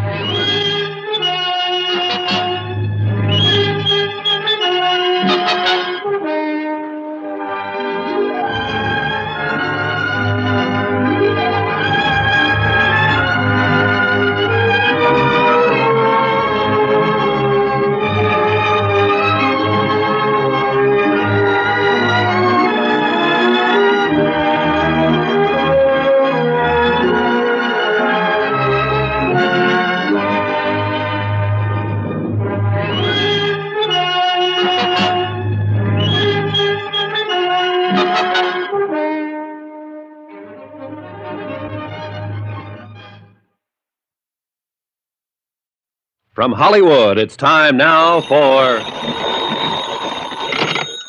Johnny Dollar. Oh, this is Dr. Van Clauser returning your call, Mr. Dollar. Oh, yes, Doctor. May I ask who recommended me? I inquired about a good psychiatrist, and it came up you. Yes. Well, the first step is usually an office appointment for a preliminary chat. That's what I had in mind. Today? My schedule is quite full. Would tomorrow be suitable? Today would be better. Oh, I see. But there should be ample time. There should be ample time, but there isn't. In fact, I'm running out of it fast. Very well. 11 o'clock. Dust off your couch.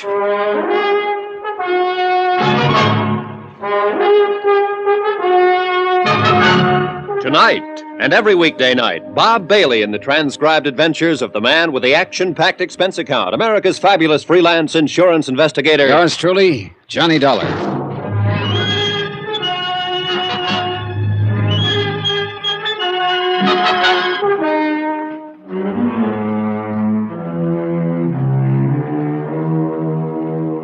From Special Investigator Johnny Dollar, location Los Angeles, California. To National Underwriters Association, 1180 River Road, Hartford, Connecticut. Assignment, the long shot matter.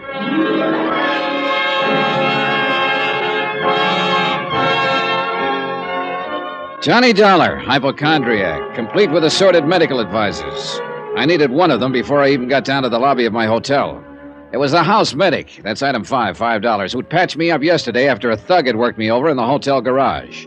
Now came checkup time, and the doctor was a fusser, and he disapproved of me. Hold still now, hold still. Yeah, but that's my head you're digging into. I wouldn't have to if somebody else hadn't split it open.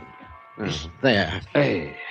Well, looks a little better. Yeah, well, don't sound so enthusiastic. Walking into a wall. It's the best I could think of at the moment. Likely story. Hold still now. I want to redress that wound on the other side. Hold still. Temper. Funny, he was working on the outside of my head, but it was the inside that ached most. There were reasons, lots of them. Like the murder of a sick old woman the same day I'd arrived. and the anonymous note that had warned of it. Like the victim's husband and an ex-convict accusing each other of committing the crime. It was a rough one, real rough, because the picture kept changing from minute to minute, and my company was on the hook for $100,000. At 11 o'clock, I sat across the desk from Dr. Hans van Clauser, psychiatrist, in his Beverly Hills office. He was small, spectacled, and charmingly Viennese. More important, he was the analyst who was treating Eric Palmquist, the murdered woman's son. Now, Mr. Dollar. Afraid I owe you an apology, Doctor. I deceived you a little bit. I'm not exactly here as a patient. Oh, everyone finds it difficult to begin, Mr. Dollar. Suppose we hear some of the medical history first. I tell you, we're off on the wrong foot, Doctor, and it's my fault. Here, take a look at these, my credentials.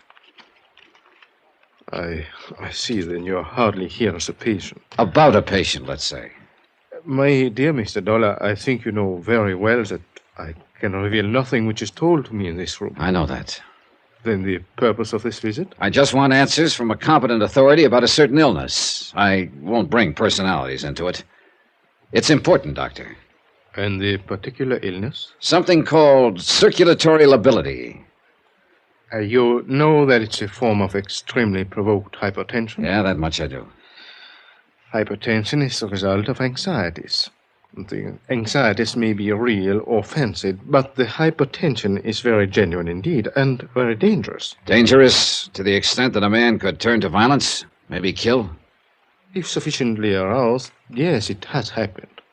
I see. Thank you. Thank you very much.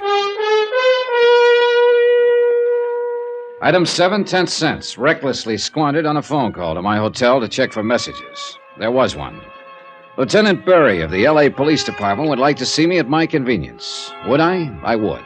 You get practically nowhere ignoring police lieutenants. He stared at the bandage on my head and my assorted cuts and bruises, and his opening line was quite inspired. Oh, what happened to you? Somebody was pretty fast with a gun barrel last night. Where'd it happen? Garage under my hotel.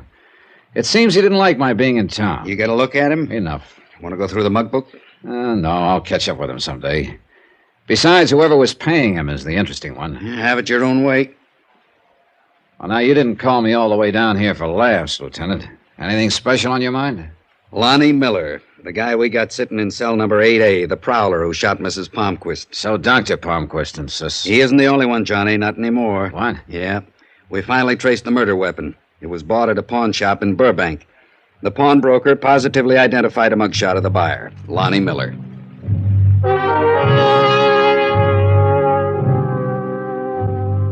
Police identification evidence is a pretty tough thing to ignore. But I was still what the lieutenant called a hard sale.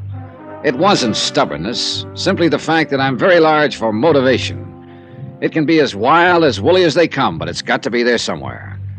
And somehow, with so many good ones around, the worn, faded man in cell 8A didn't rate in that company. I asked the lieutenant for a couple of minutes with Lonnie Miller. He shook his head as though he felt sorry for me, but okayed the visit anyway.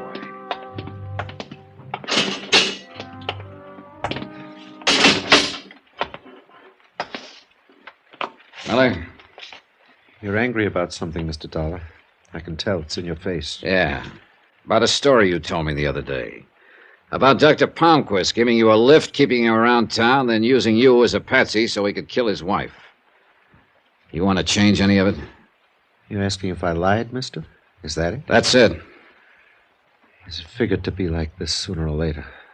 Goodbye, mister. Come on, Miller, talk to me. Lie? Think I'd lie to the only man who even looked like he believed me? You still haven't answered. Mister, don't you think I know I haven't got a chance? That I'm dead? I don't even care anymore.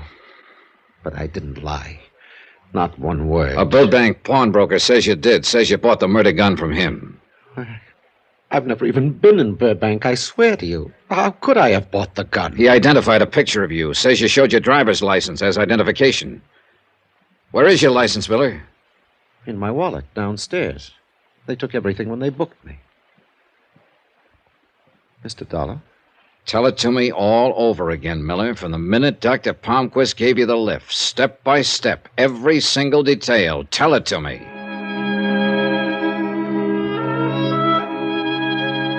He began slowly, haltingly. The words just kind of fell out of his mouth in a tired, hopeless fashion.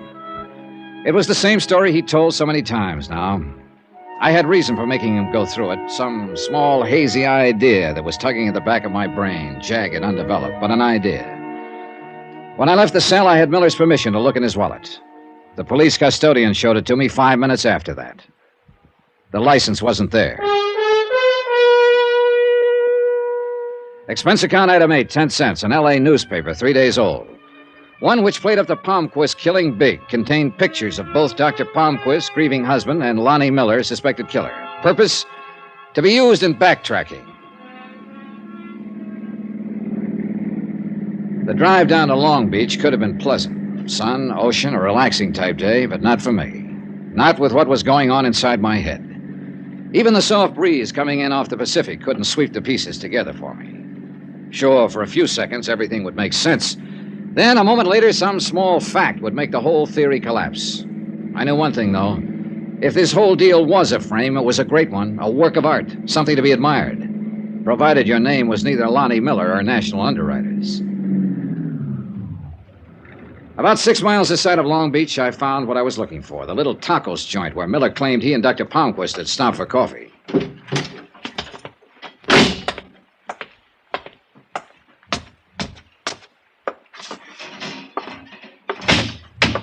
Hola, amigo. You like some tacos? Sure. Sit down. It won't be a minute. Owner around? You're looking at him, amigo. Irving Gonzalez, owner. Irving? Sure. I had it changed. Nobody could pronounce Plutarco Gonzalez. See your point. It doesn't pay to make problems for your customers in business. Yeah. When are you going to work up to asking the questions, amigo? What? I can make tacos blindfolded, and I can tell a cop the same way. Well, you're not too far wrong. Want to take a look at this newspaper? Either of these men ever been in here? And Dr. Victor Palmquist and Lonnie Miller. Oh, I read about that killing. Very interesting. Yeah. Well, what about it, Irving? What about what? These men. Have they ever been in here, alone, together, any time? Yes, I mean, they look kind of familiar, but maybe it's only because I see them in the papers. You know, Is that the best you can do? Well, look, amigo, you stand behind a counter all day and everybody looks like everybody else. You wouldn't want me to make a guess, and that's all I'd be doing, guessing. No, I wouldn't want that. Here, nice and hot. Eat your tacos, amigo. Thanks anyway. I'll skip them this time. Here.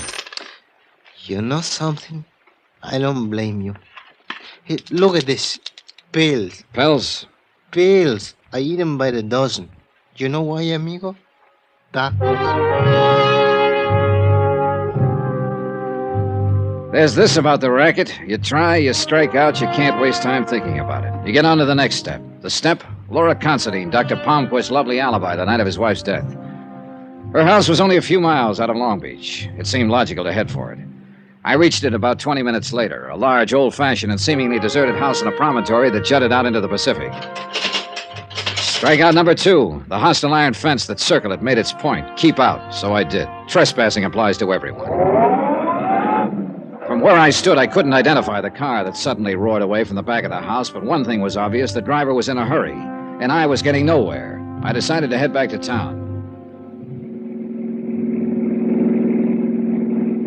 It happened 5 minutes later as I rounded a curve on my way back to the Pacific Coast Highway. Choice, the Pacific on one side, granite cliffs on the other. I picked the cliffs.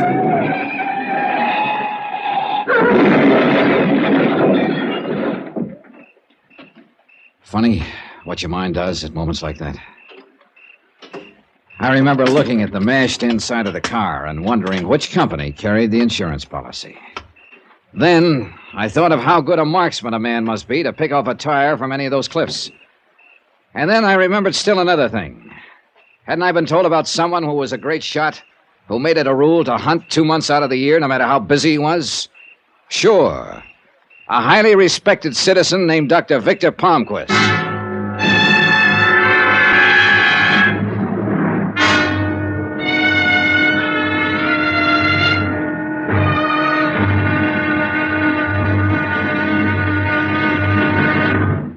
now, here's our star to tell you about the final exciting episode of this week's story. Tomorrow, you want to hide something? Put it in plain view. Only don't go overboard on the system if you're hiding a murder.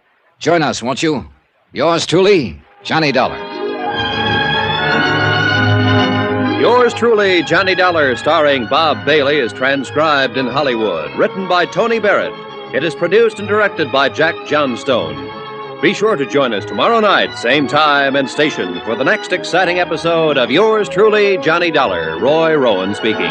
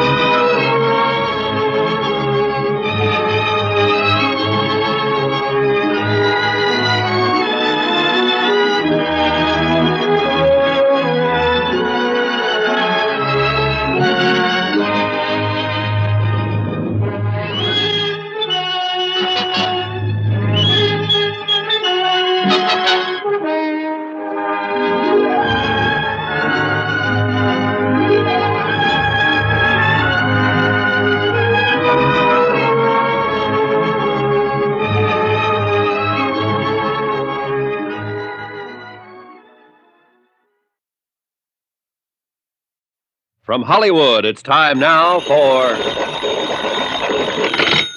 Johnny Dollar. This is Laura Considine, Mr. Dollar. You don't know me, but... Oh, but I do, Mrs. Considine. You're the best friend a doctor ever had. Dr. Palmquist, that is. Mr. Dollar, He paid you a professional call the night his wife was murdered. That was lucky. Alibis don't grow on trees. Just a minute, Mr. Look, Dollar. lady, I've been slugged, shot at. Matter of fact, someone tried to pick me off with a rifle a couple of hours ago, right near your house. Maybe Dr. Palmquist will alibi you this time. Return the courtesy. Will you please listen? I've got to see you. I've got to talk to you. All right, when? An hour. The bar at your hotel. The martinis will be waiting.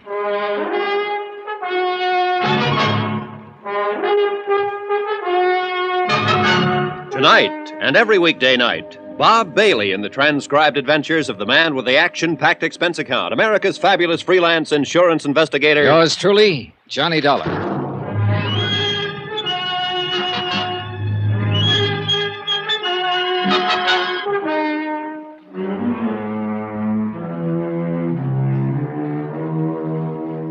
From Special Investigator Johnny Dollar to National Underwriters Association, 1180 River Road, Hartford, Connecticut. Assignment, the long shot matter. Expense account concluded.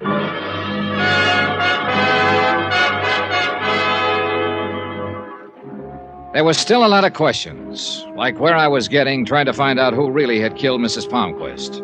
Like, was it all a smoothly planned frame on the part of her doctor husband? Or had it been a prowler killing by another man now in jail?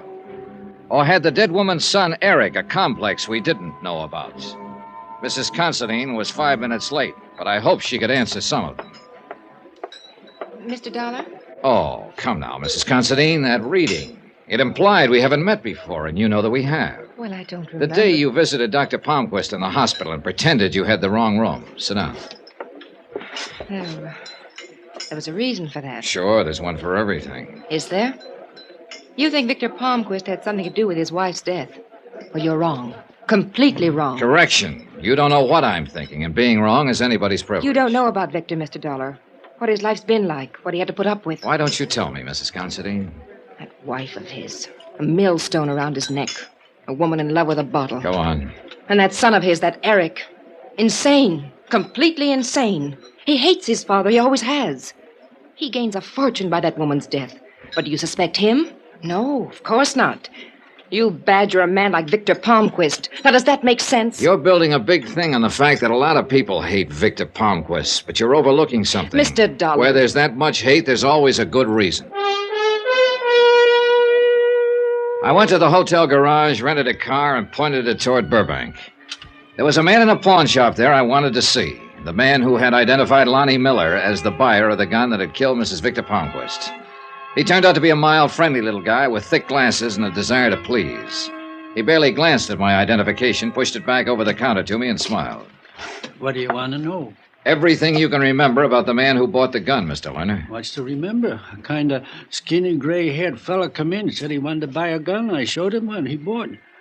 He showed you a driver's license for identification, didn't he? I copied the information right here in the book. Right here. Lonnie Miller, 173, Fuller, San Diego, height 6 feet, weight 152, color white. Here, look this up. Yeah. Look at this paper, Mr. Lerner. One of these the fella? Let me see. Lerner adjusted his glasses and leaned forward to peer at the newspaper I'd put on the counter. It was the way I was leaning on the paper that really started the whole thing. The two pictures were side by side, Dr. Palmquist in a business suit and Lonnie Miller in a cap, leather jacket, and work pants. My arm was covering everything but the faces. Lerner moved my arm before pointing out Miller as the buyer of the gun. Then he nodded emphatically. Sure. That's the fellow who bought the gun, that Miller. You had to move my arm before you'd say so, Mr. Lerner. You were covering up half the picture. What am I, a mind reader? No, but I think you might have made the most normal mistake in the world. Wait. You trying to tell me this Miller didn't come in here and buy a gun from me? That's about it. So how come a fellow who wasn't here gave me a driver's license and said he was? That's a good question, Mr. Lerner. There were two people I wanted to see now, real bad. Lieutenant Berry at Homicide and Lonnie Miller, Cell 8A, City Jail. I streaked down to headquarters, and guess what? The lieutenant was out on police business. Should be back in a while. I knew Lonnie Miller wasn't out, so I settled for him. There were only 2 or 3 questions I wanted to ask him, but they were important. I spent about 15 minutes in the cell with Miller, got my answers, and they made sense now. Then I spent an hour waiting for the lieutenant. He finally showed. This time, he was the hard sale, even after I discussed what I'd figured out at the pawn shop. Johnny, I'm tired. Oh, sure, me too. Now, look, Lieutenant, you know what I'm pushing is possible.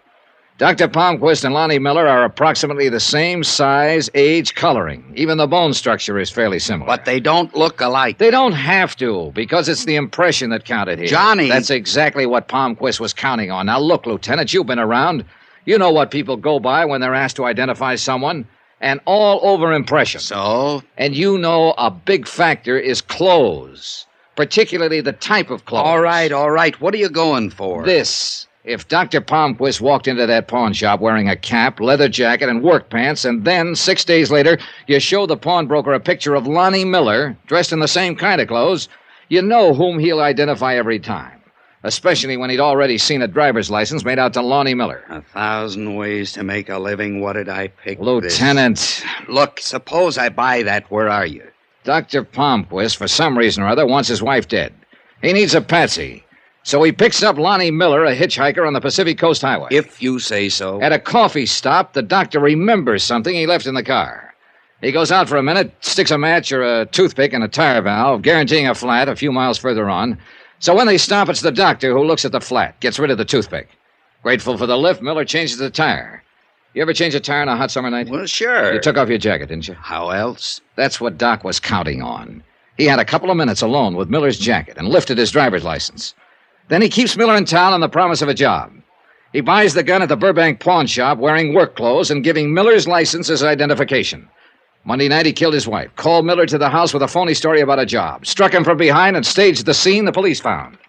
Smooth, huh? Johnny, can you see me going to the DA with all that theory and no proof? Palmquist would laugh me out of town. Barry, look. Knock it off. You're no kid. You know I'm right. Well, don't go away mad. Sure, I know he was right. That's what was driving me crazy. Proof. One little piece of it, but where? Oh, Palmquist had used his head all right. But the smartest ones alive always leave one little hole somewhere along the line. But 3 hours later in my hotel room, I hadn't found it.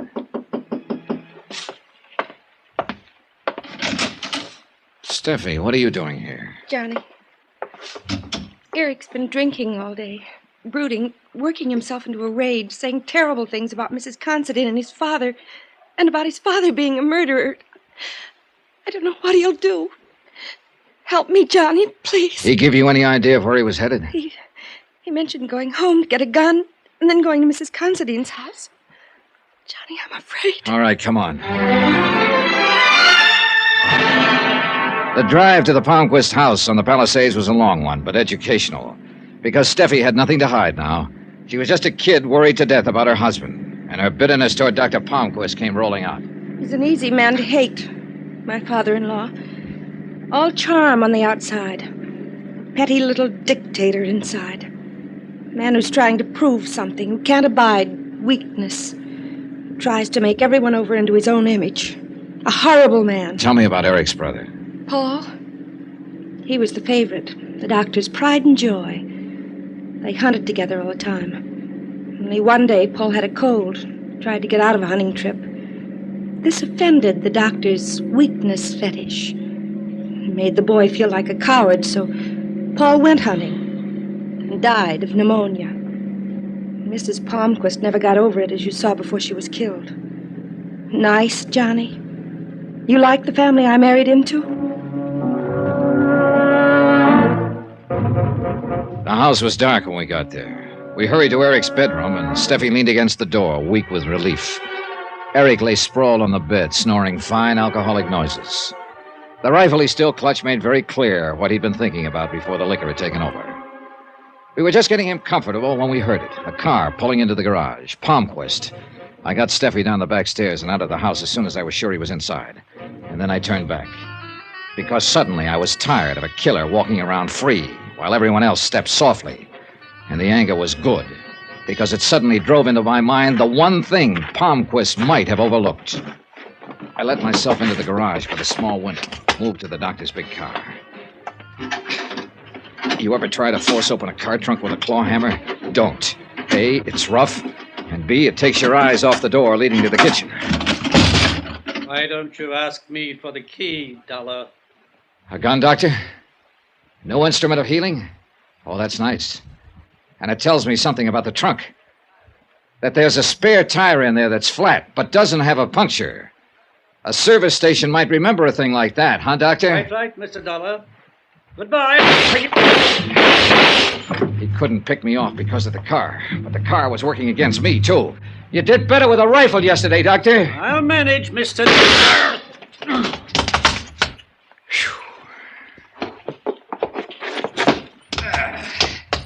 A man my age through windows, no less. He had it? Nah, he'll look good in court. Small question, Lieutenant. Not that I'm ungrateful. Ask. Aren't you a long way from home? I didn't like the look in your eye when you stomped out. You know something, Johnny? You're easier to tail than a trolley car. Expense account item 12, $71. L.A. hotel bill. Item 13, $174.90. Return airfare to Hartford. Expense account total, $490.80. Details? Eric Palmquist admitted sending us the original warning note out of fear of his father. He never knew till the death of his mother that he himself was the beneficiary. Remarks about Hollywood. Let's call it the Easterner's Revenge. Quote, it's a nice place to visit, but I wouldn't want to live there. Unquote. Yours truly, Johnny Dollar.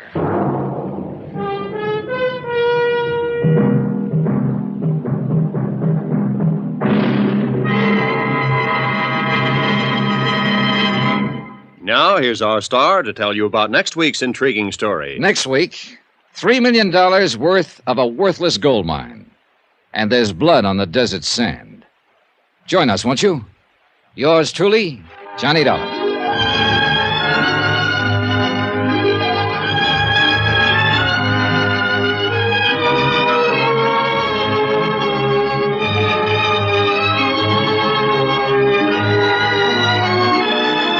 Yours Yours truly, Johnny Dollar, starring Bob Bailey, is transcribed in Hollywood. Written by Tony Barrett, it is produced and directed by Jack Johnstone.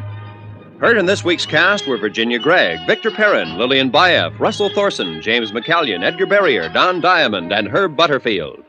Musical supervision by Amerigo Marino and Carl Fortina. Be sure to join us on Monday night, same time and station, for another exciting story of yours truly, Johnny Dollar. Roy Rowan speaking.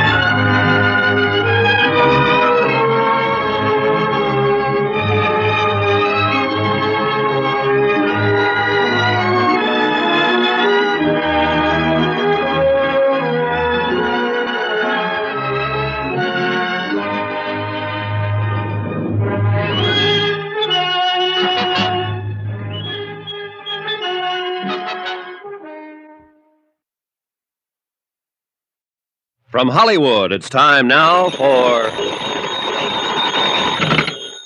Johnny Dollar. Pat McCracken, Universal Adjustment Bureau. Oh, hi, Pat. This is my third call. Where you been? Out buying some tackle. Want to go fishing? Fishing? Yeah, I'm heading down to New York State. Esopus River, maybe the Beaver Kill. Trying to snag myself some nice trout. And, Patsy, my fishing is one thing you aren't going to interfere with. Wouldn't think of it. But why don't you try Lake Mojave? Huh? Where's that? Along the Colorado River, out between Nevada and Arizona. What? Sure, be the guest of Greater Southwest Insurance and Liability. What are you talking about? I don't know how you'd value those Esopus River trout, but there's a fish out there that may be worth $3 million. Johnny? I'll be right over.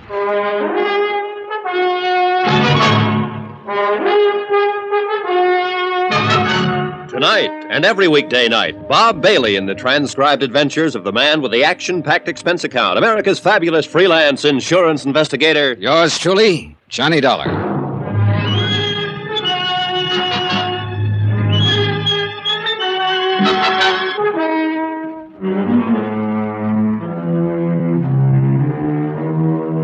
Expense account submitted by Special Investigator Johnny Dollar to Greater Southwest Insurance and Liability Company, Kingman, Arizona office. Following is an accounting of expenses incurred during my investigation of the Midas touch matter. Expense account item 1, cab fare from my apartment to the Universal Adjustment Bureau, 8242 North Spring. When I got there, Pat McCracken was standing holding the door of his office open for me. Come on in, Johnny, but don't bother sitting down. Now, what's that supposed to mean? It means you haven't got time. You all packed? Oh, you bet I am. For a trip to the Esopus and some of those pretty rainbows and eastern brook trout. Got a new lure oil called Fast Strike I want to try out. I hear it's great. Sorry, but if there's going to be any actual fishing, it's going to be for Lake Mojave bass. Says you. Here are your plane tickets. Here to New York, nonstop to Los Angeles, and out to Las Vegas. From there, you'll have to go to Kingman, Arizona by car. Slow down, boys. Slow down. Man to see in Kingman is Jake Kessler at Southwest Insurance. Oh, Pat. Yeah? You mind telling me what it's all about? The Midas touch mine. New racket in uranium? I said Midas. Gold mine. Oh, sure. Well, what's the insurance angle? Ask Jake Kessler when you get to Kingman. Well, but you can at least tell Look, me what... You've only got 20 minutes to catch your plane to New York. You mean if I decide that... And with $1.5 million, maybe $3 million at stake, nobody's going to quibble too much over your expense account. Maybe I should take a crack at those Lake Mojave bass. Expense account items 2 and 3, $2.90 even, a handful of American Express traveler's checks, and cab fare back to my apartment for my luggage. Then to the airport from my plane to New York to Las Vegas, Nevada.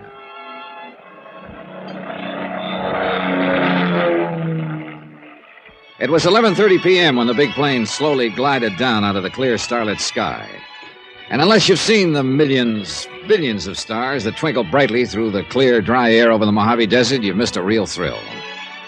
We glided down toward the landing strip on the edge of the town of Las Vegas. From the air, the myriad multicolored lights made the fabulous resort sparkle like a field of jewels. Item 4, 30 cents phone calls to car rental agencies. They were all closed. Item 5, 65 cents per cab to the Flamingo Hotel, where I decided to spend the night and drive on to Kingman in the morning. Item 6, hotel overnight, food, and incidentals. $178.30. If you know Las Vegas, you know what that word incidentals means. 15 odd. And black. Place your bets, please. No, the dice are passing. All right, there we go. 6 to the point. I'll say this much. I tried to make some expense money on the side, but, well, I guess I shouldn't have tried to cover so many of the gambling joints. If I'd stayed at the Flamingo, where I'd always made me a buck or two at the casino. But this time, Lady Luck just wasn't on my side. Anyway, well...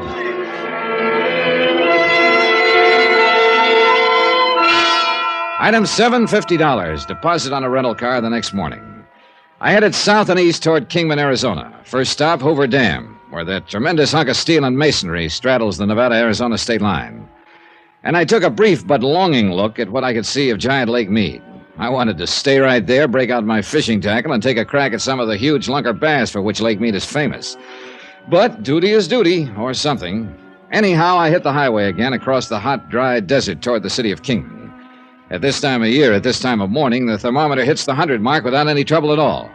And the occasional swimming pools and motels outside Kingman look pretty inviting. But I drove straight to Jake Kessler's insurance office on East Palm Drive.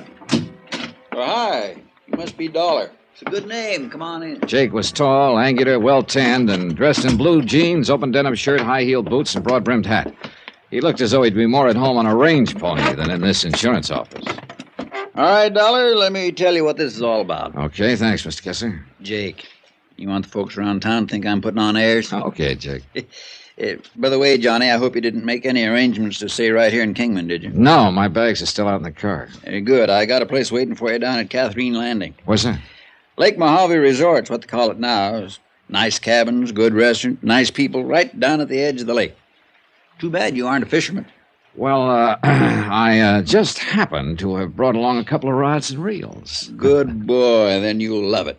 Buster Favor down there will show you spots where you can haul in the prettiest mess of largemouth bass you ever saw. 5, 6 pounds, maybe more. Oh, stop making my mouth water, Jake. I'm supposed to be here working on a case. Well, every man's entitled to a little time off for fishing. And you look like you could stand some. Brother, you are killing me. Listen, Pat McCracken at Universal Adjustment Bureau said something about a gold mine. Yeah, I contacted Pat because I knew he'd know where to find you. It's the Midas Touch Mine, Johnny, and it's right down that neighborhood where you'll be staying. Well? The mine was abandoned back in the early 30s. Worked out, apparently. But about a year ago, Hard Luck Dennis took another look at it. Who's he? Dennis, prospector, promoter. Here and there, Arizona, Nevada, California, he's found himself an old mine, pecked away at it, and managed to scratch out a fair living for himself. You said promoter? Yeah, well, that was in Texas, mostly. Never was able to get the full story, but it appears he got some folks to invest in some kind of phony oil stock down there a couple of years ago and had to skip out. Couldn't have been too serious, so, because the law never bothered chasing him up here. Or else he was able to make things look legal enough. Could be, could be. Anyhow, he's been back in this country for a while now, poking around the hills, looking for the big strike again. You know how prospectors are. Yeah, I've heard. Finally, a while back, he started prowling around the old Midas Touch. First thing you know, he'd got a lease on it. Well, I still don't see the insurance connection. You will. You will. And you won't like it. Okay, go on. Well, next thing we knew, he'd got a report on some ore samples he'd brought into town here at the assay office. Johnny, well, you wouldn't believe it. Good, huh? Johnny, it looked like a prospector's dream come true. Ore worth about $1,100 a ton. All right, now, it takes money to work a mine like that, no matter how you figure it. First of all, he had a big pumping job to do. Pumping? Out there in the middle of the desert? That's right. You see, when there was just the Colorado River running down the valley, it was different. But since Davis Dam was put in to form Lake Mojave about 10 years ago, the level of the water table in that whole area is raised considerably. Oh, I see. The Midas touch was in a low spot, and parts of it were dug pretty deep. So now, with seepage from the lake feeding it, the lower level filled up with water. Yeah. Well, now, Jake... Simmer down, Johnny. I'm getting to it. Hard Luck Dennis needed money. A lot of money. So, who should he come to but the Haskell brothers, 3 of my best clients. So what happened? I hate to keep chewing your ear off this way, but I've got to give you some background. Shoot. Ernie, Kevin, and George Haskell are money men from back east. What do you mean, money men? Oh, brokers. You know, stock market. Oh. They made themselves a big pile of dough, got the usual ulcers doing it, and then decided to give up and get as far away from New York as possible. I don't blame them. But about But this... when they got out here, instead of just retiring and taking it easy, you know, much as you might like it at first, you can get pretty bored just riding around on horseback and hunting and fishing all the time. Get tired of fishing? Huh? Nothing. Go on. Yeah, well, after a few months, they decided they'd have to have something to do with themselves, or at least something to occupy their minds, so they bought up the old Too Lazy 2 ranch. Cattle? 80,000 acres north of Easton here. Not very good grazing land, but enough to keep 200-300 head of beef alive, and with Alex Bundy as their foreman, they did all right. Well, now let's get down to... Gentlemen ranchers, they called themselves, and that's just about what it amounted to. They built a nice house on the property, settled in it, and... well, not much work, but just enough worry and responsibility so that time didn't hang too heavy on their hands. Now, all their insurance is with my company. The Straight Life, that is. $500,000 apiece. And you're afraid something's yes, gonna... Yes, sir. $500,000 each and double indemnity. Wow. $1 million apiece in case of death by accident. Right. Accident. So, let's get back to Hard Luck Dennis. Well, that part's easy, isn't it? Is it? Sure. Dennis needs money to open his mine. The Haskell boys are obviously loaded. Right. First off, even before he got his lease, he tried to sweet-talk him into putting up some money, but after years of fooling around with those bulls and bears in Wall Street, they were too smart for that. So we took him down in the mine, let him chip off some samples of ore, and had him take it themselves down to the assay office. And was that the ore that you said tested so high? Yes, sir. And from the minute they saw the report on it, you couldn't have held him back with a 20-mule team. How much did they go in for? $20,000 apiece, cash, on the strength of a handwritten agreement with Hard Luck Dennis that they'd get 30% of whatever came out of the mine. Okay, Jake, now let's get down to business. Are you afraid that something connected with this Midas touch mine and Hard Luck Dennis has put the Haskell brothers in jeopardy? I'm afraid it's got beyond that, Johnny. Huh? 3 days ago, Hard Luck took the Haskells over to the mine again for another look. Yeah? Cave in. They finished digging their bodies out yesterday morning. All 3 of them. Hard Luck Dennis? He wasn't caught in that cave in. Where is he? Who knows? Then for you, it's a question of a $3 million payoff on the policies or $1.5 million. Yep, Johnny.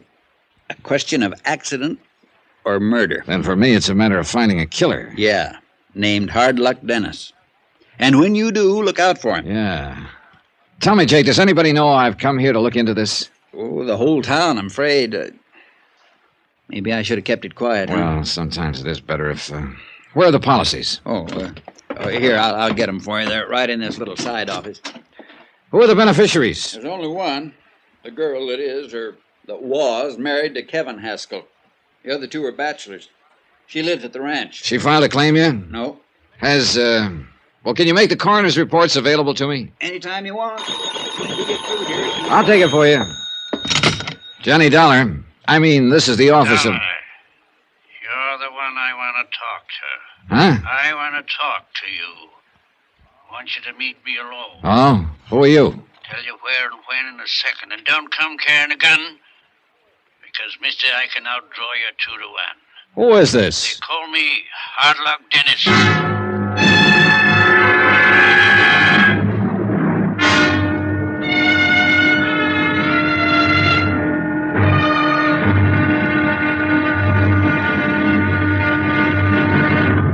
Now, here's our star to tell you about tomorrow's intriguing episode of this week's story. Tomorrow, I find that one of the fishermen who hangs around Lake Mojave is a character called Death. Join us, won't you? Yours truly, Johnny Dollar. Yours truly, Johnny Dollar, starring Bob Bailey, is transcribed in Hollywood. It is produced and directed by Jack Johnstone, who also wrote this week's story. Be sure to join us tomorrow night, same time and station, for the next exciting episode of yours truly, Johnny Dollar. Roy Rowan speaking.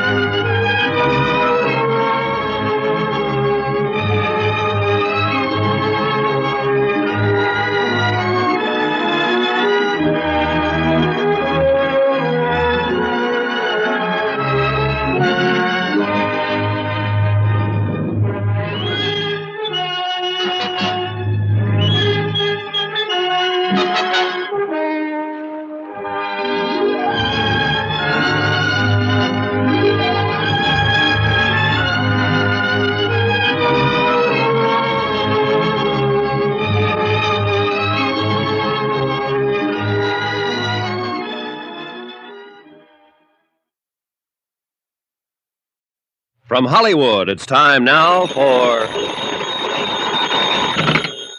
Johnny Dollar. I mean, this is the office of Jake. Dollar, you're the one I want to talk to. Huh? You heard me.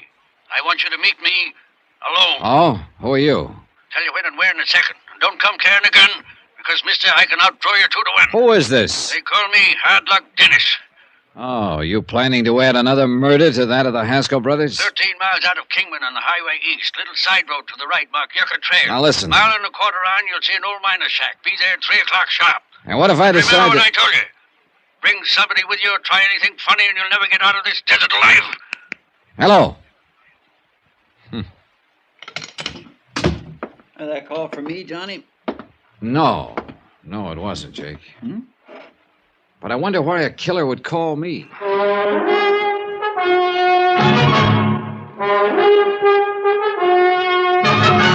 Tonight and every weekday night, Bob Bailey in the transcribed adventures of the man with the action-packed expense account, America's fabulous freelance insurance investigator. Yours truly, Johnny Dollar.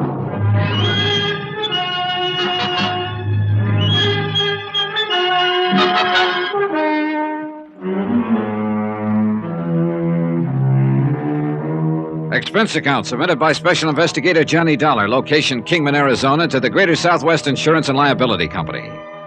Following is a report of expenditures during my investigation of the Midas touch matter.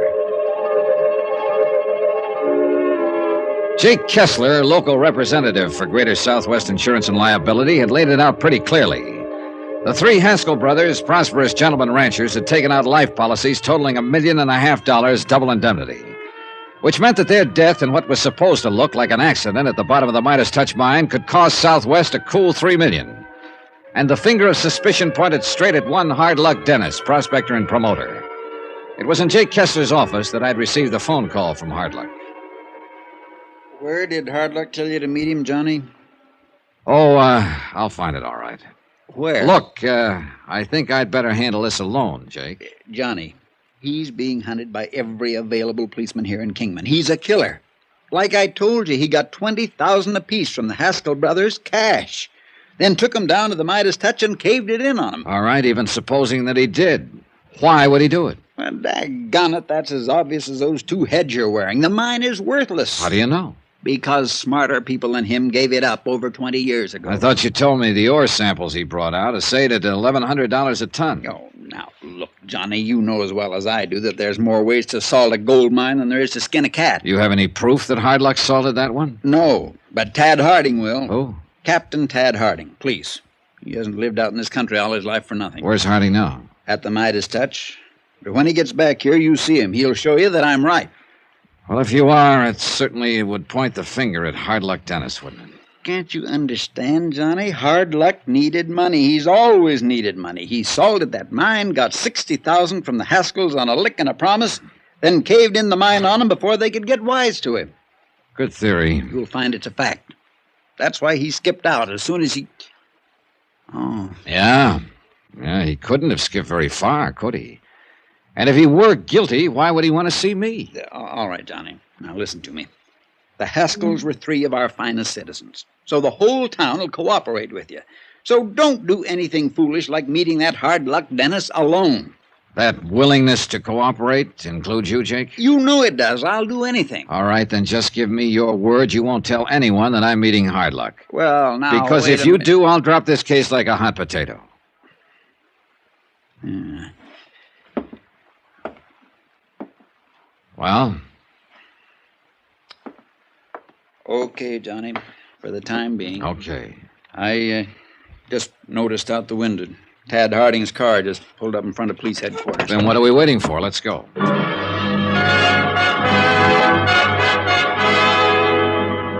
Captain Tad Harding turned out to be a tall, well-built, cool-headed man of about 40 who impressed me as being able to cope with any situation that might arise.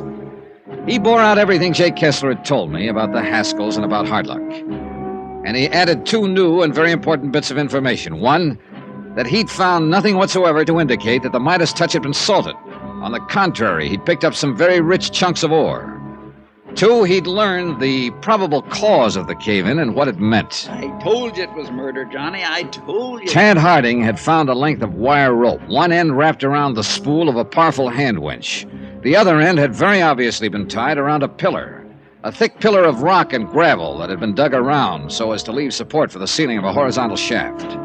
Jake and I walked back to his office.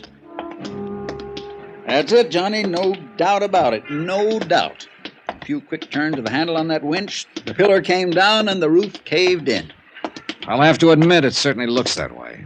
Well, at least the company's off the hook for $1.5 million of the insurance. If we can prove that somebody operated that winch while the Haskells were down there. Now, look, And Johnny, that means finding that person. I'm satisfied it was murder. Would the courts be?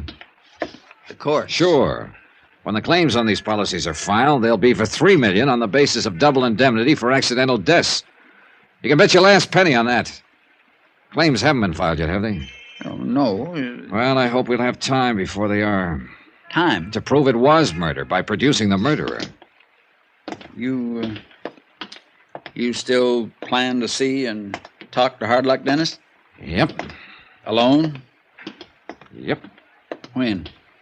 Sometime soon. When, Johnny? Tell you all about it after I've seen him. Johnny, it's dangerous. Say, look, if I'm going to stay at that place you told me about over at Lake Mojave, I may as well go and get settled, huh? How do I get there? I'll drive you over, Johnny. No point in that. I've got my rented car. Well, you'll probably want to be seeing the mine, too. Maybe I can be of help to you. Or maybe you just want to be present if I happen to keep a date with Hard Luck Dennis. Now, I didn't say that. You didn't need to. Jake, I want you to stay right here in Kingman so you can keep in touch with whatever the police dig up and still be in touch with me. There's a phone at the Lake Mojave Resort, isn't there? Well, sure, Johnny. Also, don't forget, the $3 million claim may be filed here at your office any minute. If so, I want to know about it. Now, how do I get to Lake Mojave? Head east on Highway 68, he said. So I did. And 13 miles out of town, I found the little side road, Yucca Trail, that Hard Luck had described over the phone. The next mile and a quarter was about the worst driving I ever encountered. This was nothing but an old wagon trail. Several times the crankcase and rear axle scraped on boulders in the middle of it. The trail had dropped off sharply from the highway, and as far as I could see, there was nothing but sun-baked rock and gravel of the Mojave Desert, splotched here and there with withered sagebrush, tumbleweed, some weirdly shaped Joshua trees, an occasional yucca plant with its stalk poking upward like a huge candle, and too many kinds of cactus to mention. All of it surrounded by bleak needles and crags of rock, by high plateaus and mesas. The going got so bad, I'd almost decided to get out and walk when I spotted the old miner's shack that Hard Luck had named as our meeting place. As I approached it, I could see no sign of life around it. Hello? Anybody here? Hard Luck Dennis? Hello? Nothing. No one. No sign of life at all. Huh? The sudden movement at the corner of the shack was nothing but an ancient desert turtle plodding at what he probably thought was breakneck speed toward a shady spot under a sagebrush. Hello! Hard luck!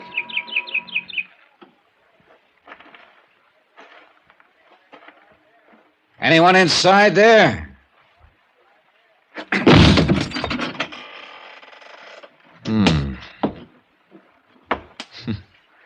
Well... That's not. What? Should have looked round back at this shack right. Don't reach for anything, mister. Hard luck. Dollar? Yes. Yeah. You come alone, like I said? I don't see anybody else around. Stand real still, Dollar. Don't move. No gun. That's smart. Sit down there on that bench. Sure. Now, what's this all about, Hard luck? I didn't do it. That's what it's all about. I didn't do it. I didn't kill the Haskell boys. You understand that? I didn't think you did. No. Why not? Because if you had, I think you would have skipped the country. You wouldn't have asked me to come here and talk to you. That's right. That's right, Dollar. Oh, you just trying to soften me up. Not much point in that, is there, with you holding a gun on me? If you didn't do it, Hard luck, why don't you go to the police in Kingman and tell them that? I wouldn't have a chance. Judge or jury, anything else. The whole town's against me. They made up their mind I did it, so the best lawyer in the country couldn't save me. Apparently the whole town thought a lot of the Haskell brothers. Sure they did. Fine men. That's why I picked them to share the mine with me. The only reason you picked them was because they had money and you know it. Yeah, like all the rest. Didn't you see the ore they took out of the Midas touch? I heard about it. Rich ore. $1,200 a ton, and I didn't plant it there. It's been there all the time. Even Captain Hardin couldn't find where I'd salted it because I didn't. Oh, you know that he was out there? Sure I do. I know everything that goes on in this desert. All right, then look. Suppose you put down that gun and tell me what happened the day the mine caved in on the Haskells. You bet I'll tell you. That's why I called you. But I won't put down this gun until I'm sure you're on my side. Well, then wave it in some other direction. You want to hear what I got to say? Then sit still and listen to me. First, tell me this. Was it murder? It was murder. Then who... But not by my hand. Then who did it? Do you know? Yes, I know. Who? They wanted to see the mine again. Get some more samples. That was last Friday. The day of the cave-in? Yeah, so I took them down there. Gave them a pick. Showed them where to chip it off down on the second level. Go on. But then I left them there for a minute. Why? I heard a car pull up, so I went back out. Went back to see who it was. There wasn't supposed to be anybody around that mine. I had it posted. But I'd heard this car pulling up. Well, go on. So I left the Haskells below and went on. You said that. In a hurry I went. No time for my eyes to get used to the bright sunlight outside. All I saw was the car. When I stuck my head out, that's when it hit me. What do you mean? When what hit you? A rock, a club, or something. And it knocked me out. When I come to, the cave-in was all over. The Haskells were dead in there. And I knew what everybody would think, so I lit out, stayed in the desert. Well, do you know who it was who hit you? Sure, by the car. Who? The same one that made the cave-in. Who? Dollar, it was... Listen, there's somebody coming out there. You cheated me. You brought help. No, I did not. Hard luck. Get away from the door. Duck!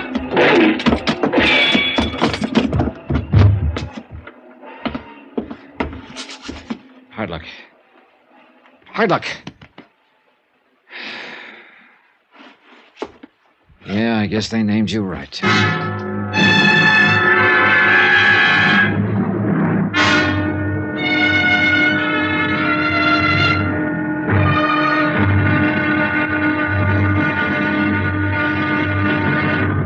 Now, here's our star to tell you about tomorrow's intriguing episode of this week's story. Tomorrow, the so-called trackless desert yields a set of tracks that lead straight to... But if I told you, you'd know, wouldn't you? So join us, won't you? Yours truly, Johnny Dollar.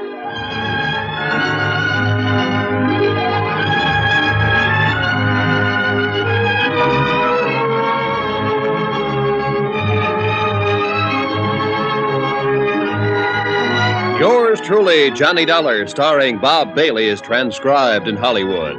It is produced and directed by Jack Johnstone, who also wrote this week's story. Be sure to join us tomorrow night, same time and station, for the next exciting episode of Yours truly, Johnny Dollar. Roy Rowan speaking.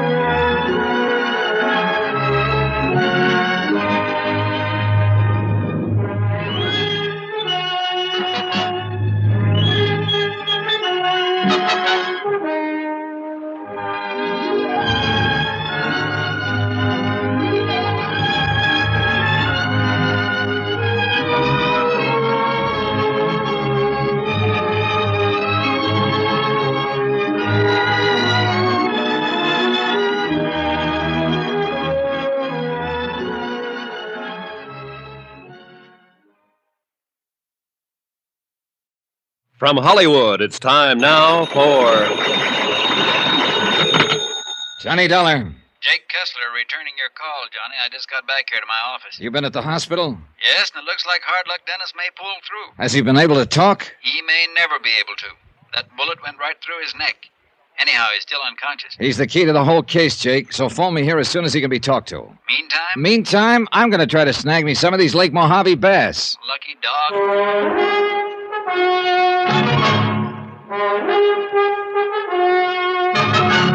Tonight and every weekday night, Bob Bailey in the transcribed adventures of the man with the action-packed expense account, America's fabulous freelance insurance investigator. Yours truly, Johnny Dollar.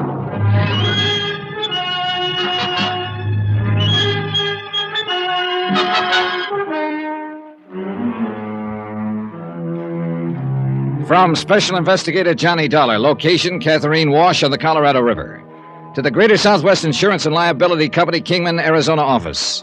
Following is a report of expenses incurred during my investigation of the Midas touch matter.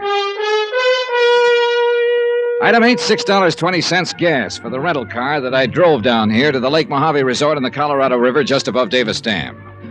And what a place. Modern, comfortable cabin within spitting distance of the lake itself. Good restaurant, tackle shop, dock. In fact, everything to make a fisherman happy and to help him fight it out with the lunker bass that inhabit the 60-mile-long lake. But much as I wanted to fish, I had other things to do. First, I wanted a good look at the Midas Touch mine. On the advice of the manager, Ham Pratt, I took along Buster Favor, general factotum of the resort. I liked Buster immediately. Short, stocky, cheerful, and with keen eyes that took in everything that went on about him. Little side road to the left, Johnny. Okay. So old Hard Luck Dennis got shot up, huh? Yeah, apparently because he knew too much. You see, when that cave-in occurred at the Midas Touch and killed the Haskell brothers... Hey, you better go into second gear on this road. Okay, right. Why, Hard Luck was the only person known to have been there with them. Couple that with the fact he just got $60,000 from them to reopen the mine. Well, that mine's worthless, Johnny. So I understand. Anyhow, naturally enough, everybody decided Hard Luck had done it. You know, before the brothers could get wise to him. He's a funny old character. Pretty nervous when I saw him. He almost took a shot at me a couple of times when he didn't like something I said. But instead, he got it. Yeah. While he was just prospecting, he was all right. Managed to get enough out of the ground here and there to live on. Some left over for a Saturday night binge now and then. Hey, you see the workings up ahead? Right. But when he couldn't seem to make a big strike like every prospector tries for... That's when he tried finding suckers for some of his fancy promotions, huh? Yeah, but he really wasn't very good at it. They threw him out of the Texas oil country, you know. Yeah, so I heard. Well, so that's the Midas Touch. Not too many of this kind of mine anymore, with the entrance going into the hillside this way. You know, I better use this flashlight. Okay. Hey, tell me something, Buster. If this mine is worthless, how could Hard Luck get the Haskell brothers to chip off chunks of ore that assayed over $1,000 a ton? Well, I got kind of a theory about that. Let's see if I'm right. Everything's so covered up with dust down here, not having been worked for years, it ought to be easy to see where they knocked off chips for a sample to take back. Well, what are you doing down here? Holy smoke, that's a rattler. Yeah. Guess he decided to get in out of the hot sun out there. Well, here, I'll find a big rock or something. No, you just wait. Handle to this old pick here. If I can get him to strike at it, maybe I can grab him by the tail and... Watch it! And crack him like a whip. Oh, so help me, Buster. Sometimes you do it right, you can snap their heads right off. Got to be careful, though, not to snap that head against your own self. Oh, brother. Yeah, I can see what you mean. No chance of somebody having planted that snake down here, is there? You mean like the scorpion in the monument? Huh? You know, those little neat piles of rock you see here there in the desert, 2-3 feet high. I thought those were where some prospector had staked a claim. Markers. Yeah, they are. Monuments, they call them. In the old days, they always did it the same way. How is that? Well, pull a couple of stones away, you'd find an old Prince Albert tobacco tin.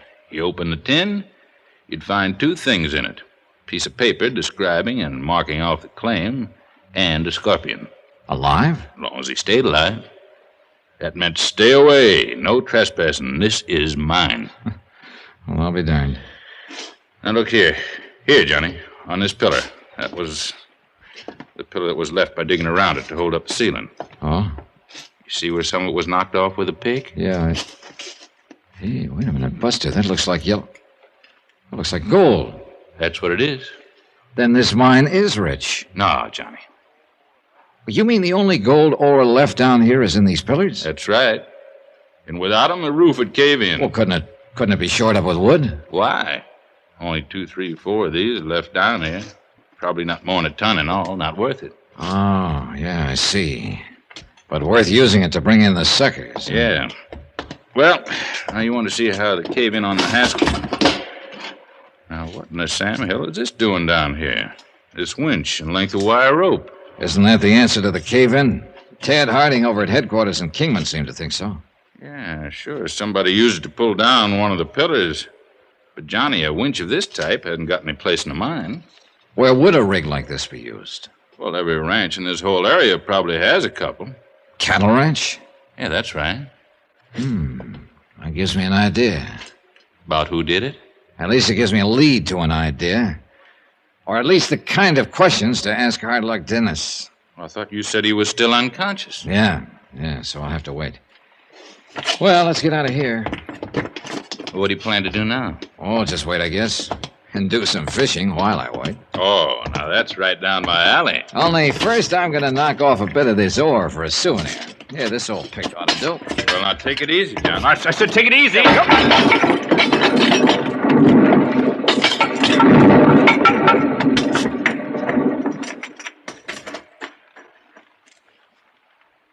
Now, Johnny, you should know him better than that. Here, let me help you out of that pile of rubble. My face was pretty red as we drove back to Lake Mojave. Only once did Buster mention the fool thing I'd done. Yes, sir. If you'd banged away at one of the pillars further in the shaft, we'd have been in real trouble. Probably ended up like the Haskell brothers. And I suppose instead of planning on going fishing, I should have been cooking up some new angle of attack on this case. But after all, I had been promised fishing time on this trip. And until Hard Luck Dennis could recover enough to talk...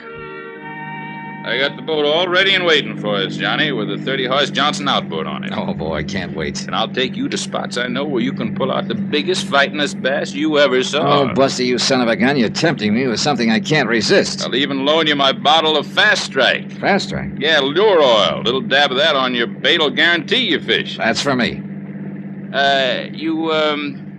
You sure you wouldn't rather just sit and try to figure out some new lead on this insurance case? You want my answer? Here.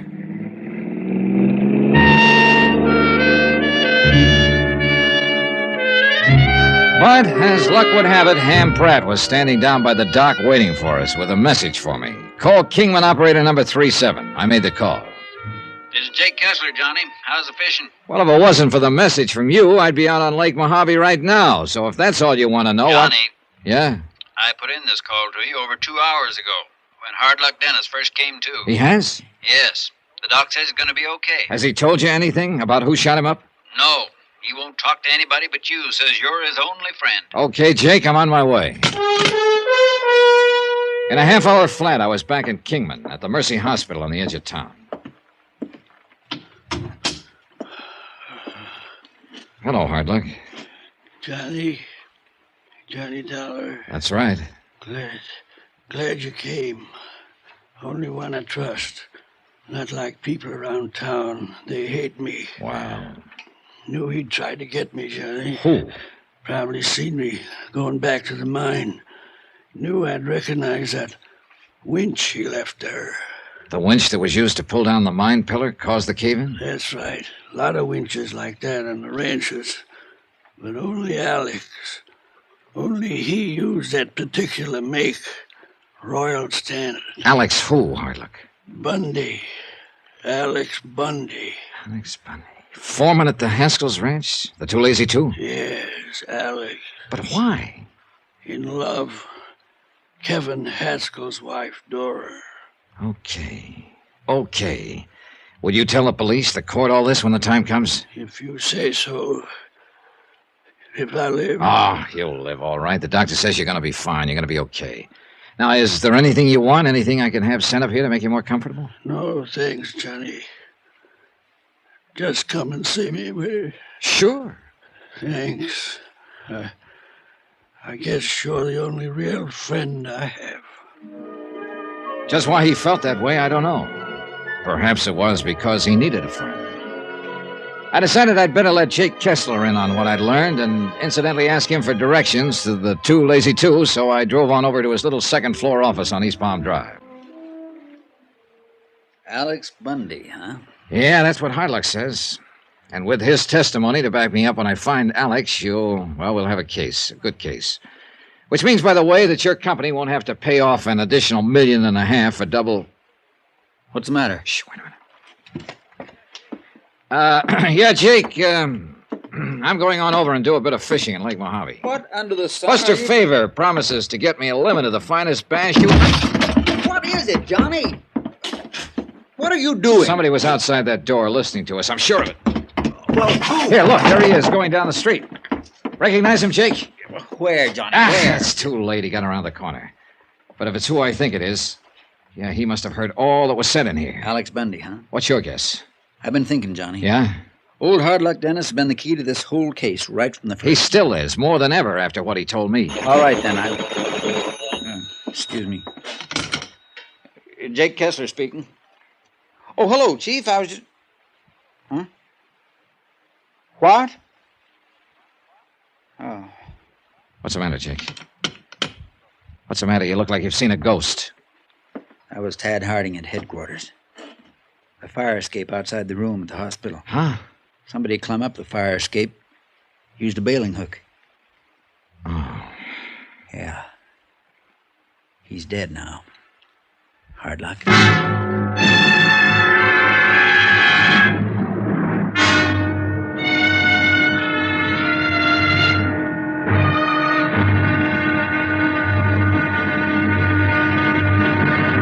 Now, here's our star to tell you about tomorrow's intriguing episode of this week's story. Tomorrow, the case is closed. And then it suddenly reopens with a bang from a .30-06 rifle. Join us, won't you? Yours truly, Johnny Dollar.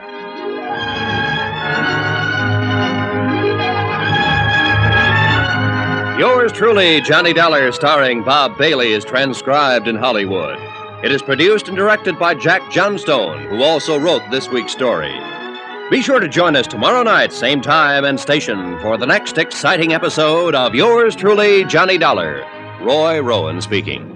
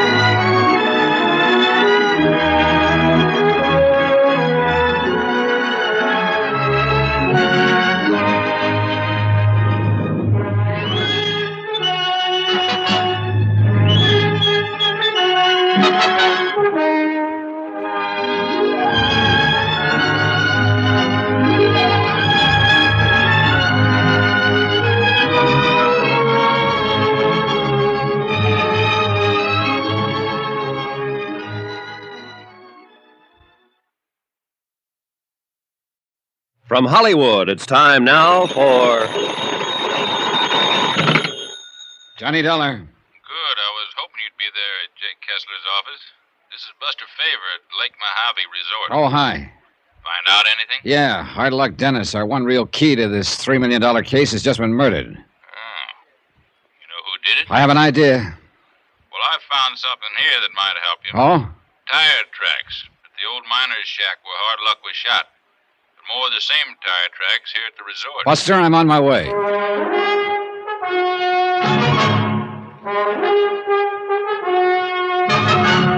Tonight, and every weekday night, Bob Bailey in the transcribed adventures of the man with the action-packed expense account, America's fabulous freelance insurance investigator. Yours truly, Johnny Dollar.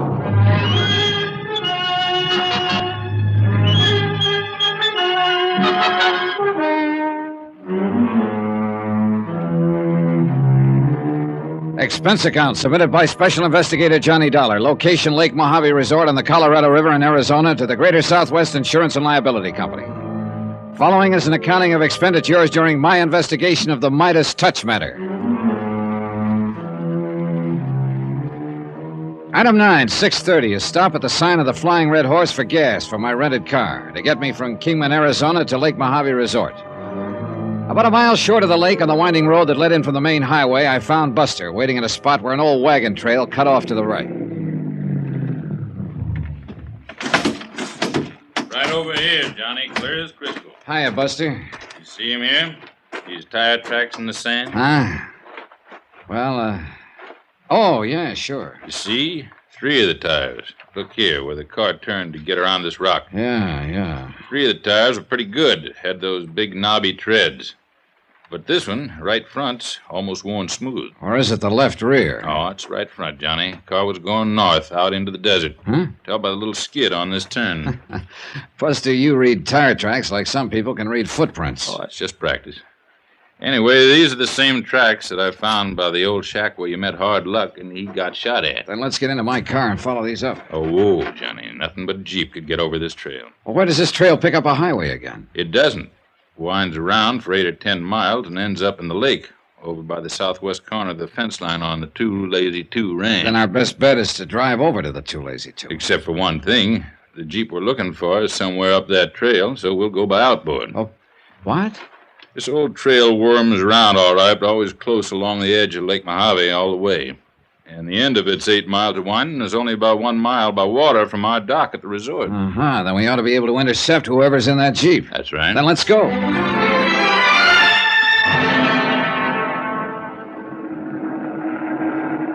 Lake Mojave was clear and calm and beautiful. Perfect for fishing. But we had other things on our minds as the 30-horse outboard pushed our 14-foot aluminum boat along at better than 25 miles an hour. We stayed fairly close to the Arizona side. Look, Johnny. See that streak of dust along the shore? Yeah. Somebody's been driving along there, all right. Still is. Won't be able to see who, though, until he comes out from behind that ridge of hills over there. Hey, that streak of dust hasn't grown any longer. Looks like he's stopped. Could be. I'll head us in toward shore. No, I still don't understand why he'd be driving out on that dead-end trail, though, unless he wants to dump a body or something in the lake. Now, that's a morbid thought. All right, but if it is a killer you're looking for... You said that trail ends at a corner of the... Hey, wait a minute, Buster. Yeah? If it's who I think it is, he overheard me tell Jake Kessler I plan to go fishing out here today. So? What was that? The motor giving you trouble? What was what? There. Hear it? Yeah, I heard it, but it wasn't the motor. Hey. That's funny.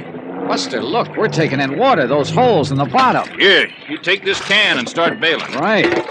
I would drill a lot of holes. No, wait a minute. Look at them close. They're bullet holes. Holy smoke, you're right. Hey, that was a shot. Came from over on shore. I saw the puff of smoke over in that patch of sagebrush. Come on, let's get out of here. Swerve us around, Buster. We've been a pair of sitting ducks. Man, you are right. Keep on bailing and keep your head down. Swing us around that little point there and we'll be out of range. Wow. You see that spread of water beside us? That guy can shoot. You aren't kidding. Okay, Buster, you can ease her up now. We're out of his line. Yeah. Well, I guess we pulled a boner, Johnny. Why not having somebody posted on that road while we came out here? Now he can climb back in his Jeep and... There, you see? Trail of dust again. Going back toward the highway. I see it. If we hadn't taken on so much water, we might be able to get back and intercept him on the highway, but it's too late now. Well, at least we know what to look for. What? The Jeep that made those tracks. Well, isn't that kind of like looking for a needle in a haystack out in this country? Buster, I think I know exactly where to look. I believe I must have bailed a good 5 gallons of water out of that boat by the time we reached the dock. Then Buster insisted on going along as I headed back up the highway toward Kingman. We stopped where the old trail cut in, only long enough to see if the Jeep tracks had come back on the highway. They had. Now that we're on the way, Johnny, where are we going? Any of these ranches out here use Jeeps, Buster? Most all the big ones, but... Including the Too Lazy Two? Yeah, that's right. Now, wait a minute. I didn't ask you who you thought was shooting at us out there on the lake. Who you thought overheard you talking about going fishing. I figured if you wanted to tell me, you would. Oh, the trouble is I still can't prove anything. All right. Now, let me tell you who can shoot like that, and with that kind of a gun. It was a 30-06. You could tell by the sound? 30-06 with a long barrel. That could mean it had a scope sight. Almost have to for that kind of shooting. Alex Bundy, foreman at the Too Lazy Two. That's who Hard Luck Dennis said shot at him. And it ties up, Johnny. Does it? He got a few too many under his belt one night at a dance party in Kingman. Yeah? Started yapping his head off about how a lot of soft-living millionaires from back east could come out here and own the place while he had to do all the work. It wasn't fair. Worm would turn sometime, even if he had to help it turn, and he'd be the one who counted the money. That's about the time everybody started talking about him and Dora. Dora? Wife of one of the Haskell brothers that was killed on the mine. Oh. Kevin Haskell. Go on, Buster. Seems Alex and Dora were seeing a lot of each other on the sly. Everybody kind of stood around waiting to see if Alex was trying to get some control of the ranch that way. That's Union Pass right ahead. Just over the tops of road to the left. Shortcut to the Too Lazy Two. Oh. That's where you want to go, isn't it? Yeah, Buster, that's where I want to go. It was only a couple of miles into the ranch's fence line, but a good 3 miles further to the main house and its cluster of outbuildings. Buster's sharp eyes first noticed the Jeep, parked by the side of what looked like a big tool shed, and I drove slowly past it. Slowly enough so that he could study its tires and the tracks on the dusty ground. Uh-huh. Well? That's the one, all right. Then keep an eye out for Alex and that gun of his. Yeah, and be ready to duck. Try the main house. Okay. You know, I got a kind of funny feeling now that we're here, we should have brought a posse along. Afraid it's too late for that now. That is a gun bulging under your jacket, isn't it? Oh, yeah. But I'm wondering what chance a little .38 lemon squeezer has against a high-powered rifle. Oh, come on. And keep your eyes peeled. Johnny, I'm beginning to feel like I'm right in the middle of an old-time Western movie. Maybe you are, Buster. Maybe you are. Why, Buster? Oh, how are you, Dora? Don't just stand there. Yes, ma'am. The woman standing on the porch of the old house looked strangely out of place on this big western desert ranch. Perhaps it was because of her clothes, two-tone sports shoes, and a crisp, well-tailored white linen dress that served to accent the lines of a trim, athletic figure and go perfectly with her short, boyish-cut hair. Ms. Haskell, this is Mr. Dollar. Johnny Dollar. Hello, Mr. Dollar. Jake Kessler told me you were here. Come in, please. Okay, thank you. I suppose he told you why I'm here. No, leave the door open for the breeze. Oh. He said to investigate the death of my husband, Kevin, and his brothers in that mine accident. Sit down, won't you? Thank you. Do you think it was an accident? According to Mr. Kessler, you don't. Why? Because it means his company would have to pay only $1.5 million to me instead of $3 million? Somebody found pretty concrete evidence there in the mine that one of the rock pillars supporting the roof had been deliberately pulled down. Hard Luck Dennis. If what you say is true, he must have done it. It was Hard Luck who told me about it, who showed me the winch that was used to do it. And that winch, Mrs. Haskell, could have come from only one place around here. This ranch. Oh, no. You mean, no, you can't mean that somebody here at the ranch did it. Kind of looks that way, doesn't it? But who? That's what I hoped you might be able to tell me. Who beside you could profit by the death of your husband and his brothers? Who here at the ranch? Alex Bundy, perhaps? Alex, how? By marrying into the family? What are you talking about? That is, of course, if one of the Haskell brothers were to die. Kevin, perhaps. That's absurd. Oh? I had a notion that you and Alex were somewhat interested in each other. Well, you're wrong. He may have been interested in me. He was, as a matter of fact. He made it very difficult for me. How do you mean that? He kept trying to force his attentions on me. And you didn't reciprocate? Of course not, because... Well, go on. Because I knew what his real motives were. All right, go on. This ranch. This ranch is what he wanted. He knew that Kevin wasn't well. That's why Kevin had come out here with his brothers in the first place. I did hear that he was having a little trouble with his lungs, Johnny. He didn't have long to live. Not many years, that is. Even in this hot, dry air. So Alex did it. Well, it sure looks that way, doesn't it, Johnny? What led you to look for him here?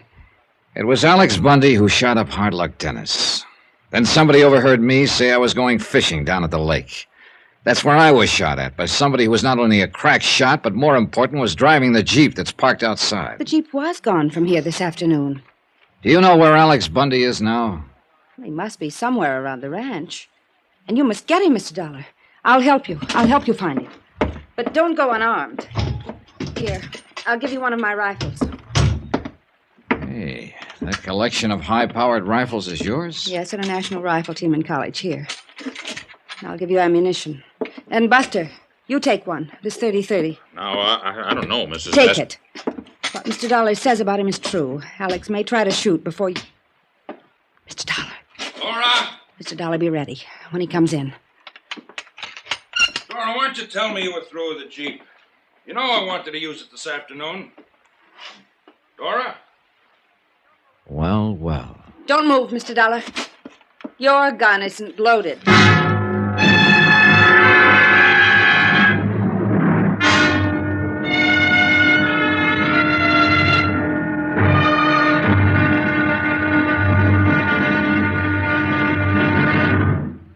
Now, here's our star to tell you about the final intriguing episode of this week's story. Tomorrow, well, sometimes justice is done by strange and devious means. Join us, won't you? Yours truly, Johnny Dollar.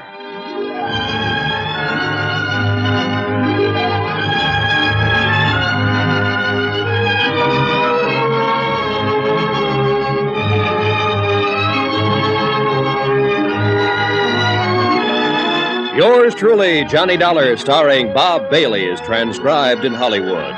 It is produced and directed by Jack Johnstone, who also wrote this week's story. Be sure to join us tomorrow night, same time and station, for the next exciting episode of Yours truly, Johnny Dollar. Roy Rowan speaking.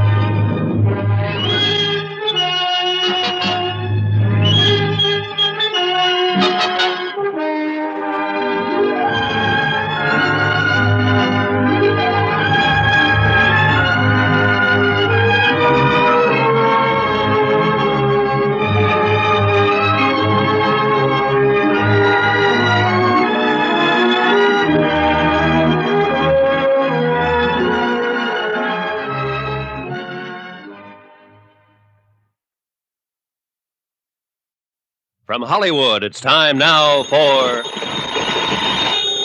Johnny Dollar, answer it. Answer it!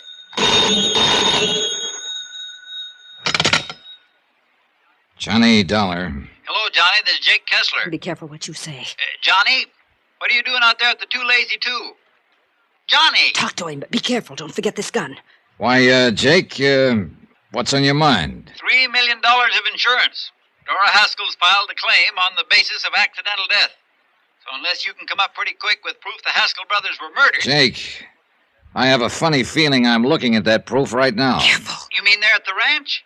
You still haven't told me what you're doing out there. Why, Why don't you come out here and see, Jake? What? You fool, I told you to watch what you What say. are you talking about, Johnny? Dollar, I'll pull this trigger so fast. You try that door, and Jake will hear it over this phone and come out here anyway. What? Hello? He heard that. Hang up. Hang up. Hello? Here, hang it up yourself. Oh, no, you...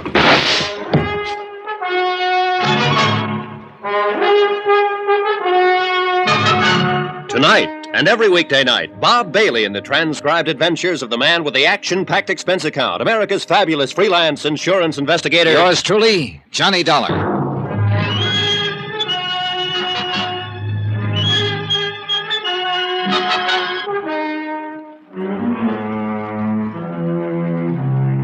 From Special Investigator Johnny Dollar, location near Kingman, Arizona. Attention, Mr. Jake Kessler, Greater Southwest Insurance and Liability Company. Following is an accounting of expenses incurred during my investigation of the Midas touch matter.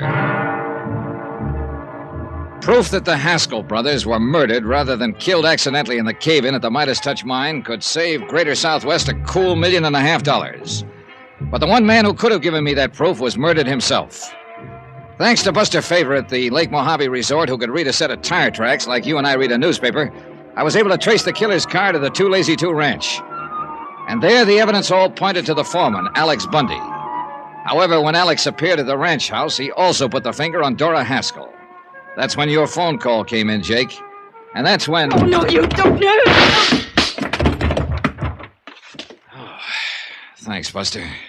Yeah, well, I kind of hate to hit a woman that way, but she wouldn't have missed with that rifle. Matter of fact, she didn't. She creased her arm there just Oh, forget it. First of all, let's take this gun Don't off. touch it. Oh, that's right, Alex. Kind of forgot about you. Oh, why don't you put that thing down before you make the same mistake she almost did? It won't be a mistake, Dollar. Now, look, Alex. Shut up, Buster. You should have known better than to mess around this whole thing. Maybe you're the one who should have known better, Alex. According to Dora here a few minutes ago... I heard her. I heard. From outside the window. Heard all of it. And she lied. Keep an eye on her, Buster. Yeah, sure. Just stay where you are. Stay away from that gun of hers, too. Look, Alex, why don't you just calm down? She and we'll- lied. She was the one who shot at you down at the lake, not me. But it was you who shot up old Hard Luck Dennis when he tried to talk to me. Sure I did. I had to. He was going to tell you it was me that caved in the Midas touch on the Haskell brothers. He did tell me. Sure, he was going to tell you. I know he was. And I had to stop him. Wouldn't you have stopped a man who was trying to put a noose around your neck? Will you listen to me? That's why I had to kill him there at the hospital when he was well enough to talk some more. He would have put the finger on me. I tell you, he already had put the Sure finger. he would. I know he would. And I had to stop him. But it wasn't my fault. It wasn't my fault, Dollar. She was lying to you. I heard her outside. I heard. She was trying to lay it all on me, but she's the one, not me. In spite of your murder of Hard Luck. I had to. Don't you understand me? I had to. Look, why don't you put down that gun and listen? She's the one all the way from the start. I'm not dumb, Dollar, but she was smarter than me, and she kept getting me in deeper and deeper. I'm a good ranch foreman, Dollar. See for yourself what I done for the Two Lazy Two.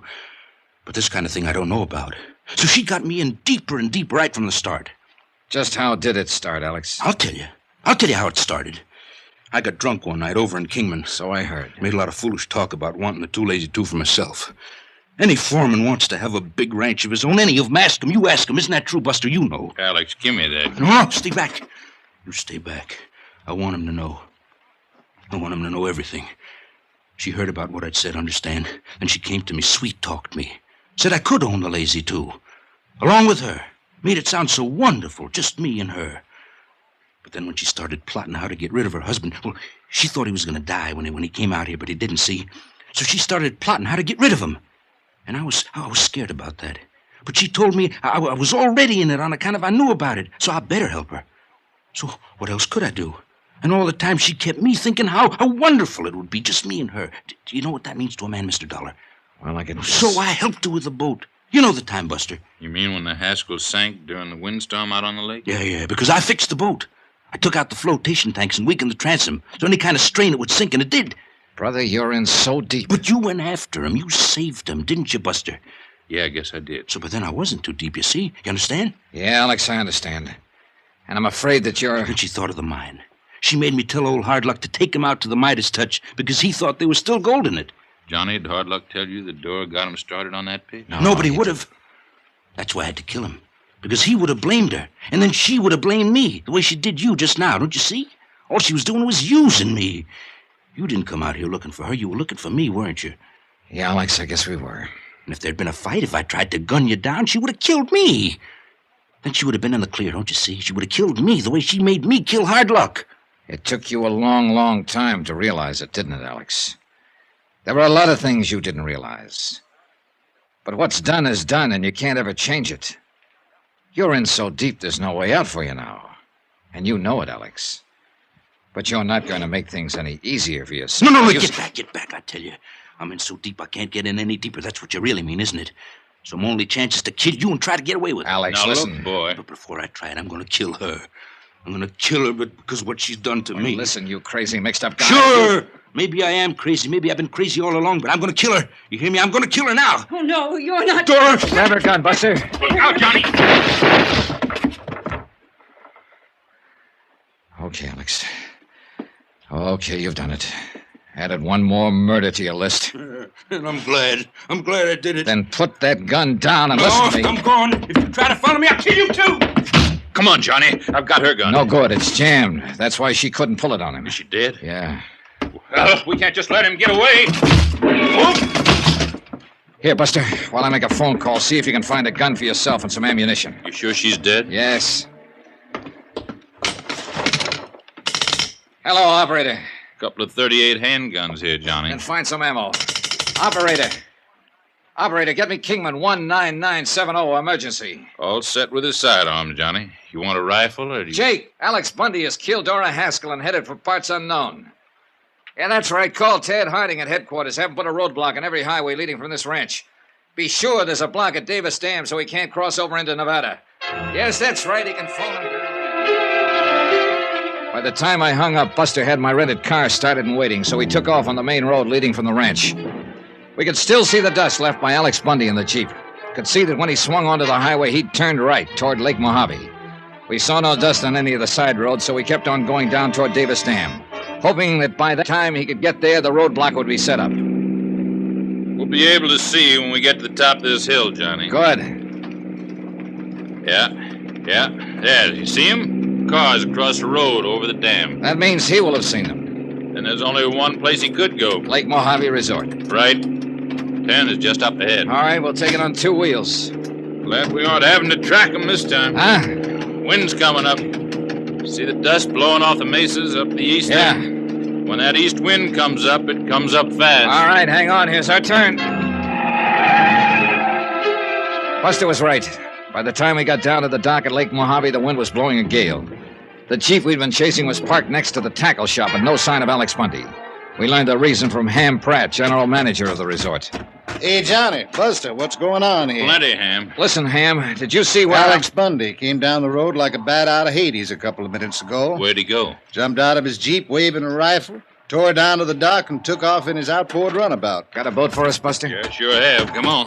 You want me along? No, 2 of us is better, Ham. We'll need all the speed we can get out on that lake. You're right. That boat of Alex's is the fastest one of the lot. 2 30-horsepower Johnsons. Here we are. Climb in, Johnny. Cast us off, Ham. Right, sharp. Fire her up. Here we go.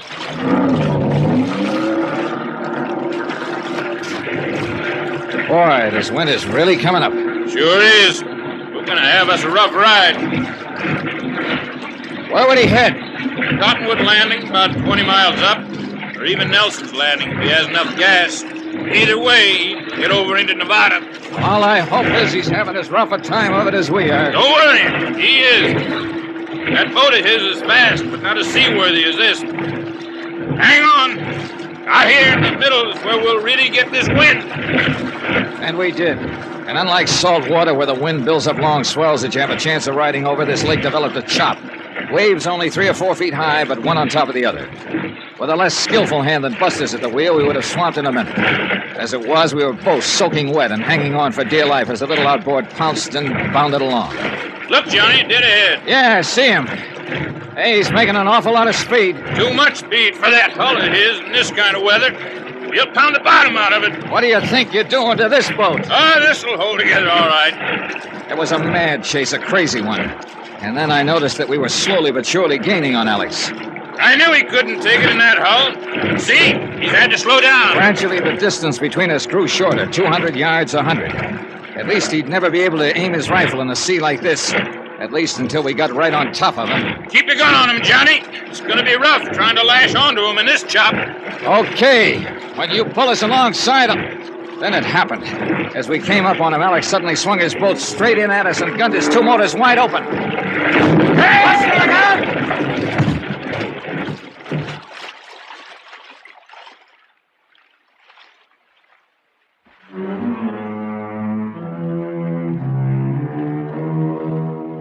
That's really all there is to it. Oh, except that Ham Pratt, bless his heart, had followed us with an outboard cruiser and picked us up. Alex, well, the shock of crashing into us must have wedged him into his boat. And with the bottom of it torn out, it sank like a rock, and he went along with it. Expense account total, including transportation back to Hartford, $978.35. Remarks? There was no question, of course, but that the Haskell brothers had been murdered. No double indemnity. And Dora's little scheme to collect a cool $3 million, well, it got her exactly what she deserved. Won't people like that ever learn? Yours truly, Johnny Dollar.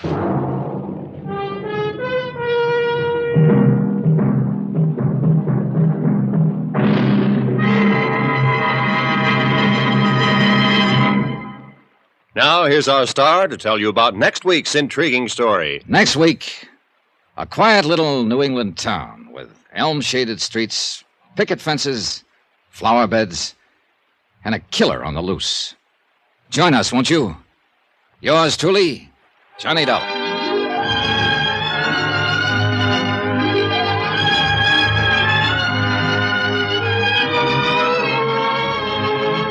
Yours truly, Johnny Dollar, starring Bob Bailey, is transcribed in Hollywood. It is produced and directed by Jack Johnstone, who also wrote this week's story. Heard in this week's cast were Virginia Gregg, Johnny Jacobs, Herb Butterfield, Parley Bear, Barney Phillips, Shep Menken, and Roland Winters. Musical supervision by Amerigo Marino and Carl Fortina. Be sure to join us on Monday night, same time and station, for another exciting story of yours truly, Johnny Dollar.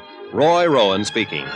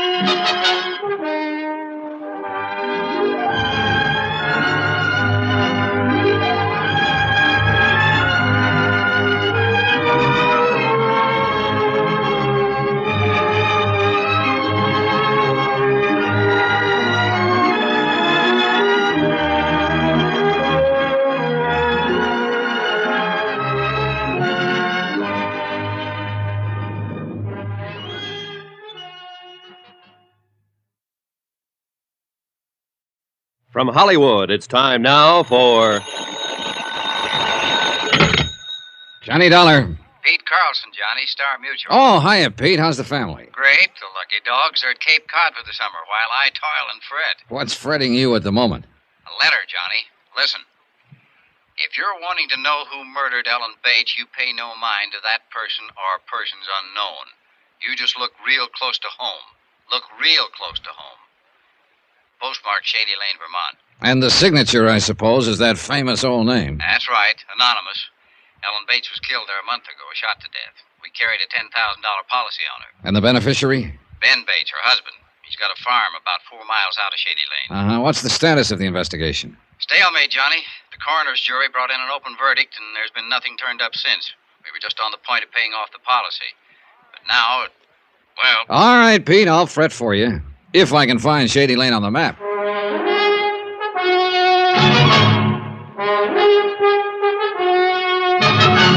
tonight and every weekday night, Bob Bailey in the transcribed adventures of the man with the action-packed expense account, America's fabulous freelance insurance investigator. Yours truly, Johnny Dollar.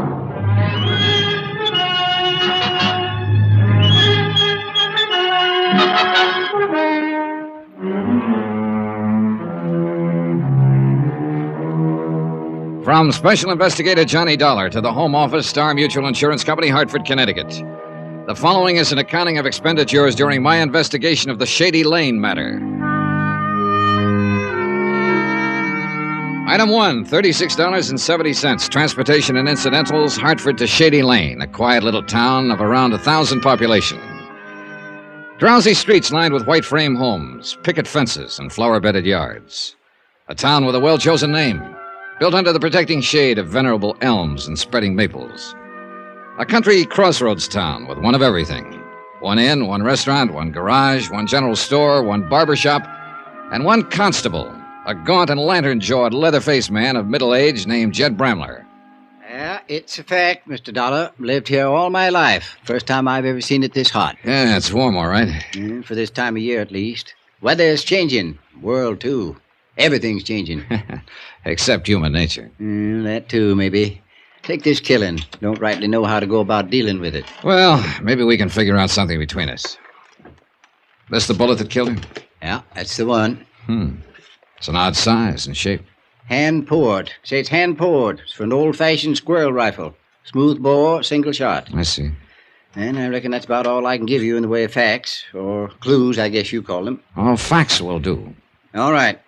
Ellen Bates was a fine woman, had a hard life. She was married, no children, she was alive. Now she's dead. Cause of death, a bullet in the heart. Them's all facts, Mr. Dollar. How did it happen? Don't rightly know. Want no witnesses. Could have been an accident, even. What do you mean, an accident? Well, one of them hunters from the city, them through here regular, confounded idiots, shoot at anything that moved. Well, surely not at a human being sitting in her own living room. They might have. Never can tell, crazy as they are. Shot a goat, belonged to Het Wilmer last fall. Caught 'em with it, tied on their bumper. Said it was a mountain sheep. Yes, but Yes, might have done it unintentional. Then got scared and run out. Yes, possibly. Except for one of those facts. Which fact? This bullet. Hunters from the city don't use old-fashioned squirrel rifles, Mr. Bramler. Well, I said it could have been accidental. Didn't say it was, though. I reckon somebody meant to kill her. Oh, I don't think there's much doubt of that. There ain't. Wish there was. Might not feel so danged worthless then. What do you mean? Ellen Bates was a fine woman. Hate to think of somebody killing her and getting clean away with it. Then let's make sure they don't get away with it. Got nothing to go on, Mr. Dollar. Not one lonesome thing. What about a possible motive? Haven't turned up a single one. Did she have any enemies? Everybody that knew her loved her. What about this bullet? Did you have a ballistics check made? Yeah. Send it clear to New York. They come up with anything? 6-page report. Yes, got it here somewhere. You can look at it if you want to. No need to. What was their conclusion? Same as mine. Fired from an old-fashioned squirrel rifle. Know anybody around here who might own a gun like that? Yeah, but near anybody in the township. Must be 300-400 of them rifles around. Keepsakes. Handed down. Family souvenirs. Yeah. Then that's one dead end. Couldn't be much deader. It's like I told you. Ain't no clues at all. At least none to speak of. Woman without an enemy in the world. Sitting in front of her window. Shot fired from outside the house. Woman's dead. Them's the facts. And all the facts. No. Not quite all. Eh? What do you mean? People. Persons are facts, you know. And their relations with other persons are facts. Facts that we can check on. Already told you, Mr. Dollar. Ellen Bates didn't have no enemies. The person who killed her wasn't exactly a friend. Known enemies, I mean. But she had contacts and relations with other persons, and one of them, known or unknown, was her enemy. Maybe an accidental enemy with a motive and the capacity for murder. What do you mean by accidental? Maybe Mrs. Bates saw something from that window of hers. Something that made her dangerous to someone else. Maybe she didn't even know she'd made an enemy. Yeah, might be. Or maybe it's just a matter of her death benefiting somebody. Somebody who otherwise wouldn't be her enemy. It thought of that, of course, but it don't lead nowhere. It might. I've got a letter here, Mr. Bramler. I wish you'd take a look at it. All right. It arrived yesterday at the home office of my client in Hartford. It was mail here in Shady Lane. 9-4. And close to home. Look real close to home. Not signed, eh? No, not signed. Any idea who might have sent it? Yeah, somebody with a lot of vinegar in their blood. No, don't know. It's a fact. Wouldn't count too much on it if I was you. What do you mean? Well, like you just said, a matter of her death benefiting somebody. So? With that insurance policy like it is, the person that'd benefit most would be her husband, Ben Bates. Forget him. Why? Like you said, motive and capacity. Even if money was motive enough for Ben, he just hasn't got the capacity for murder. Forget him. Is Ben Bates a good friend of yours, Mr. Bramler? Since we were boys together. I see. Maybe you only think you see. I ain't making allowances for him. Just know him, that's all. Maybe I'd better meet him. All right. Farm's just out of town a ways. I'll drive you out there if you want. Oh, I'd appreciate that. Only one thing, though. You've got an expense account of some kind, ain't you? Sure, that's right. Why? Well, we're not exactly poor folks up here, but we ain't rich neither. And the township is kind of frugal with their money. I see. Going to have to charge you for the car expense if it's all right with you. Oh, sure. That sounds fine. Well, then. Maybe we could make a couple of other calls on the way. Who do you want to see? Well, mostly I'd like to talk to the coroner here and... You already have. Huh? Yeah, I'm the coroner, Mr. Dollar. Well, are we ready? Expense account item 2, $3 even. Transportation and Constable Jed Bramler's car from Shady Lane to the Ben Bates farm. It was a pleasant trip. Summertime, and a country road winding among the farms, climbing lazily over the ridges. The heady, pungent scent of flax and clover, the hum of bees. But I couldn't completely enjoy it. I kept wondering how much real help I could expect from a constable who'd already made up his mind that the top suspect wasn't capable of murder. A constable who was also coroner, and for all I knew, county attorney and district judge. A constable who might even be, just an idle thought, might even be a murderer. Now, this is the Preeny farm. Ben Bates' place is the next one, about a quarter of a mile. I see. That's Martin Preeny there at the side of the road working on that fence. Might as well pass the time of day with him, I reckon. Were the Preenys and the Bates good friends? Yeah, real close. Afternoon, Jed. Martin? Township must be getting lax, letting you go gallivanting around on pleasure trips. Being paid for, Martin. Official business. This here's Mr. Johnny Dollar from down around Hartford. Martin Preeny, Mr. Dollar. Mr. Preeny? I do. That's quite a job you're doing there, Mr. Preeny. Well, a rock wall does just fine if you stack them real careful so they lock together. Looks pretty difficult. It takes a knack, no doubt about that, and work and time. But if it's dug in below the frost line, a rock wall will last a lifetime. And that's what I believe in, Mr. Dollar. Planning ahead and building right. That's a good philosophy. And then, too, a rock wall is a sight cheaper than fencing. And right there is his real reason, Mr. Dollar. A man that wastes his substance is a fool and a sinner. I believe in prudence. It's your only virtue, Martin. Fiddlesticks. We got callers, Sarah. Come on out here. No, ain't staying, Martin. Just passing. Just a minute, Martin. Just what so-called official business you on, Jed? Murder of Ellen Bates. Mr. Dollar here is an insurance investigator. He's come to look into it. I see. Well, it's a terrible tragedy, Mr. Dollar. Sad thing for the whole township, especially for Sarah and me.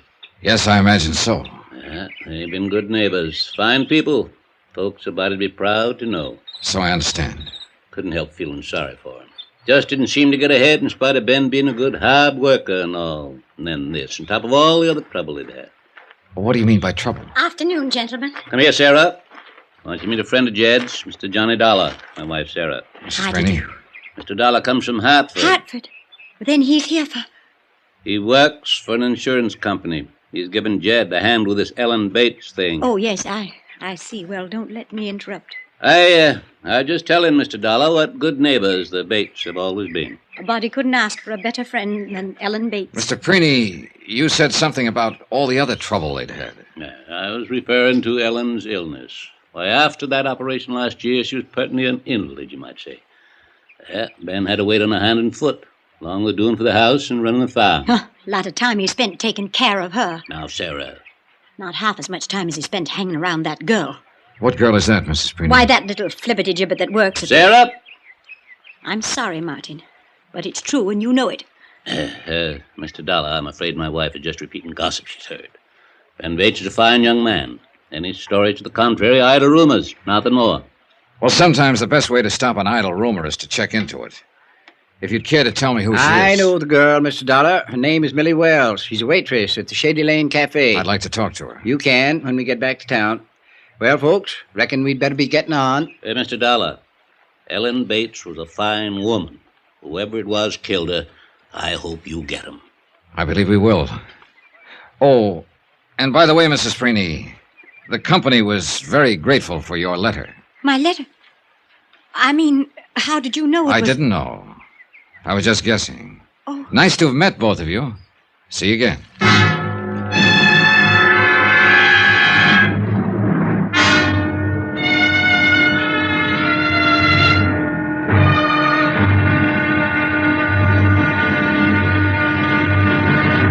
Now, here's our star to tell you about tomorrow's intriguing episode of this week's story. Tomorrow, of two who are not even accused, one confesses and one denies, and both very strangely. Join us, won't you? Yours truly, Johnny Dollar.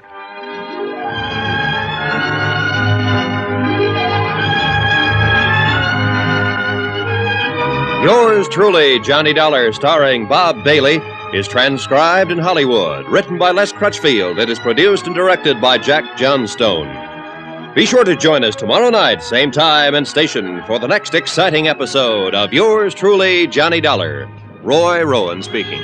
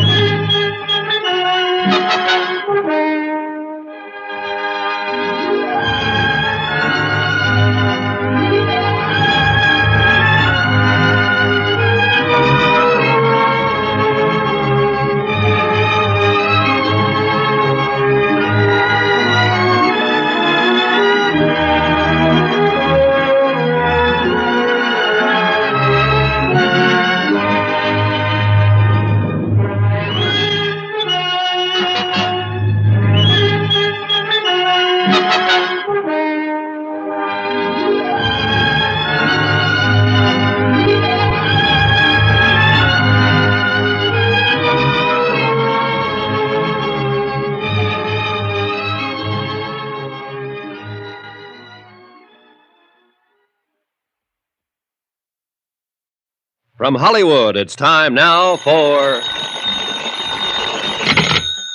Johnny Dollar. Ready with your call to Hartford, Mr. Dollar. Thanks, operator. Go ahead, Hartford. Hello? Johnny? Yeah, Pete. A big fat expense account, and you still reverse the call. Had to. I'm phoning from a crossroads store. Look, I need a quick fact or two in connection with the Ellen Bates murder. That $10,000 policy on Ellen's life. When was it written, Pete? Oh, around 4 years ago. I'll get the exact date if you want to hang on. No, that's close enough. I was hoping it was only a year or two back. Knocks a pet theory in the head, huh? No, but it doesn't help it any. Hey, is there also a policy on the life of Ben Bates? Yeah, same amount, taken out at the same time, right after they were married. Add up to anything? A nice round zero. What do the local authorities think? The only local authority in Shady Lane is sitting outside in the car right now, and he thinks the same as I do. Which is what? We're both stumped. I'll be talking to you.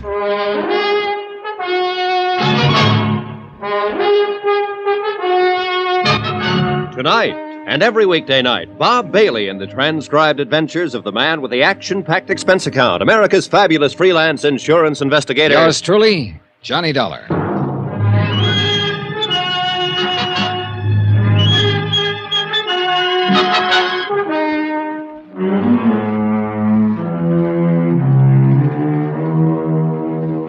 From Special Investigator Johnny Dollar, location Shady Lane, Vermont. To the Home Office, Star Mutual Insurance Company, Hartford, Connecticut. Assignment, the Shady Lane matter. Expense account continued. Item 4, 7 cents, a copy of the Shady Lane Weekly Crier, the paper that prints the folksy news, according to the masthead. Maybe it would help, because the whole case seemed to have a folksy flavor. A young farm wife named Ellen Bates, a semi-invalid without a known enemy in the township, had been shot to death a month before. The killer, unidentified. Motive, unknown. Physical evidence, non-existent. Leads, none.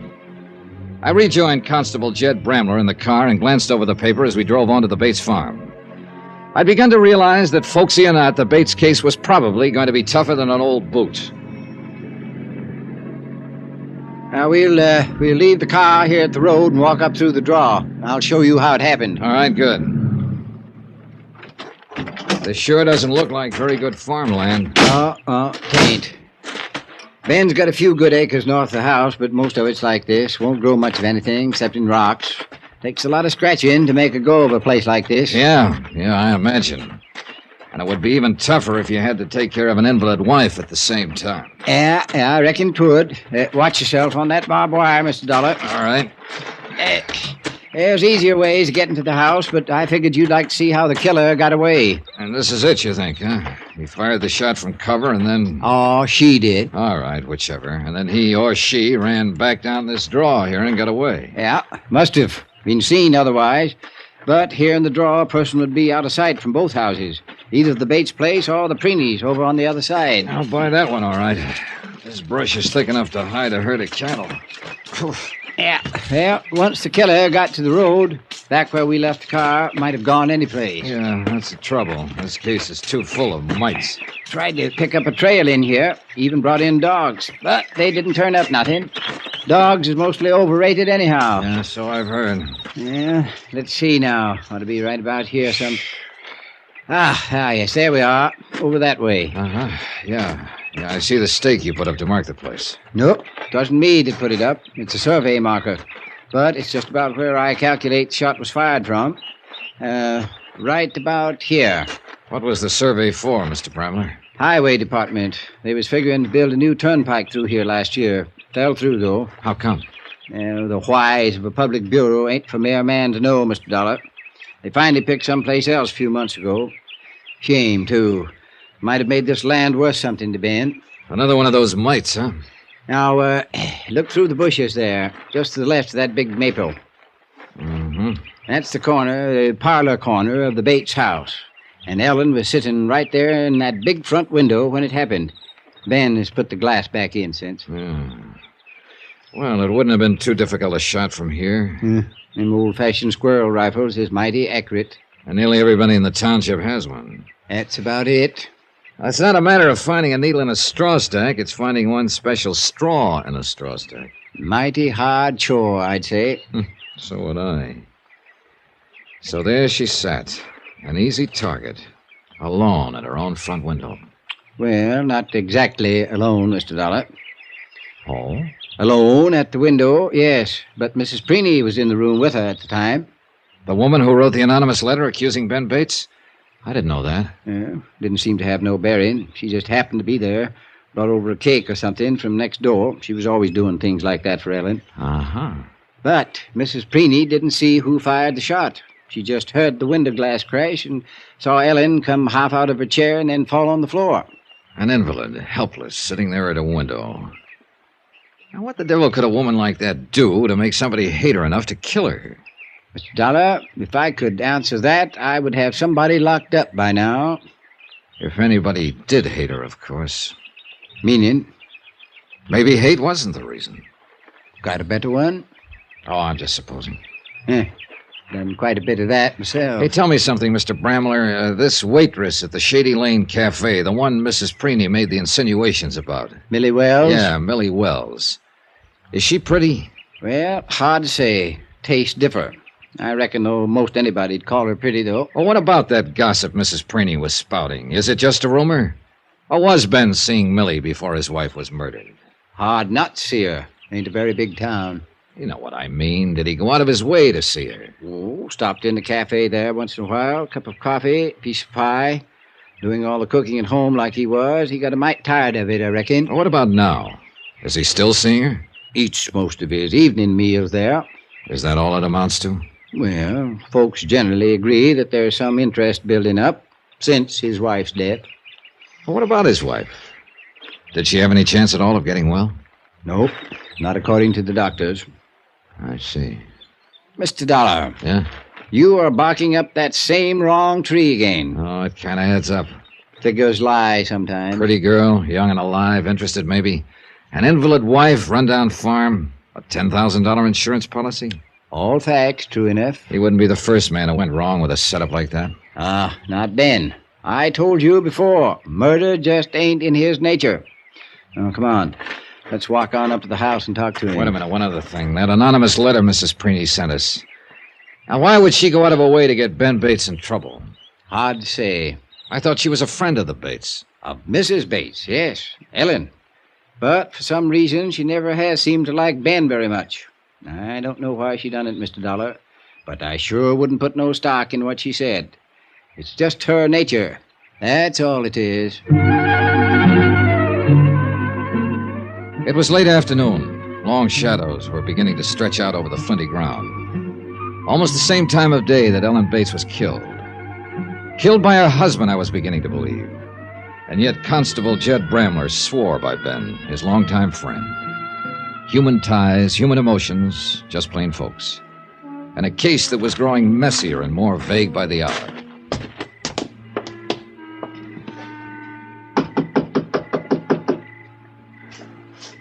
Not much sign of life. Well, Ben's in and out. You never know. Sounds like somebody coming around the house. Mm-hmm. Must have been working out in the barn. Always plenty to do on a Flint Rock farm. You come looking for me, Constable. How are you, Grody? I said, how are you? I'm fine. I'm just fine. Ben around? I've been working out back, fixing spread. Yeah, that's fine, Grody. Is Ben here? Ben? No. No, Mr. Ben's not here. Know where he is? No, he's not here. Any idea when he'll be back? No. No, he didn't say. You can go in and sit, though, if you want, Constable. Maybe we will. Grody, this is Mr. Dollar. Grody Hawkins. How are you, Grody? Oh, I'm fine. I'm just fine. Grody does odd jobs for Ben. Some of the other farmers, too. Oh, I see. Were you working here the day Mrs. Bates was killed? That's a lie. I wasn't even near here that day, and anybody that says I was is a liar. Oh? I was crew over on the other side of town. We'll go inside and wait, Mr. Dollar. Yeah, all right. See you, Grody.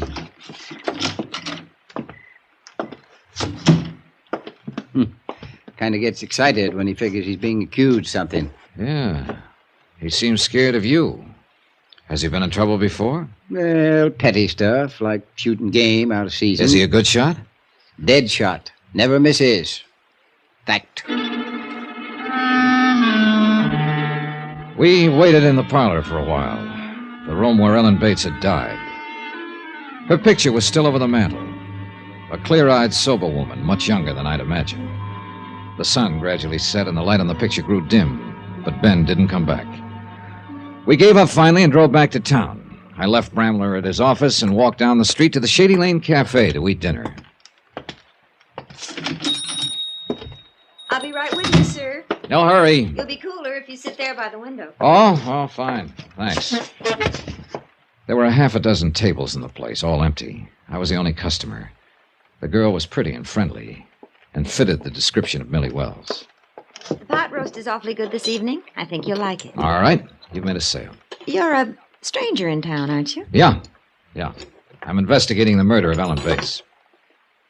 I see. Are you by any chance Millie Wells? Yes. Then I guess you're the person I'm looking for. You worked very fast. I thought it would take longer. Hmm? Oh, I knew you'd find out, of course, sooner or later, but I was hoping Ben and I would have a little time together first. I see. We were fools to expect it, though. Once you've been tagged, you don't have a chance. Did Ellen Bates have a chance? I didn't give her the slightest cause to worry. I didn't let Ben know once how I felt. Not until after she'd been killed. That was very considerate of you. And I know he didn't give me one thought as long as she was alive. It's not in his nature. So I've heard. Doesn't it mean anything at all when a person has been acquitted? Acquitted? Acquitted of what? Of murder. What else? Isn't that why... Oh. I thought you knew. I thought that's what you... I guess maybe you'd better tell me about it, Millie.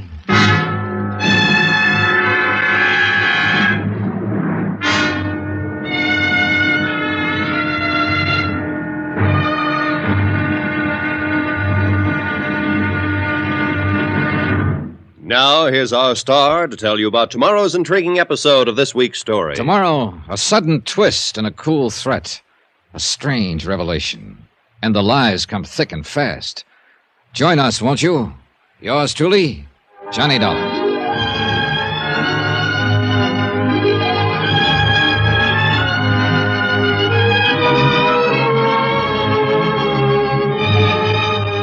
Yours truly, Johnny Dollar, starring Bob Bailey, is transcribed in Hollywood. Written by Les Crutchfield. It is produced and directed by Jack Johnstone.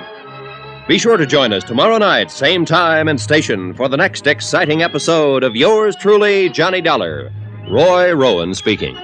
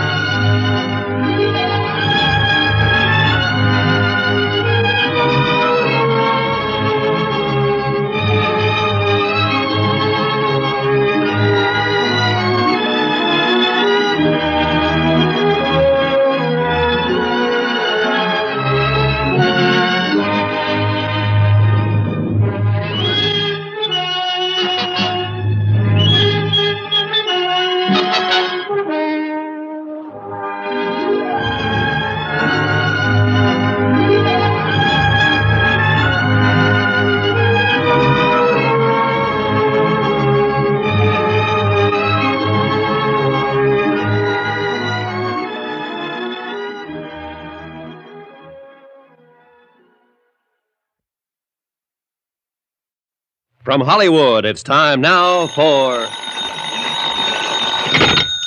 Johnny Dollar. Mr. Dollar. Well, this is Jet Bramler. Oh, hiya, Constable. Reckon I got the wrong number. I was calling the Shady Lane Cafe. Now, you've got it. I'm sitting right here at the counter. Yes, well, but where's Millie, Mr. Dollar? She's busy crying at the moment. I'm waiting for her to get through and hoping she'll confess to murder. Now, you hadn't ought to gone and made her cry that way. Millie is a fine girl. That's the trouble with this whole case, according to you. Everybody in this township is fine people, all of them.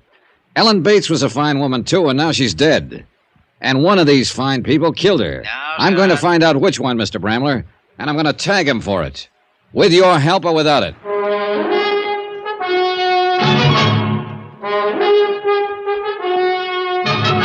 Tonight, and every weekday night, Bob Bailey in the transcribed adventures of the man with the action-packed expense account, America's fabulous freelance insurance investigator. Yours truly, Johnny Dollar.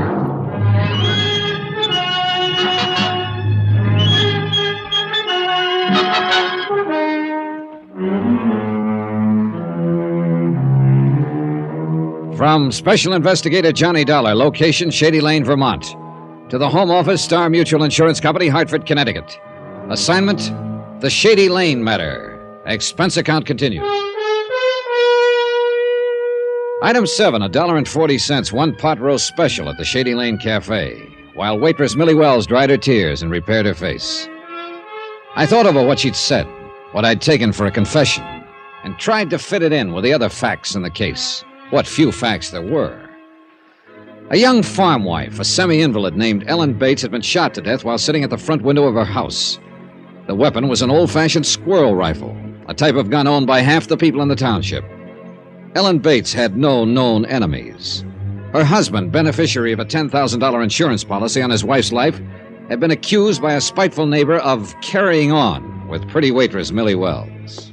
It's a lie, Mr. Dollar. Anyone who says Ben and I were seeing each other or even thought of such a thing before his wife's death is a mean, vicious liar. All right, take it easy now. Take it easy. There's no point in getting yourself all worked up and starting to cry again. Ben's a fine man, straight and decent. And it makes me boil to have some low, sneaking gossip try to smear his reputation without reason. It reflects on your reputation a little too, Millie. I don't care about me. I told you what I've been through. I'm used to it. Do you ever get used to something like that? No, not really. A murder charge isn't an easy thing to forget. You dream about it nights. Prison, the courtroom, the trial, the things they said about you. But you were acquitted, finally. I was acquitted, and I was innocent. But just being tried for murder brands a person for life. What were the details of the case? First, let me tell you about Ben. You haven't met him yet, Mr. Dollar. You don't know him. And I know the line you're thinking along. It's the way things point, Millie. Then things point wrong, that's all. Maybe. Go on. Well, he's been coming in here for the last 6 months. Not often, just every once in a while, just to eat. Does Ben know you stood trial on a murder charge? He does now. He didn't before his wife was killed. We just made conversation, that's all. And since her death? There's been no carrying on, as some people choose to think. One day Ben said, Millie, when this mess is all settled, I'd like very much to see more of you. That's all. That's all. And that's enough. Because I love him. About the trial, Millie. It was 4 years ago, in Chicago. I was working for a family on the West Side as a nursemaid, governess. They were wonderful. What happened? The wife died suddenly, under strange circumstances. It could have been an accident, or it might have been poison. I thought you already knew about it. That's why I blurted it out that way. Oh, I'd have found out anyway, sooner or later. Yes, I know. It was in all the headlines. The same things that they'll be saying about me here. What do you mean? I was accused of murdering the wife because I was in love with the husband. I left the Shady Lane Cafe, and the tortured girl whose secret, close hidden for 4 frightened years, was now the property of a stranger. It was late now, and the town square was dark and deserted. A stark white moon was climbing the eastern sky, and the soft summer night's breath stirred in the leafy tops of the maples, whispering other secrets. Secrets the villagers dared not stay abroad and listen to. A fantasy, sure, pure and simple. Maybe it was a bad slice of pot roast. Anyway, the dim light burning in the office of Constable Jed Bramler brought me back to harsh reality. Come in, Mr. Dollar. Come in, pull up a chair. Okay, thanks. That girl stopped crying yet? Sniffling a little, maybe, but she's practically stopped. For the time being, at least. Mean something by that? You know what I mean by it. I reckon you must have found out about her past, so to speak.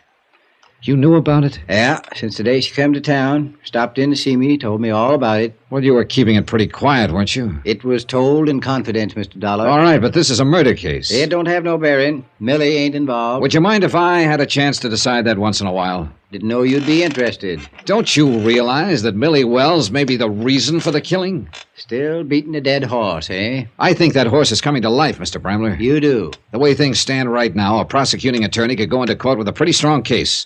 The charge, first-degree murder. Accused, your friend Ben Bates. You ain't met Ben yet, Mr. Dollar. No, I haven't met him, but the facts add up. It's an old story. Yeah, it's downright classic. An invalid wife, a pretty girl, a rundown farm that doesn't look as though it's made a profit in years. A $10,000 life insurance policy dangling like a carrot. Yeah, fact is, it's even worse a picture if you're a mind to look at it that way. How? That farm of Ben's ain't only run down, it's mortgaged to the hilt. Oh. Ben needed money for Ellen's operations. She'd had 3 in the last year and a half. He tried every way he knew how to, but the banks wouldn't touch it. Well, in that case... Martin Preeny, his next-door neighbor, come through and helped him out. $7,500. Is the farm worth that much? Nope. Wouldn't bring 4,500 if it was sold tomorrow. That's what I mean. Ben feels pretty obligated. And the $10,000 from that policy on his wife would have taken the pressure off all the way around. Plus, leave him free to marry Millie Wells. All right. I know it adds up that way. I've been studying over this thing for a month now, trying to figure out some other way of explaining it, hoping that somebody would show their hand. Yes, make a move of some kind. And nothing's happened, huh? No. Whoever done it is just sitting tight, waiting. Might be a good thing that you come along. Might jar things loose a little. Yeah. Well, whether I'm right or wrong, one thing we've got to jar loose is that gun. That's a fact, all right. Can't make much of a case against nobody without that gun. You said nearly everybody in the township owned one of those old-fashioned squirrel rifles, the type Ellen was killed with. That's right. Well, what about her husband? Does Ben own one? Nope. Nothing but a shotgun. Yes, I saw it when we were out there this afternoon hanging over the mantel. But at the same time, I noticed something else. What do you mean? That shotgun was resting on a pair of hooks set into the bricks above the fireplace. But the hooks hadn't been put there for that particular gun. Now, they were too far apart. What are you getting at, Mr. Dollar? I think those hooks would fit a squirrel rifle just fine. Ben ain't one to lie. He told me he didn't have a rifle. But that's something else I've been studying about. What do you mean? I kind of half remember seeing a squirrel gun hanging over that mantel in years gone by.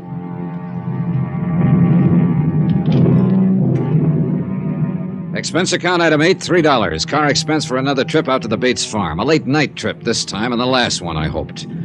Constable Bramler had suggested that my being in the case might help stir things up. Good, I was all for it. And not just stir things up, but wind them up. Tonight, maybe, if we caught Ben Bates at home. Lights on inside. Yeah, he must be here someplace. Oh, evening, Jed. Ben, like you to meet Mr. Johnny Dollar. Mr. Dollar? Hi, Ben. You fellas are out late. Little, I reckon. Mind if we come inside, Ben? Oh, sure. Sorry, Jed, I didn't think. Well, let's go on back through to the kitchen. That's about the only room I use since... Well, anymore, I mean. Set yourselves down there at the table. I'll get us some lemonade if there's any ice left. Oh, a lemonade lift would suit me fine. Don't go to no trouble for us, Ben. No trouble at all. Got it already made. Just have to chip a little ice into it. I reckon you'll kind of have to bear with me. I'm not much used to having callers come around since Ellen. It's all right, Ben. Here we are. You fellas got some business out this way tonight? Fact is, Ben, we come out here to talk to you. Mr. Dollar is an insurance investigator. He's here to find out who killed Ellen. I see. You got any ideas yet, Mr. Dollar? I've kind of got an idea you might have done it, Ben. I wouldn't have harmed a hair of Ellen's head. I could be wrong. Mr. Dollar has been checking around, Ben, talking to people here and there. Pre-niece, Millie Wells. What's Millie got to do with it? Nothing, maybe. Or she might be part of the motive. I didn't even make her acquaintance, hardly, before the last week or two. What about Mrs. Preeny? You've known her longer, haven't you? Yes, she was a good friend of Ellen's. Why? She thinks you killed your wife. She wrote an anonymous letter about it to the insurance company. The woman's crazy. I knew she never liked me for some reason, but I sure wouldn't figure her to go that far. Ben, whatever happened to that squirrel rifle you had around the house? Why, the week before Ellen died, somebody... Yes, Ben? No, I didn't lie to you, Jed, not actually. When I told you I didn't have a rifle like that, I didn't. Not then. And you didn't ask me if I had one. What happened to the rifle? Well, it was stolen the week before Ellen was killed.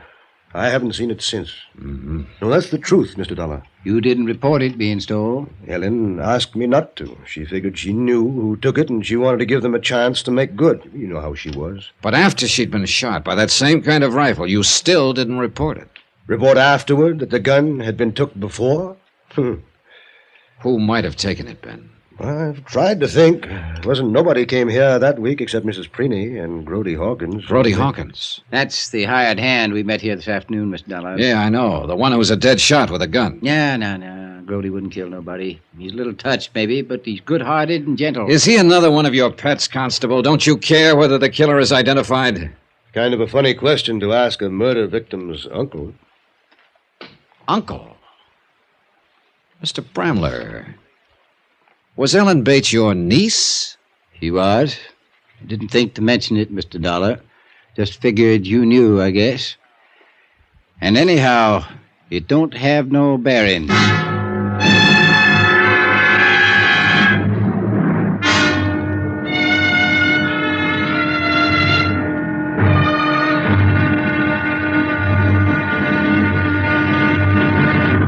Now, here's our star to tell you about tomorrow's intriguing episode of this week's story. Tomorrow, a slow net tightens and the fish turn frantic, and one of them, at least, is armed and dangerous, as deadly as a shark.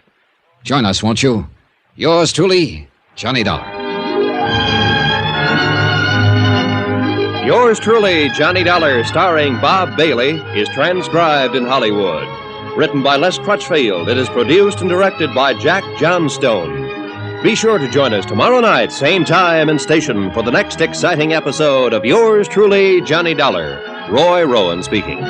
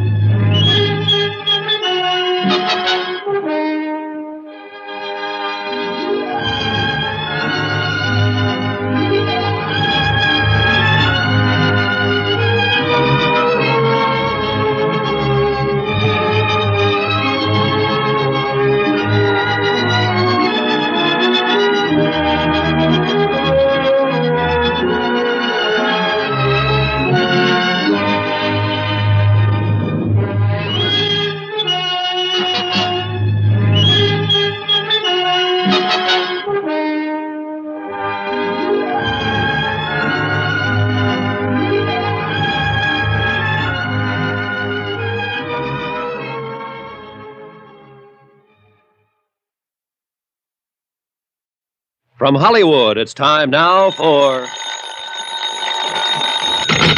Johnny Dollar. Hello? Hello? Hello, hello.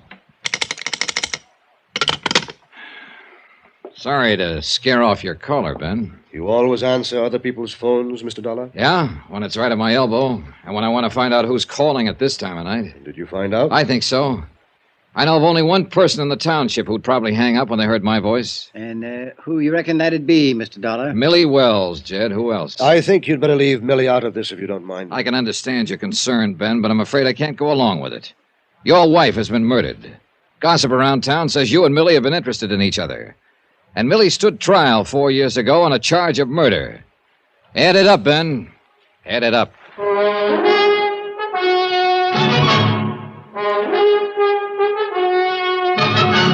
Tonight and every weekday night, Bob Bailey in the transcribed adventures of the man with the action-packed expense account, America's fabulous freelance insurance investigator. Yours truly, Johnny Dollar.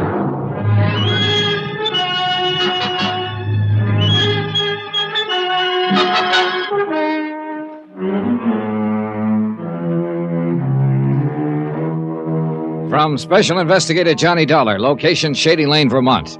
To the Home Office, Star Mutual Insurance Company, Hartford, Connecticut. Assignment, the Shady Lane matter. Expense account continued.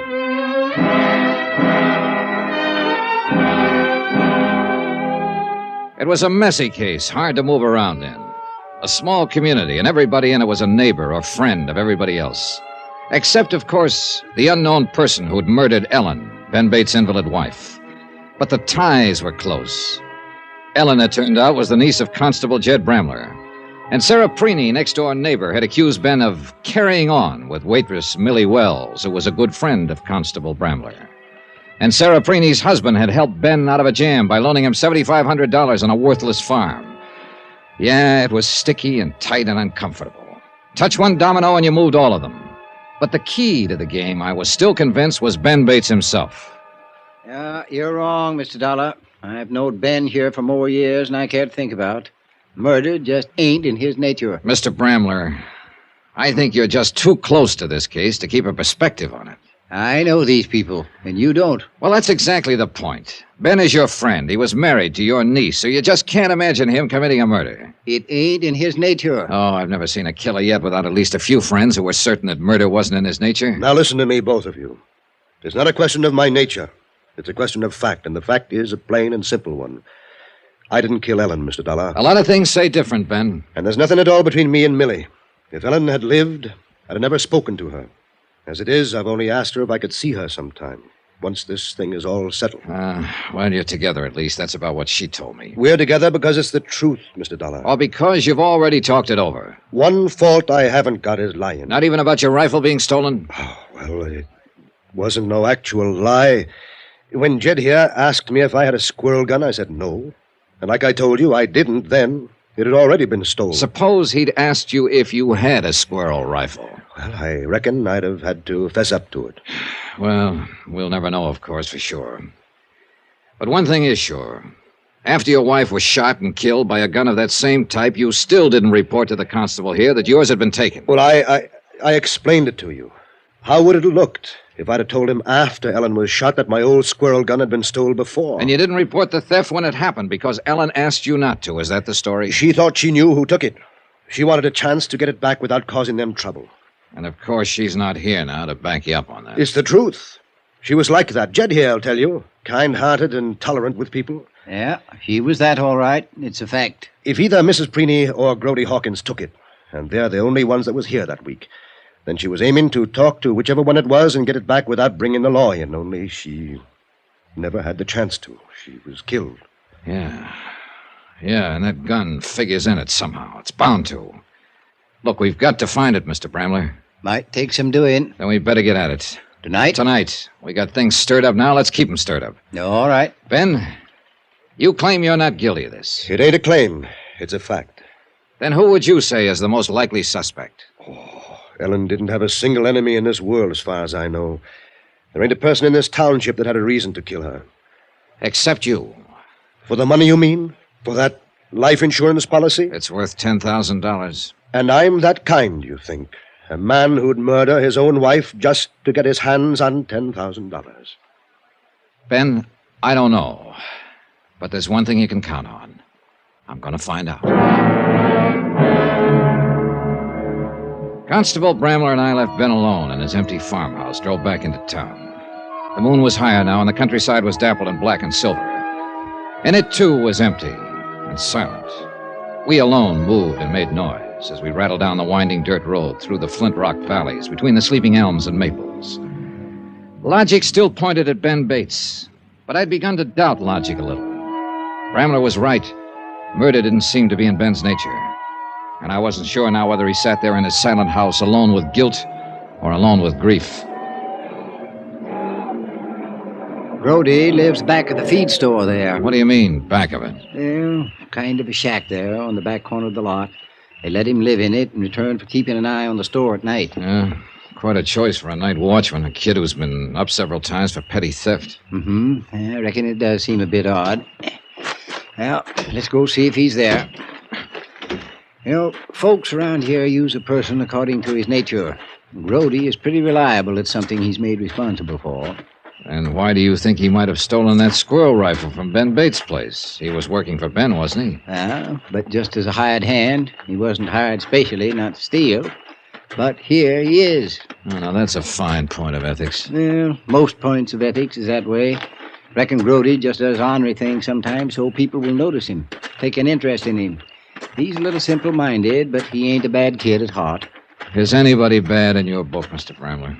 Whoever killed Ellen Bates is. Watch step now. It's pretty dark back here. Yeah. I hope nobody has dug a hole here someplace. Ain't likely.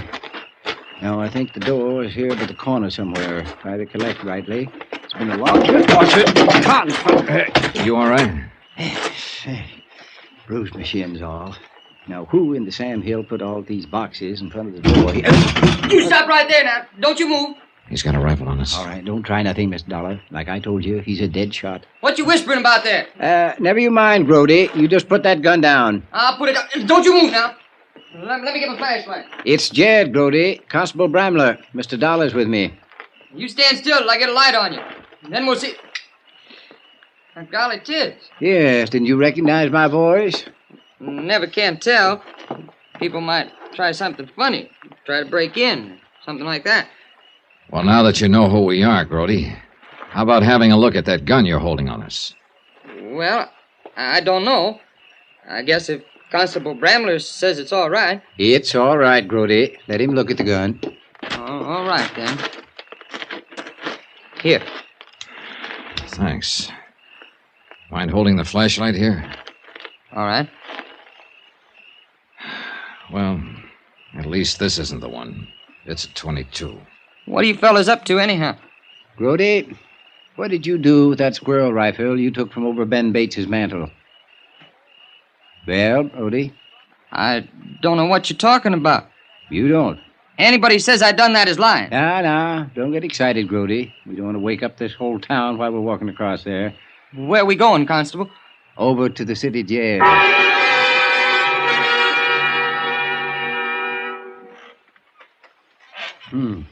Quiet night. Not even a mockingbird singing out there. I wish that bird back in the cell would do some singing. Yeah, he will. Always gets to bothering him after he's in for a while. 30 minutes hasn't bothered him much. He'll talk pretty soon. Provided, of course, he has anything to talk about. I know that boy inside out. Now, whether he stole that gun or not, he's lying about something. I'm going to have to buy some oil one of these days. Doggone chair even gets on my nerves. I don't think anything gets on your nerves, Mr. Bramler. Well, the country up here has that kind of influence, I reckon. These hills are older than man. They seen a lot of things come and go. Guess they kind of quiet a person down if he stays here long enough. I doubt if this place is as quiet as it looks. I think there are things under the surface like flint rocks in a field, and sooner or later they work to the top and break off a plowshare. Yeah, happens sometimes. Isn't there anyone you can think of who might have hated her, even slightly? Mr. Dollar, if I was to say honestly who I thought was the best-liked person in this whole township, I would have to name my niece, Ellen Bates. And yet somebody put a bullet through her head and fired at her from the brush without even any warning. It's a fact. There had to be a lot of hate behind that bullet. Or a lot of greed. Same old tune, eh? Ben killed her for the insurance. I keep coming back to it because nothing else makes any sense. And neither does that. He owed that mortgage to Martin Preeny, and the farm wasn't worth it. Martin wasn't pressing him for it? Maybe not. But if I tagged Ben right, he still felt the obligation, the sense of pressure. $10,000 must have looked pretty big to him. Not that big, Mr. Dollar. Then there's Millie Wells, pretty as a picture and in love with him. And an invalid wife at home. Constable? Well, our pigeon's starting to chirp. Now, let him think I ain't coming right away. He gets more anxious. Saves time in the long run. Matter of understanding his nature, huh? Something like that. Constable Bramler? What about your nature, Mr. Bramler? Always was kind to my mother. And your niece, too? Meaning? How did you and Ellen get along? Fine. Just fine. Constable! Reckon he must be ready to talk now. It's true. I was lying about it. I stole that gun, all right. But I ain't got it now. Where is it, Grody? I sold it to Mr. Martin Preeny to hang in his house. Martin Preeny? Yeah, can't figure Martin paying money for something to hang in the house. He's too tight-fisted. He gave me $4 for it about 3 weeks ago. That would be after Ellen was shot. And you took the gun the week before the murder. Are you saying that I shot Miss Bates? That gun was in your possession at the time, Grody. Oh, she was the best friend I ever had. The only one in this town that ever treated me like somebody. I wouldn't never done nothing to hurt Miss Bates. You had that gun, the same kind she was killed with. Oh, that gun ain't been fired in years. What? Well, Mr. Bates never did use it.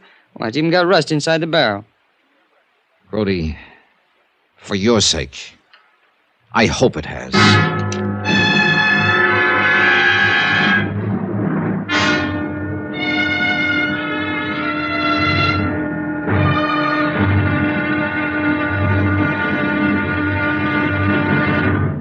Now, here's our star to tell you about the final intriguing episode of this week's story. Tomorrow, one domino tips, the whole stack tumbles, and the last man falls with a crash.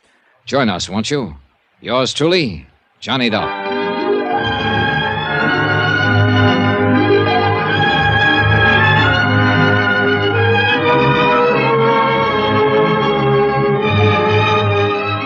Yours truly, Johnny Dollar, starring Bob Bailey, is transcribed in Hollywood. Written by Les Crutchfield, it is produced and directed by Jack Johnstone. Be sure to join us tomorrow night, same time and station, for the next exciting episode of Yours truly, Johnny Dollar. Roy Rowan speaking.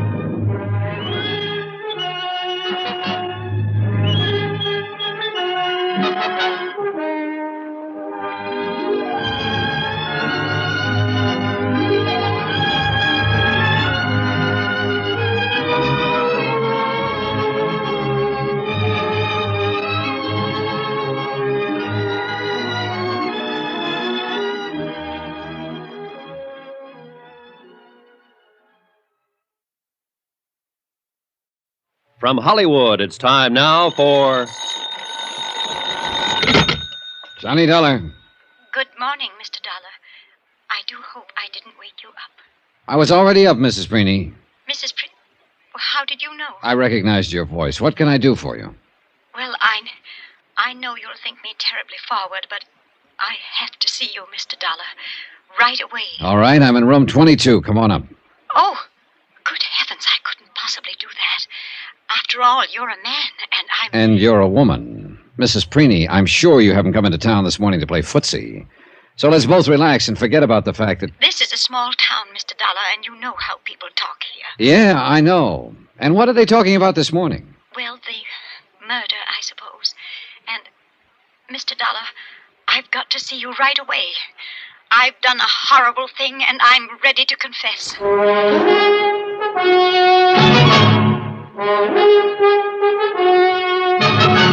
Tonight and every weekday night, Bob Bailey in the transcribed adventures of the man with the action-packed expense account, America's fabulous freelance insurance investigator. Yours truly, Johnny Dollar.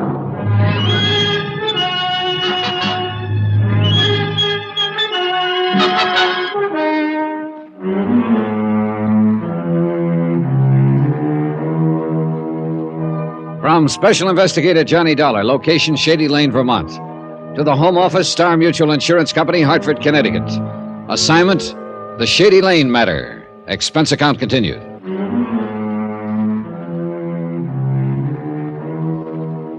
Item 10, 55 cents. A cup of coffee for myself and a pot of tea for Mrs. Sarah Preeny. She considered the hotel lunchroom an innocent enough place, and I met her there 5 minutes after she phoned my room. It was Mrs. Preeny who'd brought me into the case by writing the anonymous letter to the insurance company. Ellen Bates, a farm wife with no known enemies, had been shot to death. Mrs. Preeny, her best friend, had implied in the letter that Ellen's own husband, Ben, was guilty. And I was inclined to agree with her. Ben was the beneficiary of Ellen's $10,000 life insurance policy. There seemed to be no other motive, unless Mrs. Preeny was about to confess one. She didn't do it, Mr. Dollar. Who didn't do what? That girl. She didn't warm the teapot. For 2 cents, I'd send it back and make her do it right. Well, I'm a little pressed for time, Mrs. Preeny. Oh, I'm not going to do it, really. I just said that. I wouldn't want to attract attention under the circumstances. You mean the fact that I'm a man and you're a woman, and apparently the twain hadn't ought to be meeting, in Shady Lane at least. Well, people will talk, you know. And I didn't want Martin to know. Why not? Well, then he'd want to know why. Of course, I'd have to tell him, and, well... Well, as a matter of fact, Mrs. Preeny, I'd kind of like to know why. Well, it's... Oh, this isn't easy for me to say, you know. Well, let's have a try at it anyway. It's about that letter that I wrote to the insurance company that I didn't sign my name to. Yes? It was a terrible thing to do. Just terrible. In what way? Why, those things I said about Ben. Mr. Bates, I mean. Insinuating he might have had something to do with Ellen's death. Her murder, I mean. You made some fairly definite statements, Mrs. Preeny. They weren't true, Mr. Dollar. But I'm telling you the truth now. I know Ben didn't have anything to do with Ellen's death. Mrs. Preeny, there were some other things you implied to me, too, you know. Yes, about him and Millie Wells that works at the Shady Lane Cafe. I said they were carrying on before Ellen was killed. I made that up just to hit out at him. Why? I don't know, really. Ellen was wonderful, and I just loved her. But sometimes I'd get to thinking that... Not that my Martin isn't a fine man, you understand. Steady, reliable. You know, you've met him. Oh, yes, I'd say your husband is quite steady and reliable. I didn't want you to think that I was saying anything against him. But life on a farm isn't easy for a woman at the best, Mr. Dollar. Sometimes she gets silly notions, I guess. What sort of notions? Oh, a woman's human. She wants a little warmth, understanding. That's all. Nothing more. You understand what I'm saying. Yes, I think I do. But Ben Bates, well, he didn't even look at me. Didn't see me. That's all I wanted. Just for him to look at me. But he didn't do it, Mr. Dollar. Not even once. I left her sitting there in the stark bare wooden booth in the lunchroom, sipping her prim cup of cold tea and trying to hide a red-faced confusion behind the shreds of decent dignity. Constable Bramler was right. Scratch the surface of Shady Lane anywhere, and you found a human passion just beneath the skin. Good morning, Constable. Yeah, morning, Mr. Dollar. Sleep well? So. How's Grody Hawkins? Still asleep, back there at his cell. He admits stealing that squirrel gun from Ben Bates' mantle the week before Ellen was shot, and claims he sold it to Martin Preeny the week after the murder. Yeah, so by his own admission, the gun was in Grody's possession the day of the killing. But Grody claims the gun is rusty and hasn't been fired in years. Yeah, whether it's rusty or not, Grody didn't kill nobody. Have you been out to the Preeny farm yet to pick up the gun? Nope. Figured you might like to do that yourself. You can use my car if you want to. Cost you another $3, though. How did you make a living before I came along? It wasn't easy. Traffic tickets, mostly. New turnpike's going to stop all that, though. Misses the town complete. Along with Ben Bates' farm, huh? Yeah. Too bad they didn't stick to the original survey. Made that place of his worth something, maybe. And it might have saved his wife's life. Still beating that dead horse, eh? Oh, Ben Bates was up against the wall. A worthless farm, mortgage for $7,500 to Martin Preeny, a strong sense of moral obligation to pay it off, an invalid wife who would never get well, with a $10,000 policy on her life. Murder ain't in Ben's nature. I've told you. Then whose nature is it in? Mrs. Preeny's, maybe? She came to see me at the hotel a little while ago. You don't say so. She wanted to explain why she'd lied about Ben. Uh-huh. Reckon 'twas because he wouldn't pay no attention to her. Who told you? Figured it out. Reckon Martin ain't too easy a man for a woman to live with. Too straight-laced, tight-fisted. And Ben right next door that-a-way, fine-looking young fella. Her running in all the time, taking things to Ellen. Bound to want to be noticed. Yeah, it's the nature of a woman. What about Ellen, Mr. Bramler? She was your niece. What was her nature? Ain't so easy to figure your own kin, Mr. Dollar. Reckon 'twas just her nature to be a victim, kind of.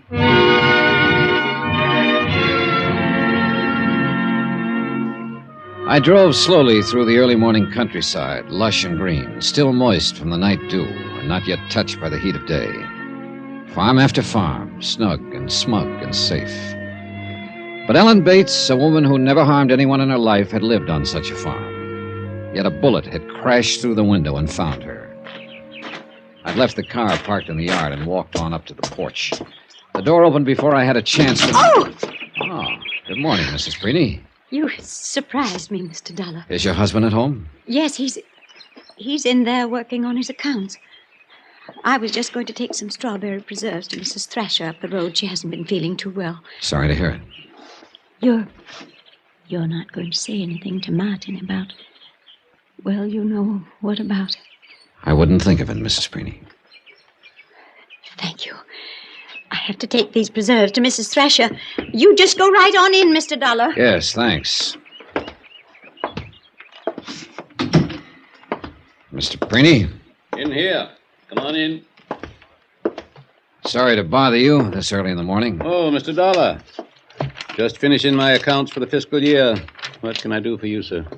Well, unless I've been misinformed, you bought an old squirrel gun from Grody Hawkins a while back. That's right. It's hanging there over the fireplace. Quite a bargain, unless he stole it someplace. As a matter of fact, he did. From your neighbor, Ben Bates. Then I'm out the price. I'll take it over to Ben this afternoon. Mind if I take a look at the gun, Mr. Preeney? I'm trying to check up on Grody's story. No, go right ahead. I'll just finish this total while you're at it. Then we'll have time for a chat. He went back to the ledgers on the table in front of him, and I reached up and took down the rifle down from its hooks above the mantel. Grody had told the truth. There was rust in the barrel and breech. The gun hadn't been cleaned nor fired in a long time. The hooks over the fireplace were old and rusted, too. They'd been there for years. And suddenly I knew. Find what you were after, Mr. Dollar? I found more than I was after. I found out who killed Ellen Bates. Grody Hawkins? No, not Grody. And not Ben Bates. Even though he is named as beneficiary of that $10,000 insurance policy. What do you mean? It was somebody who stood to profit even more than Ben did from that $10,000. Who? Somebody who made a $7,500 loan out of kindness. That alone should have tipped me off, Mr. Preeney. As Jed Bramler says, it wasn't in your nature. My nature? But of course it wasn't kindness. At the time, it was good business because a turnpike was planned that would make the farm worth double the loan. But the road fell through and you were stuck with a worthless farm, unless Ben could get money to pay you.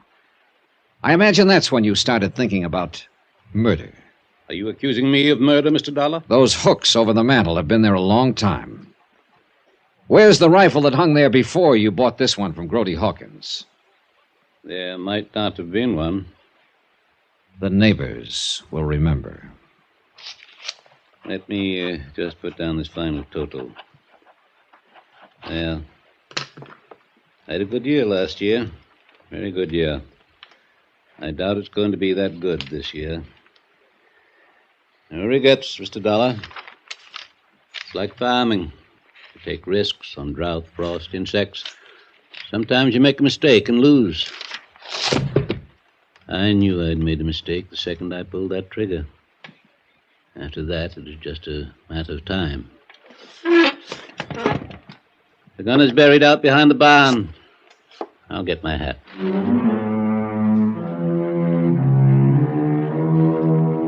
Item 12, $94.35. Incidentals in Shady Lane and transportation back to Hartford. Expense account total, $186.60. Yours truly, Johnny Dollar.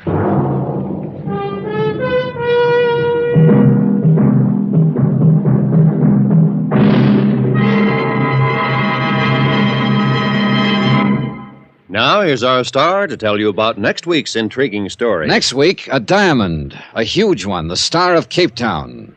A piece of ice that should have been kept on ice. Join us, won't you? Yours truly, Johnny Dollar.